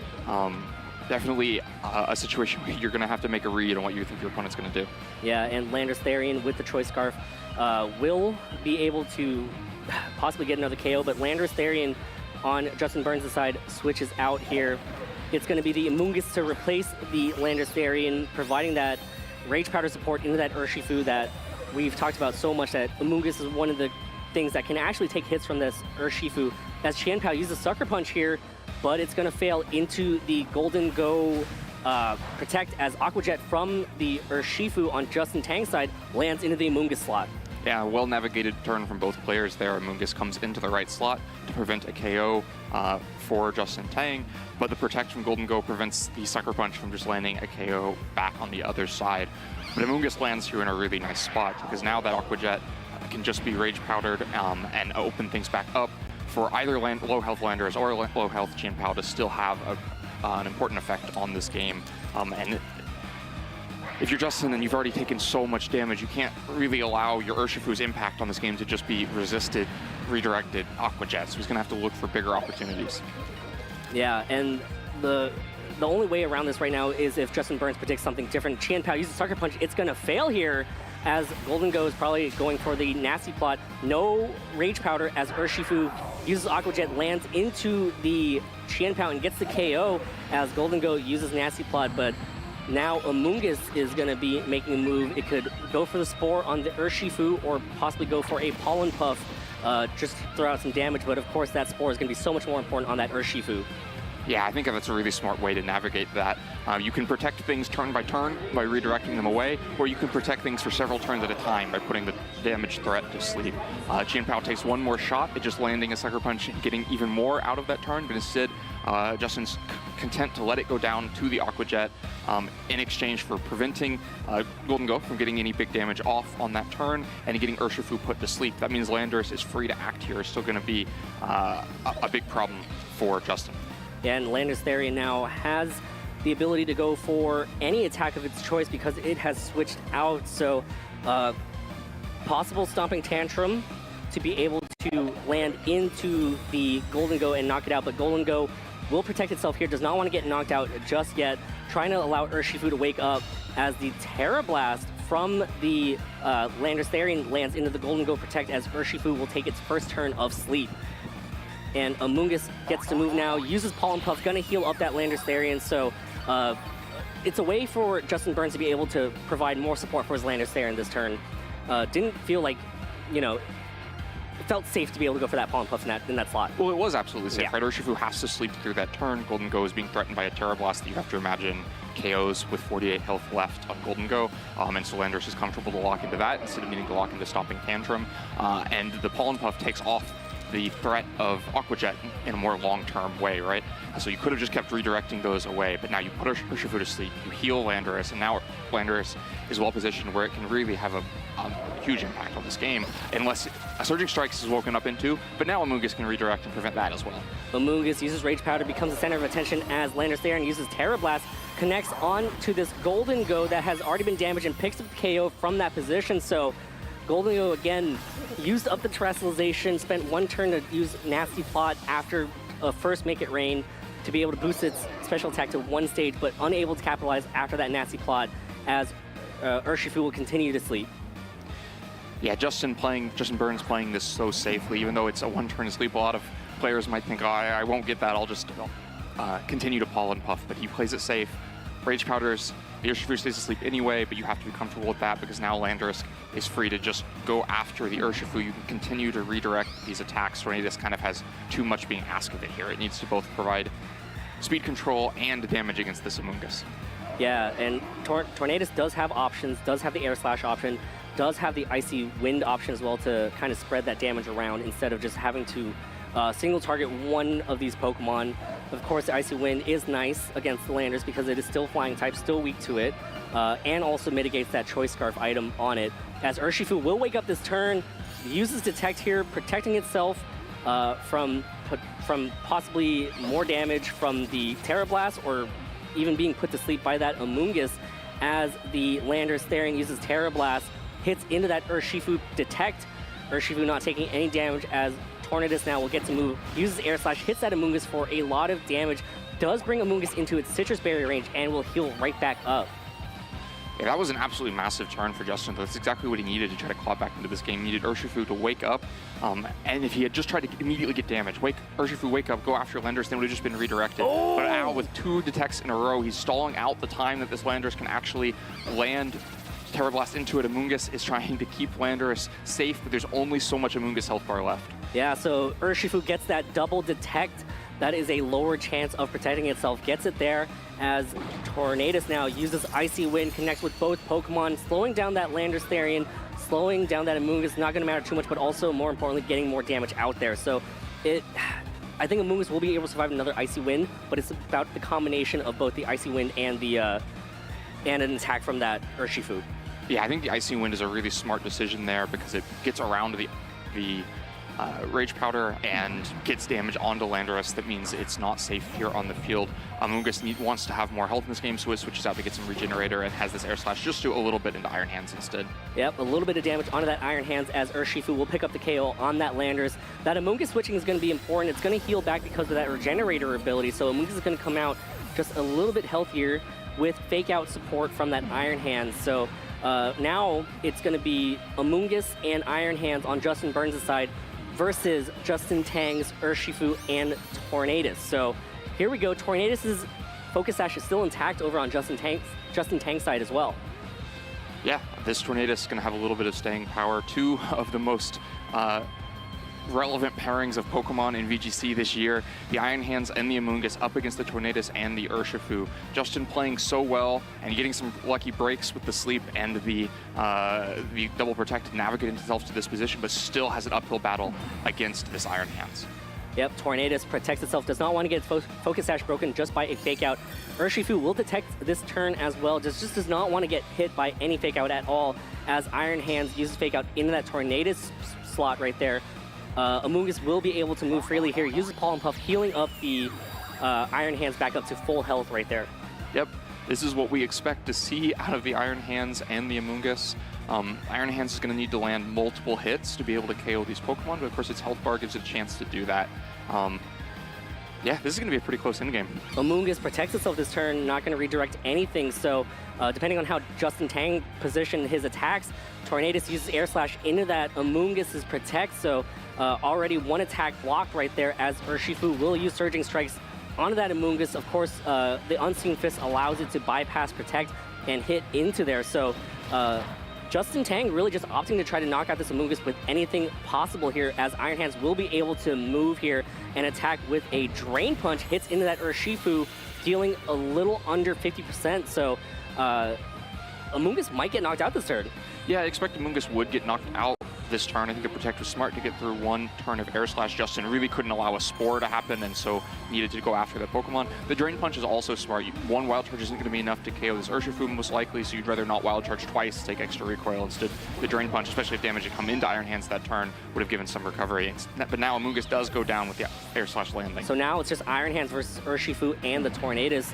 Again, here's the Iron Hands with the Wild Charge into that Urshifu's attack, so Justin Tang clawing his way back here, leaving it down to a 2-on-1.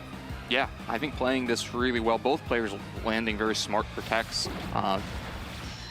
But there might not be too much protecting left in this game. Iron Hands won't be protecting, and Justin is ready to go in on the offense. The Air Slash plus the Surging Strike is going to do more than 50% to Iron Hands. That should just be too much damage, because Iron Hands is going to have to use Wild Charge to actually pick up these KOs. It can't do it with Drain Punch all day, and so the Wild Charge goes, it KOs the Urshifu, which is so important. That's another big chunk of recoil back onto Iron Hands.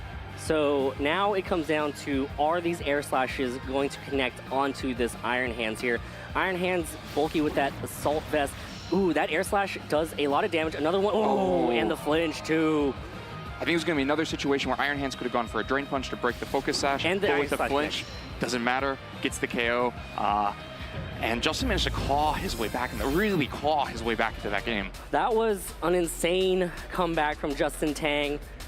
That, wow. He took, it was very much in Justin Burns' favor going in through the first couple turns, and then Justin Tang just finding the right way to attack Justin Burns' side. It looked so dire when the Urshifu was sleeping. The Landorus was being healed back from about 1 HP up to above 50% with Pollen Puff.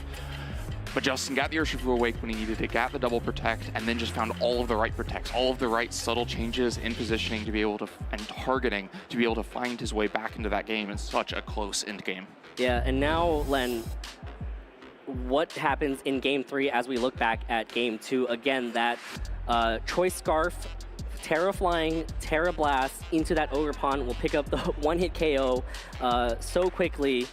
And that's another thing for Justin Tang to note. This Golden Goes, Make It Rain will not be able to pick up the KO on Landorus Therian. So these are all things that Justin Tang will have to do. Is that Golden Go going to be a factor again in Game 3 for Justin Tang? I just don't feel like it's working out for Justin. He managed to win that last game, and a lot of that is because of all the damage Golden Go did at the beginning, but it's costing him so much, and it's such a difficult Pokemon for him to play with once it gets damaged. It really didn't have much impact on that last game after it had gotten the first big Make It Rain off. Justin managed to claw his way back, playing very well with the other Pokemon on the team, but you have to imagine things might be simpler just playing without looking for that really volatile Golden Go damage trade on the first turn. Right, and without Golden Go, then you won't be committing your terrestrialization onto it to be able to survive anything that the Chien Pao can throw out. As we're ready now to get into Game 3 here between Justin Burns and Justin Tang. Landers Therian and Chien Pao for Justin Burns, and Tornadus and Urshifu for Justin Tang. No Golden Go just yet, so Justin Tang changing up the leads here, leading with that Tornadus and Urshifu. That kind of defines Regulation E. Yeah, absolutely. Just goes straight to the Tornadus Urshifu mode, and it lands in what seems to be a pretty strong position here. The Tailwind and Surging Strikes can just threaten a KO onto Landorus, even actually assisted by the Swords of Ruin on the other side of the field, which makes that a safe KO. The Chien Pao can't really threaten a KO back either, so this seems like a pretty strong position for Justin. We'll have to see what Justin Burns did. No switches here, just going to play into this 2v2. Justin Tang's Urshifu terrestrializes, getting that water typing, that pure water typing, as Tornadus on Justin Tang's side will activate as the Urshifu will go for the Surging Strikes here.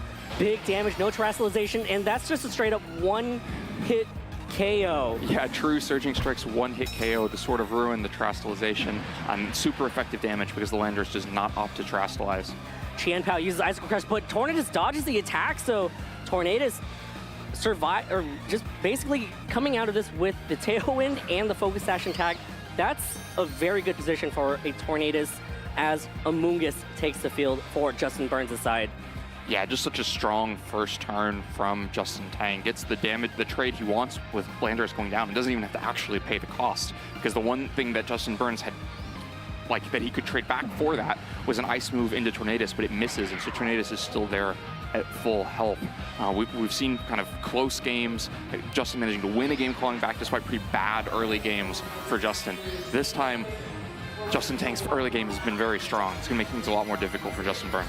Amoonguss terrestrializes here, becomes the water type as well, again being able to resist Urshifu's Surging Strikes Aqua Jet, but most importantly, removing its weakness to Tornadus's Air Slashes here.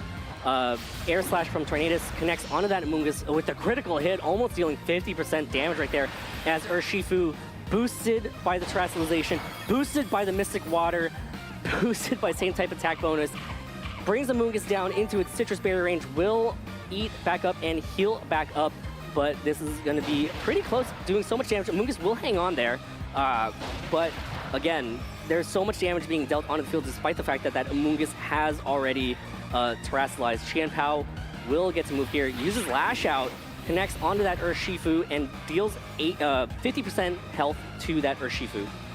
But yeah, I think just a turn that puts Justin, a pretty even trade, right? You give away about half of Amoonguss for about half of Urshifu, but with Justin already ahead, that's just a positive trade in his favor. The Chien Pao continues to kind of put in a little bit of value for Justin Tang. It means that those Surging Strikes do more damage to Amoonguss, make it a little easier to claw his way through that defensive Pokemon. It means it's harder to do something like switch Iron Hands into that slot because it will just take so much damage from that same combination of Air Slash and Surging Strikes that we saw last turn. But if Amoonguss goes down, the game state starts to just simplify in a way that is so difficult for Justin Burns to play from. With one of these balanced teams, you really want to be able to pivot. You want to be able to get those Regenerator boosts, be able to get Iron Hands in and off the field. But if after simply 3 turns, you're down to a 2v2, down to 2 Pokemon, like it looks like Justin Burns is about to be, it is so difficult to play.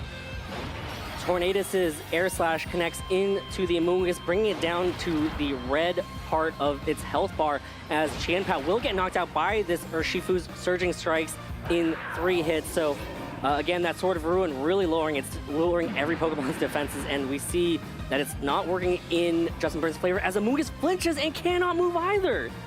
Yeah, Justin has just been on the back foot this entire match. The Tornadus and Urshifu showing its full power in this decisive Game 3. Fluttermane takes the field for Justin Burns here, as it looks like Justin Burns will forfeit the match here. Justin Tang has secured his spot to Day 2 here at the San Antonio Regional Championships. What an incredible set between these two high-level players. Yeah, such a volatile game. We saw so much damage happen in turn 1, game 1, or turn 1, game 2, and then it flipped the script the other way. All the damage was coming out from Justin Tang's side of the field, and it only took him 3 turns to win that decisive game 3. Yeah, game 1, going back to it, game 1, Justin Burns had so much damage done out onto Justin Tang's side of the field. Golden Go really had nowhere to go, right? Golden Go kind of got brought down into a dangerous position almost immediately. Game 2, same thing happened, but it came down to the final sort of turns of that. As we take a quick look here at game 3, again, these big knockouts, that straight up one-hit KO, surging strikes from the Urshifu, Justin Tang, kind of showing a little bit of surprise there too, as Amoonguss took so much damage. And again, that flinch right there really just prevented that Amoonguss from being able to help Justin Burns be able to claw back, right? Possibly going for a Spore there to put something to sleep, possibly being able to hang on and just, being able to spread that Spore around. It's super important, and just flinched there big. Justin Burns realized it and threw in the towel, but again, both these players, top high-level players. Justin Burns still a threat to make it to day 2. He's currently sitting at what, 6-5? 6-2. 6-2, right? One more win and he'll be back in day 2. So best of luck to him. But what an incredible set that was. And I don't think we saw the Golden Go in game 3. No, yeah, it was just the Tornadus and Urshifu all the way.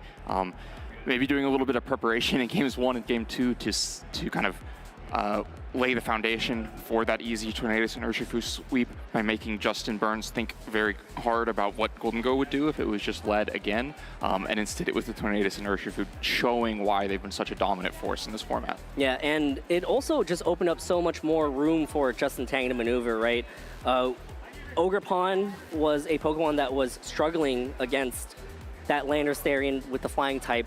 But to remove it, and if Justin Tang, we saw from his perspective that he did have that Ogerpon, was ready to just be able to come in and deal with that Amoonguss. So incredibly well played from Justin Tang, just showing the sheer power of Tornadus and Urshifu. But you don't want to hear from us, you want to hear from Justin Tang himself. We're going to take a quick break, but when we return, an interview with Gabby and Justin. Stay tuned.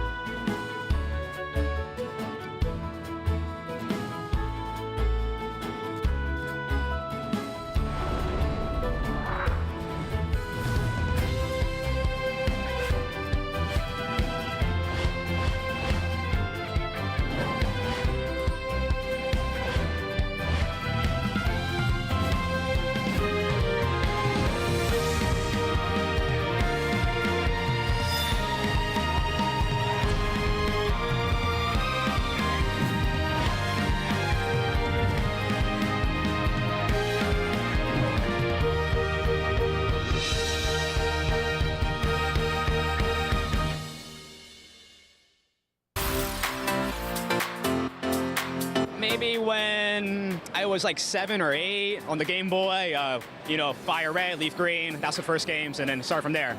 Mudkip was my favorite. It's just some guy back from Knoxville. In the competitive scene, I look up a lot to Aaron Zhang. He's just a great content creator, and I think he's just a great face for the community, and he's one of the reasons why I got into VGC. Really, really great guy. Flying after today, the Salamence, so that'd be kind of cool with all the bird types. My favorite Pokemon is Pancham. I always bring him to every event, and he's just kind of there. It's just kind of my persona. So yeah, there he is. My favorite part of Pokemon events is meeting new people and just playing just like new players and just anyone I haven't played before. It gets like a strong challenge, and it's always great to just meet new people overall. My go-to event snacks will be protein bars. I usually have one on me all the time. They're just very convenient, and they're easy to eat. And my Team Rocket? I am not Team Rocket. I started playing Pokemon with Red and Blue in 1999, I think. Started playing competitive Pokemon in 2010, and my first VGC event was in 2015. Probably go with Bulbasaur, I guess. Lots of players, but Amelia Forbes is the best player in the world. I'm here to have fun and just, enjoy the game. I think the game is beautiful, and building teams is great, and I'm just here for love of the game. My favorite event food is my cookies that I bring to every tournament. They're good and I get a lot of compliments. My favorite city is probably Melbourne. Melbourne's always great. Every time in Melbourne, it was a blast. Of course not. All right. Hello, everybody, and welcome back to the 2024 San Antonio Regional Championships. My name is Gabby Snyder, and I'm joined here by Round 8 winner and newly Day 2 qualifier, Justin Tang. How's it going? It's going great, thank you. Yeah, I mean, talk about a match. I know that you needed a couple moments to breathe after it. Yeah. I feel like you're good now? Yeah, I'm feeling pretty good. Yeah, that was definitely a set. Kind of a tricky matchup. I wasn't so sure how to approach that on team preview, and I got foiled at game 1, and figured maybe I could try repeating that game 2, and got double protect. I think I got a flinch or 2.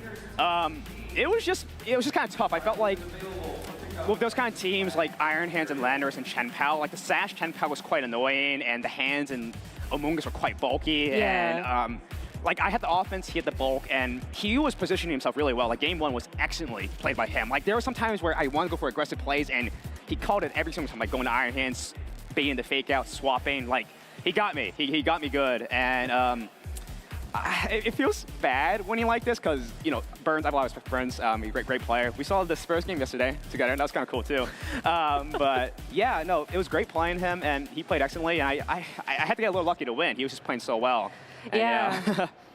You weren't the only one there at that game, by the way. Joe Brown said like everybody at the tournament was there, so definitely the place to be. But let's go ahead and look back at game number 1. You were talking about how Justin was positioning throughout that entire match, and I'm curious what was going through your head, because I think there was a point where it was pretty clear that it wasn't going to really work out in your favor for game number 1. Were you trying to plan out your adjustments ahead of time, or were you just trying to figure out an information game there? Yes, I was trying to figure out the information game, but I took quite some time adjusting to game 1 because I haven't really faced anything like Burns' team yet today. Okay. It's basically standard balance, but the Chen Pao is quite annoying because the Sash and you can threaten the Goldango is quite annoying, and just the bulky Iron Hands with Volt Switch was quite annoying as well. And game 1, I realized that he was really good at kind of punishing my passive plays. And while I was still kind of playing quite passive, even in the later games, I had to feel like I had to go for I was just scouting for information to see the plays he would do, and I got washed at game 1. And game 2, I figured I can try doing the same game plan. Even though it didn't work that game 2, I figured that he might have tried doing a flutter main adjustment as well, because that game 3, I actually brought Rage Drago while I was doing Goldango game 1, game 2. So he was positioning me really well. Anyways, like playing excellently and calling basically every single bluff I had. So winning that was really impressive, to say the least, just to get all the luck I needed. And game 2, I literally had to pray off. I was so far behind. I needed that double protect even, and I also needed that double flinch, I think, or 2. And it was just so hard to work around all those tools, and he was just punishing, it felt like he had every lead right.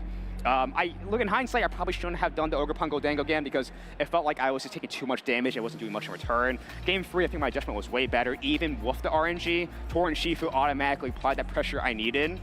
My only worry was maybe he leads something like Iron Hands Amoonguss or Iron Hands something, and that was my main worry. And I was kind of, I feel like I'm learning to play a Tornado Shifu. Everyone says it's easy, Tornado Shifu button. I went 0-3 my PC yesterday using this team, and I feel like I'm still learning to this day, and the fact that I'm going 7-1 with this is pretty cool. Overall, pretty standard team. It's really well built.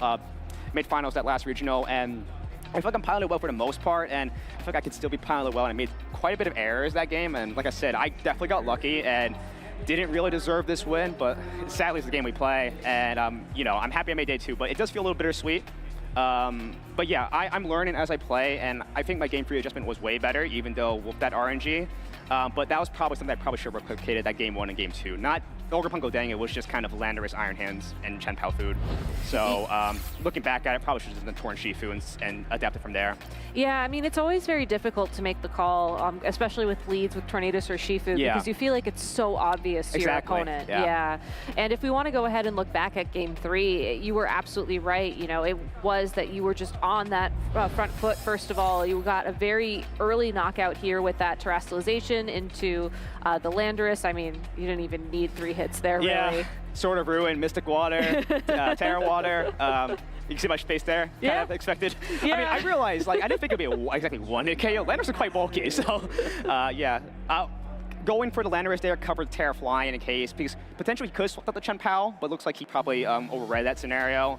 And it's sort of 50-50 because with a Mungus back, he can kind of pivot around. Yeah, but yeah, like I said, overrun, I think Torrent Shifu was my go-to lead in this matchup, and I realized a little bit too late after all that RNG. So yeah. Yeah, so you mentioned that, you went 0-3 in the PC, you're learning things about the team. Yeah. When did you start practicing with the team? 3 days Just out of ago. curiosity. Oh, 3 days ago. 3 days ago. All Yes, right. I picked up this team 3 days ago because this team was actually beating everything I had. Really? Okay. I was going to bring some heat. I didn't want to bring Torrent or Shifu, but at this point, if you're not bringing Torrent or Shifu, you're throwing, I guess. So yeah, it just beat everything I had. Like I had some cool ideas planned with Shilang. We were going to go like another off-meta pick like we did at Toronto. That worked out really well. But the more we played, to realize this meta is so centralized to Torrent or Shifu, and it's just like, it's just so overwhelming. Everything I was testing just folded to this particular comp, and I was like, yeah, I'm not doing this no more. I am just going to turn off my brain for this weekend, and well, I made day 2 of it, and that feels really good. And it's the games are fast, the winning's fast, and overall I think my play's been pretty solid for the most part, and I'm proud of how it's going right now. So yeah. Yeah, I mean, I know that the metagame's obviously changing in Portland, and even now on the Battle Stadium ladder, some of the new Pokemon are allowed. Yeah. But if anybody at home wants to try a Tornadus or Shifu team, what would be your advice as someone who's, still learning a little bit of how the team works? Yeah. Honestly, this team's amazing. Nils crafted a beautiful team. The moment I saw him make finals, I'm like, he went 13-1, and I'm like, I gotta use this. It's so good. It's so good. Honestly, like I felt like even that finals, it was either way. He probably could have won that too. It was just like I felt like this is a regional winning team, and maybe I can pilot well enough. And I think proving today, I think I can maybe potentially pilot well to another top cut and maybe a bigger finish. Just making this day 2 is a big confidence booster, especially after that 0-3 PC, like I said. So the team is great, and yeah, like I said, I'm learning to play, and it feels good. This feels really good to play right now. Nice. Well, congratulations on making day 2. Being able to bounce back is a really tough skill, so Yeah. Seriously, congrats for Thank that. you. Means a lot. Do you have any shout-outs you want to give to anybody at home? Yes. First, I would like to shout out, my building group for this time around, Shilang as usual, and this time around I got to collaborate with Jody and Zach. They collaborated a lot with this, and also Nils for the original team. We got some help from him. And my family back at home, been supporting me. It's been really nice, and friends and family, yeah, overall. I'm just really grateful for all the success and support. And yeah, I'm just flabbergasted right now. But yeah, just really thankful. Thank you. Well, congratulations. We are going to take a short break before round 9 of Swiss. This is the last round of the day. So thank you all so much for watching. Please stay tuned.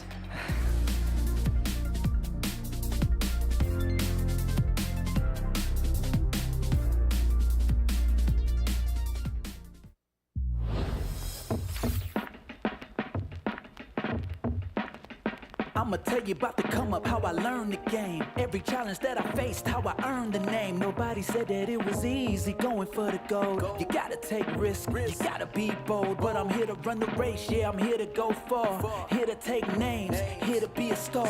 And when I finally make it, I'll be at the top. Best of the best, yeah, I'll be walking. Where legends are alive, I'll be walking. I'ma be right there by their side. I'll be walking. Where everyone can see. I'll be walking. That I'm the best to ever be. Forging my path, just a matter of time. You better get yours, cause you ain't getting mine. Learned every lesson in the hardest way, but that's the path that I chose, that's the hero's way. Yeah, they said I couldn't do it, but I proved them wrong. At the top of the mountain, right where I belong. And now I finally made it, yeah, I'm at the end. Best of the best, yeah, I'll be walking. Where legends are alive, I'll be walking. I'ma be right there by their side, I'll be walking. Where everyone can see, I'll be walking. That I'm the best to ever be. I'ma walk the road with pride. I'ma hold my head up high. Make them stop and stare. You can find me there with my finger pointed to the sky. I'll be electric, and I'll never grow old. Here on Victory Road,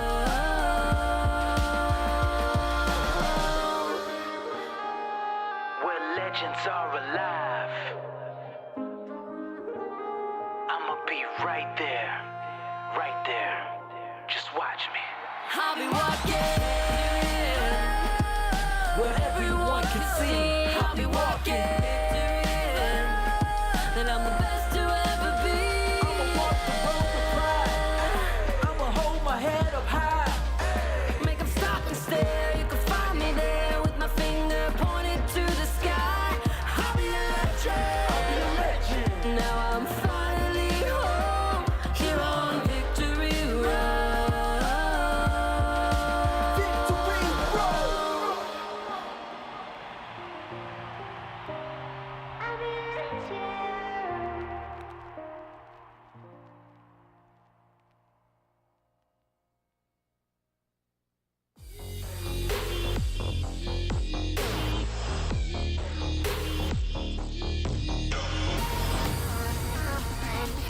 Welcome to the 2023 Pokemon World Championship.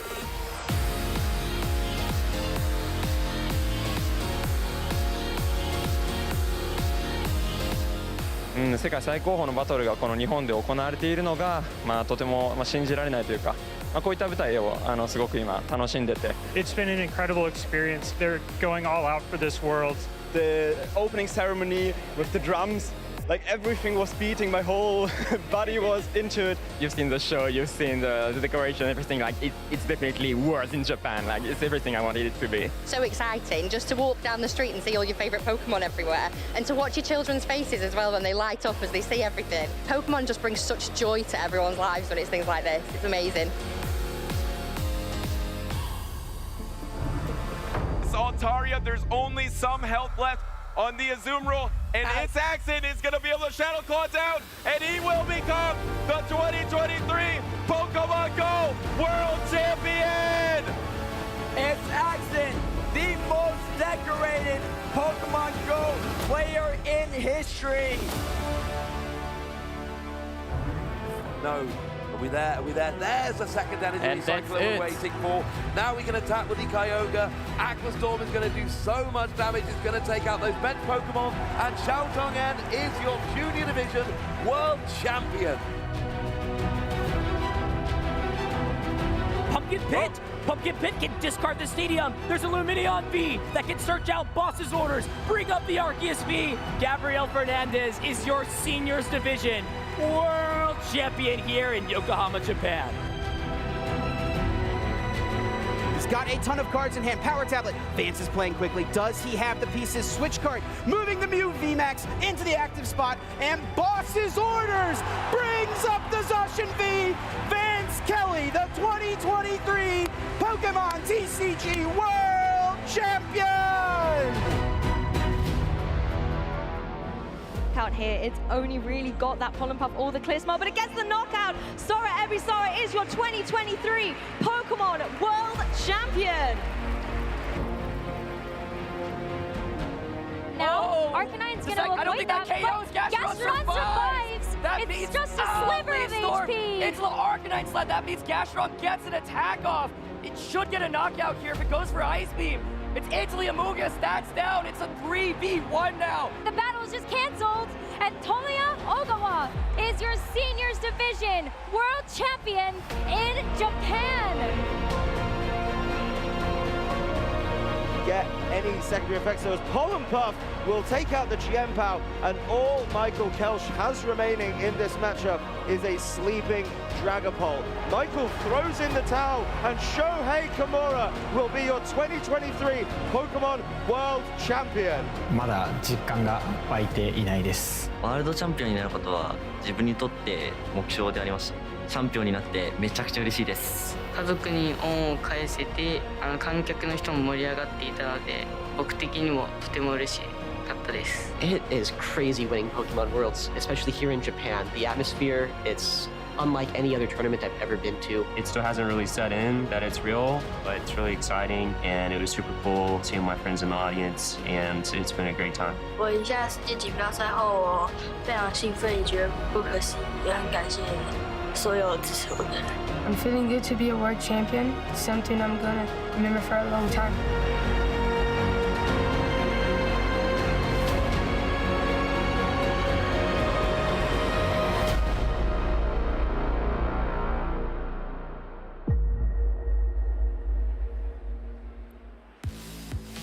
Welcome back, everybody, to the 2024 Pokemon Regional Championships here in San Antonio. 8 rounds down, 1 more to go. Players are trying to secure their spot in day 2 here in the Video Game Championship. So a lot of action still coming this way just to see who is able to make it to day 2 in the ever so crucial round 9 here. Dui Ha and Len duel here to guide you through the action through round 9, and it's going to be an absolutely exciting one. It's actually going to be up to the viewers at home through a Twitch poll, the community choice, to decide who we're going to be featuring in our next matchup. I'll let you all know when that poll goes live. Yeah, this is my favorite part of the day, the crucial win and in match. Your destiny's decided one way or another in this match, and I think it's going to be fun with the community to decide which of those we watch.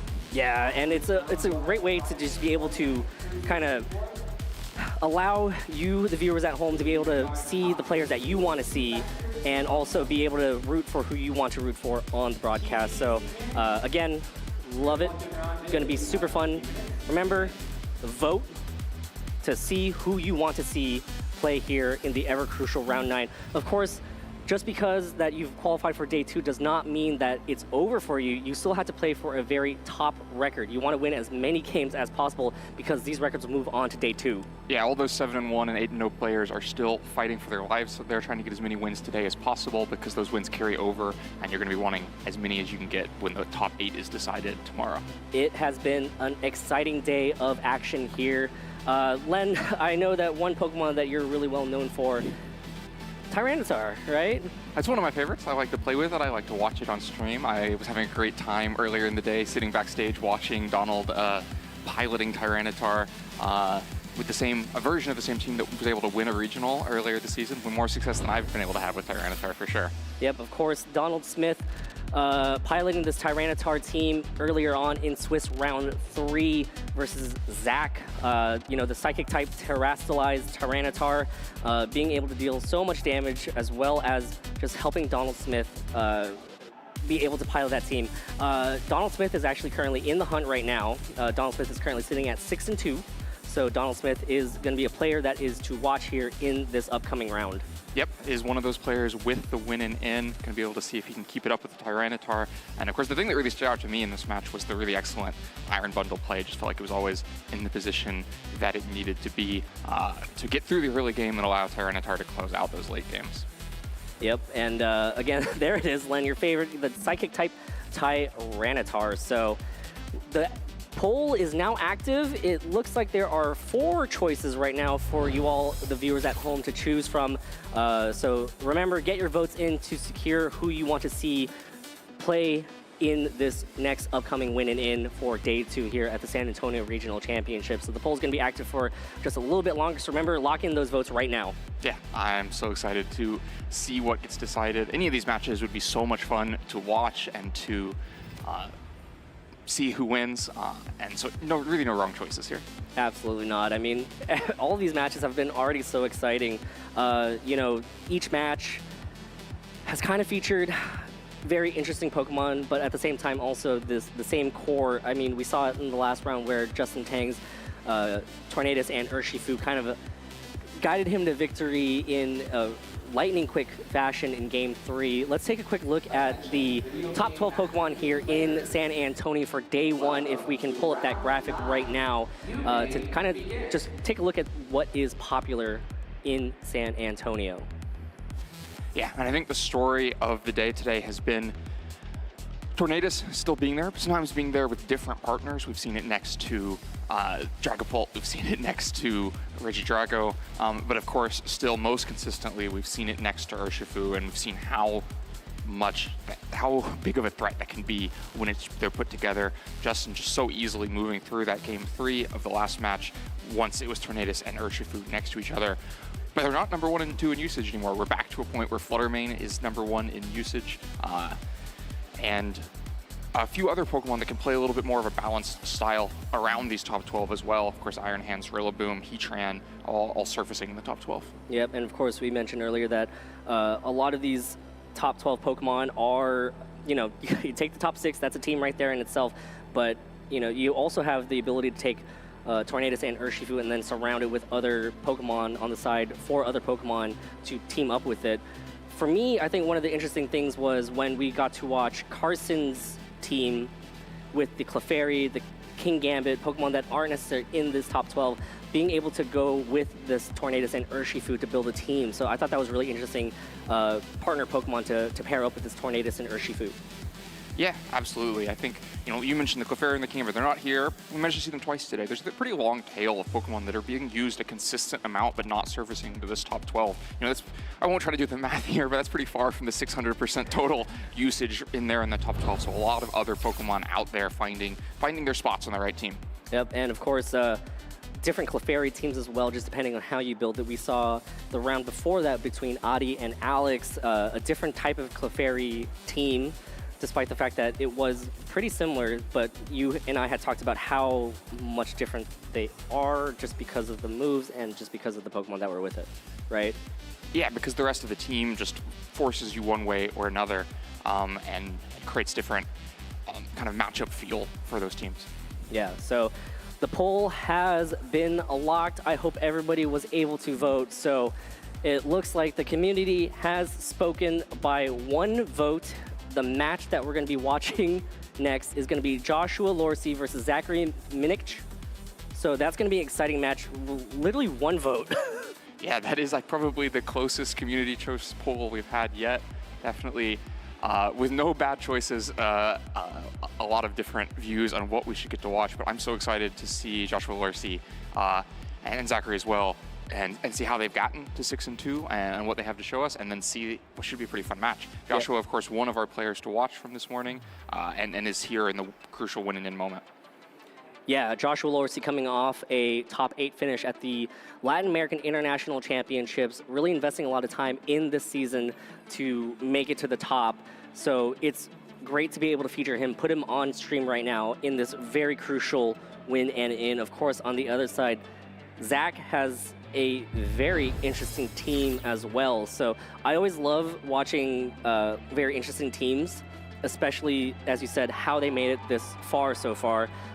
This is something that we talked about earlier on in the host lounge. What's going to win this tournament? Is it going to be something standard, or is it going to be something that's kind of off there? And well, Zachary's team is... It's got some Pokemon that I have not seen in a very long time. Yeah, Josh's team mostly composed of Pokemon that are in that top 12 or kind of in that near tail of the top 12. Things like King Gambit or Salamence that we've seen several times. Zachary's team composed of Pokemon from deep in the tail of that usage. We have Iron Valiant, Volcarona, Screamtail. So some interesting options that we'll get to see here in the win-and-in match. Yeah, so this is going to be awesome to watch, and how both these players are going to pilot this team to try to outmaneuver each other. How is Josh going to react to this team that has a little bit more Pokemon that you're not really prepared for, right? And it comes down to this debate about, Pokemon, like teams that are built based on Pokemon that aren't commonly used. Just being able to throw off your opponent by a little bit, like, hey, what is this Pokemon going to do? Yes, you have the open team sheet, but you don't know necessarily the calculations that are required to knock out a certain Pokemon, right? And none of these are bad Pokemon. Volcarona, a Pokemon that's had so much success over the many years of VGC. Screamtail, a Pokemon that's had success just within the last year without ever peaking especially high in usage. And Iron Valiant, a Pokemon that has the stats and move pool and things that make it feel like it should have more success than it's had. Definitely has the potential to... week to week to show up in a big way. And so these aren't, not like players are choosing Metapod out here. These are very strong Pokemon, but just a little less common. Yep, Screamtail actually had a pretty decent showing at the Latin American International Championships on a team that was... It was on a team. I remember looking through the top teams of Latin American International Championships, and I saw Screamtail there. So Screamtail now trying to fight for a position in Day 2. Yeah, it's always a Pokemon that's interesting to watch. It plays in such a unique way, kind of often just trying to disrupt your opponent, encores and disables, Perish Songs, doing interesting things that kind of play outside of our ordinary one big attack this way, one big attack that way kind of Pokemon. Yeah. While the players set up, we're going to take a quick look at some of the cookies that have been decorated so far, a part of the cookie competition. That's actually a very good cookie. Yeah, that's clearly Pikachu. I mean, I feel like the bar is being able to recognize what Pokemon it is. That is Pikachu. Yes, I like the dual color, or not the dual color, but like the black icing as kind of like the part of the eye and then the white to kind of accentuate it more, right? Really feature those eyes. Yeah, whoever made this, we don't know who made this, but it's a beautiful cookie, and I'm glad for them. Any chance who you think would guess, like who would you guess made this cookie? Who would I guess made this cookie? Well, I know you didn't make it. We collaborated. We collaborated, yes. We were friends in the lounge for that segment, yeah. I could see this being like a Jake cookie. It's a nice cookie. Jake cookie. It could be not just VG casters, by the way. Oh, yeah. It could be anyone. Could be anybody. Yeah, I have no idea. I'll throw it out there. Dark horse. I think it's Evan. Oh, you think it's Evan? I think it's Evan. More cookies to be featured here. Let's see if we can get another shot of another cookie, and then we'll see if you can guess correctly. Well, the other cookies still in the oven. Haven't quite. Yep, they're still being developed. I'm not proud of mine yet. I know I hyped myself up earlier, but my cookie is not ready to be shown because I'm still working on it. Yeah, I mean, you have all the confidence. You just have to follow through with your actions. Yeah. And you'll eventually get there. I expect your cookie to be a fabulous work of art. I'm going to be here all night just making sure that the cookie's going to be perfect. What cookie were you making? Well, I can't give it away. It's got to stay an anonymous poll. Oh, right. Yep, you're right. I'm making Snorlax.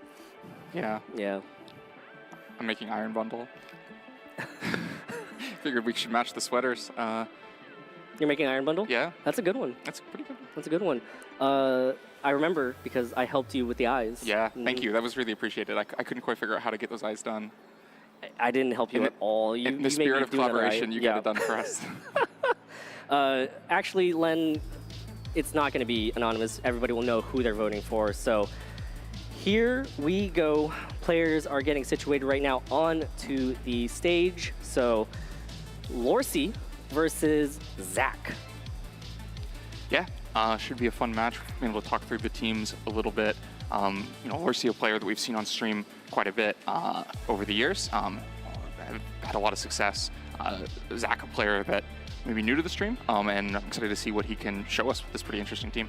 Fun facts about both players. Lorcy puts milk before his cereal, and then Zach finalized his team last night at 2 a.m. What do you think the last piece of the team was? I think it's the King Gambit, just because it's the last one. That makes sense. Yeah, so I think that was it. But yeah, we've all been there trying to put the finishing touches on a team at the last minute, and it's always really impressive when you can do that, especially with something kind of unique and interesting like this, and then pilot it all the way to 6-2 and that win-in match the next day. Taking a quick look at the predictions that we as a casting team made earlier on, it looks like Joe Brown might be, well, actually, that's going to be pretty relevant because Joe Brown predicted Volcarona to be in his top 4, and sure enough, Zach is piloting the team with Volcarona on it. So, well done to you, Joe. Yeah, I wouldn't have expected that was a Pokemon we would actually see on stream or in the win-in round, but Joe's prediction's coming true. Yeah, so great on you, Joe. Yes, it was all fire types, but you nailed it with the Volcarona. I'm not doing too hot. Yes, we have seen Regidrago. We've seen so many Regidragos today. We've seen so many Regidragos, but I think Landorus Incarnate is kind of not doing that well. I'll have to take a look to see what moves on to day 2. How's your Iron Bundle doing? Yeah, I feel like Iron Bundle's not done too badly today. I feel like Ogrepon Hearthflames also had a pretty good showing today. Maybe he no Regielekis, but I was dreaming. Yeah, so are you ready, Len? Round 9? The decisive round 9. Pressure is on. Such an important match for both of these players to try to move on to the day 2. Yeah, and I know both players want to move on to day 2 just to be able to have that chance to make it to the top cut, have that chance for an automatic Worlds invite, as well as thousands of dollars in prize money. So going to be an important battle here to round out the day in San Antonio. Len, it's been so much fun being able to cast with you here. Let's take a look at the Masters Swiss rankings. These are all players that have made it through to day 2 and secured their spot. These are just 16 of them, so there's more players on this list that have probably secured their spot in day 2. Yeah, some player names that we recognize from winning on stream, like Jeremy Parsons and Z, and Grant as well. Players from our players to watch, like Ragav and Riley, who have already punched their ticket into day 2, and some new names as well. Just a really impressive set of 16 players here. Yeah, and you know, tomorrow is going to be more action. Of course, some more exciting Pokemon battles for us to watch tomorrow.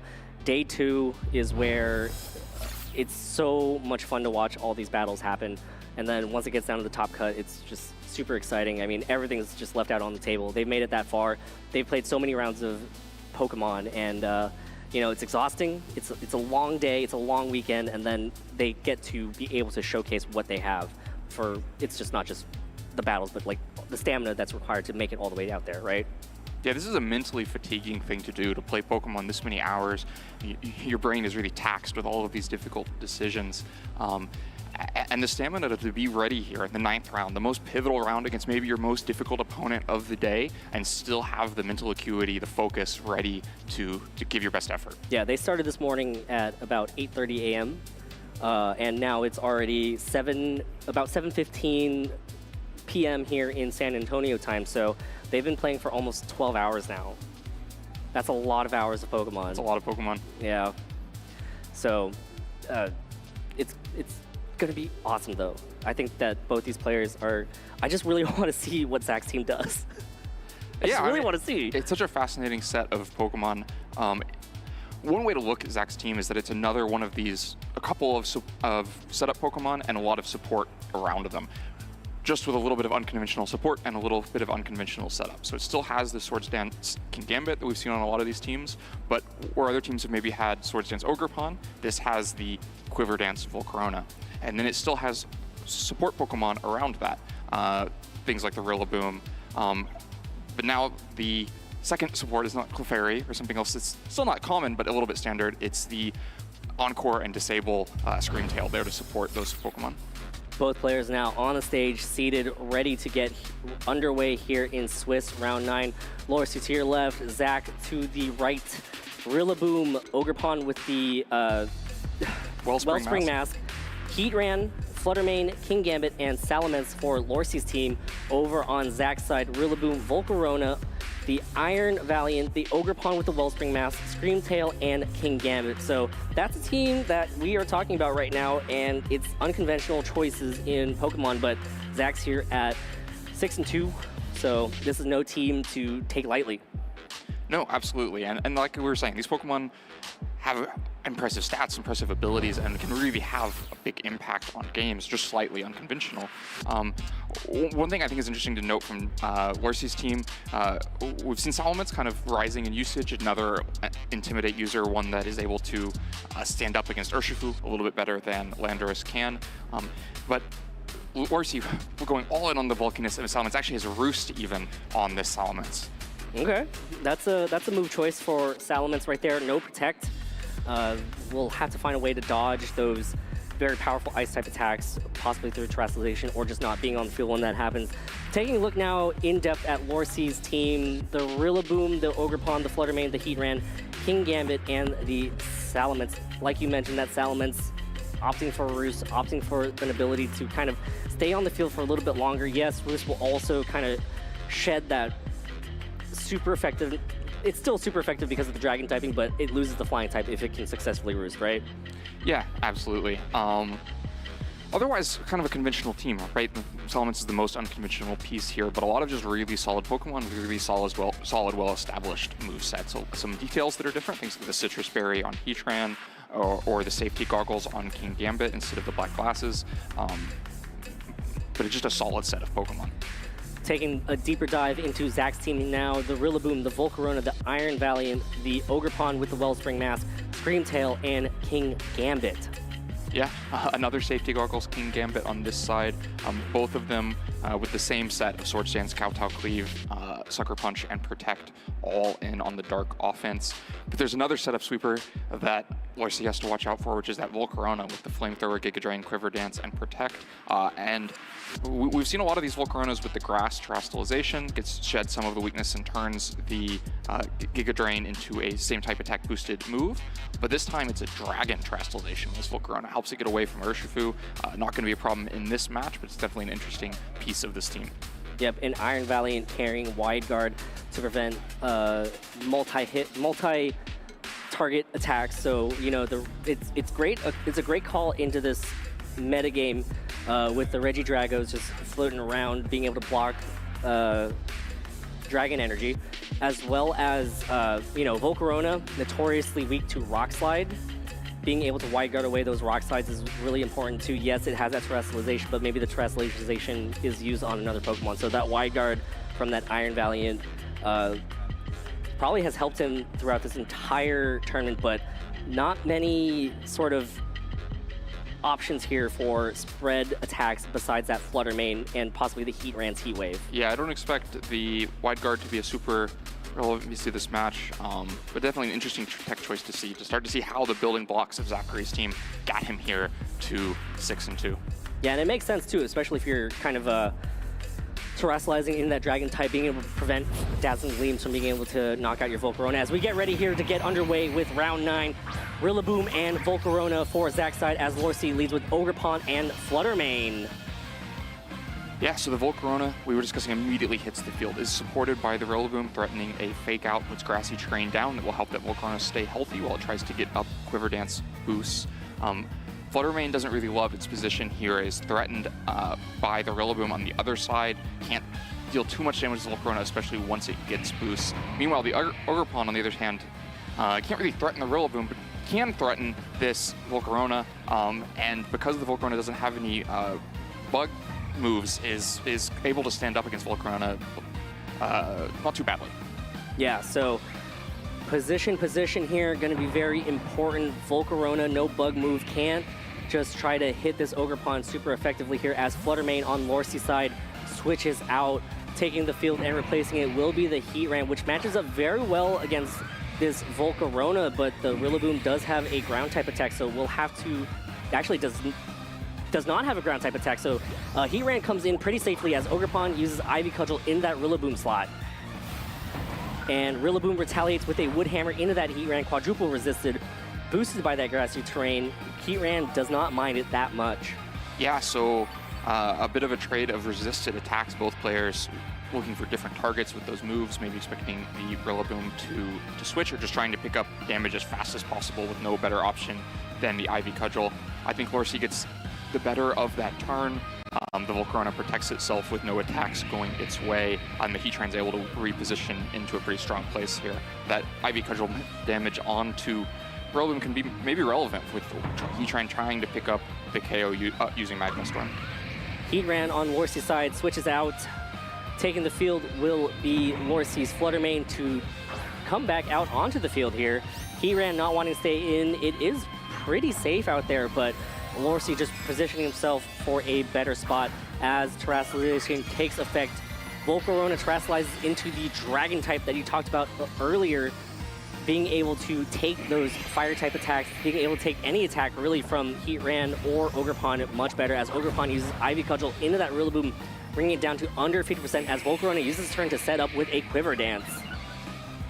Yeah, the Flutter Mane switches in right as the Volcarona becomes a Dragon type. Loves that positioning. The Rillaboom takes a pretty good chunk from those couple of Ivy Cudgels, is going to be a little easier to take down when it hits the field, but it's able to reposition for now, do a really great chunk into Ogerpon, just over 50% health, and go off the field for something else to better support this Volcarona. And safely being able to get this next Pokemon in, Rillaboom saves that fake out for later on in this game, possibly being able to use it to put Lorsi in a pin, as Ogerpon takes the field on Zach's side with that Wellspring Mask as well, is able to redirect attacks, so that's going to be pretty important there, that Ogerpon will be able to redirect attacks over on Zach's side. Yeah, this Volcarona pretty defensive into Ogerpon at this point with its Dragon typing, but of course has, even with one stage of boosted special defense, does not want to take repeated Flutter Mane moves. So Ogerpon's first priority might just be trying to get this Flutter Mane off the field just by putting it damage in that direction, making life difficult for Flutter Mane. Yeah, so the Dragon typing for the Volcarona does make it vulnerable to Flutter Mane's possible Dazzling Gleam, possibly even a Moonblast right into that Volcarona slot. So Zach will have to play around this, cannot just use that Quiver Dance to be safe, as Lorsi will terrestrialize over on his side. The Flutter Mane getting that Fairy typing, boosting its Fairy type attacks even more with that Choice Spec. So this is going to be a big hit here onto that Volcarona if Volcarona does not do anything to protect itself. Ogerpon on Lorsi's side uses Follow Me, redirecting any single target attacks here protecting the Flutter Mane over on Lorcy's side, as Ogerpon on Zach's side will do the same here. Volcarona using this turn of Quiver Dance here. Now it's at 2 stages of increased special attack, 2 stages of increased special defense, and 2 stages of increased speed. But what is this Flutter Mane going to do, and how much damage is it going to be able to throw out here with this Dazzling Gleam onto the Volcarona? It's still going to do some good damage, not even 50% of that Volcarona, so that special defense boost is really nice. Yeah, special defense boost is nice. The speed relationship was important there. If after 1 boost of speed, Volcarona had still been slower than Flutter Mane, then it would have taken that Dazzling Gleam before getting the second boost to its special defense, but crucially gets that in and stays above 50% health. But it hasn't actually made any damage progress yet. A lot of health is being spent on Zach's side. The Rillaboom has lost half its health. The Ogerpon has lost half its health, and the Volcarona has lost just under half of its health without much damage traded back so far. Rillaboom takes the field for Lorcy here, does have access to Fake Out now as Volcarona will protect itself. Gonna try to heal back some more health with the grassy terrain here as Flutter Mane uses Dazzling Gleam into that protect. Will do damage here to this Ogerpon. Might even be able to get the KO from this range, and it does. So now Zach will be able to safely switch in a Pokemon on his side at the cost of that Ogerpon.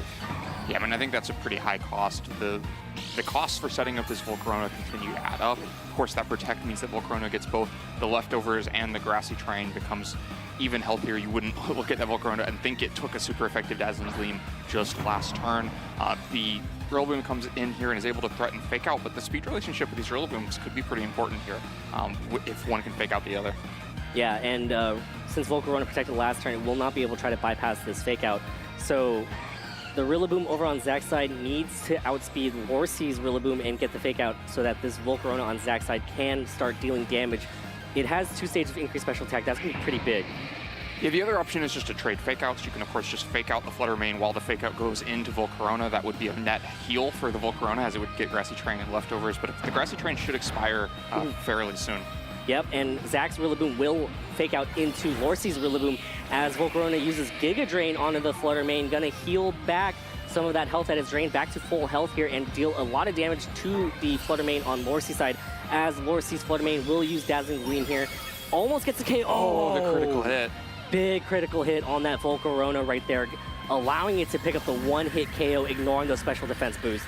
Yeah, I mean, that's just devastating. Zach has put every bit of resources he had in this game into protecting that Volcarona, setting up that Volcarona, and in one stroke, 1 critical hit, Volcarona is taken down from full health and KO'd. Volcarona, we saw that damage roll earlier, would have been around 50%, just under to the Volcarona. It would have been just healthy to continue to sweep for Zach. Instead, now he's down to this low health Rillaboom and just this extremely supportive Screamtail. The Screamtail's play roughs are not going to quickly add up to a ton of damage.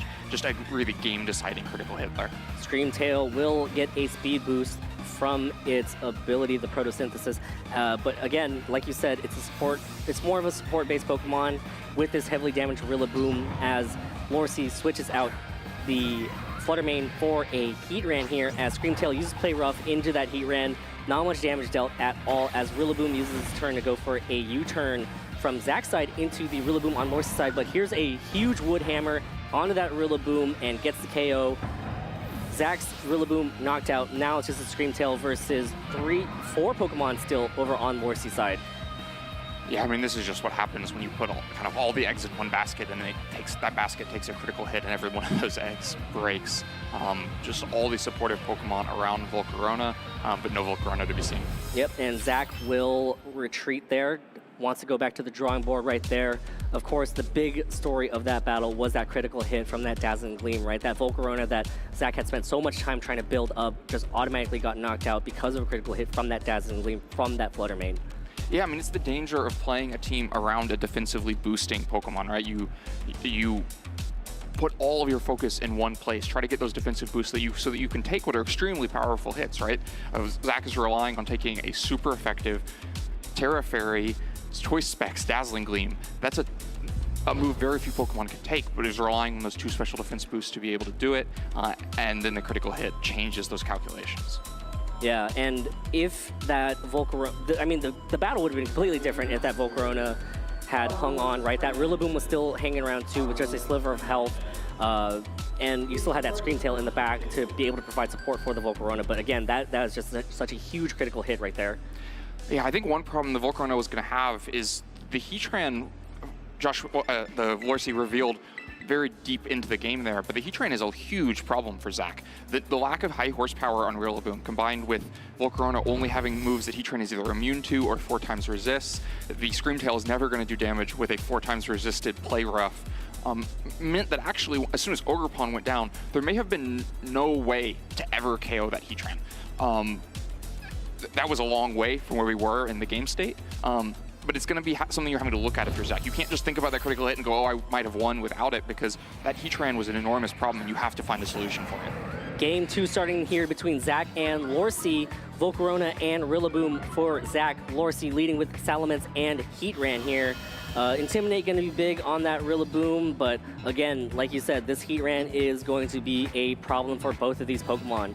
Yeah, I mean, it's on the field and entirely safe here. Neither of these Pokemon can threaten any damage into this Heatran, and so it's free to just start building damage. Of course, Volcarona also free to just start boosting here, isn't especially threatened itself either.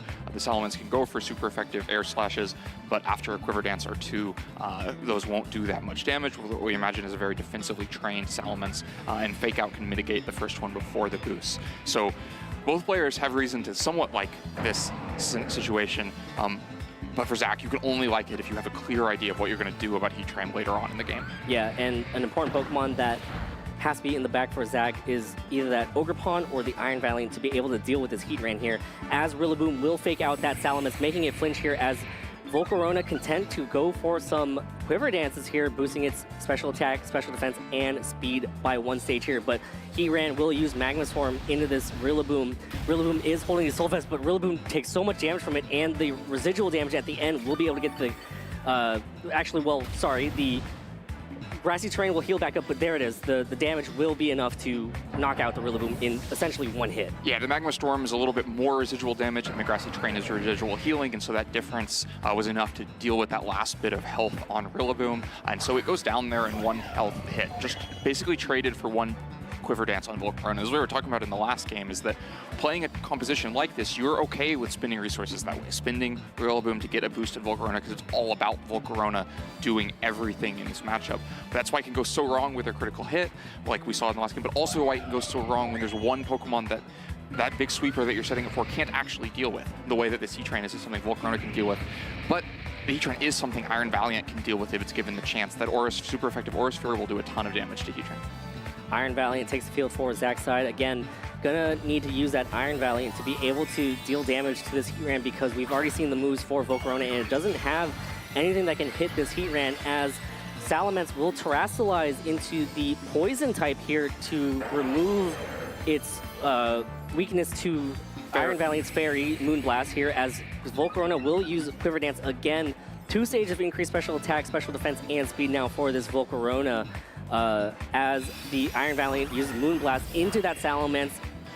Not very effective because of the Terrassilization, and here's the Tailwind from Salamence, boosting Lorsi's team's speed right now, as Heatran will go for a Magma Storm into the Volcarona. Not much damage dealt here because of those Quiver Dances, but will trap that Volcarona here on the field and deal residual damage. Volcarona's fire typing is going to protect itself from both of those effects and keep it safe here. The Iron Valiant is there to threaten the Heatran, and also the Salamence. We saw the Salamence have to spend the Terrassilization in order to not go down to Moonblast, but it meant that the Iron Valiant spent a turn not going after Heatran. Heatran stays on the field at full health. Meanwhile, Salamence got the Tailwind set up, puts the speed in Lorsi's favor in some situations. Of course, the Volcarona now has 2 boosts to its speed, and so it's going to be at around the same speed range the Tailwind is. Volcarona protects itself here, does not want to get hit by an attack from the Salamence with that super effective Air Slash, or possibly another attack from this Heatran as well. Heatran uses Earth Power here, will hit into that Volcarona slot, so a great protect right there from Zach's side of the field. Iron Valiant now gets to move, uses Aura Sphere, hits into that Heatran, does big damage, and that's what Zach needs to be able to try to beat this Heatran here, as Heatran eats away at its Citrus Berry. He's going to need a couple of those, though. The Heatran is going to get a Citrus Berry and some Grassy Terrain recovery, and still not look too vulnerable to what Volcarona can do. But first one down, that was a huge hit into Heatran, one of the bigger problems starting to be dealt with. Yeah, so right now Zach is in a pretty decent offensive position. Because the Salamence has Terrestrialized, Flamethrower will be able to hit that Salamence slot for neutral damage now, right? So a better spot right here, and Zach, if he plays this turn correctly and Lorsi doesn't do anything, might be able to get might be able to get 2 knockouts here as Iron Valiant hangs on with its Focus Sash from that Air Slash from Salamence here. Volcarona just going to go for more Quiver Dances. Okay, 3 boosts now to Special Attack, Speed, and Special Defense. Now, what is this Heat Ran going to do? Is it just going to KO the Iron Valiant? And it does target down the Iron Valiant. So Iron Valiant has been knocked out here. No Aura Sphere from that Iron Valiant to try to pick up the KO on Heat Ran. But now, this Volcarona, 3 boosts.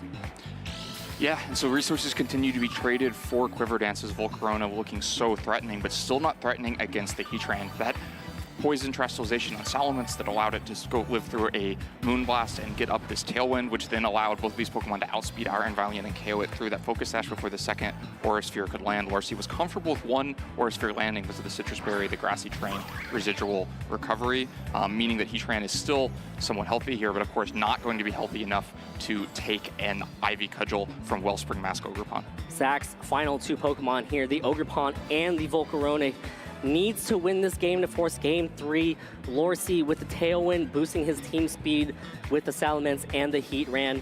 Right now, in terms of positioning Pokemon-wise, the Tailwind is up, so Lorsi's Pokemon will be able to move besides the Volcarona, but this Flamethrower landing into this Salamence will be able to get the KO from this range, and then Ogerpon has to try to get the KO on that Heatran with an Ivy Cudgel. Yeah, I mean, it should be fairly easy here for Ogerpon to just protect itself, get through this last turn of Tailwind. You should have enough damage to prevent the Salamence from getting a second Tailwind. In fact, the Volcarona can even go for another Quiver Dance maybe safely this turn and just try to pick up enough offensive firepower to deal with whatever Lorsi has in the bag.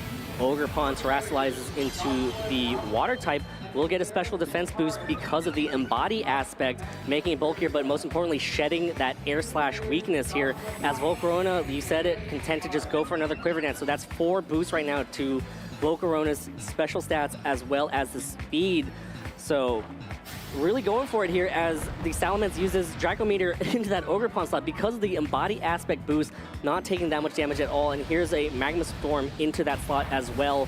Barely any damage dealt at all to that Ogerpon, as Ogerpon now will get to make its move. Here's the Ivy Cudgel from Zach's Ogerpon, hits into that Heatran slot and gets the KO from this range. So that Heatran that has been such a big threat for Zach has been removed from the field. Yeah, it's finally been dealt with. Zach paid a pretty high cost there. I mean, I think he could have just protected through that last turn of Tailwind and then gone after the Heatran with the natural speed advantage in the next turn. Instead, go use the Terrestrialization to be bulking up to go for it this turn, but still loses about half of Ogerpon's health bar in the process.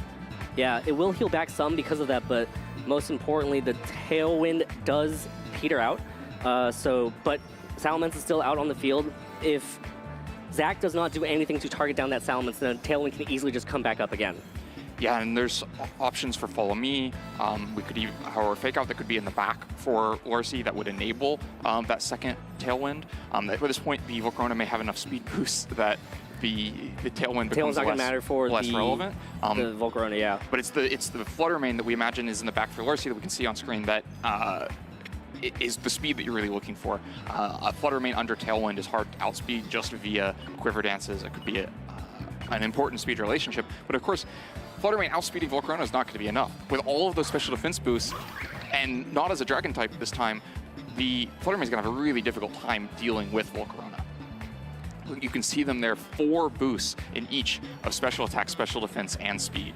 Ogerpon takes the field for Lorsi here as it's now Volcarona on the offense right here. 4 boosts, going to be dealing big damage here. Volcarona using Flamethrower into that Ogerpon. A critical hit, but again, that's 4 stages of boosted special attack. Not going to be that important, I believe, as Salamence will go for its Tailwind here to set up the Flutter Mane in the back that we see because we get to see Lorsi's perspective. Ivy Cudgel from Ogerpon now lands into that Salamence slot. Going to do some damage as Salamence hangs on, but again, it is now vulnerable to the Volcarona because of how many boosts it has to its speed stat. Yeah, I mean, and the big problem at this point is that Lorsi is left with 2 special attackers. The Salamence -2 special attack already, and the Flutter Mane up against a fire type that it can't go after with fairy moves, and the Volcarona has 4 special defense boosts. It's just not clear without a critical hit where the damage comes from to ever deal with this Volcarona. It can just keep Giga Draining, Flamethrowing. It can have a lot of turns. It doesn't need all those hits to be 1-hit KOs. They may all be 1-hit KOs anyway because of 4 special attack boosts, but it wouldn't need it to be able to clean this game up. Yeah, and now we're moving into the final turns here between Zach and Lorsi. Zach in a good position here, might be forcing the game 3 as Ogerpon on Zach's side will follow me, becoming the center of attention, and Volcarona uses Flamethrower on that Flare Main, picks up the easy 1-hit KO there. So again, those 4 special attack boosts, very important, as now the Salamence uses Air Slash into that Ogerpon, barely any damage dealt. And those 4 speed boosts too, right? Yeah. That meant the Volcarona, had all of the defense to maybe be able to live a Power Gem, but it didn't need it because it had Follow Me next to it to redirect that Power Gem. It had the speed to outspeed the Flutter Mane, and it had the damage to simply 1-hit KO the Flutter Mane. This Volcarona was just left on the field uncontested for too long. Yep, and Lorsi will cancel the battle there, yielding that game to Zach, ceding that game to Zach. So now it is 1-1 here in the last round of Swiss in day 1. The winner of this next game moves on to day 2. It's going to be a tough matchup. Going back to it, Len, a lot of resources and turns were spent trying to boost up that Volcarona. It ended up paying off.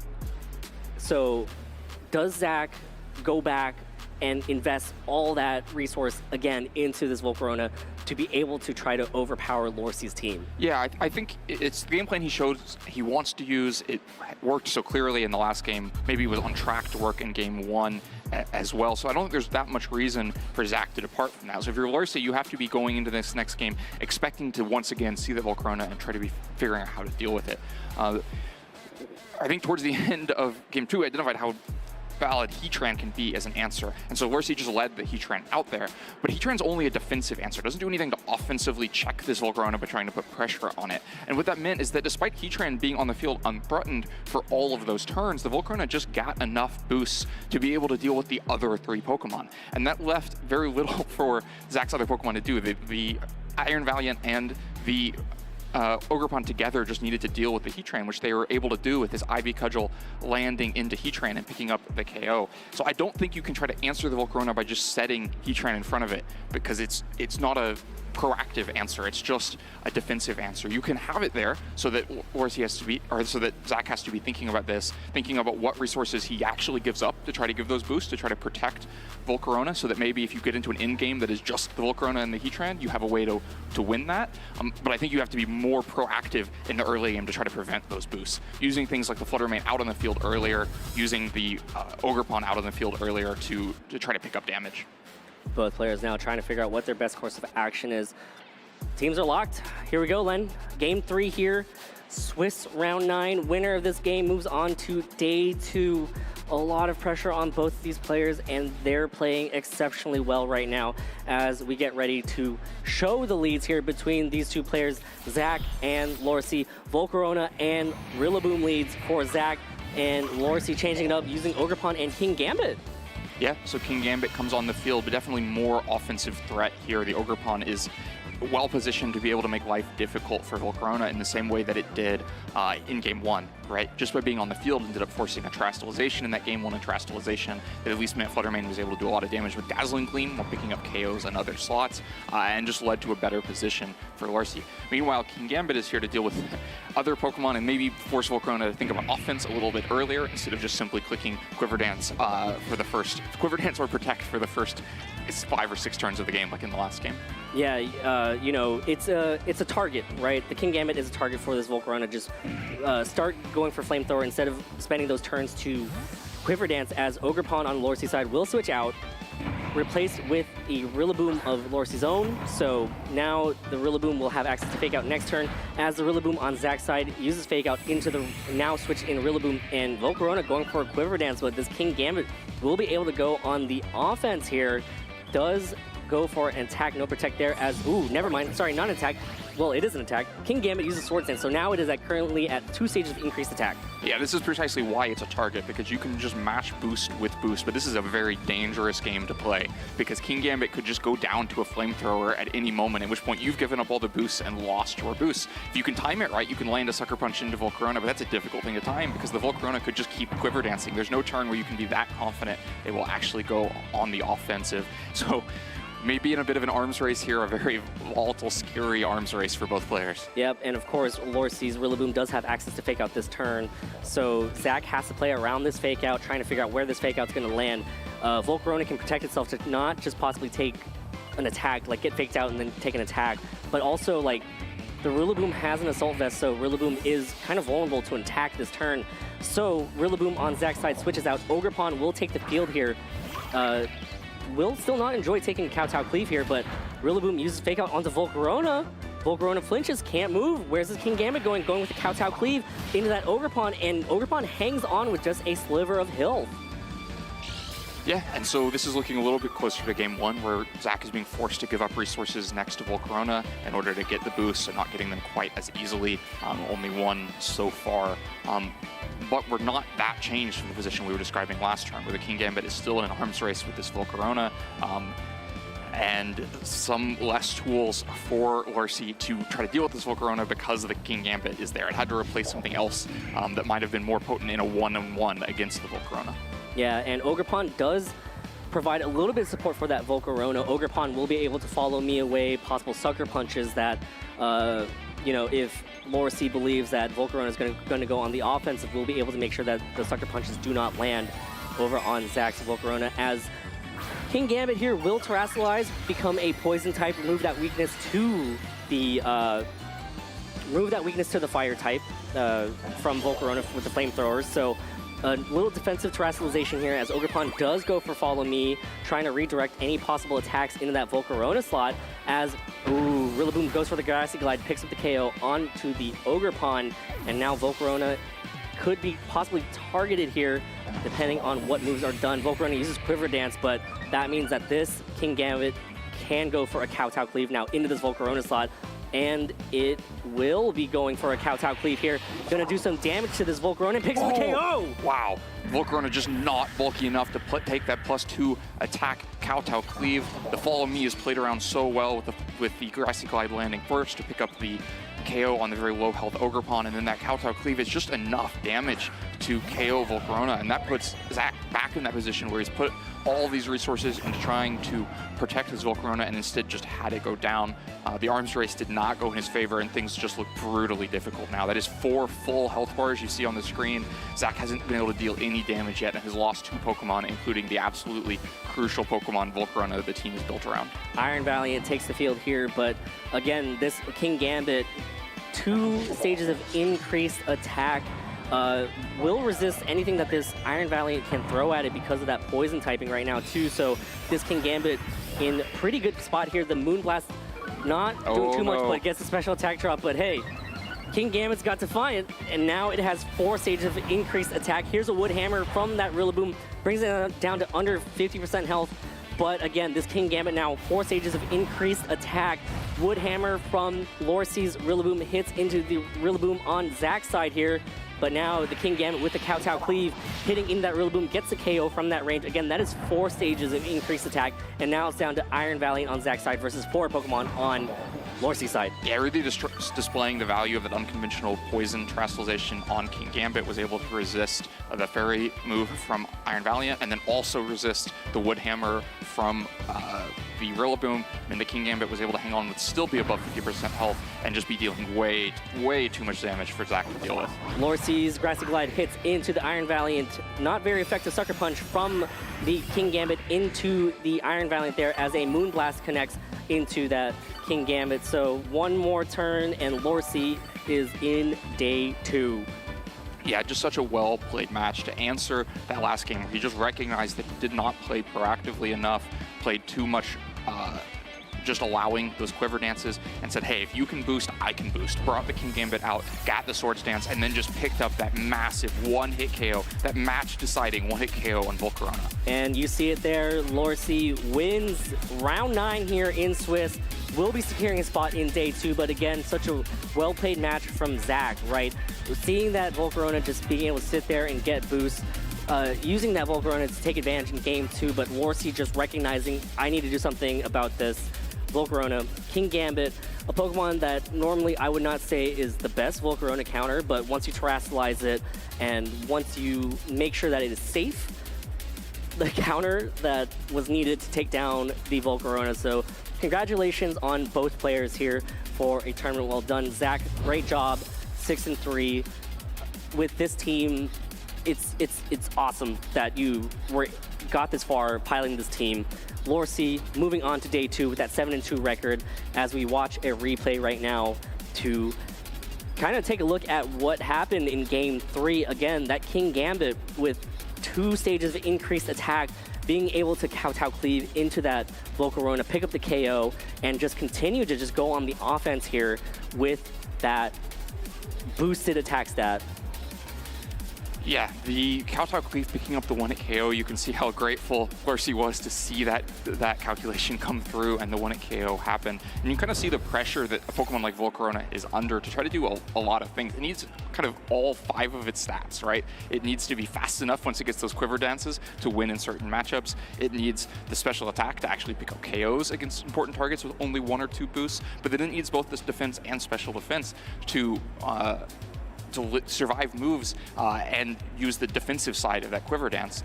And in the past, we've seen Volcarona paired with a lot of Intimidate users that would help kind of shore up a weaker defensive stat and make sure something like that doesn't happen to Volcarona. But of course, you can't do that to King Gambit.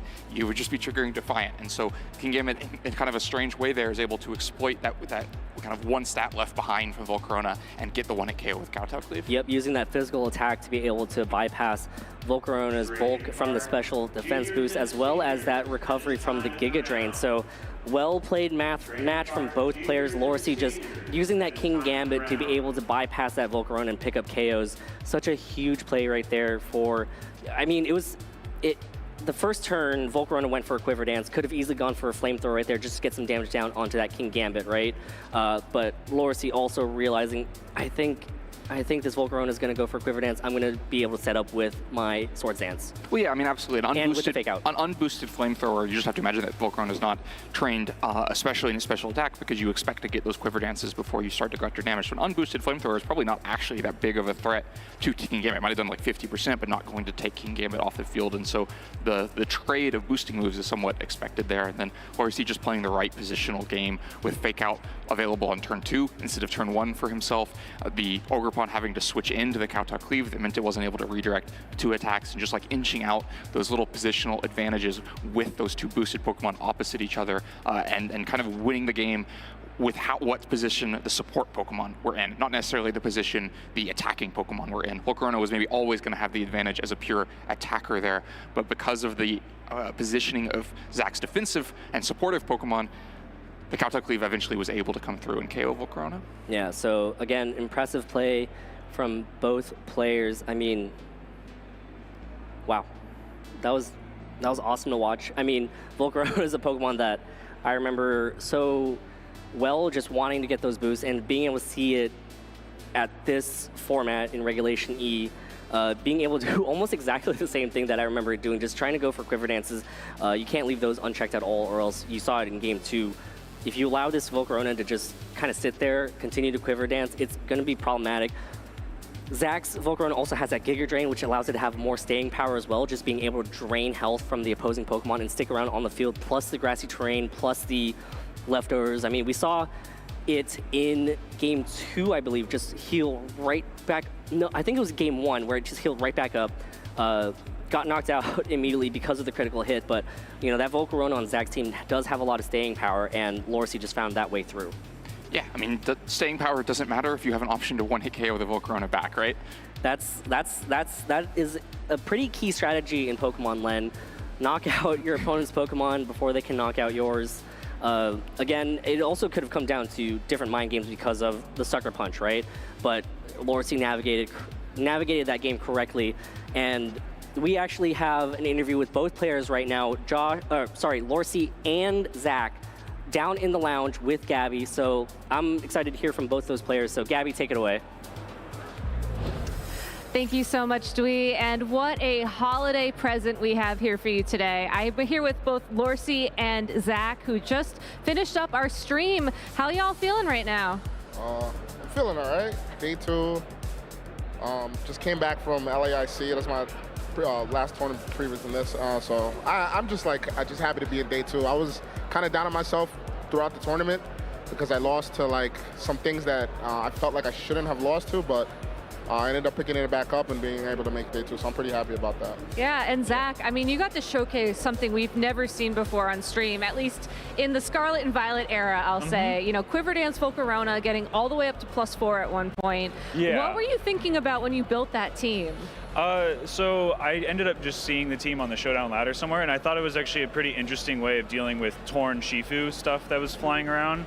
And we were testing with like Fluttermane and other stuff, and was working with some other people, and we ended up swapping in Valiant and Screamtail to help deal with opposing Gambit setup teams, and then like Psy Spam stuff with Wide Guard. So interesting, and I can see how that came into play, especially with your King Gambit in that last round. Yeah, I was scared to kind of bring King Gambit, but he kind of forced my hand game 2 because I was like, oh wait, I can't touch this Volcarona without making any like aggressive plays like I did in game 1. I didn't want to play like that game 2.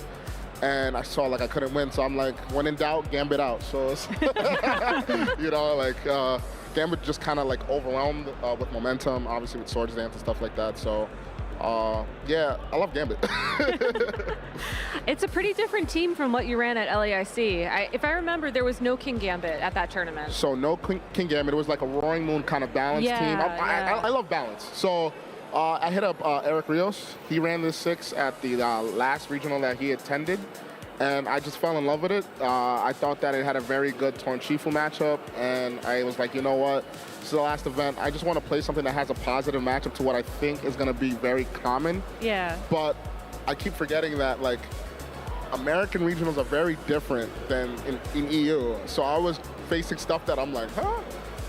And I lost to, but it's okay. Like, you know, I'm still 7-2. So hopefully 5-0 tomorrow, make top cut again, and that's what we're pushing for. Yeah, it just went out, right? Yeah, that's it. So Zach, I mean, you made it all the way to the final round, winning in on stream, first time on stream, first time competing in the Scarlet and Violet era. What has it been like coming into the game? Honestly, it's been really refreshing. I've liked how friendly the community is and how much people work together.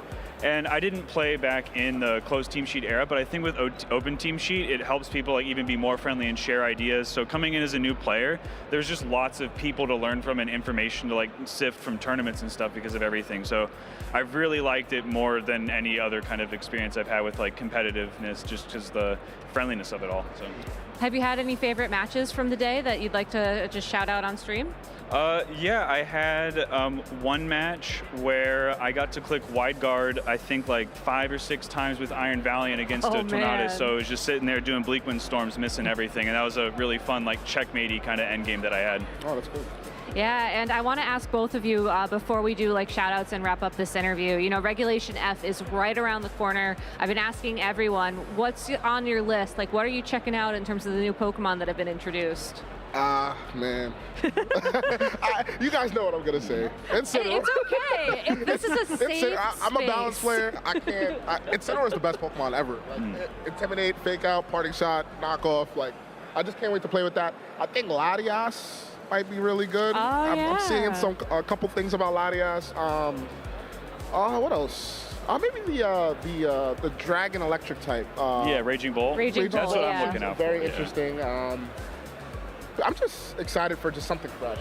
I mean, like, I'm just tired of Torn Shifu. I mean, I'm still going to see it in Reg F, but I think with the new addition of Mons and the older Mons coming back too, I think it's going to be a fun meta. Oh, and Entei. Oh, Inner Focus. Sacred Fire with Chenpa. Oh, I can't wait. Extreme Speed. Oh, Terra Normal. Oh, it's amazing. It's amazing. How about you, Zach? Yeah, I'm looking for Raging Bolt because my whole thing is I don't want to use Torn Shifu and I want to have a good matchup into it, and I feel like having that priority electric sucker punch is going to be a really interesting addition. So I'm kind of looking out for that for the most part. Yeah, something to stay tuned for as we start to look towards the 2024 year. But now that, we should probably wrap things up, let y'all go home, get some sleep, maybe some dinner. Do you have any shout outs you want to say to anybody at home? Oh man, so shout out to Levia, who helped me do everything with my team. Silver, my crew, they know who they are. My girlfriend Becca, who else? Mom, Dad. Dad's fixing the car right now, so shout out to you, Dad. That's the real holiday present right there. Who else? Just the community. The community. I just love this game, man. It's just, you come in here, you meet good people. I met you playing, right? We had a good time. Yeah. It's just all about connecting, making friends, and just playing Pokemon. So I'm just happy to be around good people within this community. So yeah. How about you, Zach? Yeah, I'd like to shout out Ryan and BK for convincing me to even come to this. I was thinking about being done with Pokemon for the year, and they're like, hey, let's go to San Antonio, do one last event, snuck in with the last little pick there. So huge shout out to them for helping me out and doing some team building stuff with me too, and to Alessio too for helping out with the team building. Nice. And of course to my mom and dad. Of course. Oh, last shout out, Yes. Brady Smith, because he says I never shout him out. Shout out to Brady Smith. I love you, Brady. I love you. That's Brady, I know you're here at the venue, but you got to go back and clip that at some point. All right. Well, thank you both so much. Congratulations to each of you. And we'll be back after a short break to wrap up the stream. So stay tuned. Thank you, Gabby. It was nice to hear from both of those players, their thought process after the match. It's just great to hear both perspectives in the interview lounge to be able to get an idea as to what was going through both players' heads in that match, right? I mean, this was round 9, winning in, super important matchup, and being able to hear both perspectives was really nice. Yeah, you love the sportsmanship that's on display there, the friendliness to have both players still in good spirits. Happy to both be back there chatting with Gabby. I love hearing Zach say that that friendliness is such a part of Pokemon that he enjoys seeing, how open people are to helping and sharing with each other, and it was on display in that interview. Yeah, and it just goes to show that this community is very tight-knit. We all support each other, and it's great to see that friendship. I mean, you saw them hug it out on the stage after the match, right? In such a crucial win-in. But 9 rounds of Swiss over, Len. Day 1 is over. Day 2 starts tomorrow. Any thoughts on what has happened so far in day 1, and what do you expect for tomorrow in day 2? Yeah, I mean, I think we've had a really interesting day where we've had a lot of the questions we opened the day with left a bit undecided. We saw Tornadus Urshifu have success on stream. We also saw how a lot of other teams have success on stream. A lot of other teams move on to day 2 of the tournament. And so I think looking at tomorrow, that's when we have to continue to try to answer those questions. We're going to have players who are already went to 8-1 or even 9-0 on the day, continue to have high impact matches, try to fight their way into the top 8, and then we'll see the makeup of that top cut, makeup of the day 2 usage stats, and kind of see where things are landing. Yeah, and I think that, yes, as Lorsi had mentioned, Tornadus and Urshifu are going to be a big part tomorrow, but we'll just have to see. We'll have to watch tomorrow. Let's go ahead and throw it down to the lounge where Gabby, Jake, and Joe are ready to send us off for the night. Take it away. Thank you so much, Dewey and Len. I am here with Jake and Joe Brown to close out the day, and what an incredible day it has been. If we can go ahead and just get those Swiss standings up, and just take a look at the players who are making day 2 of Swiss. I think that's the most exciting part for me at the end of the day. Who's moving on, who we're going to see play tomorrow? Of course, I got to shout out some Texas people. We got Chase, Adi, and Arsal, and probably more that I'm missing. I'm so sorry if I'm not shouting you out, but got to represent for my hometown boys. Yeah, and shout outs to Gio Costa winning his round 8 match, hopefully doing well in round 9, having a good performance this weekend. Justin Burns did make it in after unfortunately losing on stream, so that's always nice to see the person that loses round 8 still winning their round 9 matchup. Yeah, and Aaron Zhang also made it in, and shout outs to Emily as well, who was just behind the Twitch vote by 1 for our community choice. So congratulations to her. It has been a really exciting day, and it's incredible to see just how the standings played out at the end of the day. So many players did very well here. I think we're going to see a very unique day 2, and I think the teams kind of shook up a little bit differently than we were expecting. We've seen a lot of really cool stuff on stream, both some, tried and true Regulation E staples, but also some really cool techs, like the Volcarona last round. Even though it came just short of making that day 2, that's just a good example of some of the variety we've gotten to see today. Yeah, and the variety on the Urshifu single strike, we saw multiple times, 2 or 3 times on the stream today, and then as well as Reggie Drago, I think was in 3 or 4 of the different rounds we saw. So that Pokemon, even if it's not on top 12 usage, that has dramatically risen in popularity.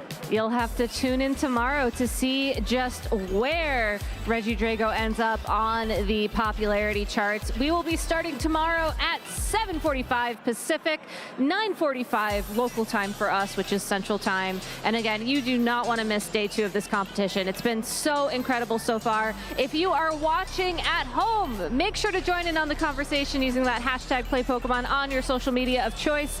We got so much fan art at the Latin American International Championships that we showcased on stream. We have got 0 fan art so far, so doesn't have to be related to the regional championships, though. If you want to draw art of Bidoof in stockings, I think that's great. Use that hashtag #PlayPokemon. You may see your tweet on stream. So yeah, that's basically it for us, honestly. I mean, it's been a crazy schedule so far. We're just gonna keep going on through the year, and here in San Antonio, I can't wait to see where we're gonna end up. Again, it's just been such a crazy weekend so far. It has, and the year's flown by. It feels like Pittsburgh, that first regional of the year, was just a couple weeks ago, but we are already through the first, third or so of our season. It's gonna be a lot of exciting stuff coming up at the turn of the year as well.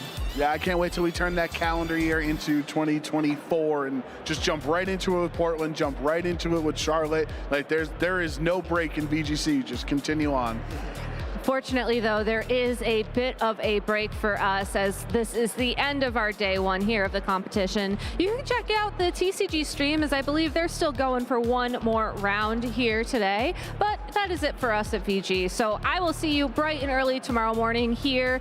And that's it. Thanks for watching.